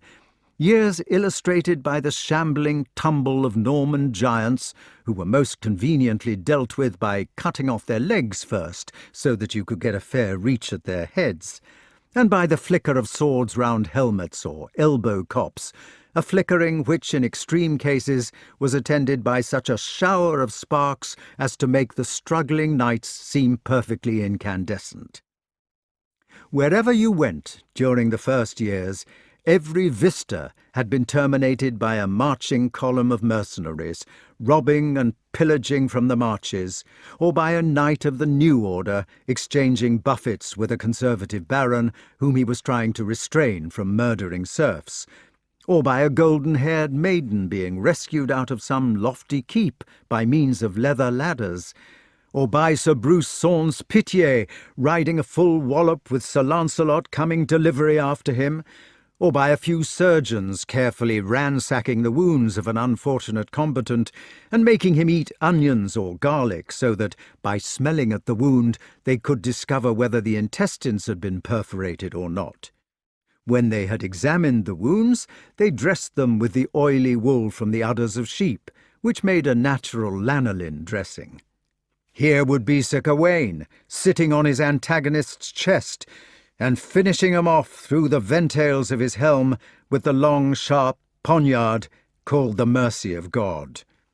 There would be a couple of knights who had suffocated themselves in their own helms during the course of a battle, a misfortune which frequently happened in those days of violent exercise and small vents. On one side would be a commodious gibbet, set up by some old-fashioned princeling to hang King Arthur's knights and the common Saxons who trusted them. A gibbet perhaps nearly as sumptuous as that constructed at Montfaucon, which could support 60 bodies depending like drab fuchsias between its 16 stone pillars. The humbler gallows had rungs on them, like the footholds on telegraph poles, so that the executioners could scramble up and down. On another side would be a domain so hedged about with man-traps in its shrubberies that none dared walk within a mile of it. In front of you there might be a daffish knight who had been caught in a buck-trap, which, swinging him into the air on the end of a stout branch released by the action of the trap, had left him dangling helplessly between heaven and earth. Behind you there might be a savage tournament or faction fight going on, with all the heralds crying out, "Laissez-les aller!" to ranks of chivalry who were about to charge, a cry which was exactly equivalent to the shout, "They're off!" which is still to be heard at the Grand National today. The world had been expected to end in the year 1000, and in the reaction which followed its reprieve, there had been a burst of lawlessness and brutality which had sickened Europe for centuries. It had been responsible for the doctrine of might, which was the table's enemy. The fierce lords of the strong arm had hunted the wild woodlands, only, of course, there had always been exceptions like the good Sir Ector of Forest Sauvage, till John of Salisbury had been forced to advise his readers, "If one of these great and merciless hunters shall pass by your habitation, bring forth hastily all the refreshment you have in your house, or that you can readily buy or borrow from your neighbour, that you may not be involved in ruin, or even accused of treason."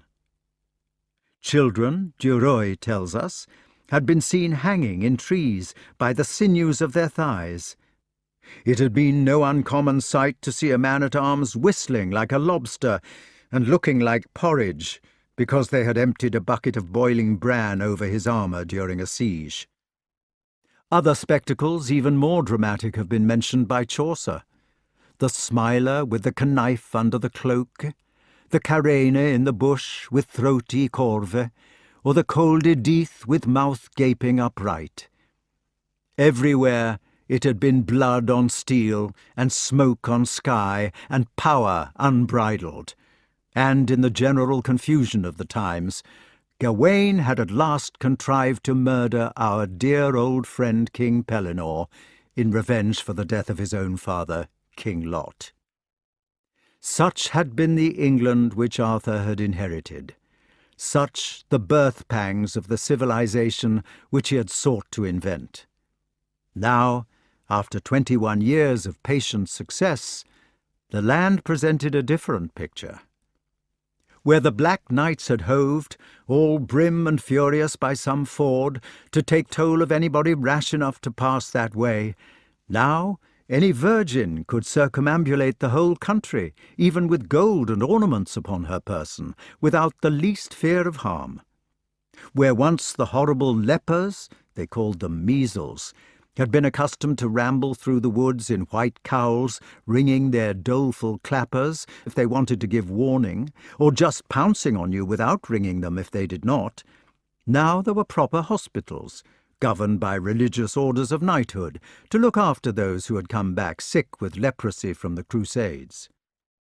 All the tyrannous giants were dead, all the dangerous dragons, some of which used to come down with a burr like the peregrine stoop, had been put out of action. Where the raiding parties had once streamed along the highways with fluttering pennoncelles, now there were merry bands of pilgrims telling each other dirty stories on the way to Canterbury. Demure clerics taking a day's outing to Our Lady of Walsingham were singing Alleluia Dulce Carmen, while the less demure ones were warbling the great medieval drinking song of their own composition, Meum est propositum in taberna mori. There were urbane abbots, tituping along on ambling palfreys, in furred hoods which were against the rules of their orders, and yeomen in smart tackle with hawks on their fists, and sturdy peasants quarrelling with their wives about new cloaks, and jolly parties going out to hunt without armour of any sort. Some were riding to fairs as great as that of Troyes, others to universities which rivaled Paris, where there were 20,000 scholars whose ranks eventually provided 7 popes. In the abbeys, all the monks were illuminating the initial letters of their manuscripts with such a riot of invention that it was impossible to read the first page at all. Those who were not doing the Ciro page were carefully copying out the Historia Francorum of Gregory of Tours, or the Legenda Aurea, or the Jeu d'échecs moralisé, or a treatise of Hawking, that is, if they were not engaged upon the Ars Magna of the magician Lully, or the Speculum Magus by the greatest of all magicians. In the kitchens, the famous cooks were preparing menus which included, for one course alone, bollock broth, caudle ferry, lampreys en galantine, oysters in civvy, eels in sorrey, baked trout, brawn in mustard, numbles of a heart, pigs farcid, cock in trice, goose in hoggy potte, venison in frumenty, hens in bruet, roast squirrels, haggis, capon-necked pudding, garbage, tripe, blonde-assory, cabbages, buttered wurts, apple mousse, gingerbread, fruit tart, blancmange, quinces in comfit, Stilton cheese, and Cos boby. In the dining halls, the older gentlemen, who had spoiled their palates with drinking, were relishing those strange delicacies of the Middle Ages, the strong flavours of whale and porpoise. Their dainty ladies were putting roses and violets in their dishes. Baked marigolds still make an excellent flavouring for bread and butter puddings, while the squires were showing their weakness for sheep's milk cheese. In the nurseries, all the little boys were moving heaven and earth to persuade their mothers to have hard pears for dinner, which were stewed in honey syrup and vinegar and eaten with whipped cream. The manners of the table, too, had reached a pitch of civilization far beyond our own. Now, instead of the plates made of bread, there were covered dishes, scented finger bowls, sumptuous tablecloths, a plethora of napkins. The diners themselves were wearing chaplets of flowers and graceful draperies. The pages were serving the food with the formal movements of a ballet. Wine bottles were being placed on the tables, but ale, being less respectable, was being put beneath. The musicians, with strange orchestras of bells, large horns, harps, viols, zithers, and organs, were playing as the people ate. Where once, before King Arthur had made his chivalry, the knight of the Tower Landry had been compelled to warn his daughter against entering her own dining hall in the evening unaccompanied, for fear of what might happen in the dark corners, now there was music and light. In the smoky vaults, where once the grubby barons had gnawed their bones with bloody fingers, now there were people eating with clean fingers, which they had washed with herb-scented toilet soap out of wooden bowls. In the cellars of the monasteries, the butlers were tapping new and old ale, mead, port, claret, dry sherry, hock, beer, metheglin, perry, hippocras, and the best white whisky. In the law courts, the judges were dispensing the king's new law, instead of the fierce law of Fort Maine. In the cottages, the good wives were making hot griddle bread enough to make your mouth water, and putting fine turf on their fires regardless of expense, and herding fat geese on the commons enough to support 20 families for 20 years. The Saxons and Normans of Arthur's accession had begun to think of themselves as Englishmen. No wonder that the young, ambitious knights of Europe flocked to the great court. No wonder that they saw a king when they looked on Arthur, a conqueror when they looked on Lancelot. One of the young men who came to court in those days was Gareth. Another was Mordred. Chapter 26. "We don't see many arrows thrilling in people's hearts nowadays," remarked Lancelot one afternoon at the archery butts. "Thrilling!" exclaimed Arthur. "What a splendid word to describe an arrow vibrating just after it has hit." Lancelot said, "I heard it in a ballad." They went away and sat in an arbour from which they could watch the young people practising their shots. "It is true," said the king gloomily. "We don't get much of the old fighting in these decadent days." "Decadent?" protested his commander-in-chief. "What are you so gloomy about? I thought this was what you wanted." Arthur changed the subject. "Gareth is shaping well," he said, watching the boy. "It's funny, he can't be many years younger than you are, yet one thinks of him as a child." "Gareth is a dear." The king put his hand on Lancelot's knee and squeezed it affectionately.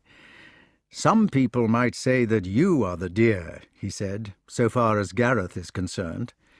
It has come to be quite a legend how the boy arrived at court anonymously, so that his own brothers didn't recognize him, and how he worked in the kitchen and got nicknamed Beaumain when Kay wanted to be nasty, and how you were the only person who was decent to him until he did his great adventure and became a knight." "Well," said Lancelot defensively, "his brothers hadn't seen him for 15 years. You can't blame Gawain for that." "I am not blaming anybody. I was just saying that it was nice of you to take notice of a kitchen page and help him along, and knight him in the end. But then, you always were nice to people." "It is strange how they come here," said his friend. "I suppose they can't keep away.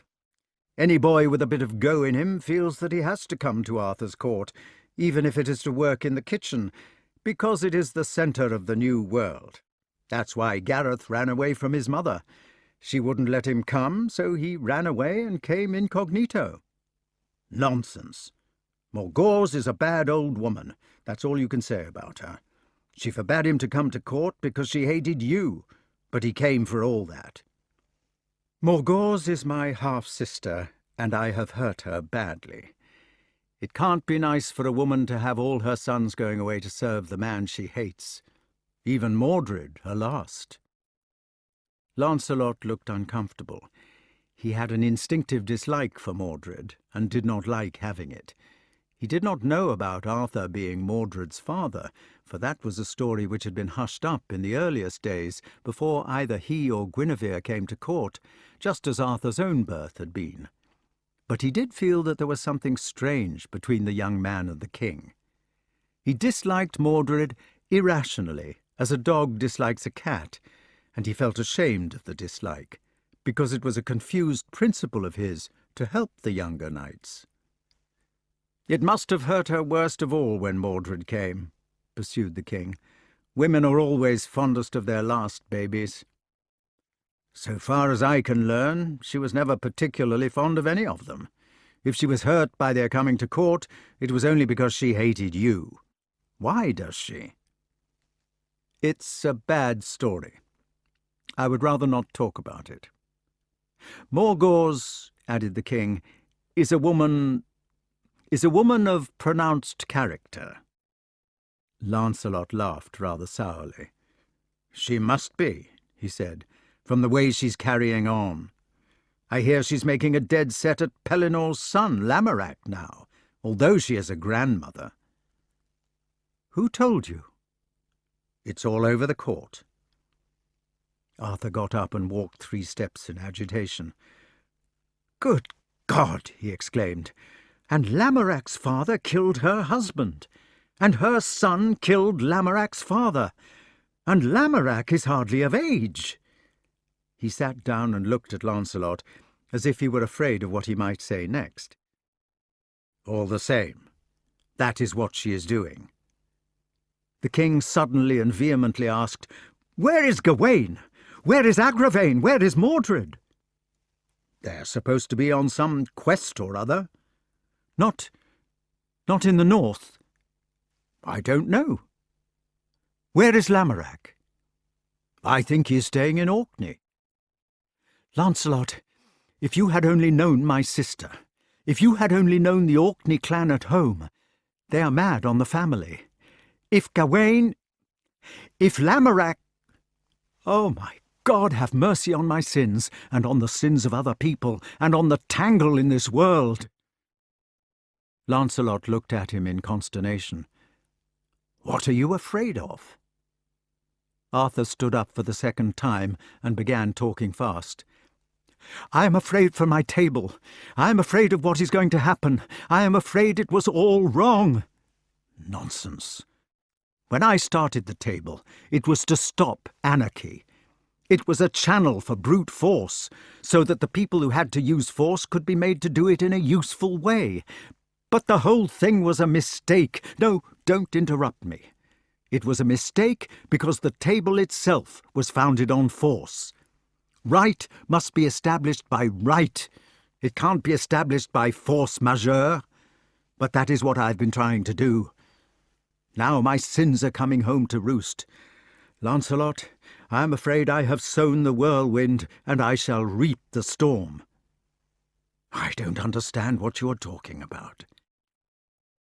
Here comes Gareth, said the king calmly, suddenly, and as if everything were over. I think you will understand in a minute. While they had been talking, a messenger in leather leggings had arrived at the butts. The king had seen him out of the corner of his eye as he hastily sought Sir Gareth and handed him a letter. He had watched the boy reading the letter, once, twice, 3 times, and later as he spoke confusedly with the man. Now, after handing his bow to the messenger without noticing that he was doing so, Gareth was coming to them slowly. Gareth, said the king. The young man knelt down and took the king's hand. He held it as if it were a banister or a lifeline. He looked at Arthur with dull eyes and did not cry. My mother is dead, said Gareth. Who killed her? Asked the king, as if it were the natural question. My brother, Agravain. What? The exclamation was from Lancelot. My brother has killed our mother because he found her sleeping with a man. Keep quiet, Lancelot, please, said the king. Then to Gareth, what did they do to Sir Lamorak? But Gareth had not finished the first part of the story. Agravain cut off her head, he said, like a unicorn. The unicorn? Please, Lancelot. He killed our mother in her blood. I am sorry. I always knew he would, said Gareth. Are you sure the news is true? It is true. It is true. It was Agravain who killed the unicorn. Was Lamorak the unicorn? Asked the king gently. He did not know what his nephew was talking about, but he was anxious to help. Is Lamorak dead? Oh, uncle, it says that Agravain found her naked in a bed with Sir Lamorak, and he cut off her head. Now they have hunted Lamorak down as well. Lancelot was less patient than the king, because he knew fewer of the sorrows which had happened in the early days. Who were they? He asked. Mordred, Agravain, and Gawain. So it comes to this, said Sir Lancelot, that your 3 brothers have first murdered King Pellinore, who would not willingly have her to fly, murdered him because he killed their father by accident in a tournament, then murdered their own mother in bed, and finally butchered Pellinore's young son Lamorak for being seduced by their mother, who was 3 times as old as he was. I suppose they set upon him all against one? Gareth held the king's hand tighter and began to droop his head. They surrounded him, he said numbly, and Mordred stabbed him in the back. Chapter 27. Gawain and Mordred came straight to Camelot from their foray among the Old Ones. but Agravain did not come with them. They had quarrelled as soon as Lamorak was dead, or rather, as soon as they had found time to realize what had happened. The murder of Queen Morgause had not been done on purpose. Agravain had done it on the spur of the moment. In his outraged passion, he said, but they knew by instinct that it was from jealousy. So they had raised the old charge against him that he was only a fat bully whose noblest employment was the killing of defenceless people or women, and they had left him weeping after a furious scene. Gawain, who now remembered all his adoration for their peculiar mother, an adoration which the Queen Witch had wished on each of her sons, rode to the king's court in gloomy penitence. He knew that Arthur would be furious about the way in which young Lamorak had been killed, for the boy had been the third best knight of the table, and yet he was not ashamed of having killed him. To his mind, Lamorak deserved death, like a felon, because he and his father had injured the Orkney clan. He knew that the whole court would look at him sideways on account of his mother's murder, and how the old talk would be revived about that woman whom he had slain himself in temper when he was young. Even this did not dismay him much. But he was penitent and miserable because his own dear Orkney mother was gone. He was only beginning to realize how it had happened, because he had hurt Arthur's ideal, and because he was generous in his own heart. He hoped that the king would hang him, or send him into exile, or punish him severely. He went into the royal chamber with a sulky shame. Mordred walked into the room behind Gawain, as if nothing had happened. He was a thin wisp of a fellow, so fair-haired that he was almost an albino, and his bright eyes were so blue, so palely azure in their faded depths, that you could not see into them. He was clean-shaven. It seemed that there was no part of him which you could catch hold of, neither his hair, nor his eyes, nor his whiskers. Even the colour had been washed out of him, it seemed, so as to leave no handle. Only, in the skeletal, pink face, the brilliant eyes had crow's feet round them, a twinkle which you could assume to be of humour, if you liked, or else of irony, or merely of screwing up those sky-blue pupils so as to look far and deep. He walked with an upright carriage, both ingratiating and defiant, but one shoulder was higher than the other. He had been born slightly crooked, a clumsy delivery by the midwife, like Richard III. Arthur was waiting for them, with Guinevere and Lancelot on either hand. The burly, red-haired Gawain knelt clumsily on one knee. He did not look at the king, but spoke to the floor. "Pardon." "Pardon," said Mordred also. But he, kneeling beside his half-brother, looked the king between the eyes.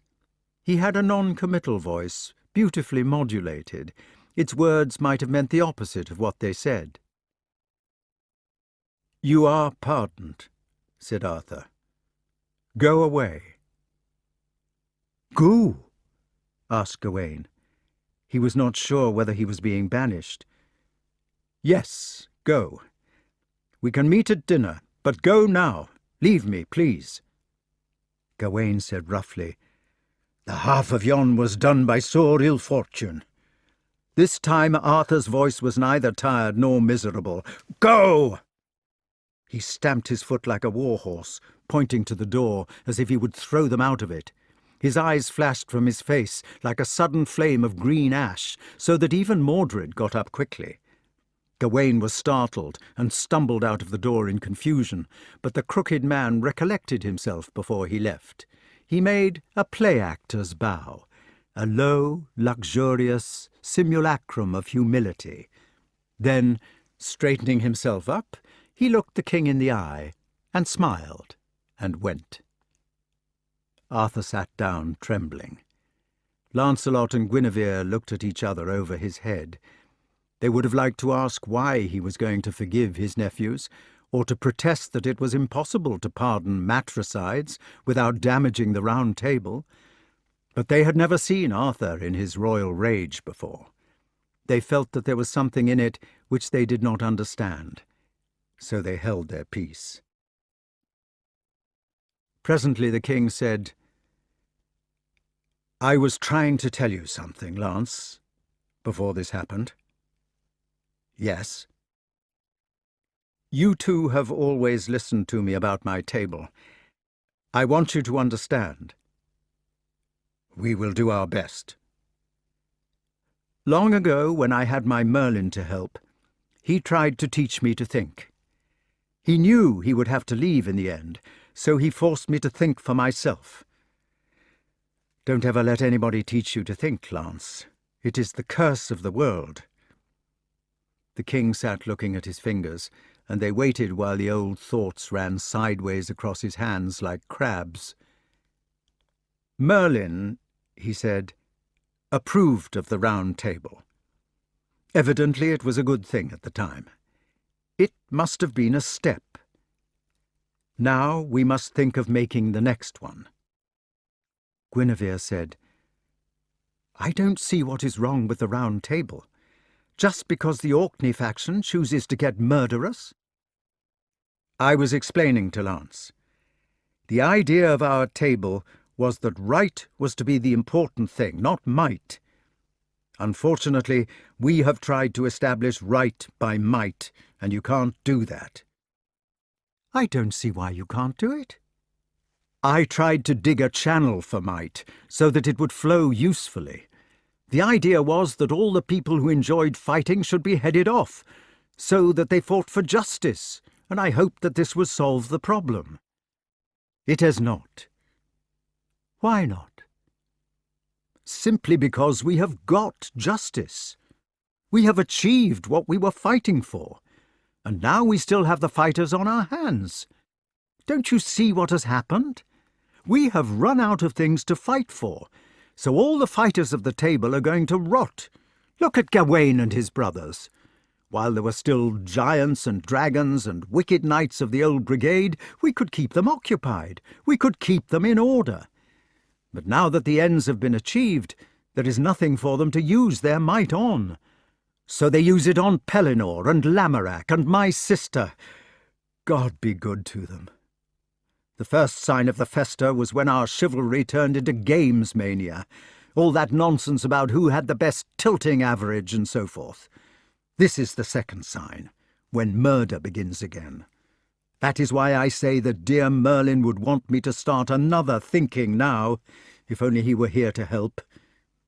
It is something like idleness and luxury unmanning us. The strings have gone slack and out of tune. No, it is not that at all. It is simply that I have kept a rod in pickle for my own back. I ought to have rooted might out altogether instead of trying to adapt it, though I don't know how the rooting could have been done. Now the might is left, with nothing to use it on, so it is working wicked channels for itself." "You ought to punish it," said Lancelot. "When Sir Bedivere killed his wife, you made him carry her head to the Pope. You ought to send Gawain to the Pope now." The king opened his hands and looked up for the first time. "I am going to send you all to the Pope," he said. "What?" "Not exactly to the Pope. You see, the trouble is, as I see it, that we have used up the worldly objects for our might, so there is nothing left but the spiritual ones. I was thinking about this all night. If I can't keep my fighters from wickedness by matching them against the world because they've used up the world, then I must match them against the spirit." Lancelot's eye caught fire, and he began to watch the other man attentively. At the same moment, Guinevere withdrew into herself. She glanced quickly at her lover, a covert glance, then gave a new, reserved attention to her husband. "If something is not done," went on the king, "the whole table will go to ruin. It is not only that feud and open manslaughter have started, there is the bold bawdry as well. Look at the Tristram business with King Mark's wife. People seem to be siding with Tristram. Morals are difficult things to talk about, but what has happened is that we have invented a moral sense, which is rotting now that we can't give it employment. And when a moral sense begins to rot, it is worse than when you had none. I suppose that all endeavours which are directed to a purely worldly end, as my famous civilization was, contain within themselves the germs of their own corruption. What is this about sending us to the Pope? I was speaking metaphorically. What I mean is that the ideal of my round table was a temporal ideal. If we are to save it, it must be made into a spiritual one. I forgot about God. Lancelot, said the Queen in a peculiar voice, has never forgotten. But her lover was too interested to notice her tone. What do you intend to do? He asked. I thought we could start by trying to achieve something which would be helpful to the spirit, if you see what I mean. We have achieved the bodily things, peace and prosperity. Now we lack work. If we invent another bodily employment, a temporal employment, mere empire building or something like that, we shall be faced by the same problem again, probably worse, as soon as it has been achieved. But why can't we pull our table together by turning its energies to the spirit? You know what I mean by the spirit. If our might was given a channel so that it worked for God instead of for the rights of man, surely that would stop the rot and be worth doing? A crusade! Exclaimed Lancelot. You are going to send us to the rescue of the Holy Sepulchre. We could try that, said the king. I hadn't exactly thought of it, but it might be a good thing to try.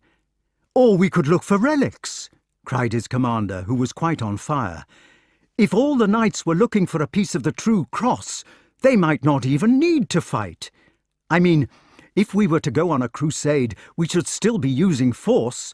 We should be putting the might into a channel against the infidels. But if we really and truly banded the whole table together to search for something which belonged to God himself, why, that would be infinitely worth doing. And although we should be busy, there might be no need for fighting at all. If it comes to that, we needn't necessarily look for one thing alone. Why, if all our knights, 150 men, all specialists in questing, like detectives, if all our knights were to turn their energies to the quest for things which belong to God, why, we might find hundreds and hundreds of things which would be of huge value. The Round Table might have been positively invented and trained just for that object. We might find some new Gospels even. The whole of Christianity might be helped by what we did. Think of 150 men, all trained for the search. And it is not too late to try. The true cross was found in 326, but the Holy Shroud was not discovered at Leary until 1360. We might find the spear which killed our Lord. I was thinking of that. We must look for manuscripts particularly. Yes, we must fare forth everywhere, to the Holy Land, to every place. We shall be like my dear de Joinville. Yes. I think, said Sir Lancelot, this is the most splendid idea you have ever had. I am afraid of it, said the king, and this time it was his voice which sounded strange. I thought in the night time that perhaps it was aiming too high. If people reach perfection, they vanish, you know. It may mean the end of the table. Supposing somebody were to find God. But Lancelot's mind was not made for metaphysics. He did not notice the change in Arthur's voice. He began to hum to himself the great Crusaders' hymn. Lignum crucis, signum ducis, sequitur exercitus.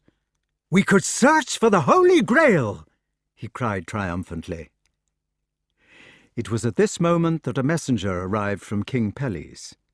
Sir Lancelot was wanted, he said, to knight a young man at an abbey. He was a fine young fellow, seemly and demure as a dove. He had been educated in a convent. His name, said the messenger, was thought to be Galahad. Queen Guinevere stood up and sat down. She opened her hands and closed them again. She knew that Sir Lancelot was going to his son by another woman, but she hardly minded that. Chapter 28. If you want to read about the beginning of the quest for the Grail, about the wonders of Galahad's arrival, Guinevere, in a strange mixture of curiosity, envy, and horror, made a half-hearted attempt to vamp him, and of the Last Supper at court, when the thunder came, and the sunbeam, and the covered vessel, and the sweet smell through the great hall, if you want to read about these, you must seek them in Malory. That way of telling the story can only be done once.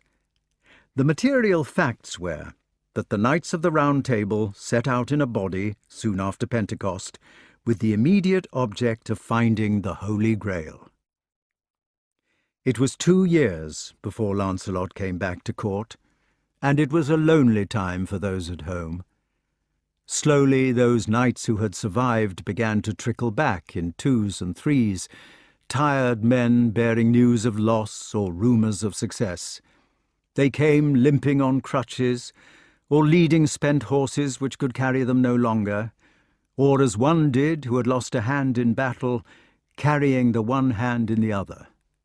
All these men looked worn and confused. Their faces were fanatical, and they babbled of dreams.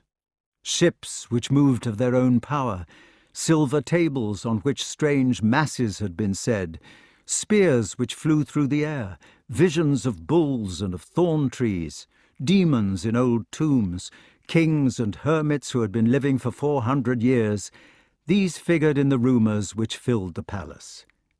A count taken by Sir Bedivere showed that half the knights were missing. They were presumed dead.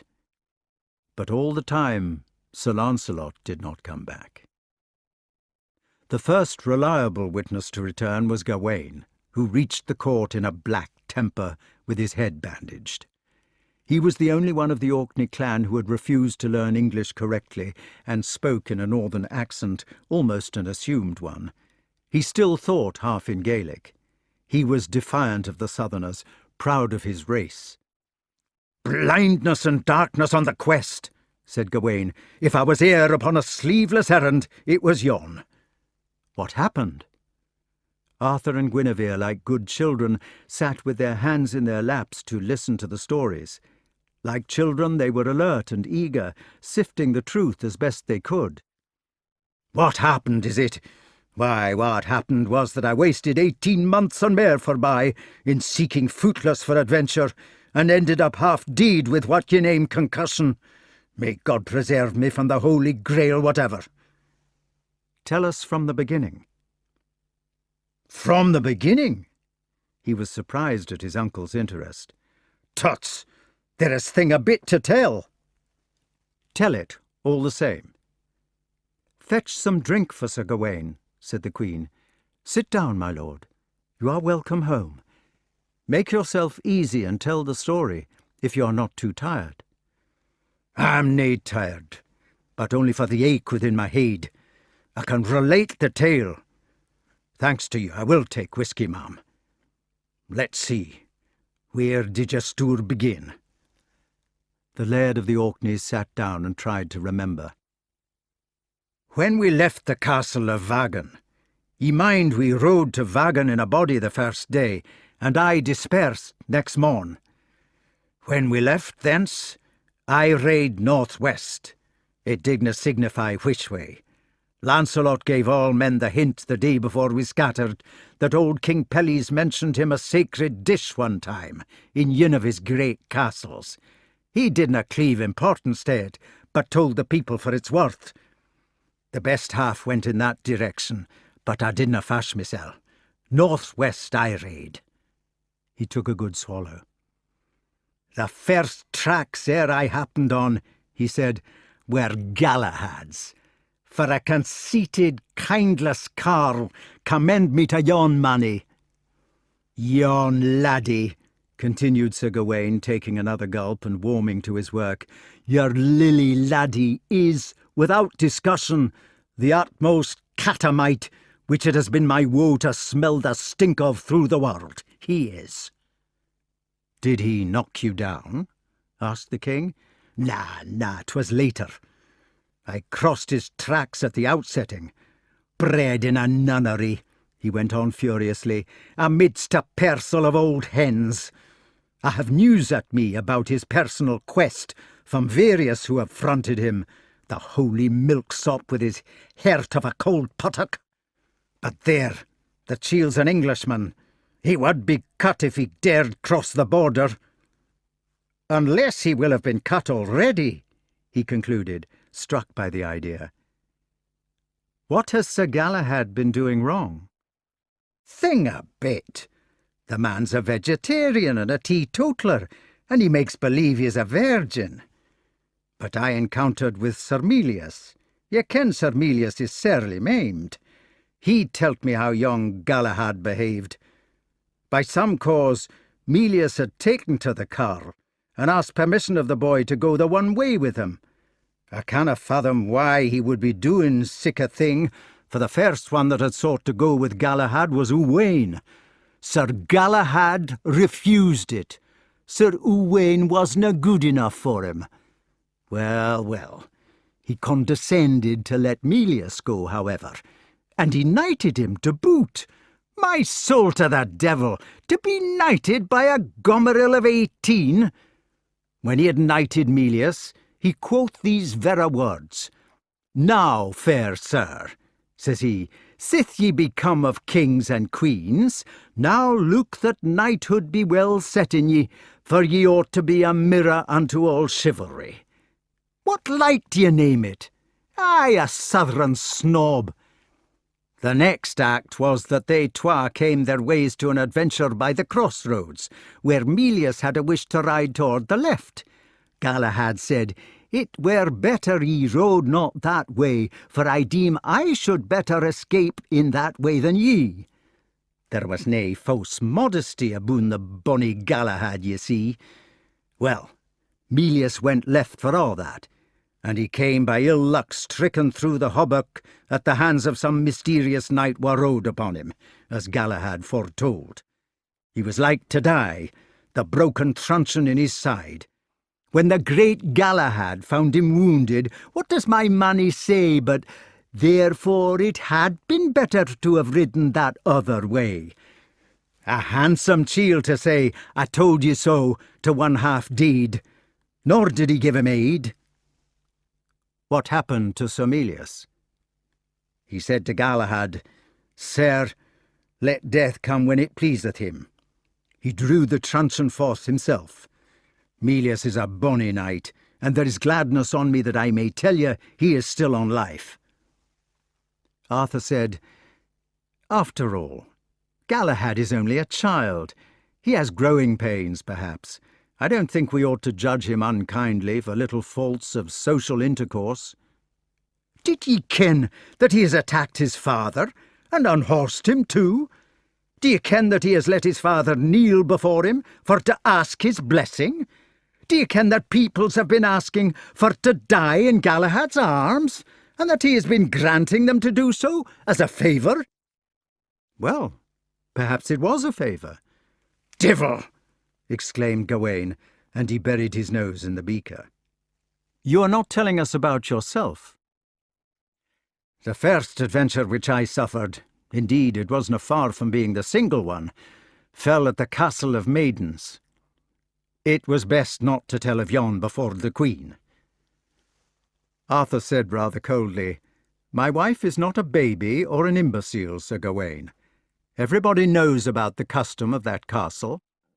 Guinevere said politely, "They call it droit de seigneur in French." "Well then, indeed. I came to the Castle of Maidens with Uwaine and Sir Gareth. It was kept by 7 knights whatever, who insisted on the custom. We found those 7 outside the castle fully armed, and had braw fight with them, and slew them all. When all was done, 'twas manifest that Galahad had been before us. 'Twas he had driven them forth at first, without his killing e'er a one of them, and he himself was ben the castle at the very time. All we had done was play the butcher's part in finishing what wasna rightly ours. Bad luck. Galahad rode his gate and wouldna speak with us. The meaning was that we were sinful. He was blessed. I dinna mind what happened after that. Did you ride on with Owain and Gareth? Nay, we parted after Maiden Castle. I rode all airts until I found a hermitage with its religious man. Ye ken the sort, a ween Salvationist. The first demand he made was, I would wit how it standeth betwixt your God and you. I asked that he should give me lodging for the nicht. Well, he was host and priest as well, so when he pressed me to confession, I couldna well refuse. He clattered waeful havers of the 7 nights, they being the 7 deadly sins, said he, and told me calm as daylight that I was but a murdering man mysel. Did he tell you, asked the king with interest, that it was wrong to kill people for any reason, and especially when you were looking for the Grail? My soul to the devil, he did so. He preached that Galahad had aye expelled the 7 knights without a slaughter, and mentioned that the Holy Grail was nae for bloodshed. What else did he say? I canna mind. When he had complimented me as I was telling ye, he counselled I should make a penance. Unless a body made his good confession, and was absolved fair, it would be bootless seeking for the Grail, says he. The chiel was daffish. An errant knight stands in a posture which should make the penance needless, as I showed him, the like that manual labours dinna fast in Lent. I gave the man the lie, and took my way forthwith. I met with Aglavale and Griflet after that. What then, what then? I rode with them 4 days, I mind. Aye, then we parted once again, and darkness on me if I didna ride till Michaelmas without adventure. Troth is, added Gawain, there are nae ventures to be found in England these late days. The place is failed. Fetch Sir Gawain another drink.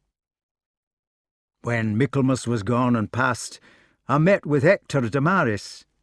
He had been luckless like mysel. We rode to a wee chapel in the forest, and slept there with a dram inside us. And each man had the one same dream that night. It concerned a hand and arm in samite, wi' a bridle and a candle in its gripe. A voice made known that we twa were in need of them. And countered with a second priest thereafter, was said the bridle was for continence, and the candle was for faith. It seems that Hector and mysel were lacking these. Ye mind how any man may twist a dream. The next thing after was a piece of dour misfortune, the like of that which has been on me all the while. We came, the twa of us, upon my cousin Owain, with his shield in cover, and didna recognise his blazon. Hector conceded me the first fall with my cousin, my ain kin. The spear went fair through Owain's chest. There will have been a weakness in his brigandine. Is Owain dead? Aye, dead man. It is the black ill happening that was on me. Arthur cleared his throat. I should have thought it was worse happening for Owain, he said. God rest him. Perhaps it might not have been a bad thing if you had listened to that priest of yours at the beginning. I had nae wish to kill. He was my own cousin to the Orkneys.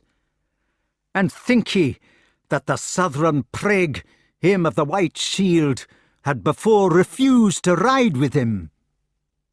Do you mean Galahad? Was he bearing the Vergescue? Aye, Galahad. It wasna the Vergescue.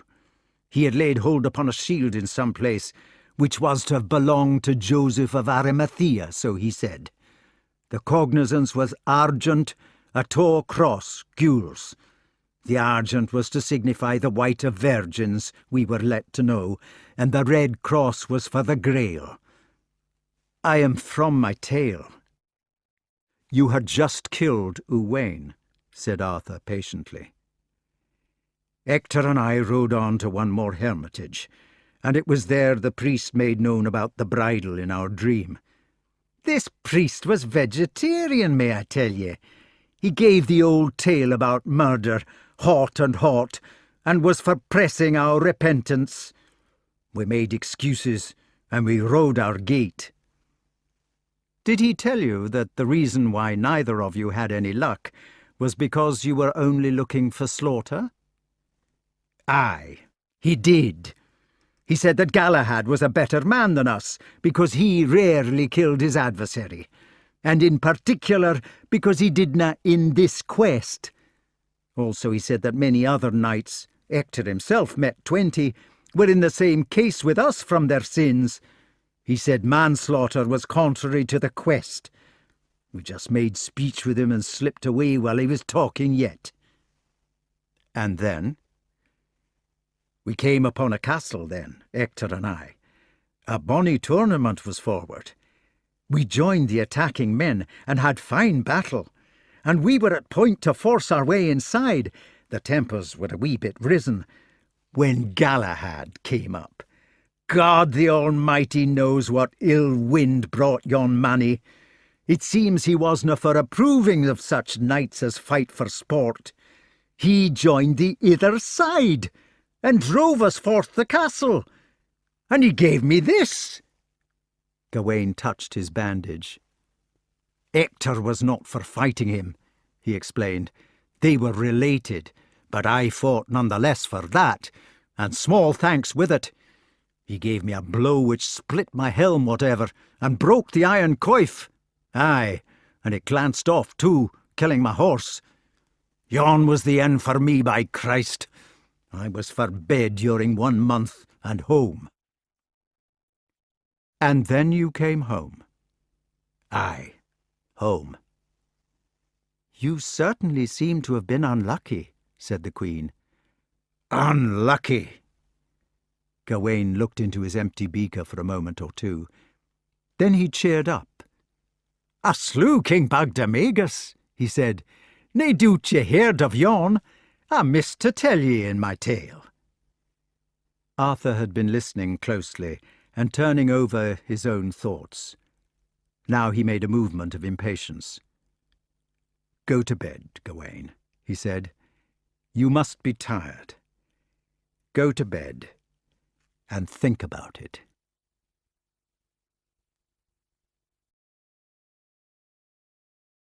Chapter 29. The next person to get home was Sir Lionel, one of Lancelot's cousins. Lancelot had one brother called Ector and 2 cousins called Lionel and Bor. Lionel was in a temper, rather like Gawain, but the object of his annoyance was not Galahad. It was his own brother, Bor. "Morals," said Lionel, "are a form of insanity. Give me a moral man who insists on doing the right thing all the time, and I will show you a tangle which an angel couldn't get out of." The King and Queen were sitting side by side, as usual, to hear the traveller's story. They had formed a habit of carrying the refreshments into the great hall with their own hands as soon as any knight got back, so that they could hear the news while he ate. The light fell on the table between them from a high stained window, so that their hands moved about among plates and glasses which were rubies, emeralds, or pools of flame. They were in a magic world of gems, a glade under trees whose leaves were jewels. "Has Bor been going in for morals?" "Bor always did," said Lionel. "Curse him! Morals seem to run in my family. Lancelot is bad enough to begin with, but Bor beats him to a frazzle. Did you know that Bor has only once committed the sexual act?" "Really?" "Yes, really. And so far as this quest for the Holy Grail is concerned, he seems to have been doing a sort of advanced course in Catholic dogma." "Do you mean he's studying?" Lionel relented a little. He was fond of his brother in his heart, but he had been through an experience which had embittered their relations. Now that he could talk about it, and had had time to think it over, he was beginning to see the other side of the quarrel. "No," he said, "you mustn't take me seriously. Bor is a dear fellow. And if ever there is to be a saint in our family, it will be him. He isn't bright in the head, and he's a bit of a prig, but his guesses are sometimes pure gold. I believe God has been testing him during this quest, and I'm not sure that he has not come out trumps. I tried to kill him." "You had better begin your story at the beginning," said Arthur, "or we shan't understand how it goes along." "My story is nothing. I've been footling about like Gawain, being called a murderer by a few hermits. I'll tell you the story of Bor, because I come into it." "God," began Lionel, "has been making a trial of Bor, I suppose. It is as if he was going to be priested, and they wanted to be sure if he was orthodox. Do you know, I think that where Gawain and myself and Ector and all the rest of us went off the right line was when we didn't go to confession at the beginning.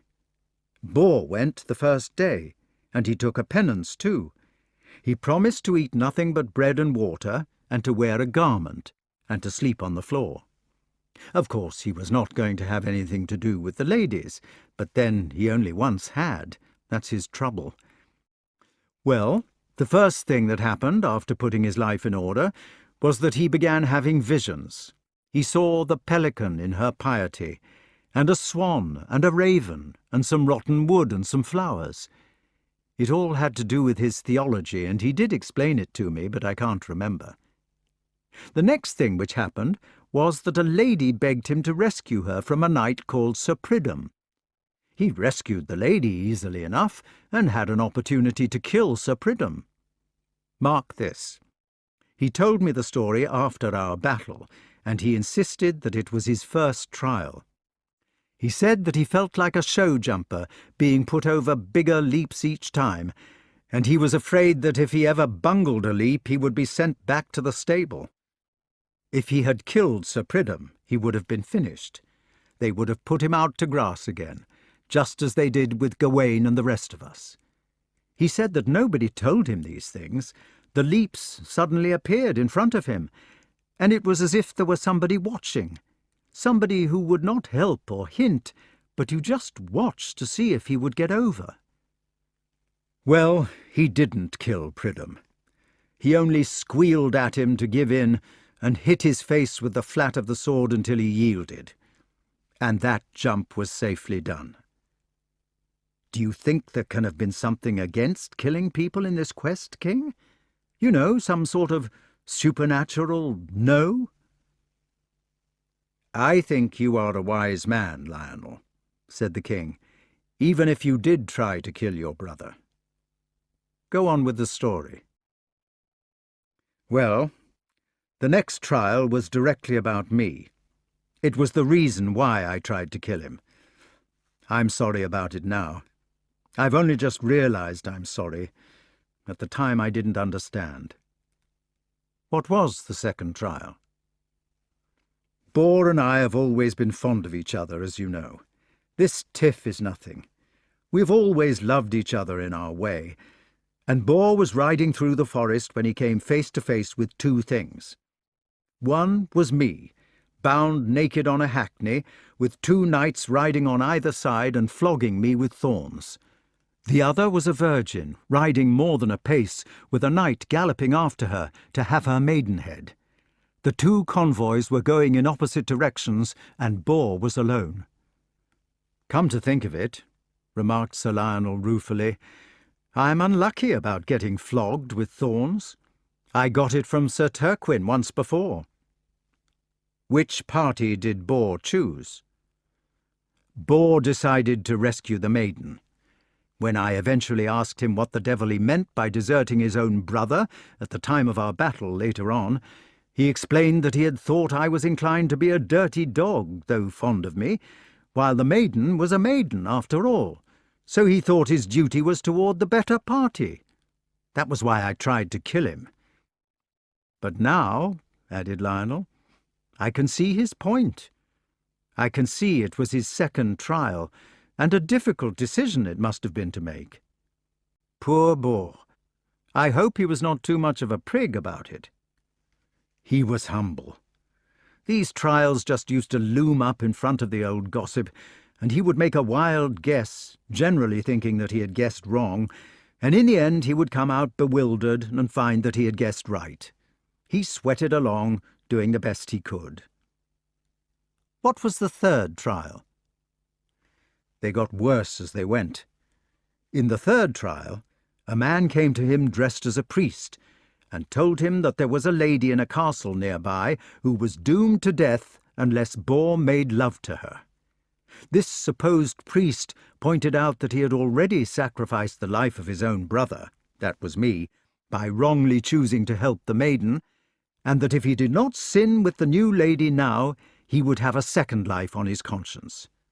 I ought to have mentioned that the 2 knights left me for dead, and Boar found me apparently dead, and he had taken my body to an abbey for burial. Of course, I recovered later. Well, the lady appeared in the castle, as stated by the feigned priest, and she confirmed the story. She said that there was a magic which would make her die for love, unless my brother was good to her. Boar now realized that he must either commit mortal sin and save the lady, or refuse to commit it and let her die. He told me afterwards that he remembered some bits out of the Penny Catechism and a sermon which was once given when there was a mission at Camelot. He decided that he was not responsible for the lady's actions, while he was responsible for his own. So he refused the lady. Guinevere giggled. That was not the end of it. The lady was dazzlingly beautiful, and she climbed to the highest keep of her castle with 12 lovely gentlewomen, and she said that if Boar would not stop being so pure, they would all jump off together. She said she would force them to do so. She said that he only had to have 1 night with her, and why need it not be fun, for the gentlewomen to be saved?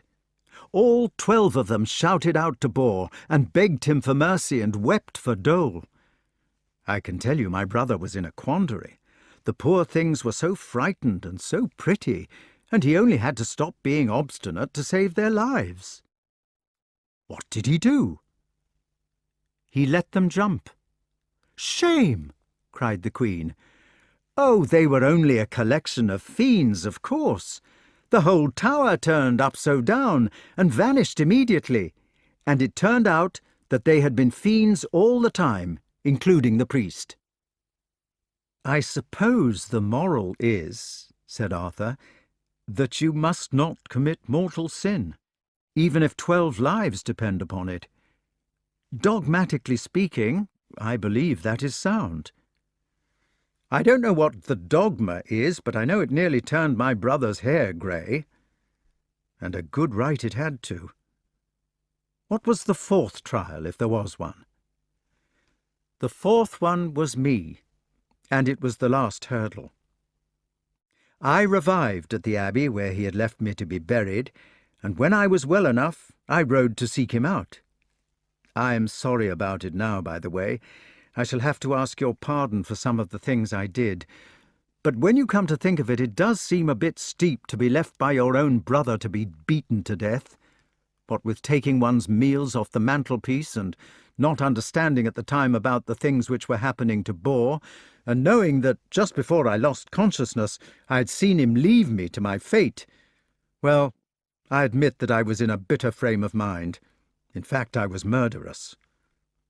I found Boar at a chapel in the forest, and I told him at once that I was going to kill him. I said, I shall do to thee as a felon or a traitor, for ye be the untruest knight that ever came out of so worthy an house. Boar refused to fight. I said, if you don't fight, I shall kill you as you stand. Boar said that he couldn't fight his own brother of all people. He said that he was not even allowed to kill ordinary chaps on the Grail quest, so how could he kill his brother? I said, I do not care what you are allowed to do or not allowed to do. If you like to defend yourself, I shall fight you. If not, I shall kill you anyway. I was furious. Bor just knelt down and asked for mercy. "I can see now," he went on, "that it was right enough for Bor to do as he did. He was after the Grail. He was in the anti-homicide squadron, and I was his brother. Also, it was brave of him. But I couldn't see it at the time. I simply thought he was being obstinate, and I knocked him feet upwards as he kneeled. Then I drew my sword to cut off his head." Lionel sat in silence for a minute, looking at the plate in front of him, where there was a bright pool of ruby from the stained glass, shaped like an egg.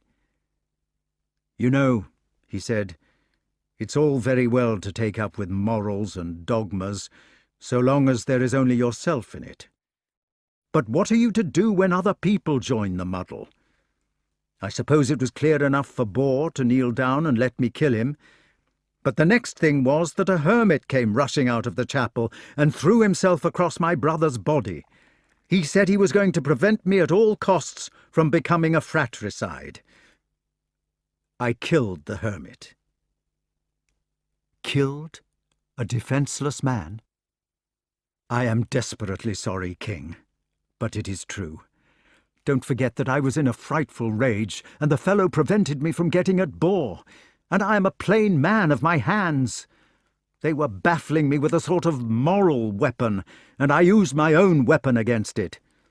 I felt that Bor was standing up to me in an unfair way, and that this hermit was helping him. I felt he was setting his will against mine. If he wanted to save the hermit, let him stop being obstinate and get up and fight, if you see what I mean. I felt that the hermit was his business, not mine." "I'm afraid that I was simply in a passion," admitted Lionel after a bit. "You know how you get. I wanted to fight, and I was going to have it. I had said I would kill him if not, and I was going to kill him. You know how it is. It is like the sulks." There was an uncomfortable silence. "I had better finish my story," he said awkwardly. "Go on." "Well, Bor let me kill the hermit. He just lay on the ground and asked for love. I was more maddened than ever by this time, partly by shame, and I raised my sword to cut off my brother's head there and then, when Sir Colgrevance of Gore turned up. He put himself between us and set fire on me for trying to shed my father's blood. That was the last straw, with the hermit's blood round my feet, so I just went for Colgrevance instead, and in a few minutes I had him on the run." "What did Bor do?" "Poor Bor. What his feelings were at that moment I don't like to think. There he was at his fence again, you see, and he only had to refuse it to save another life. He had wasted the hermits, apparently through obstinacy, and now I was going to kill the innocent Colgrevance, who had tried to help him.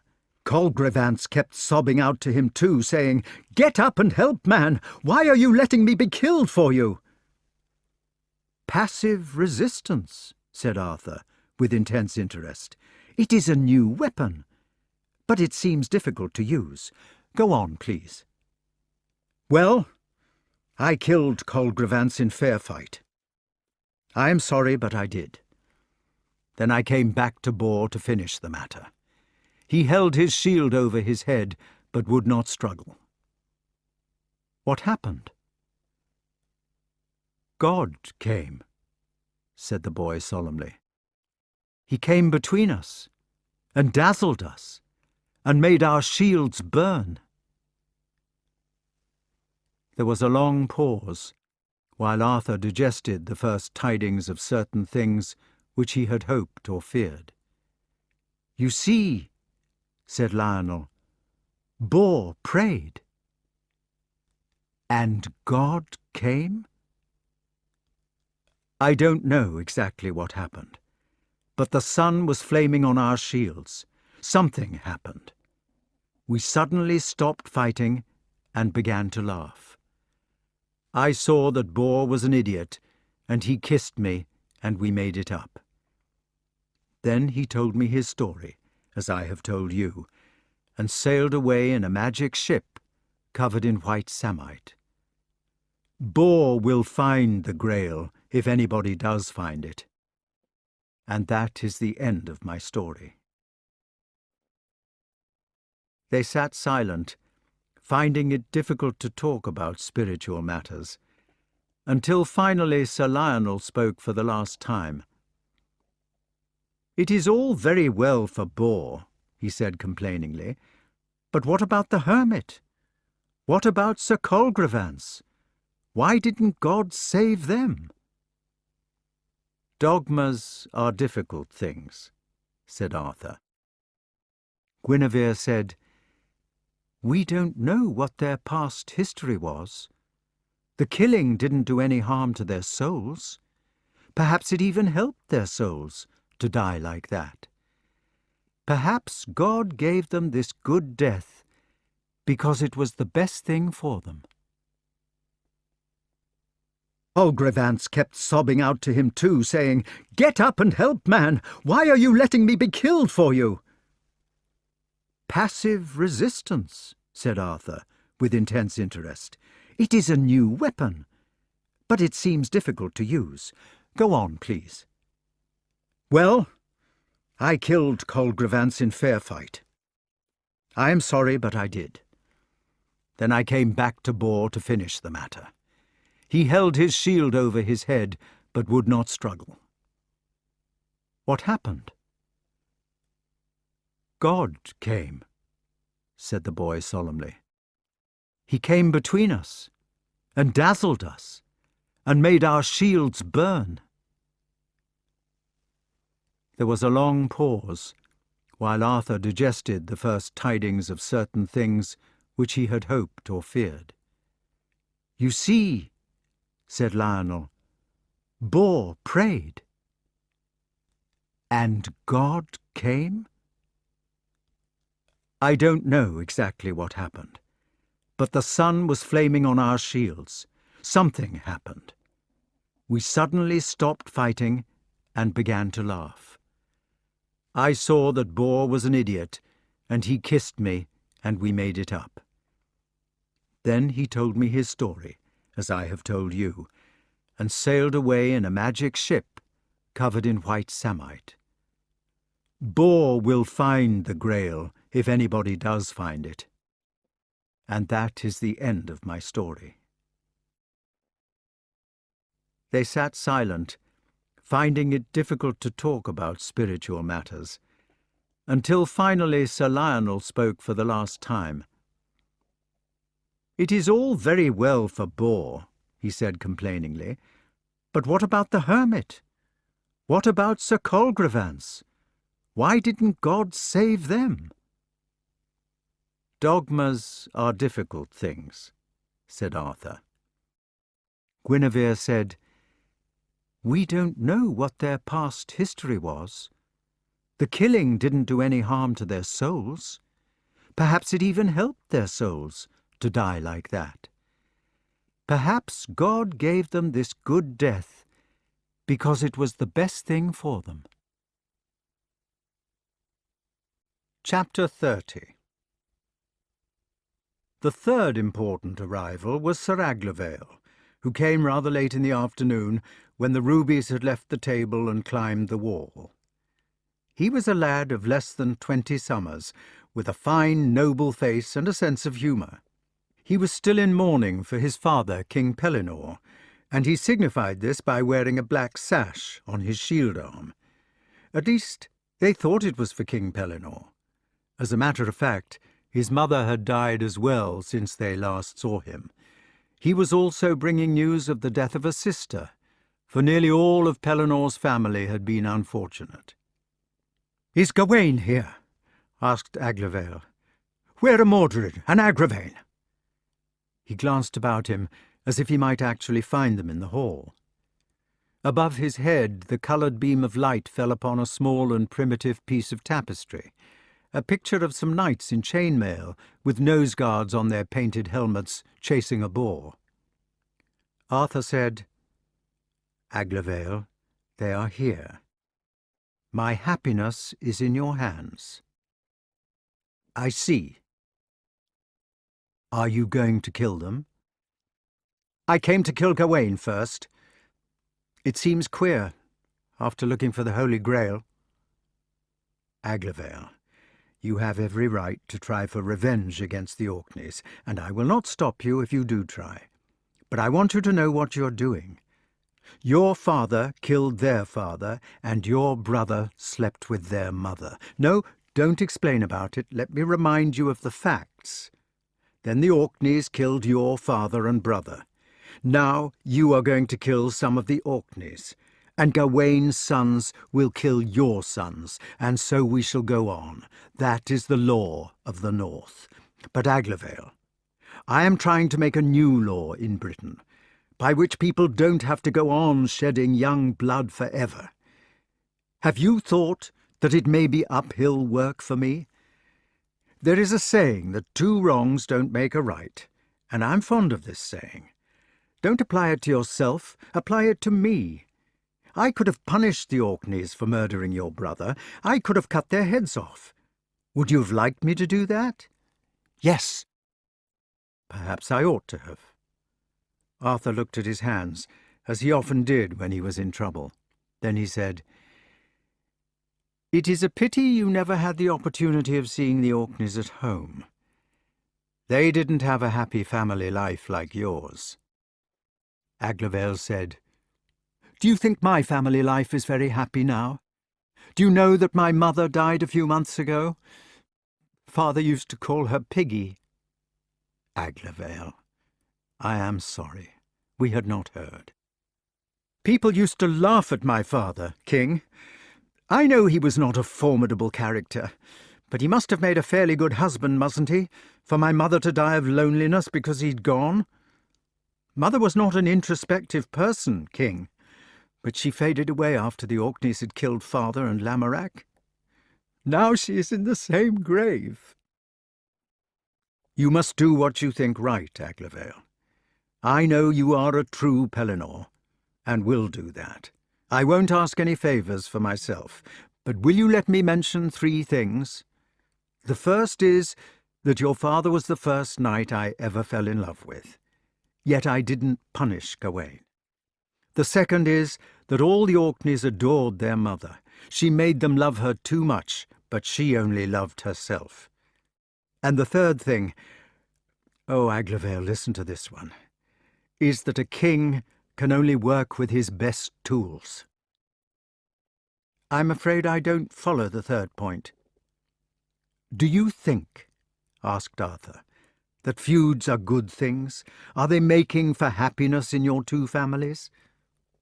"Not exactly. If I want to stop the feud law, do you think it would be any good my appealing to Gawain and to people like him?" "I see. What good would it have done if I had executed all the Orkney family? We should only have had 3 knights less to work with, and their lives have been unhappy, Aglovale. So you see, my hope is with you." "I must think it over." "Do. Don't decide anything quickly. Don't consider me. Just do what you think right, because you are a Pellinor, and then I know all will turn out for the best.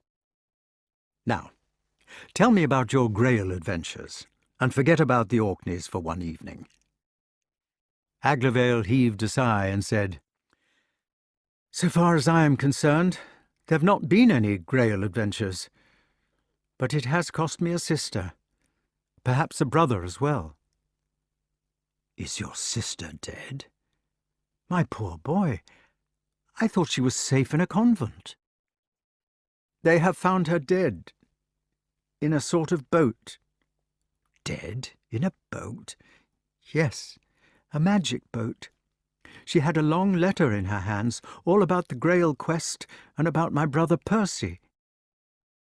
"Are we hurting you by asking questions?" "No, I like to talk about it. I still have Dornar left, and it seems that Percy has been distinguishing himself." "What has Sir Percival been doing?" "Perhaps I had better tell you what the letter said from the start. As you know," began Sir Aglovale, "Percy was the one in our family who took after Daddy most. He was gentle and humble and a bit vague, He was shy, too. When he met Bor in this magic boat of theirs, he was abashed of him, it says in the letter. He was a maiden knight, like Galahad, you see. I used often to think, when I saw them together, that he and Daddy made a good pair. They were both fond of animals, for one thing, and they knew how to get on with them. There was Daddy's questing beast, and now Percy seems to have been befriending lions mainly since he went away. Also, Percy was benevolent and simple. One day, when they were trying to pull a blessed sword out of a scabbard, I mean the three of them in the holy boat, Percy was given the first pull. He did not succeed, of course. All that sort of thing was reserved for Galahad. But when he had failed, he just looked round proudly and said, "By my faith, now I have failed." However, I'm getting ahead of my story. It says in the letter that the first adventure Percy had after leaving Vagon was to ride off with Sir Lancelot until they met Sir Galahad. They jousted with him, and Galahad gave them both a fall. Then Percy left Lancelot and went to a hermitage, where he was confessed.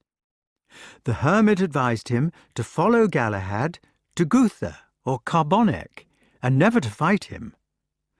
As a matter of fact, Percy had been seized by a sort of enthusiastic hero worship for Galahad, so the advice suited him.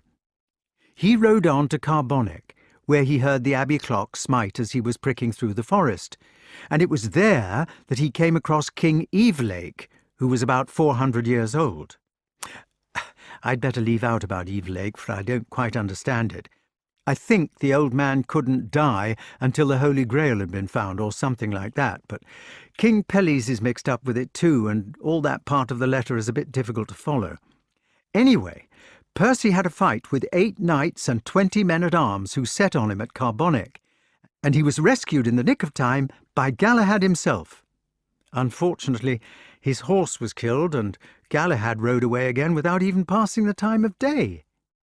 "You know," said Aglavale, pausing, "it may be all very well to be holy and invincible, and I don't hold it against Galahad for being a virgin, but don't you think that people might be a little human?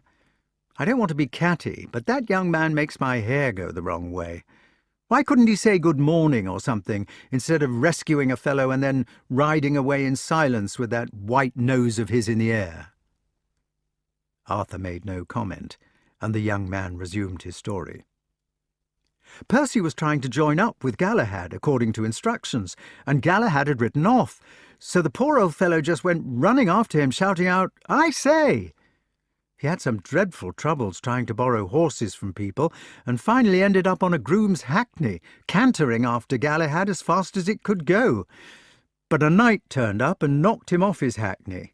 I'm afraid our family was never exactly in the heroic style, and there he was on foot again, with Galahad no nearer. Well, a lady appeared at this point. They found out afterwards that she was a fairy, and not a very nice one at that, and asked him fiercely what he was trying to do.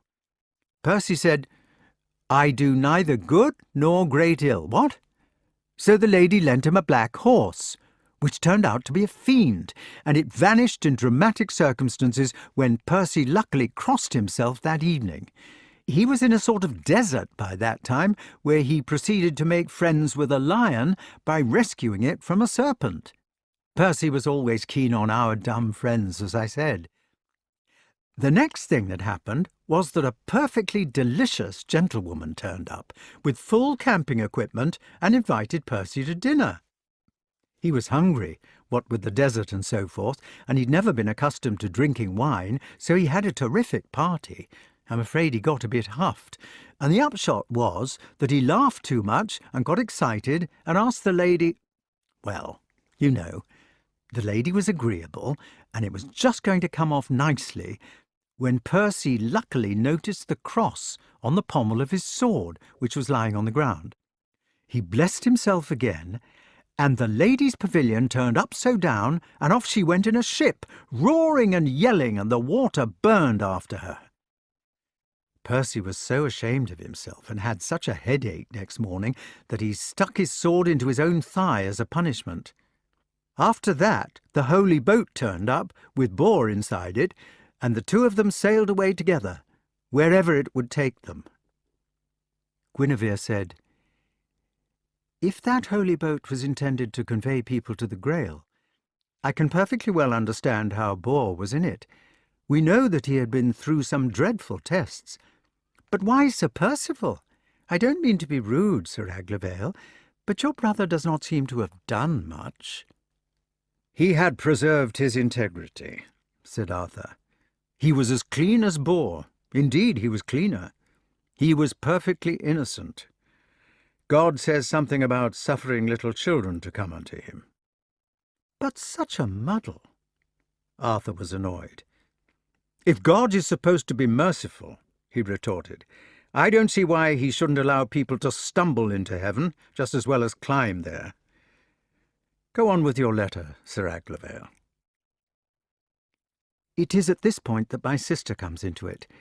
She was a nun, you know, and when they first cut off her hair, there was a vision to say that it ought to be kept in a box. My sister was a learned woman who had a vocation to pursue religious studies. Just about the time when Percy and Bor entered the boat, a new vision came to the convent which told her to do certain things. The first was to look for Sir Galahad. Galahad was spending a night in a hermitage near Carbonic after knocking out Sir Gawain when my sister found him. She made him get up and arm himself, and together they rode off to the Colibi Sea, where beyond a strong castle they found the blessed barge, with Bor and Percy waiting. They all sailed away together, until they came to a swallow of the sea between two high rocks, and there a second barge was waiting. There was some reticence about entering the new boat, because it had a scroll on it which warned people off unless they were in perfect faith. But Galahad stepped aboard as usual, with his insufferable self-confidence. They followed him, and found a rich bed with a crown of silk on it, and a part-drawn sword. It was King David's sword. There were also 3 magic spindles made out of the Eden tree, and 2 inferior swords for Percy and Bor. Naturally, the main sword was for Galahad. The pommel was of marvellous stone. The scales of the haft were of the ribs of 2 beasts called Calydone and Ertanax. The scabbard was of serpent's skin, and one side of the sword was red as blood. But the girdle was only plain hemp. My sister set to work with the spindles, and made a new girdle out of her own hair, which she had brought in the box according to instructions. She explained to them about the history of the sword, which she knew from her studies, and how the spindles had come to be made of wood which was coloured all through the grain. And finally, the sword was put on Galahad. She was a virgin, and she fixed it on a virgin, with her own hair. Then they returned to their first vessel, and sailed away toward Carlisle.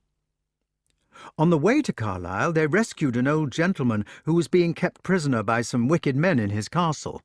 They killed a lot of these men in the fight, and Bor and Percy were upset about it. But Galahad said it was perfectly all right, killing people who had not been christened, and it turned out that these had not been. So the old man of the castle asked permission to die in Galahad's arms, and Galahad condescendingly granted it. When they got to Carlisle, there was another castle which belonged to a lady who had the measles. The doctors told her that the only cure was to bathe in a dish filled with blood from a clean virgin of royal lineage. Everybody who went that way was forced to be bled by the people of the castle, and the description fitted my sister. The 3 knights fought all day to save her, but in the evening the reason for the custom was explained to them, and my sister said, "Better is 1 harm than 2. She consented to be bled, stopped the fighting, and the next morning they did it. She blessed the surgeons, arranged for her body to be floated off in the holy boat with this letter in her hand, and then she died under the operation." Sir Aglavale came back to the king as he was going up to bed, after the usual condolences and exclamations had been made. The hall was dark, and the jewels of light had gone.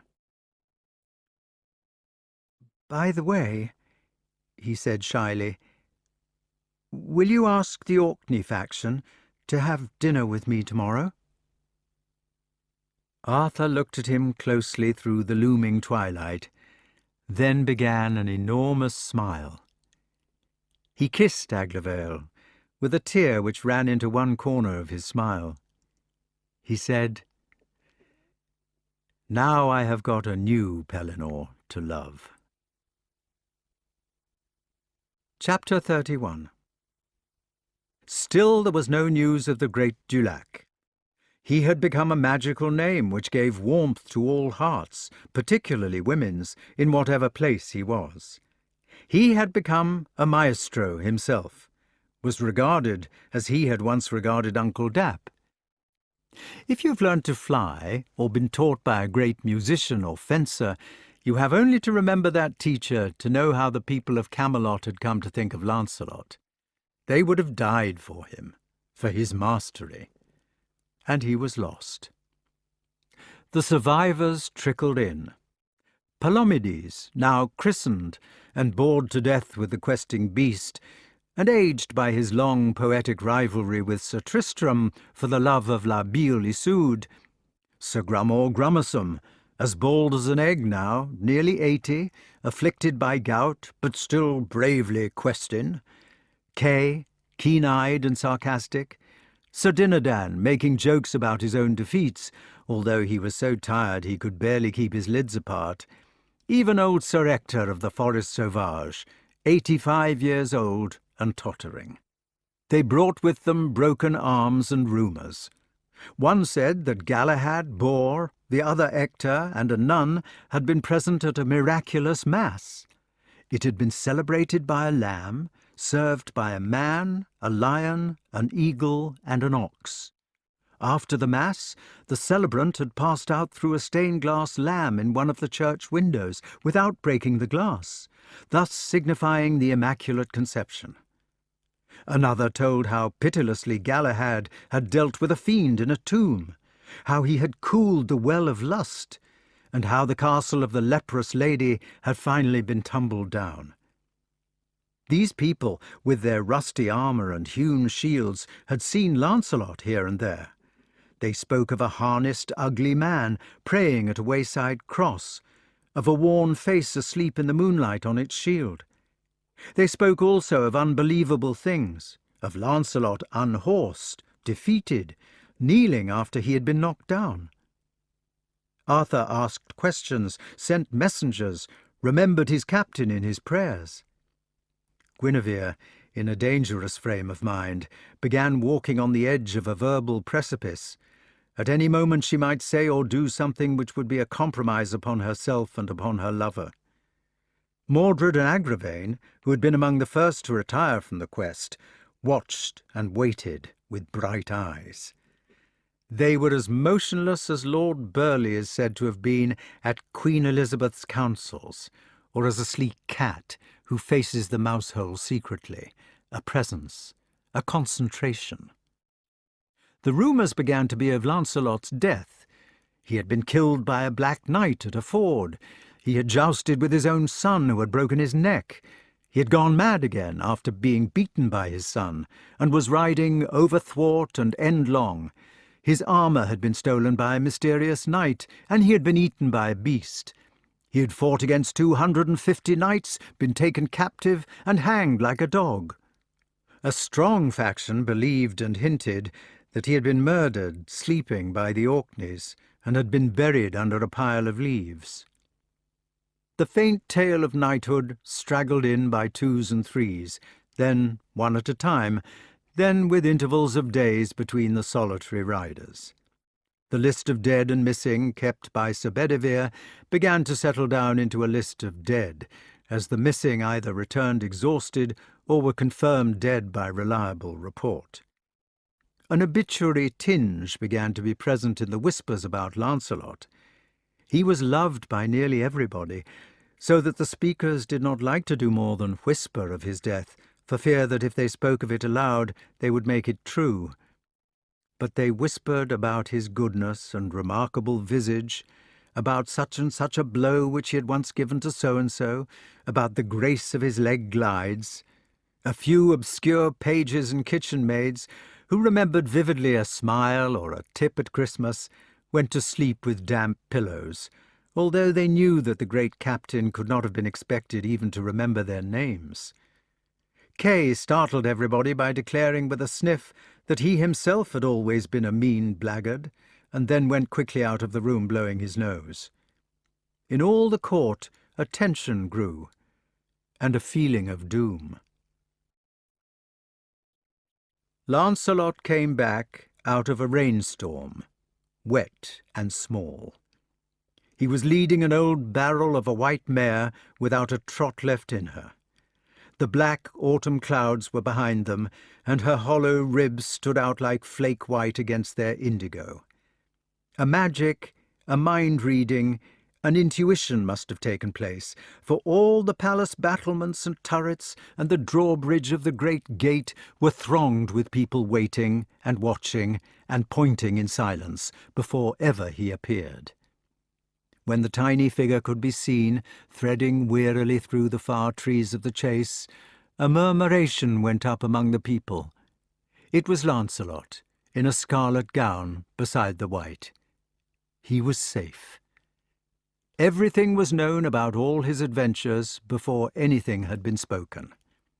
Arthur ran about like a madman, telling everybody to go in, to leave the battlements, to give the man a chance.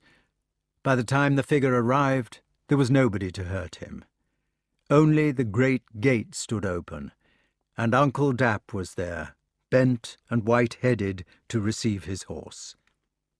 Hundreds of eyes, glancing from behind the curtains, saw the spent man hand the reins to his squire, saw him standing with bowed head, which he had never raised, saw him turn and pace toward his own apartment, and vanish in the darkness of the turret stair. 2 hours later, Uncle Dap presented himself in the king's chamber. He had been undressing Lancelot and putting him to bed. Under the scarlet gown, he said, there had been a fair white garment. Under that, a horrible shirt of hair. Sir Lancelot had sent him with a message. He was very tired, and begged the king's pardon. He would wait on him tomorrow. Meanwhile, so that there should be no delay about the important news, Uncle Dap was to tell the king that the Holy Grail had been found.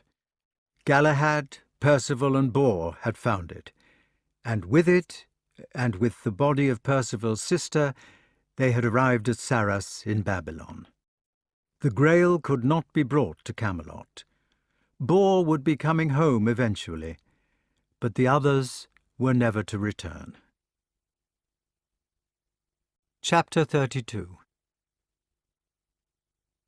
Guinevere had overdressed for the occasion.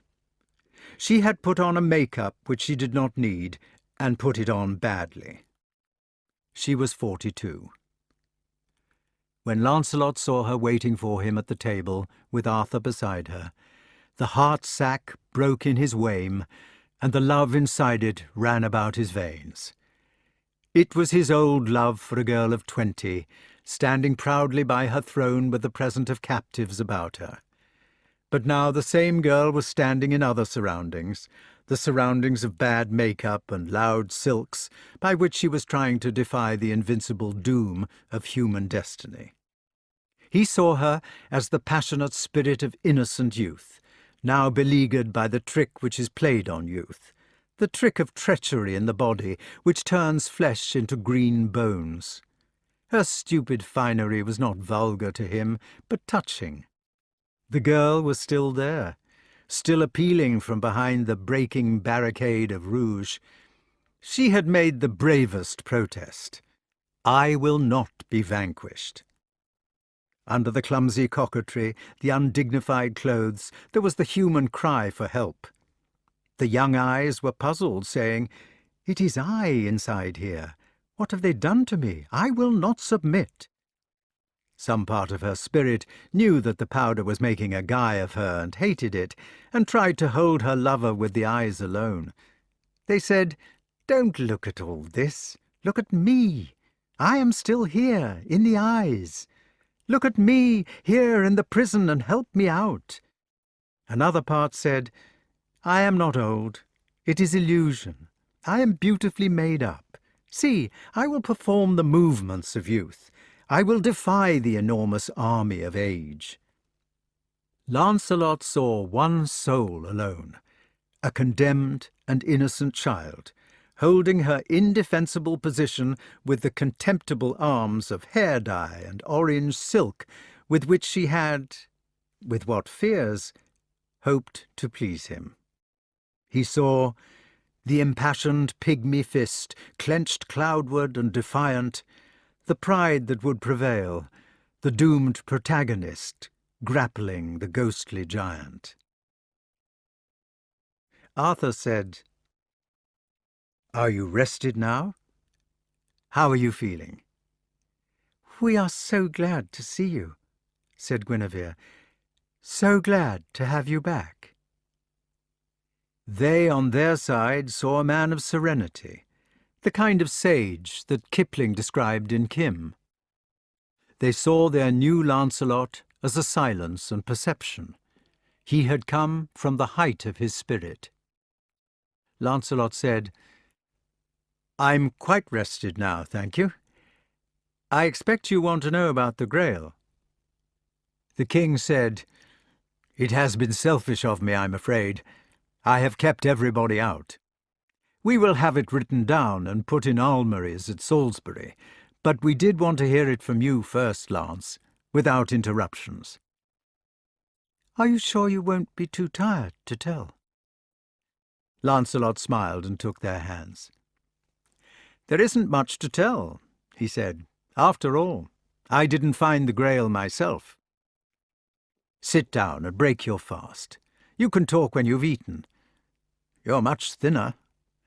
Would you like a glass of Hippocras or some perry? I'm not drinking at present, he said. Thank you.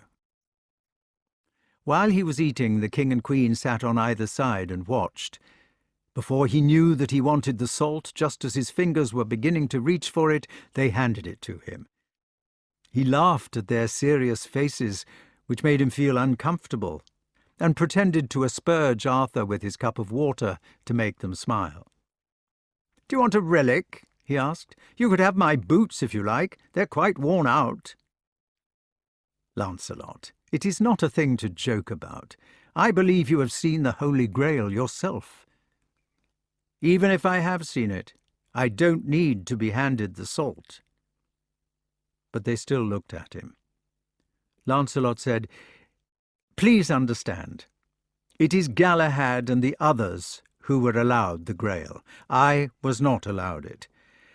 So it will be wrong, and you will hurt me if you make a fuss about it. How many of the knights got back? Half, said Arthur. We have heard their stories. I expect you know more about it than I do. We only know that the homicides and those who didn't confess were turned back. And you say that Galahad, Bor, and Percival were allowed. I'm told that Galahad and Percival were virgins, and Bor, although he was not quite a virgin, turned out to be a first-class theologian. I suppose Bor passed for his dogma, and Percival for his innocence. I know hardly anything about Galahad, except that everybody dislikes him. Dislikes him? They complain about his being inhuman. Lancelot considered his cup. He is inhuman, he said at last. But why should he be human? Are angels supposed to be human? I don't quite follow. Do you think that if the Archangel Michael were to come here this minute, he would say, What charming weather we're having today. Won't you have a glass of whiskey? I suppose not. Arthur, you mustn't feel that I am rude when I say this. You must remember that I have been away in strange and desert places, sometimes quite alone, sometimes in a boat with nobody but God and the whistling sea. Do you know, since I've been back with people, I've felt I was going mad. Not from the sea, but from the people. All my gains are slipping away with the people round me. A lot of the things which you and Jenny say even seem to me to be needless. Strange noises, empty. You know what I mean. How are you? Do sit down. What nice weather we're having. What does it matter? People talk far too much. Where I have been and where Galahad is, it is a waste of time to have manners. Manners are only needed between people, to keep their empty affairs in working order. Manners maketh man, you know, not God. So you can understand how Galahad may have seemed inhuman and mannerless and so on to the people who were buzzing and clacking about him. He was far away in his spirit, living on desert islands in silence, with eternity. I see. Please don't think me rude to say these things. I'm trying to explain a feeling. If you had even been to Patrick's Purgatory, you would know what I mean. People seem ridiculous when you come out. I see exactly. I understand about Galahad, too. He was a lovely person, really. I spent a long time in a boat with him, and I know. But this did not mean that we always had to be offering each other the best seat in the boat. It was my worldly knights who disliked him most. I see. However, we are waiting to hear your story, Lance, not Galahad's. Yes, Lance. Tell us how you got on, and leave out about the angels. As I was never allowed to meet any angels, said Sir Lancelot with a smile, it's the best thing I can do. Go on. When I left Vagon, began the Commander-in-Chief, I had a shrewd idea that the best place to search would be the castle of King Pelles. He stopped, for Guinevere had made a sudden move. I didn't go to the castle, he said gently, because I had an accident. Something happened to me which was outside my own plans, and after that I went where I was taken. What was the accident? It was not an accident, really. It was the first stroke of a correction which I have had, and for which I am thankful. Do you know, I shall be talking about God a great deal, and this is a word which offends unholy people, just as badly as words like damn and so on offend the holy ones. What shall we have to do about it? Just assume that we are the holy ones, said the king, and go on about your accident. I was riding with Sir Percival when we came across my son. He unhorsed me at the first tilt. My son did. A surprise attack, said Arthur quickly. It was a fair tilt. Naturally you wouldn't want to beat your son. I did want to beat him.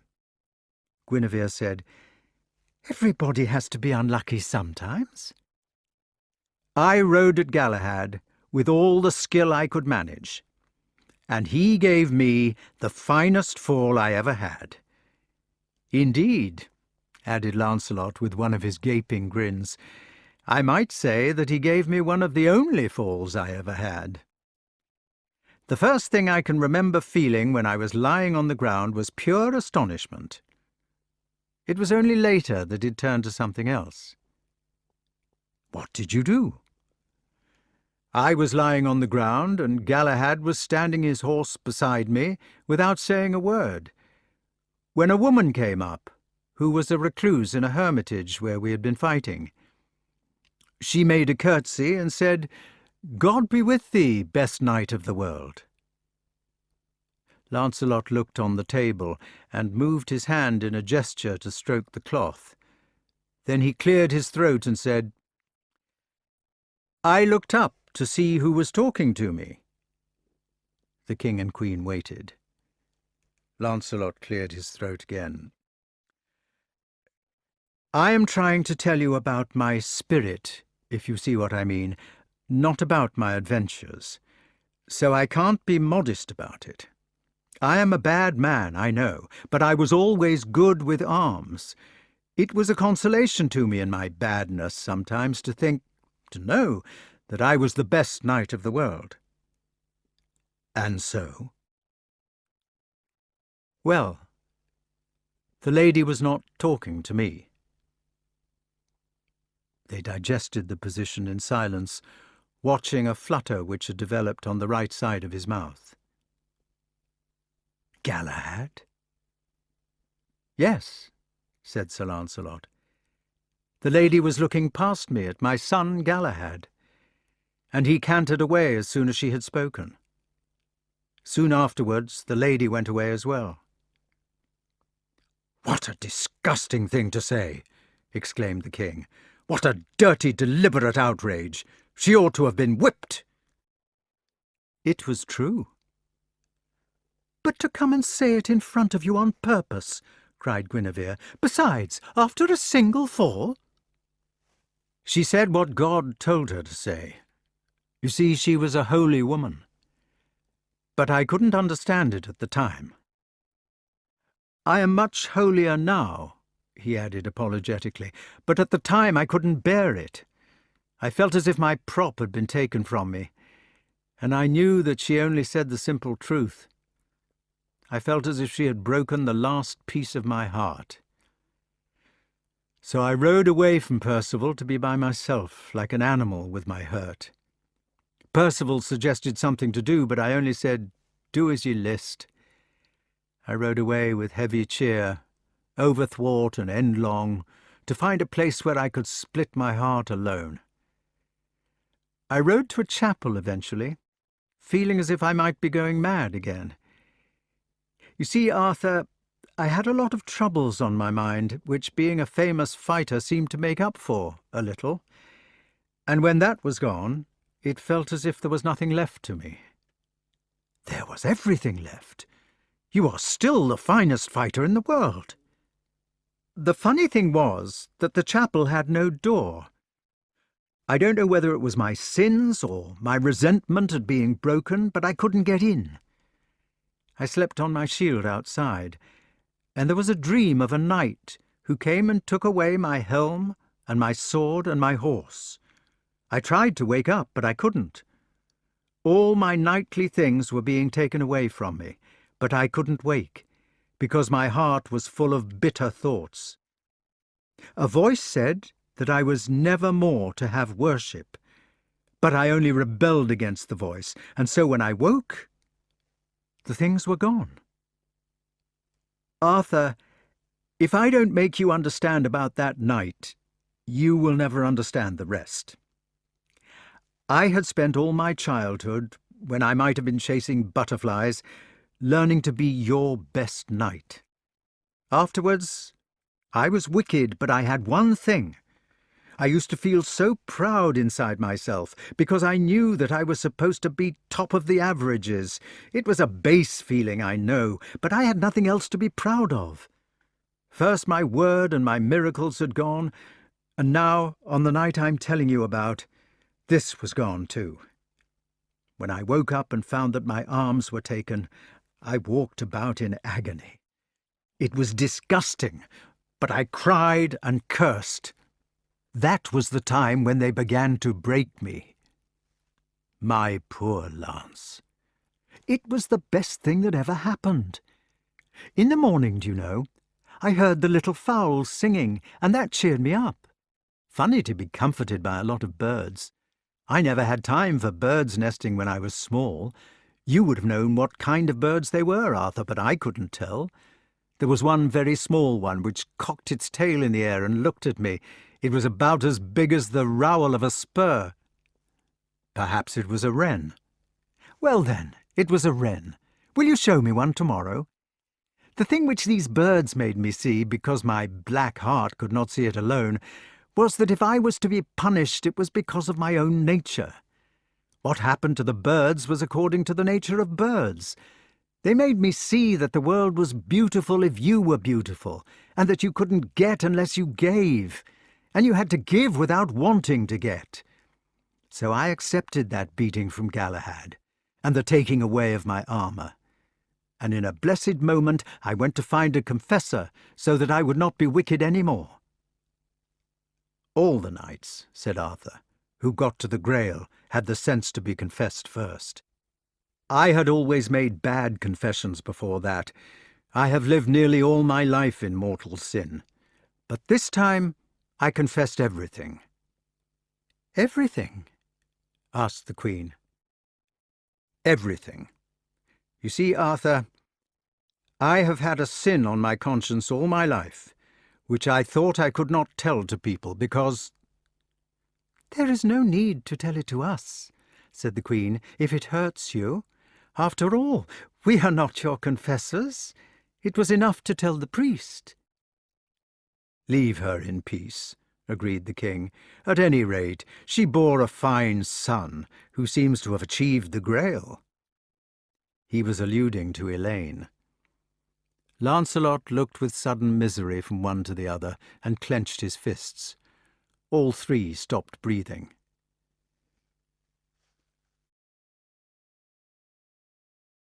"I confess, then," he said eventually, and they breathed again, but his voice was leaden. "I was given a penance." He paused, still doubtful, half recognizing the moment as a crossroad of his life.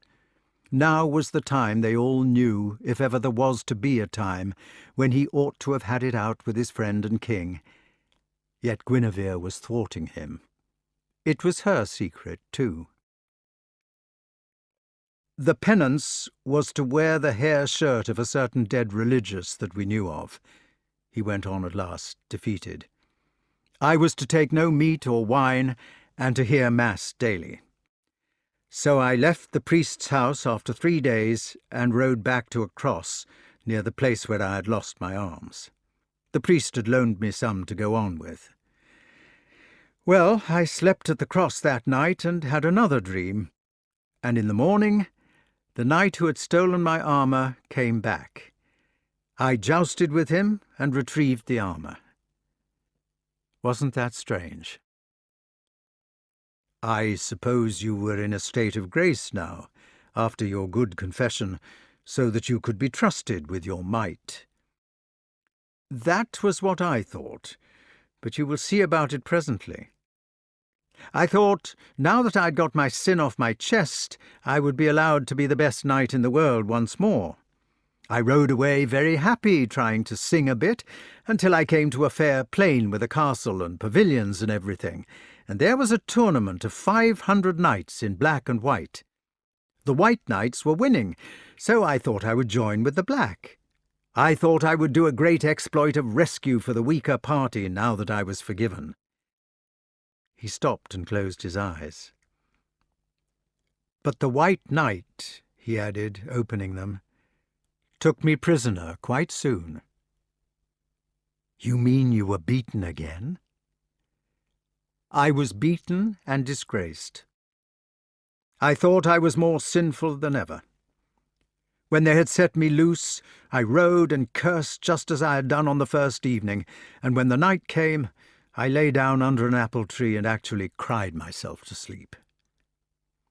"But this is heresy," exclaimed the Queen, who was a good theologian like most women. "If you were clean confessed, and had done penance and been absolved—" "I had done penance for one sin," said Lancelot. "But I had forgotten about another one.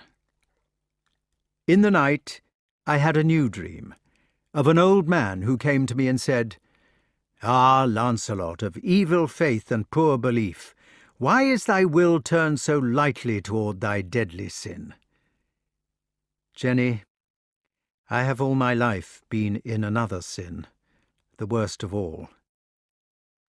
It was pride that made me try to be the best knight in the world. Pride made me show off and help the weaker party of the tournament. You could call it vainglory. Just because I had confessed about the woman, that did not make me into a good man." "So you were beaten?" "Yes, I was beaten. And next morning I went to another hermit to be confessed again. This time I made a thorough job of it. I was told that it was not enough in the quest for the Grail to be continent and to refrain from killing people. All boasting and pride of the world had to be left behind, for God did not like such deeds in his quest. I had to renounce all earthly glory. And I did renounce it, and was absolved. What happened next? I rode to the water of Mortoise, where a black knight came to joust with me. He knocked me down as well. A third defeat, Guinevere cried. But if you really were absolved this time? Lancelot put his hand over hers and smiled. If a boy steals sweets, he said, and his parents punish him, he may be very sorry and good afterwards, but that doesn't entitle him to steal more sweets, does it? Nor does it mean that he must be given sweets. God was not punishing me by letting the Black Knight knock me down. He was only withholding the special gift of victory which it had always been within his power to bestow. But my poor Lance, to have given up your glory and not to get anything back? When you were a sinful man, you were always victorious. So why should you always be beaten when you were heavenly? And why are you always hurt by the things you love? What did you do? I kneeled down in the water of Mortoise, Jenny, where he had knocked me, and I thanked God for the adventure.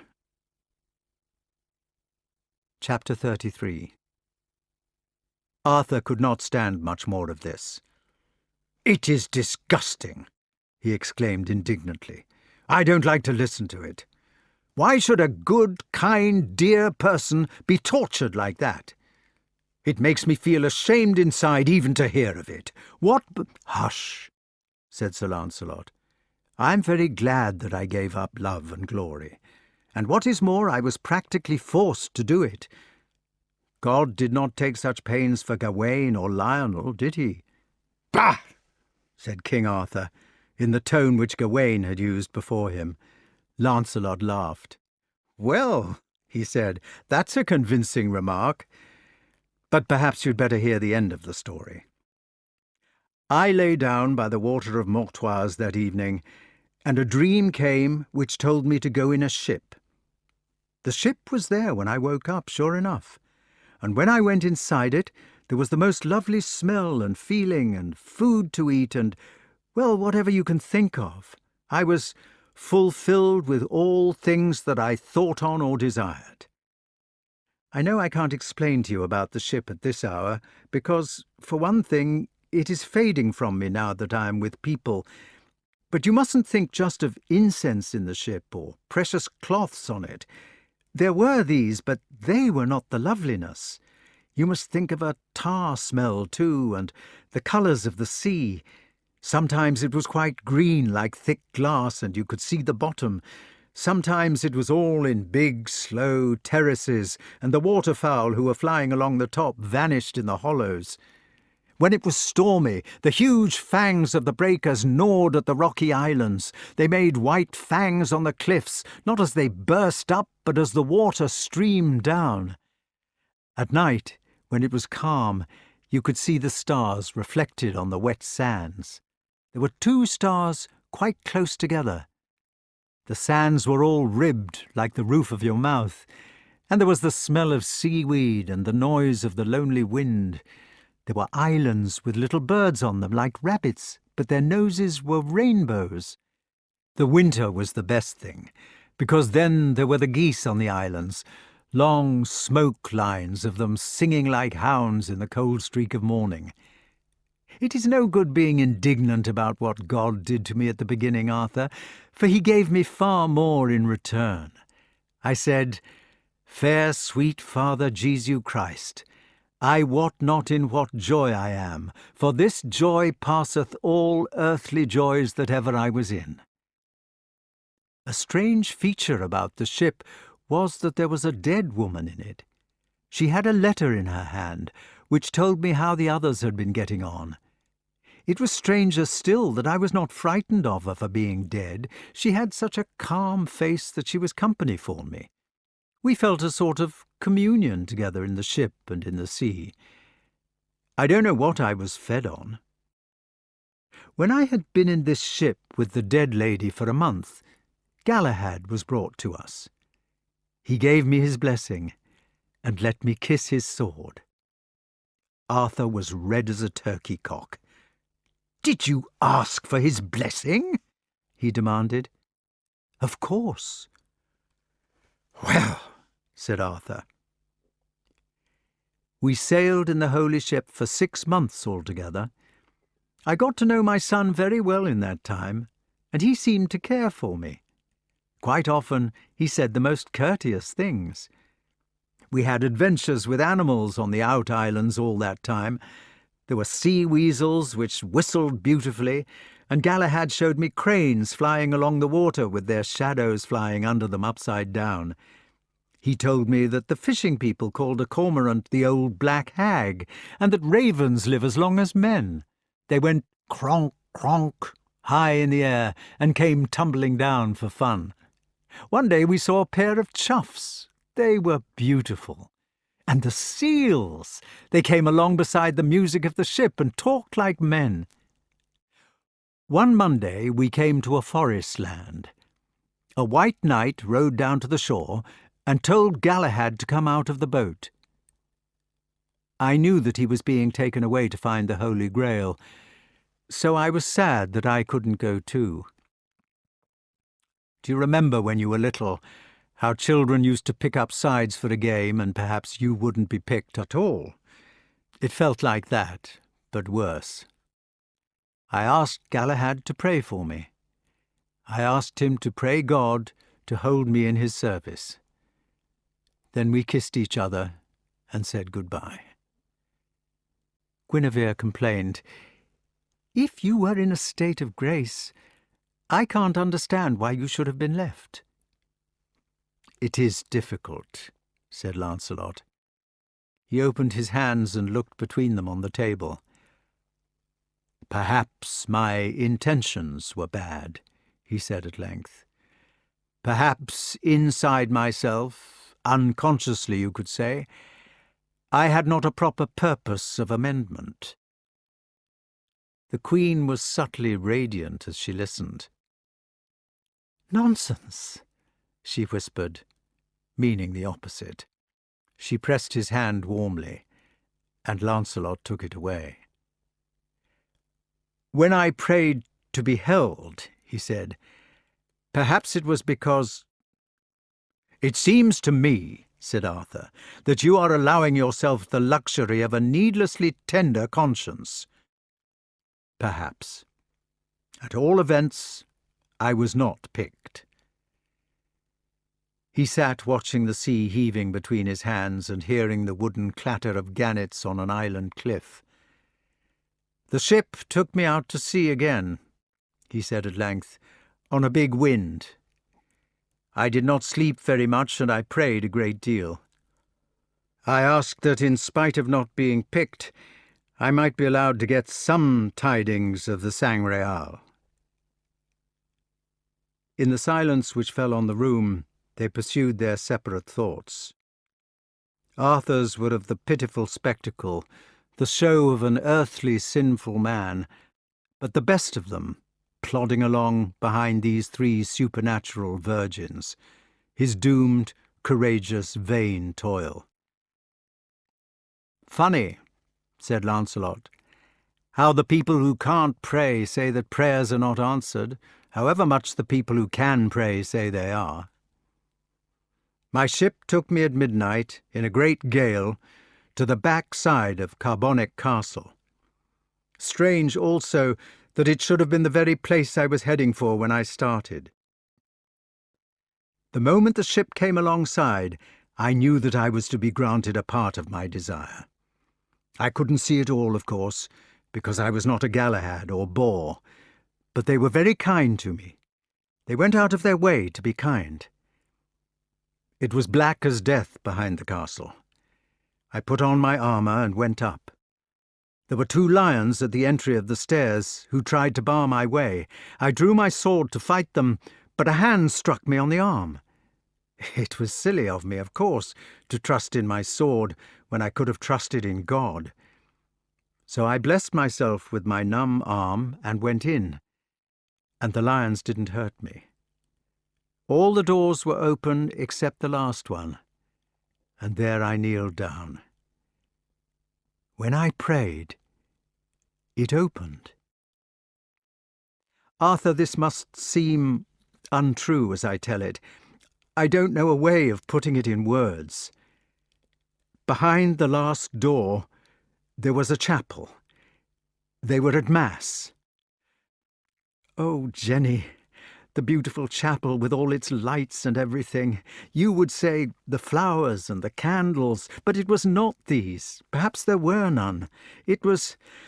oh, the shout of it, the power and the glory. It seized on all my senses to drag me in. But I couldn't go in, Arthur and Jenny. There was a sword to stop me. Galahad was inside, and Bor and Percival. There were 9 other knights from France and Denmark and Ireland, and the lady from my ship was there as well. The Grail was there, Arthur, on a silver table, and other things. But I was forbidden to go in. For all my yearning at the door, I don't know who the priest was. It may have been Joseph of Arimathea. It may have been... oh, well. I did go in to help him, in spite of the sword, because he was carrying what was too heavy to be carried. I only wanted to help Arthur, as God was my witness. But a breath smote my face at the last door, like a blast from a furnace, and there I fell down dumb. Chapter 34. In the dark chamber there was a coming and going of maids. The cans and pails rattled on the stairway, and there was much steam. When the maids trod in the puddles on the floor, they made a slashing noise, and from the next room there was a whispering mixed with the secret noise of silk. The Queen had climbed the 6 steps of the wooden ladder which led to her bath, and now she was sitting on the plank inside it, with her head showing over the top. The bath was like a large beer barrel, and her head was wrapped in a white turban. She was naked, except for a pearl necklace. There was a mirror, it had been very expensive, in one corner, and a little table in another one held the scents and oils. Instead of a powder puff, there was a chamois leather bag with powdered chalk in it, scented with attar of roses from the Crusades. All over the floor between the puddles there was a confusion of linen towels for drying herself, and of jewellery boxes, brocades, garments, garters, shifts, which had been brought from the other room for her to choose. There were some condemned headdresses lying in disgrace, strange shapes of starch like candle extinguishers and meringues, and the double horns of cows. The hair nets which kept them together were strung with pearls, and the kerchiefs were of Eastern silk. One of the ladies-in-waiting was standing in front of the Queen's tub, holding an embroidered mantle for inspection. It was charged with the impaled arms of her husband and of her father, the dragon rampant of England, and the 6 charming lioncels passant regardant of King Leo de Grance, who bore lions on account of his name. This mantle had a heavy silk tassel like a curtain cord to join it across her breast. The silk bordure was furred with countervair, silver and blue. Guinevere had lost her raddled look, and sat accepting the clothes which were recommended for her without fuss. The ladies-in-waiting had a happy air. For more than a year they had waited on a queen who was petulant, cruel, contradictory, miserable. Now she was pleased with anything, and did not hunt them. They were all quite sure that Lancelot must have become her lover again. This was not the case. Guinevere looked upon the 6 lioncels passant regardant. They were marching along with red tongues and claws, winking pertly over their backsides and waving their flame-tipped tails. She nodded her head with a contented, sleepy look, and the lady-in-waiting carried it to the dressing-room with a curtsy. The Queen watched her go. You could pretend that Guinevere was a sort of man-eating lioncell herself, or that she was one of those selfish women who insist on ruling everywhere. In fact, this is what she did seem to be, to a superficial inspection. She was beautiful, sanguine, hot-tempered, demanding, impulsive, acquisitive, charming. She had all the proper qualities for a man-eater. But the rock on which these easy explanations founder is that she was not promiscuous. There was never anybody in her life except Lancelot and Arthur. She never ate anybody except these. And even these she did not eat in the full sense of the word. People who have been digested by a man-eating lioncell tend to become nonentities, to live no life except within the vitals of the devourer. Yet both Arthur and Lancelot, the people whom she apparently devoured, lived full lives and accomplished things of their own. One explanation of Guinevere, for what it is worth, is that she was what they used to call a real person. She was not the kind who can be fitted away safely under some label or other as loyal or disloyal or self-sacrificing or jealous. Sometimes she was loyal and sometimes she was disloyal. She behaved like herself. And there must have been something in this self, some sincerity of heart, or she would not have held 2 people like Arthur and Lancelot. Like likes like, they say, and at least they're certain that her men were generous. She must have been generous too. It is difficult to write about a real person. She lived in warlike times, when the lives of young people were as short as those of airmen in the 20th century.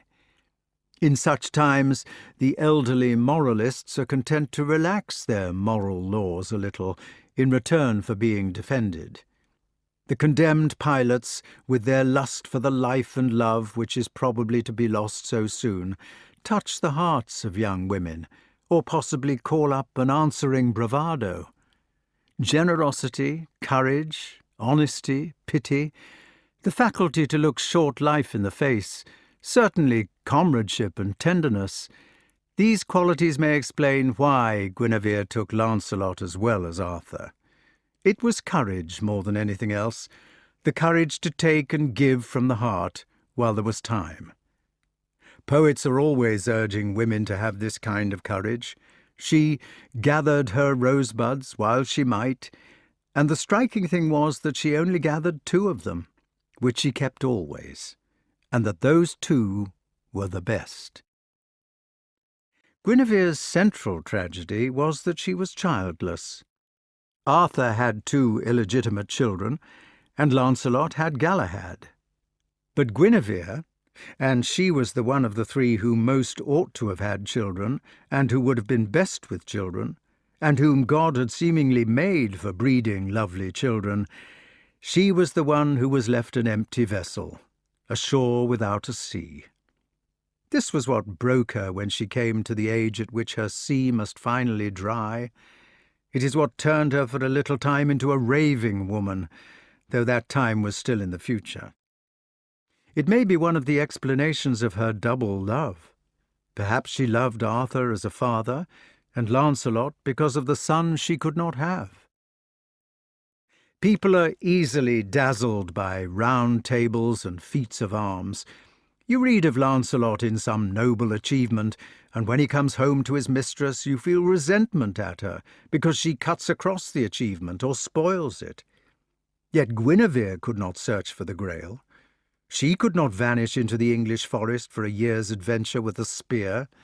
It was her part to sit at home, though passionate, though real and hungry in her fierce and tender heart.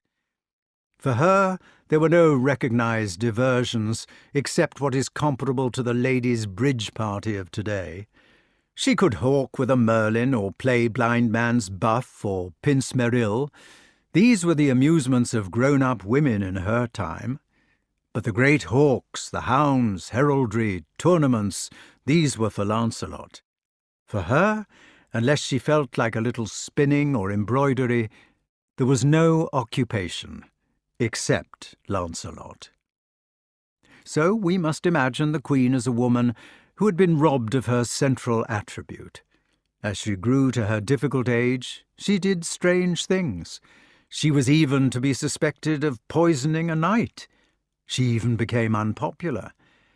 But unpopularity is often a compliment, and Guinevere, though she lived tempestuously and finally died in an unreconciled sort of way, she was not cut out for religion as Lancelot was never insignificant.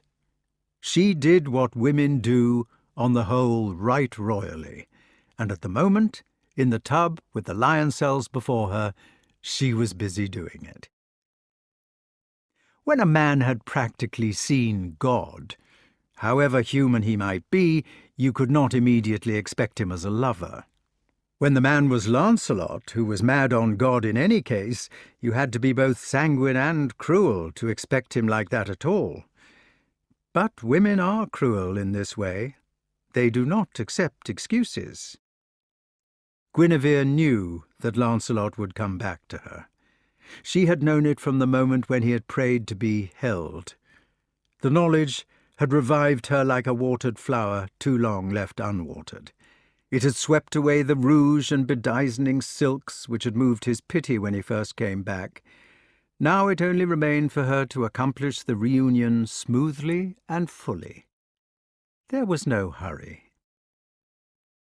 Lancelot, who did not know that he was to betray his much-loved God again for the sake of the Queen, was made happy by her attitude, though it surprised him. He had feared some terrible scene of jealousy or recrimination. He had wondered how he would be able to explain to the tortured child imprisoned in the painted eyes that he could not come to her, that he had a sweeter necessity, however much her pain. He had been afraid that she would attack him, would lay her poor snares before him, snares which would be all the more pitifully beguiling because of their poverty. He had really not known how he was to face the pity. Instead, Guinevere had bloomed and lost her paints. She had made no assault, no recrimination. She had smiled with real joy. Women, he had told himself wisely, were unpredictable.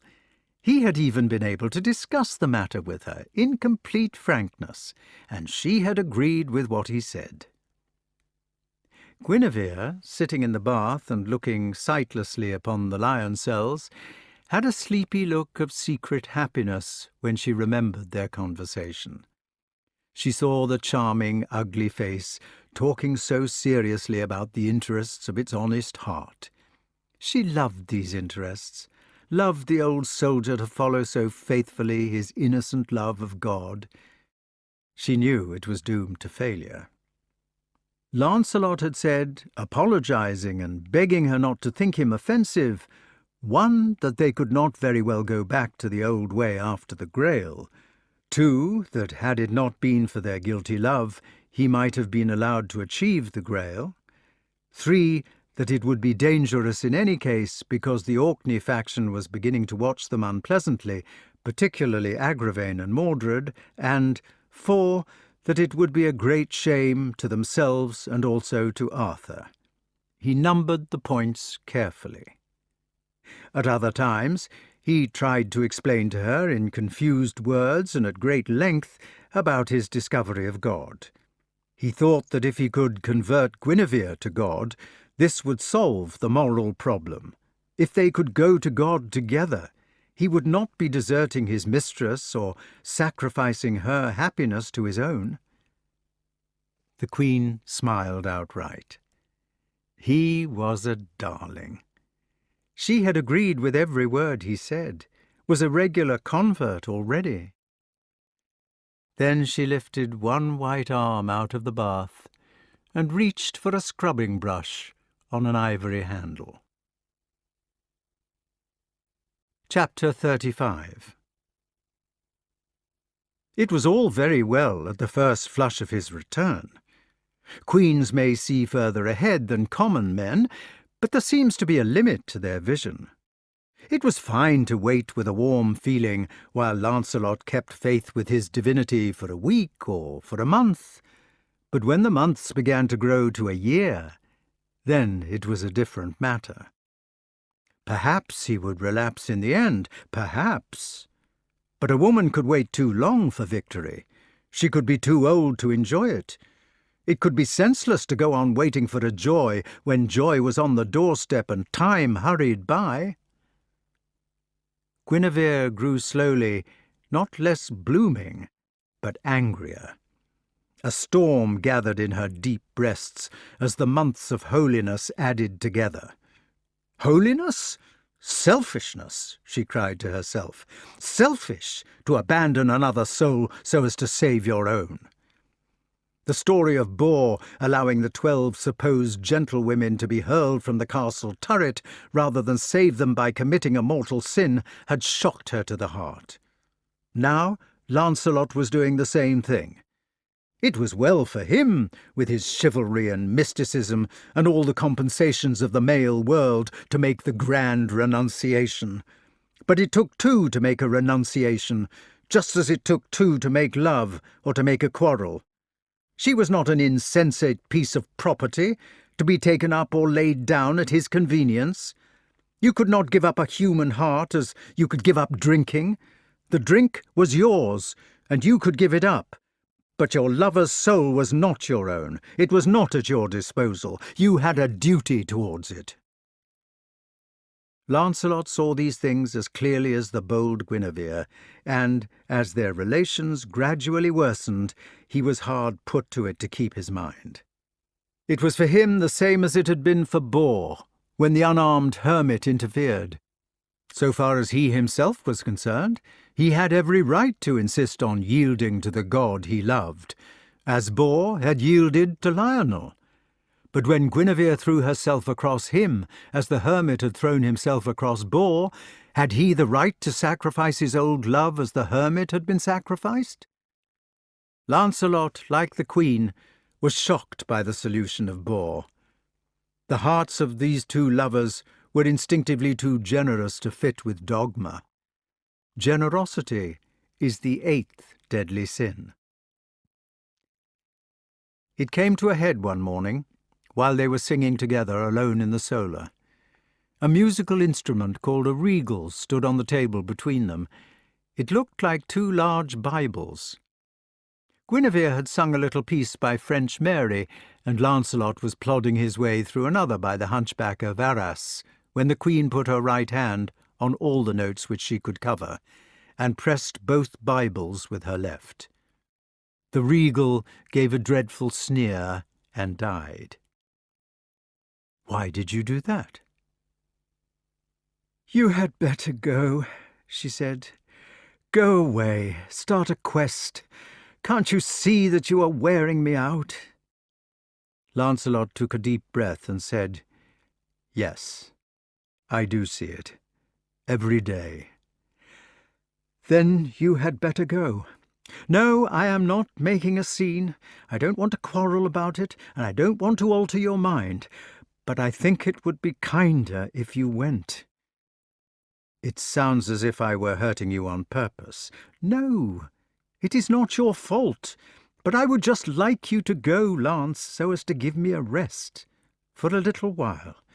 We needn't fight about it." "If you want me to go, I will, of course." "I do want you to." "Perhaps it would be better." "Lance, I want you to realize that I'm not trying to trick you into anything, or to force you. It is only that I think it would be good for us to be parted for a month or 2 as friends. It is only that." "I know you would never try to trick me, Jenny, and I feel muddled too. I was hoping that you would understand about it, about what has happened to me. It would have been easy if you had been on that boat as well, or felt it yourself, but I can't make you feel it because you were not there, and so it is difficult for me. I feel as if I were sacrificing you, or us, if you like, to a new sort of love. And besides, he said, turning away, it is not as if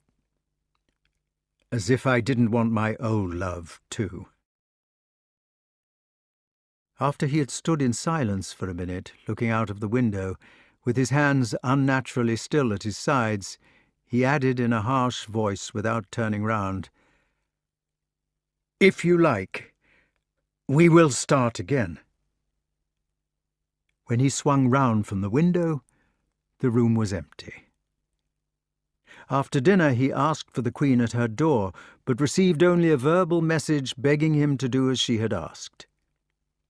He packed his scanty traps, not understanding what had happened, but feeling that he had escaped calamity by a hair-breadth. He said good-bye to his bent old squire, who was now far too ancient to go with him in any case, and rode from Camelot next morning. Chapter 36.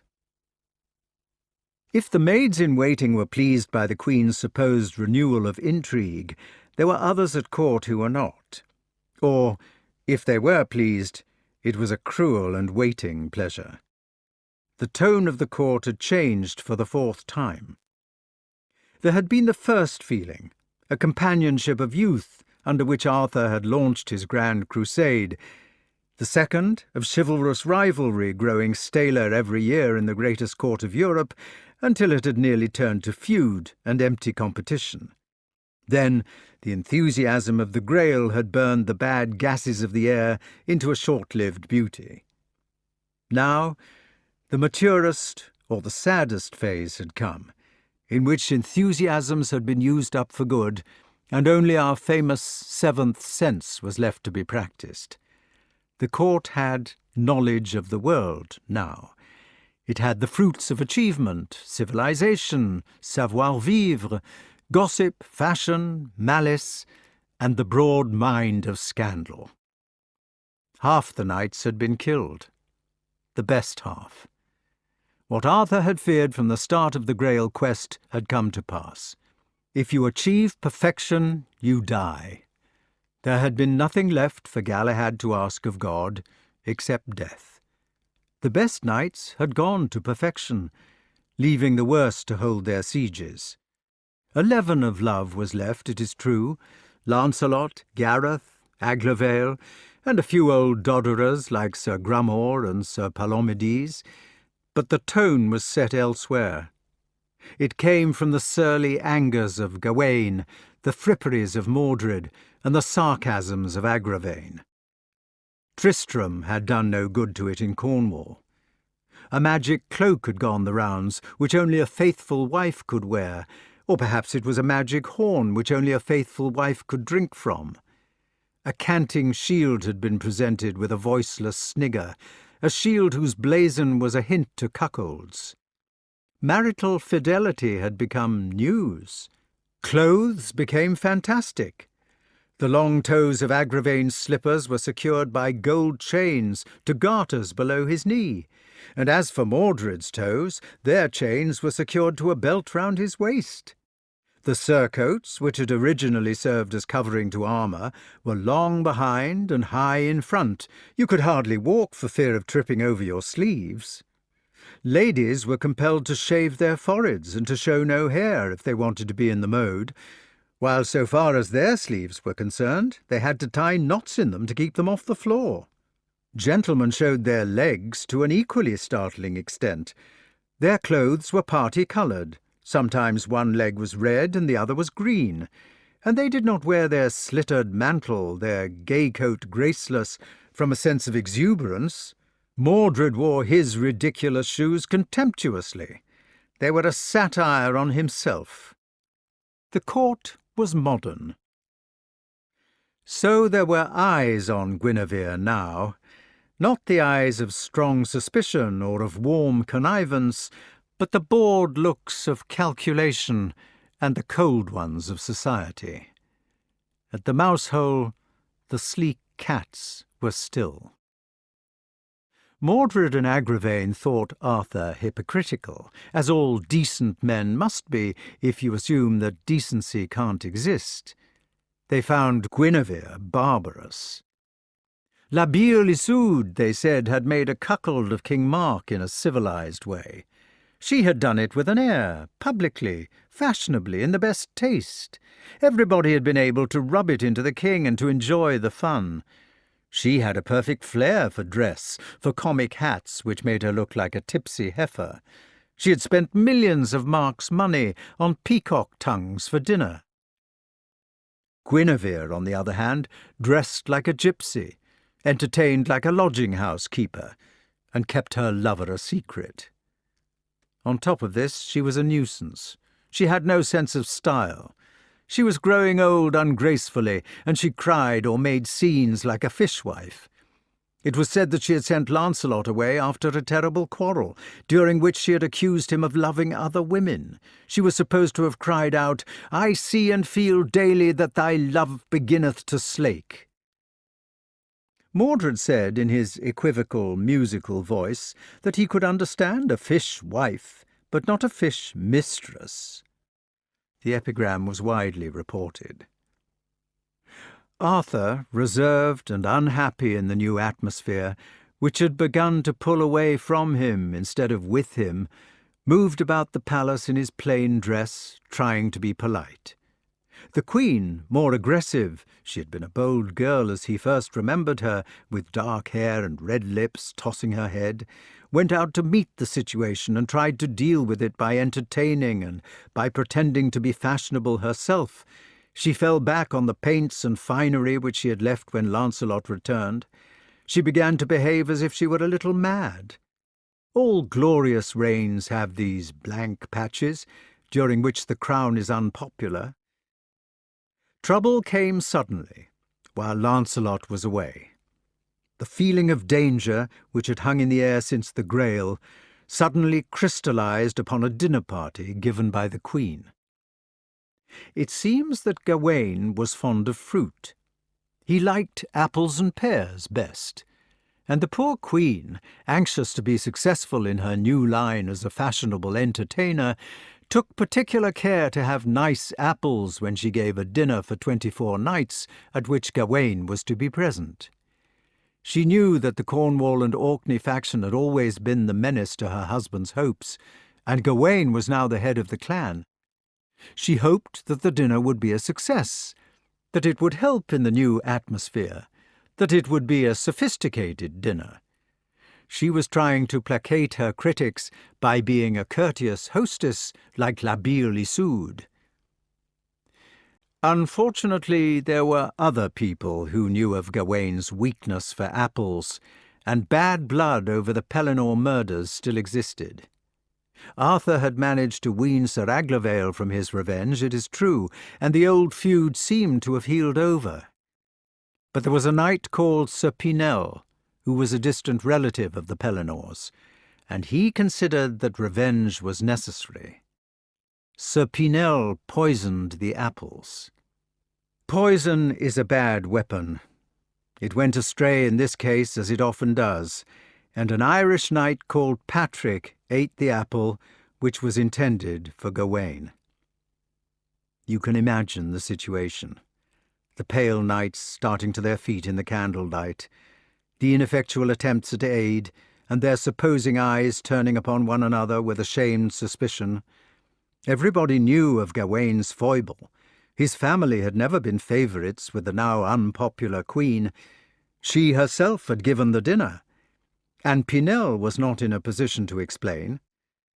Somebody in that room had murdered Sir Patrick in mistake for Gawain, and until the murderer was discovered, they would all be under the same suspicion.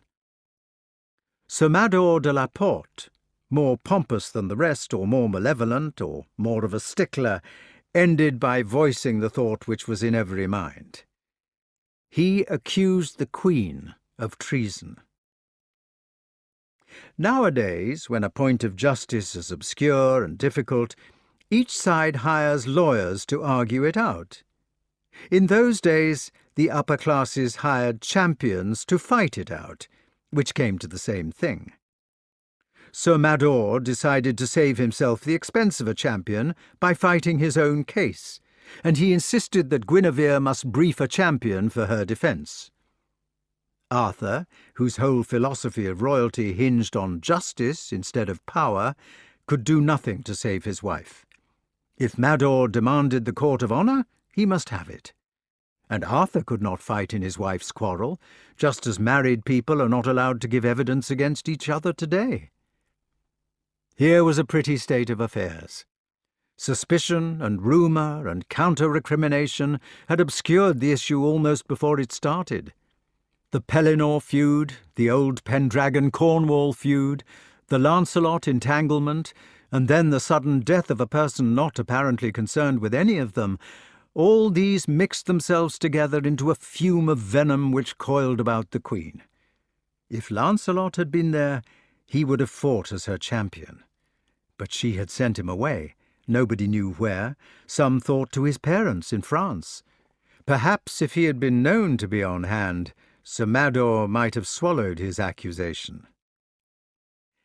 It seems kinder not to dwell on the days before the trial by battle, not to describe the distracted woman kneeling to Sir Bors, who had never liked her before and who now, just back from his virginal achievement of the Grail, liked her still less.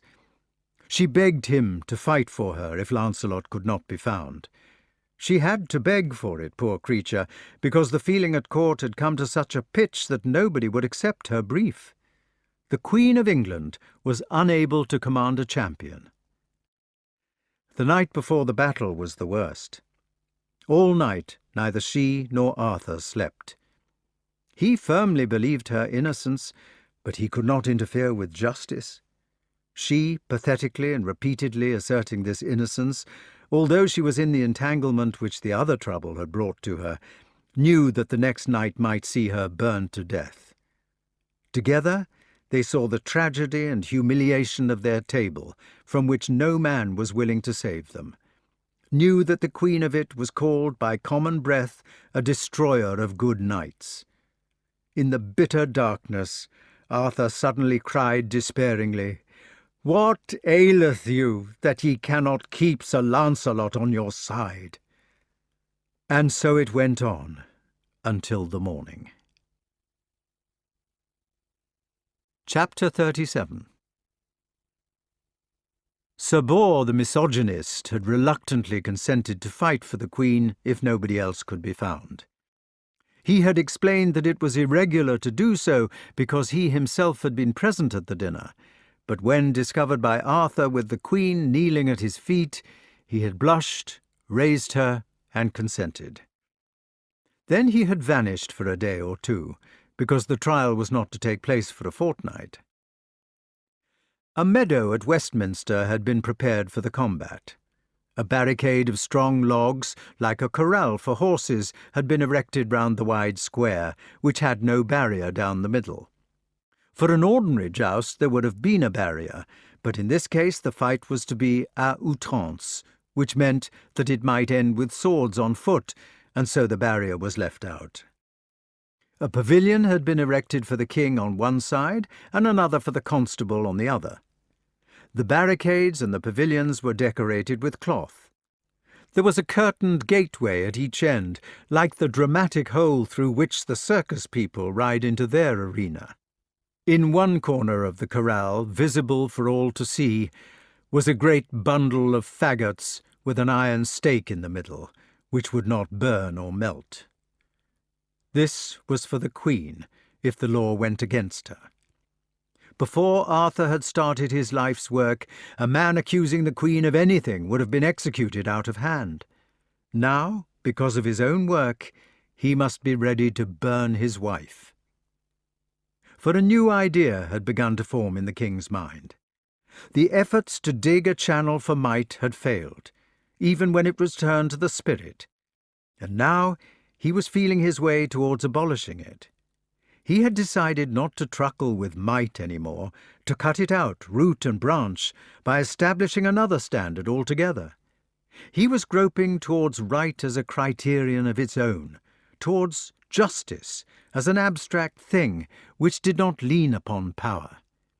In a few years, he would be inventing civil law. It was a cold day. The cloth strained against the scaffolding of barricade and pavilion, and the pennons lay taut on the wind. In the corner, the executioner blew on his nails, standing close to the brazier from which he would take fire for his bigger blaze. The heralds in the constable's pavilion moistened their lips, which the breeze was cracking, before lifting their trumpets for a fanfare. Guinevere, sitting between guards under the constable's ward, had to ask for a shawl. The people noticed that she was thinner. It was the bleak face of middle age, waiting intent and stoical between the beefy faces of the soldiers. Naturally, it was Lancelot who rescued her. Bor had managed to find him at an abbey during his 2 days' absence, and now he came back in the nick of time to fight Sir Mador for the Queen. Nobody who knew him would have expected him to do anything else, whether he had been sent away in disgrace or not. But, as it was thought that he had left the country, his return did have a dramatic quality. Sir Mador came from his recess at the south end of the lists and proclaimed the accusation while his herald blew. Sir Bor came from the northern hold to parley with the king and with the constable. A long, indistinct argument or explanation which the people could not catch on account of the wind. The spectators became restive, wondering what the hitch was, and why the trial by battle did not proceed in the usual way. Then, after several journeys from King's Pavilion to Constable's and vice versa, Sir Bor returned to his own hole. There was an uncomfortable pause, during which a black lapdog with a pug nose escaped into the lists and scampered about on some errand best known to itself. One of the kings of arms caught it and tied it with his geese, for which the people gave him an ironic cheer. Then there was silence, except for the vendors who were crying nuts and gingerbread.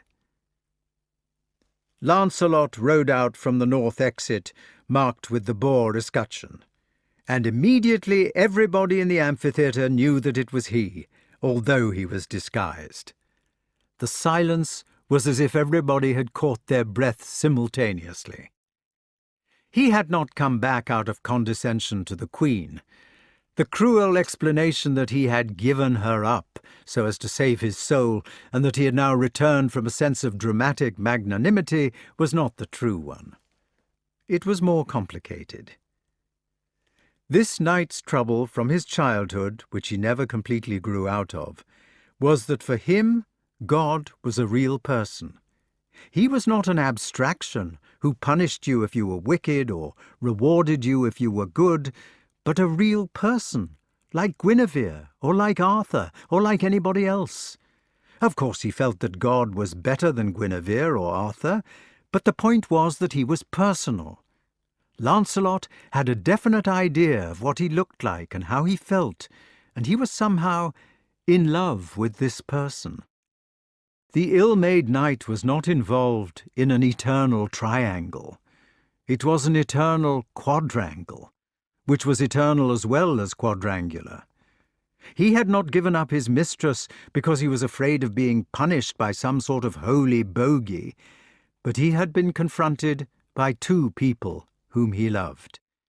The one was Arthur's queen, the other a wordless presence who had celebrated Mass at Castle Carbonic. Unfortunately, as so often happens in love affairs, the two objects of his affection were contradictory. It was almost as if he had been confronted with a choice between Jane and Janet, and as if he had gone to Janet not because he was afraid that she would punish him if he stayed with Jane, but because he felt with warmth and pity that he loved her best.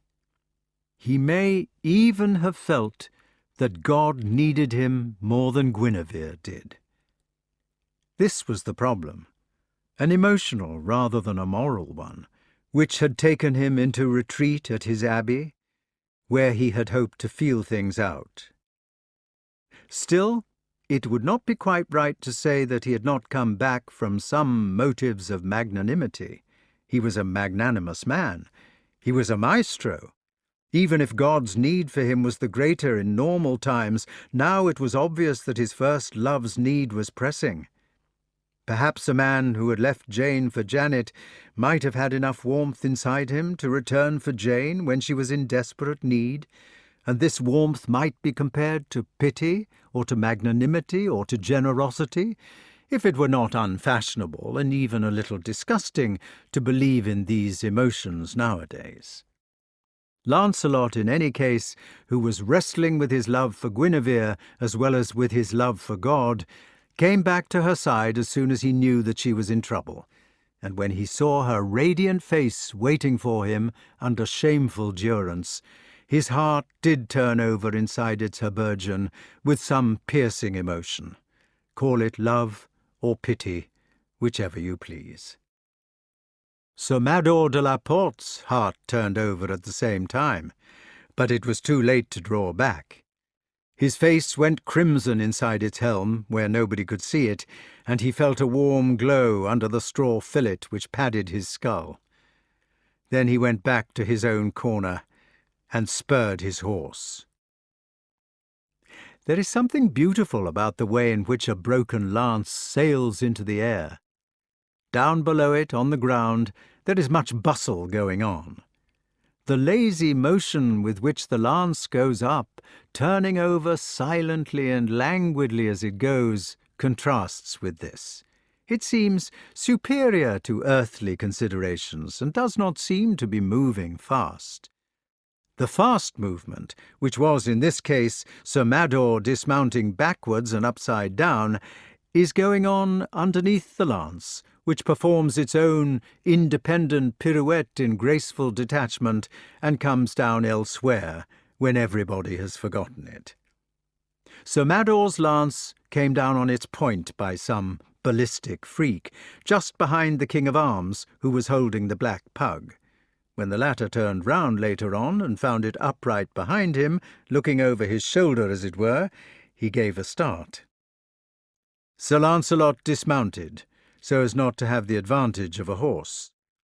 Sir Mador got up and began doing some wild swipes at the enemy with his sword. He was overexcited. It took 2 knockouts to finish Sir Mador. The first time he was down, when Lancelot was coming towards him to accept his surrender, he became flustered and thrust at the towering man from below. It was a foul blow, for it went into the groin from underneath, just at the point where armour must necessarily be weakest. When Lancelot had withdrawn to let Mador get up if he wanted to go on fighting, it was seen that the blood was streaming down his cuisses and greaves. There was something terrible about the patient way in which he withdrew, although he had been badly stabbed in the thigh. If he had lost his temper, it would have been easier to bear. The Queen's champion knocked Sir Mador down harder the second time. Then he jerked off his helm. "All right," said Sir Mador, "I give in. I was wrong. Spare my life." Lancelot did a nice thing. Most knights would have been satisfied with winning the Queen's case, and would have left it at that. But Lancelot had a sort of methodical consideration for people. He was sensitive to things which they might be feeling or might be likely to feel. "I will spare your life," he said, "only if you promise that nothing is to be written about this on Sir Patrick's grave. Nothing about the Queen." "I promise," said Mador. Then, while the defeated advocate was being carried away by some leeches, Lancelot went to the royal box.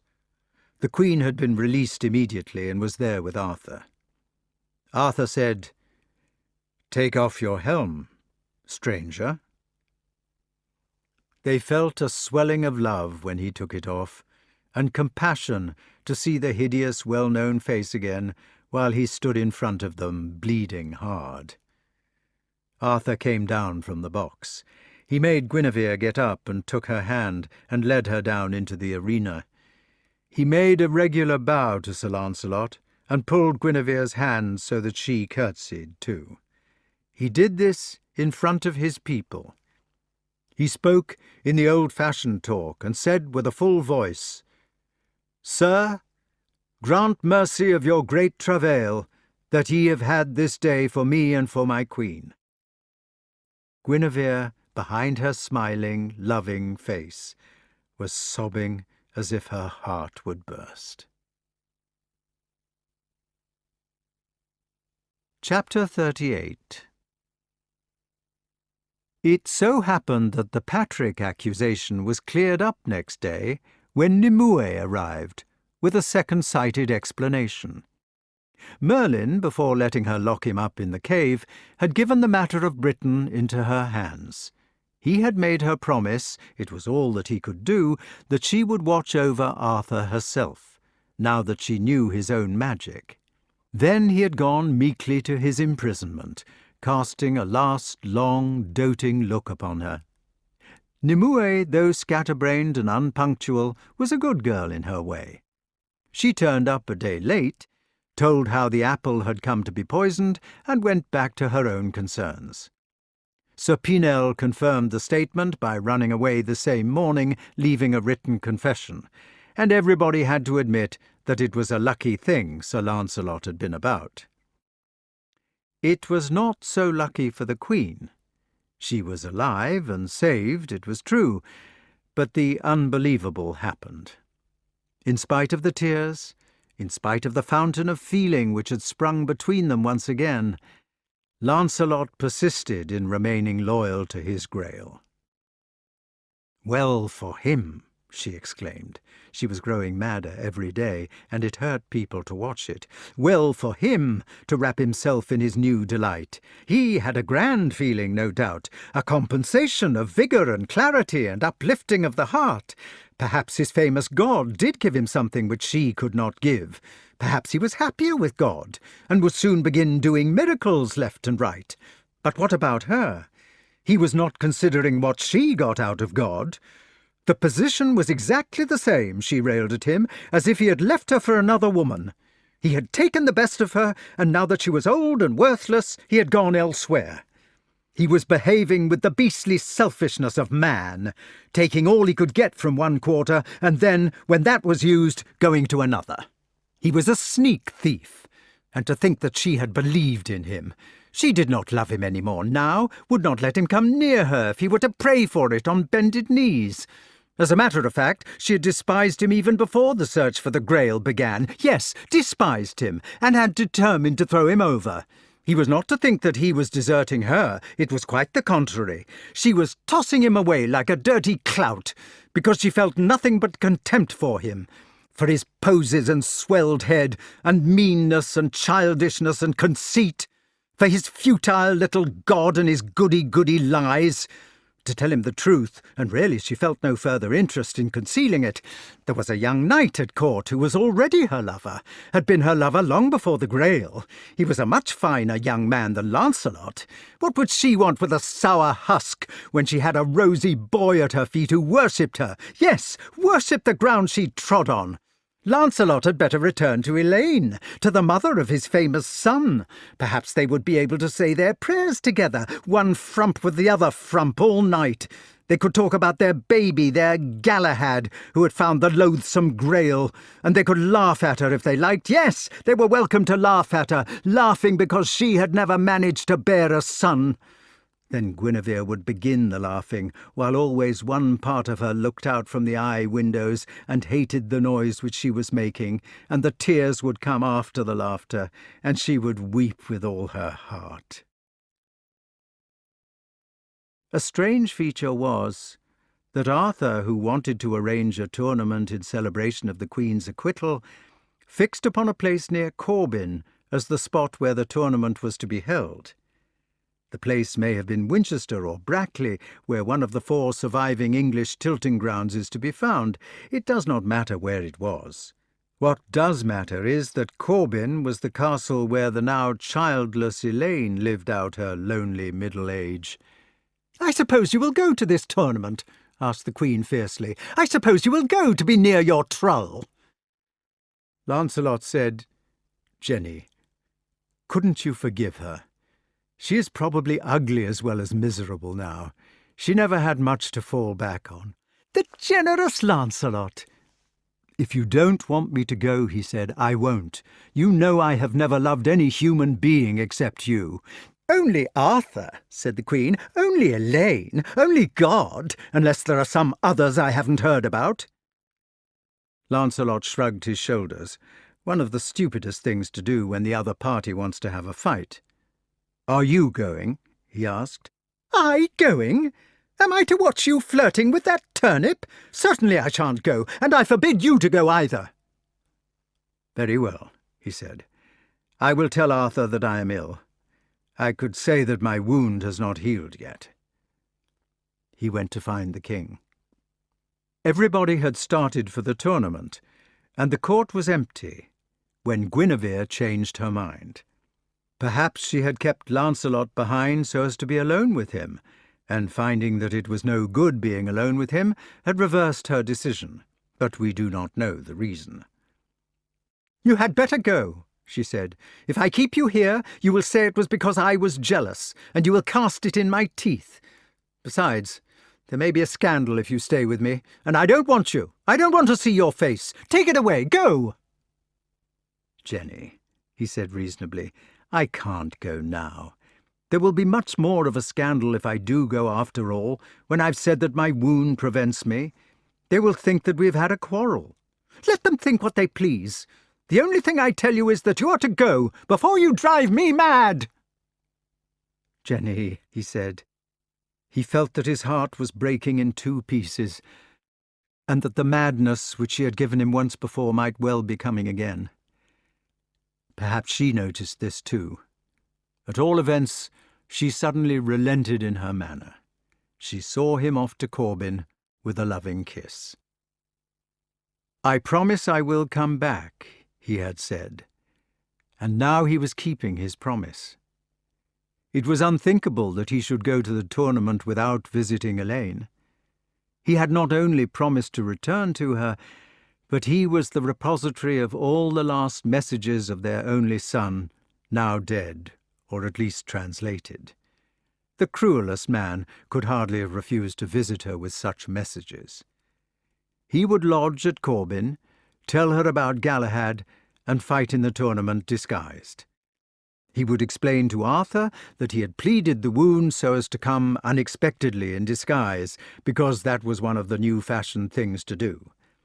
This subterfuge would be assisted by the fact of his staying at Corbin Castle instead of at the actual place of the tournament. It would prevent any scandal about a last-minute quarrel with the Queen. He was surprised to find, as he rode up the avenue to the moat through the Cheval de Frise, that Elaine was waiting for him on the battlements, in the same attitude as that in which he had left her 20 years before. She met him at the great gate. I was waiting for you.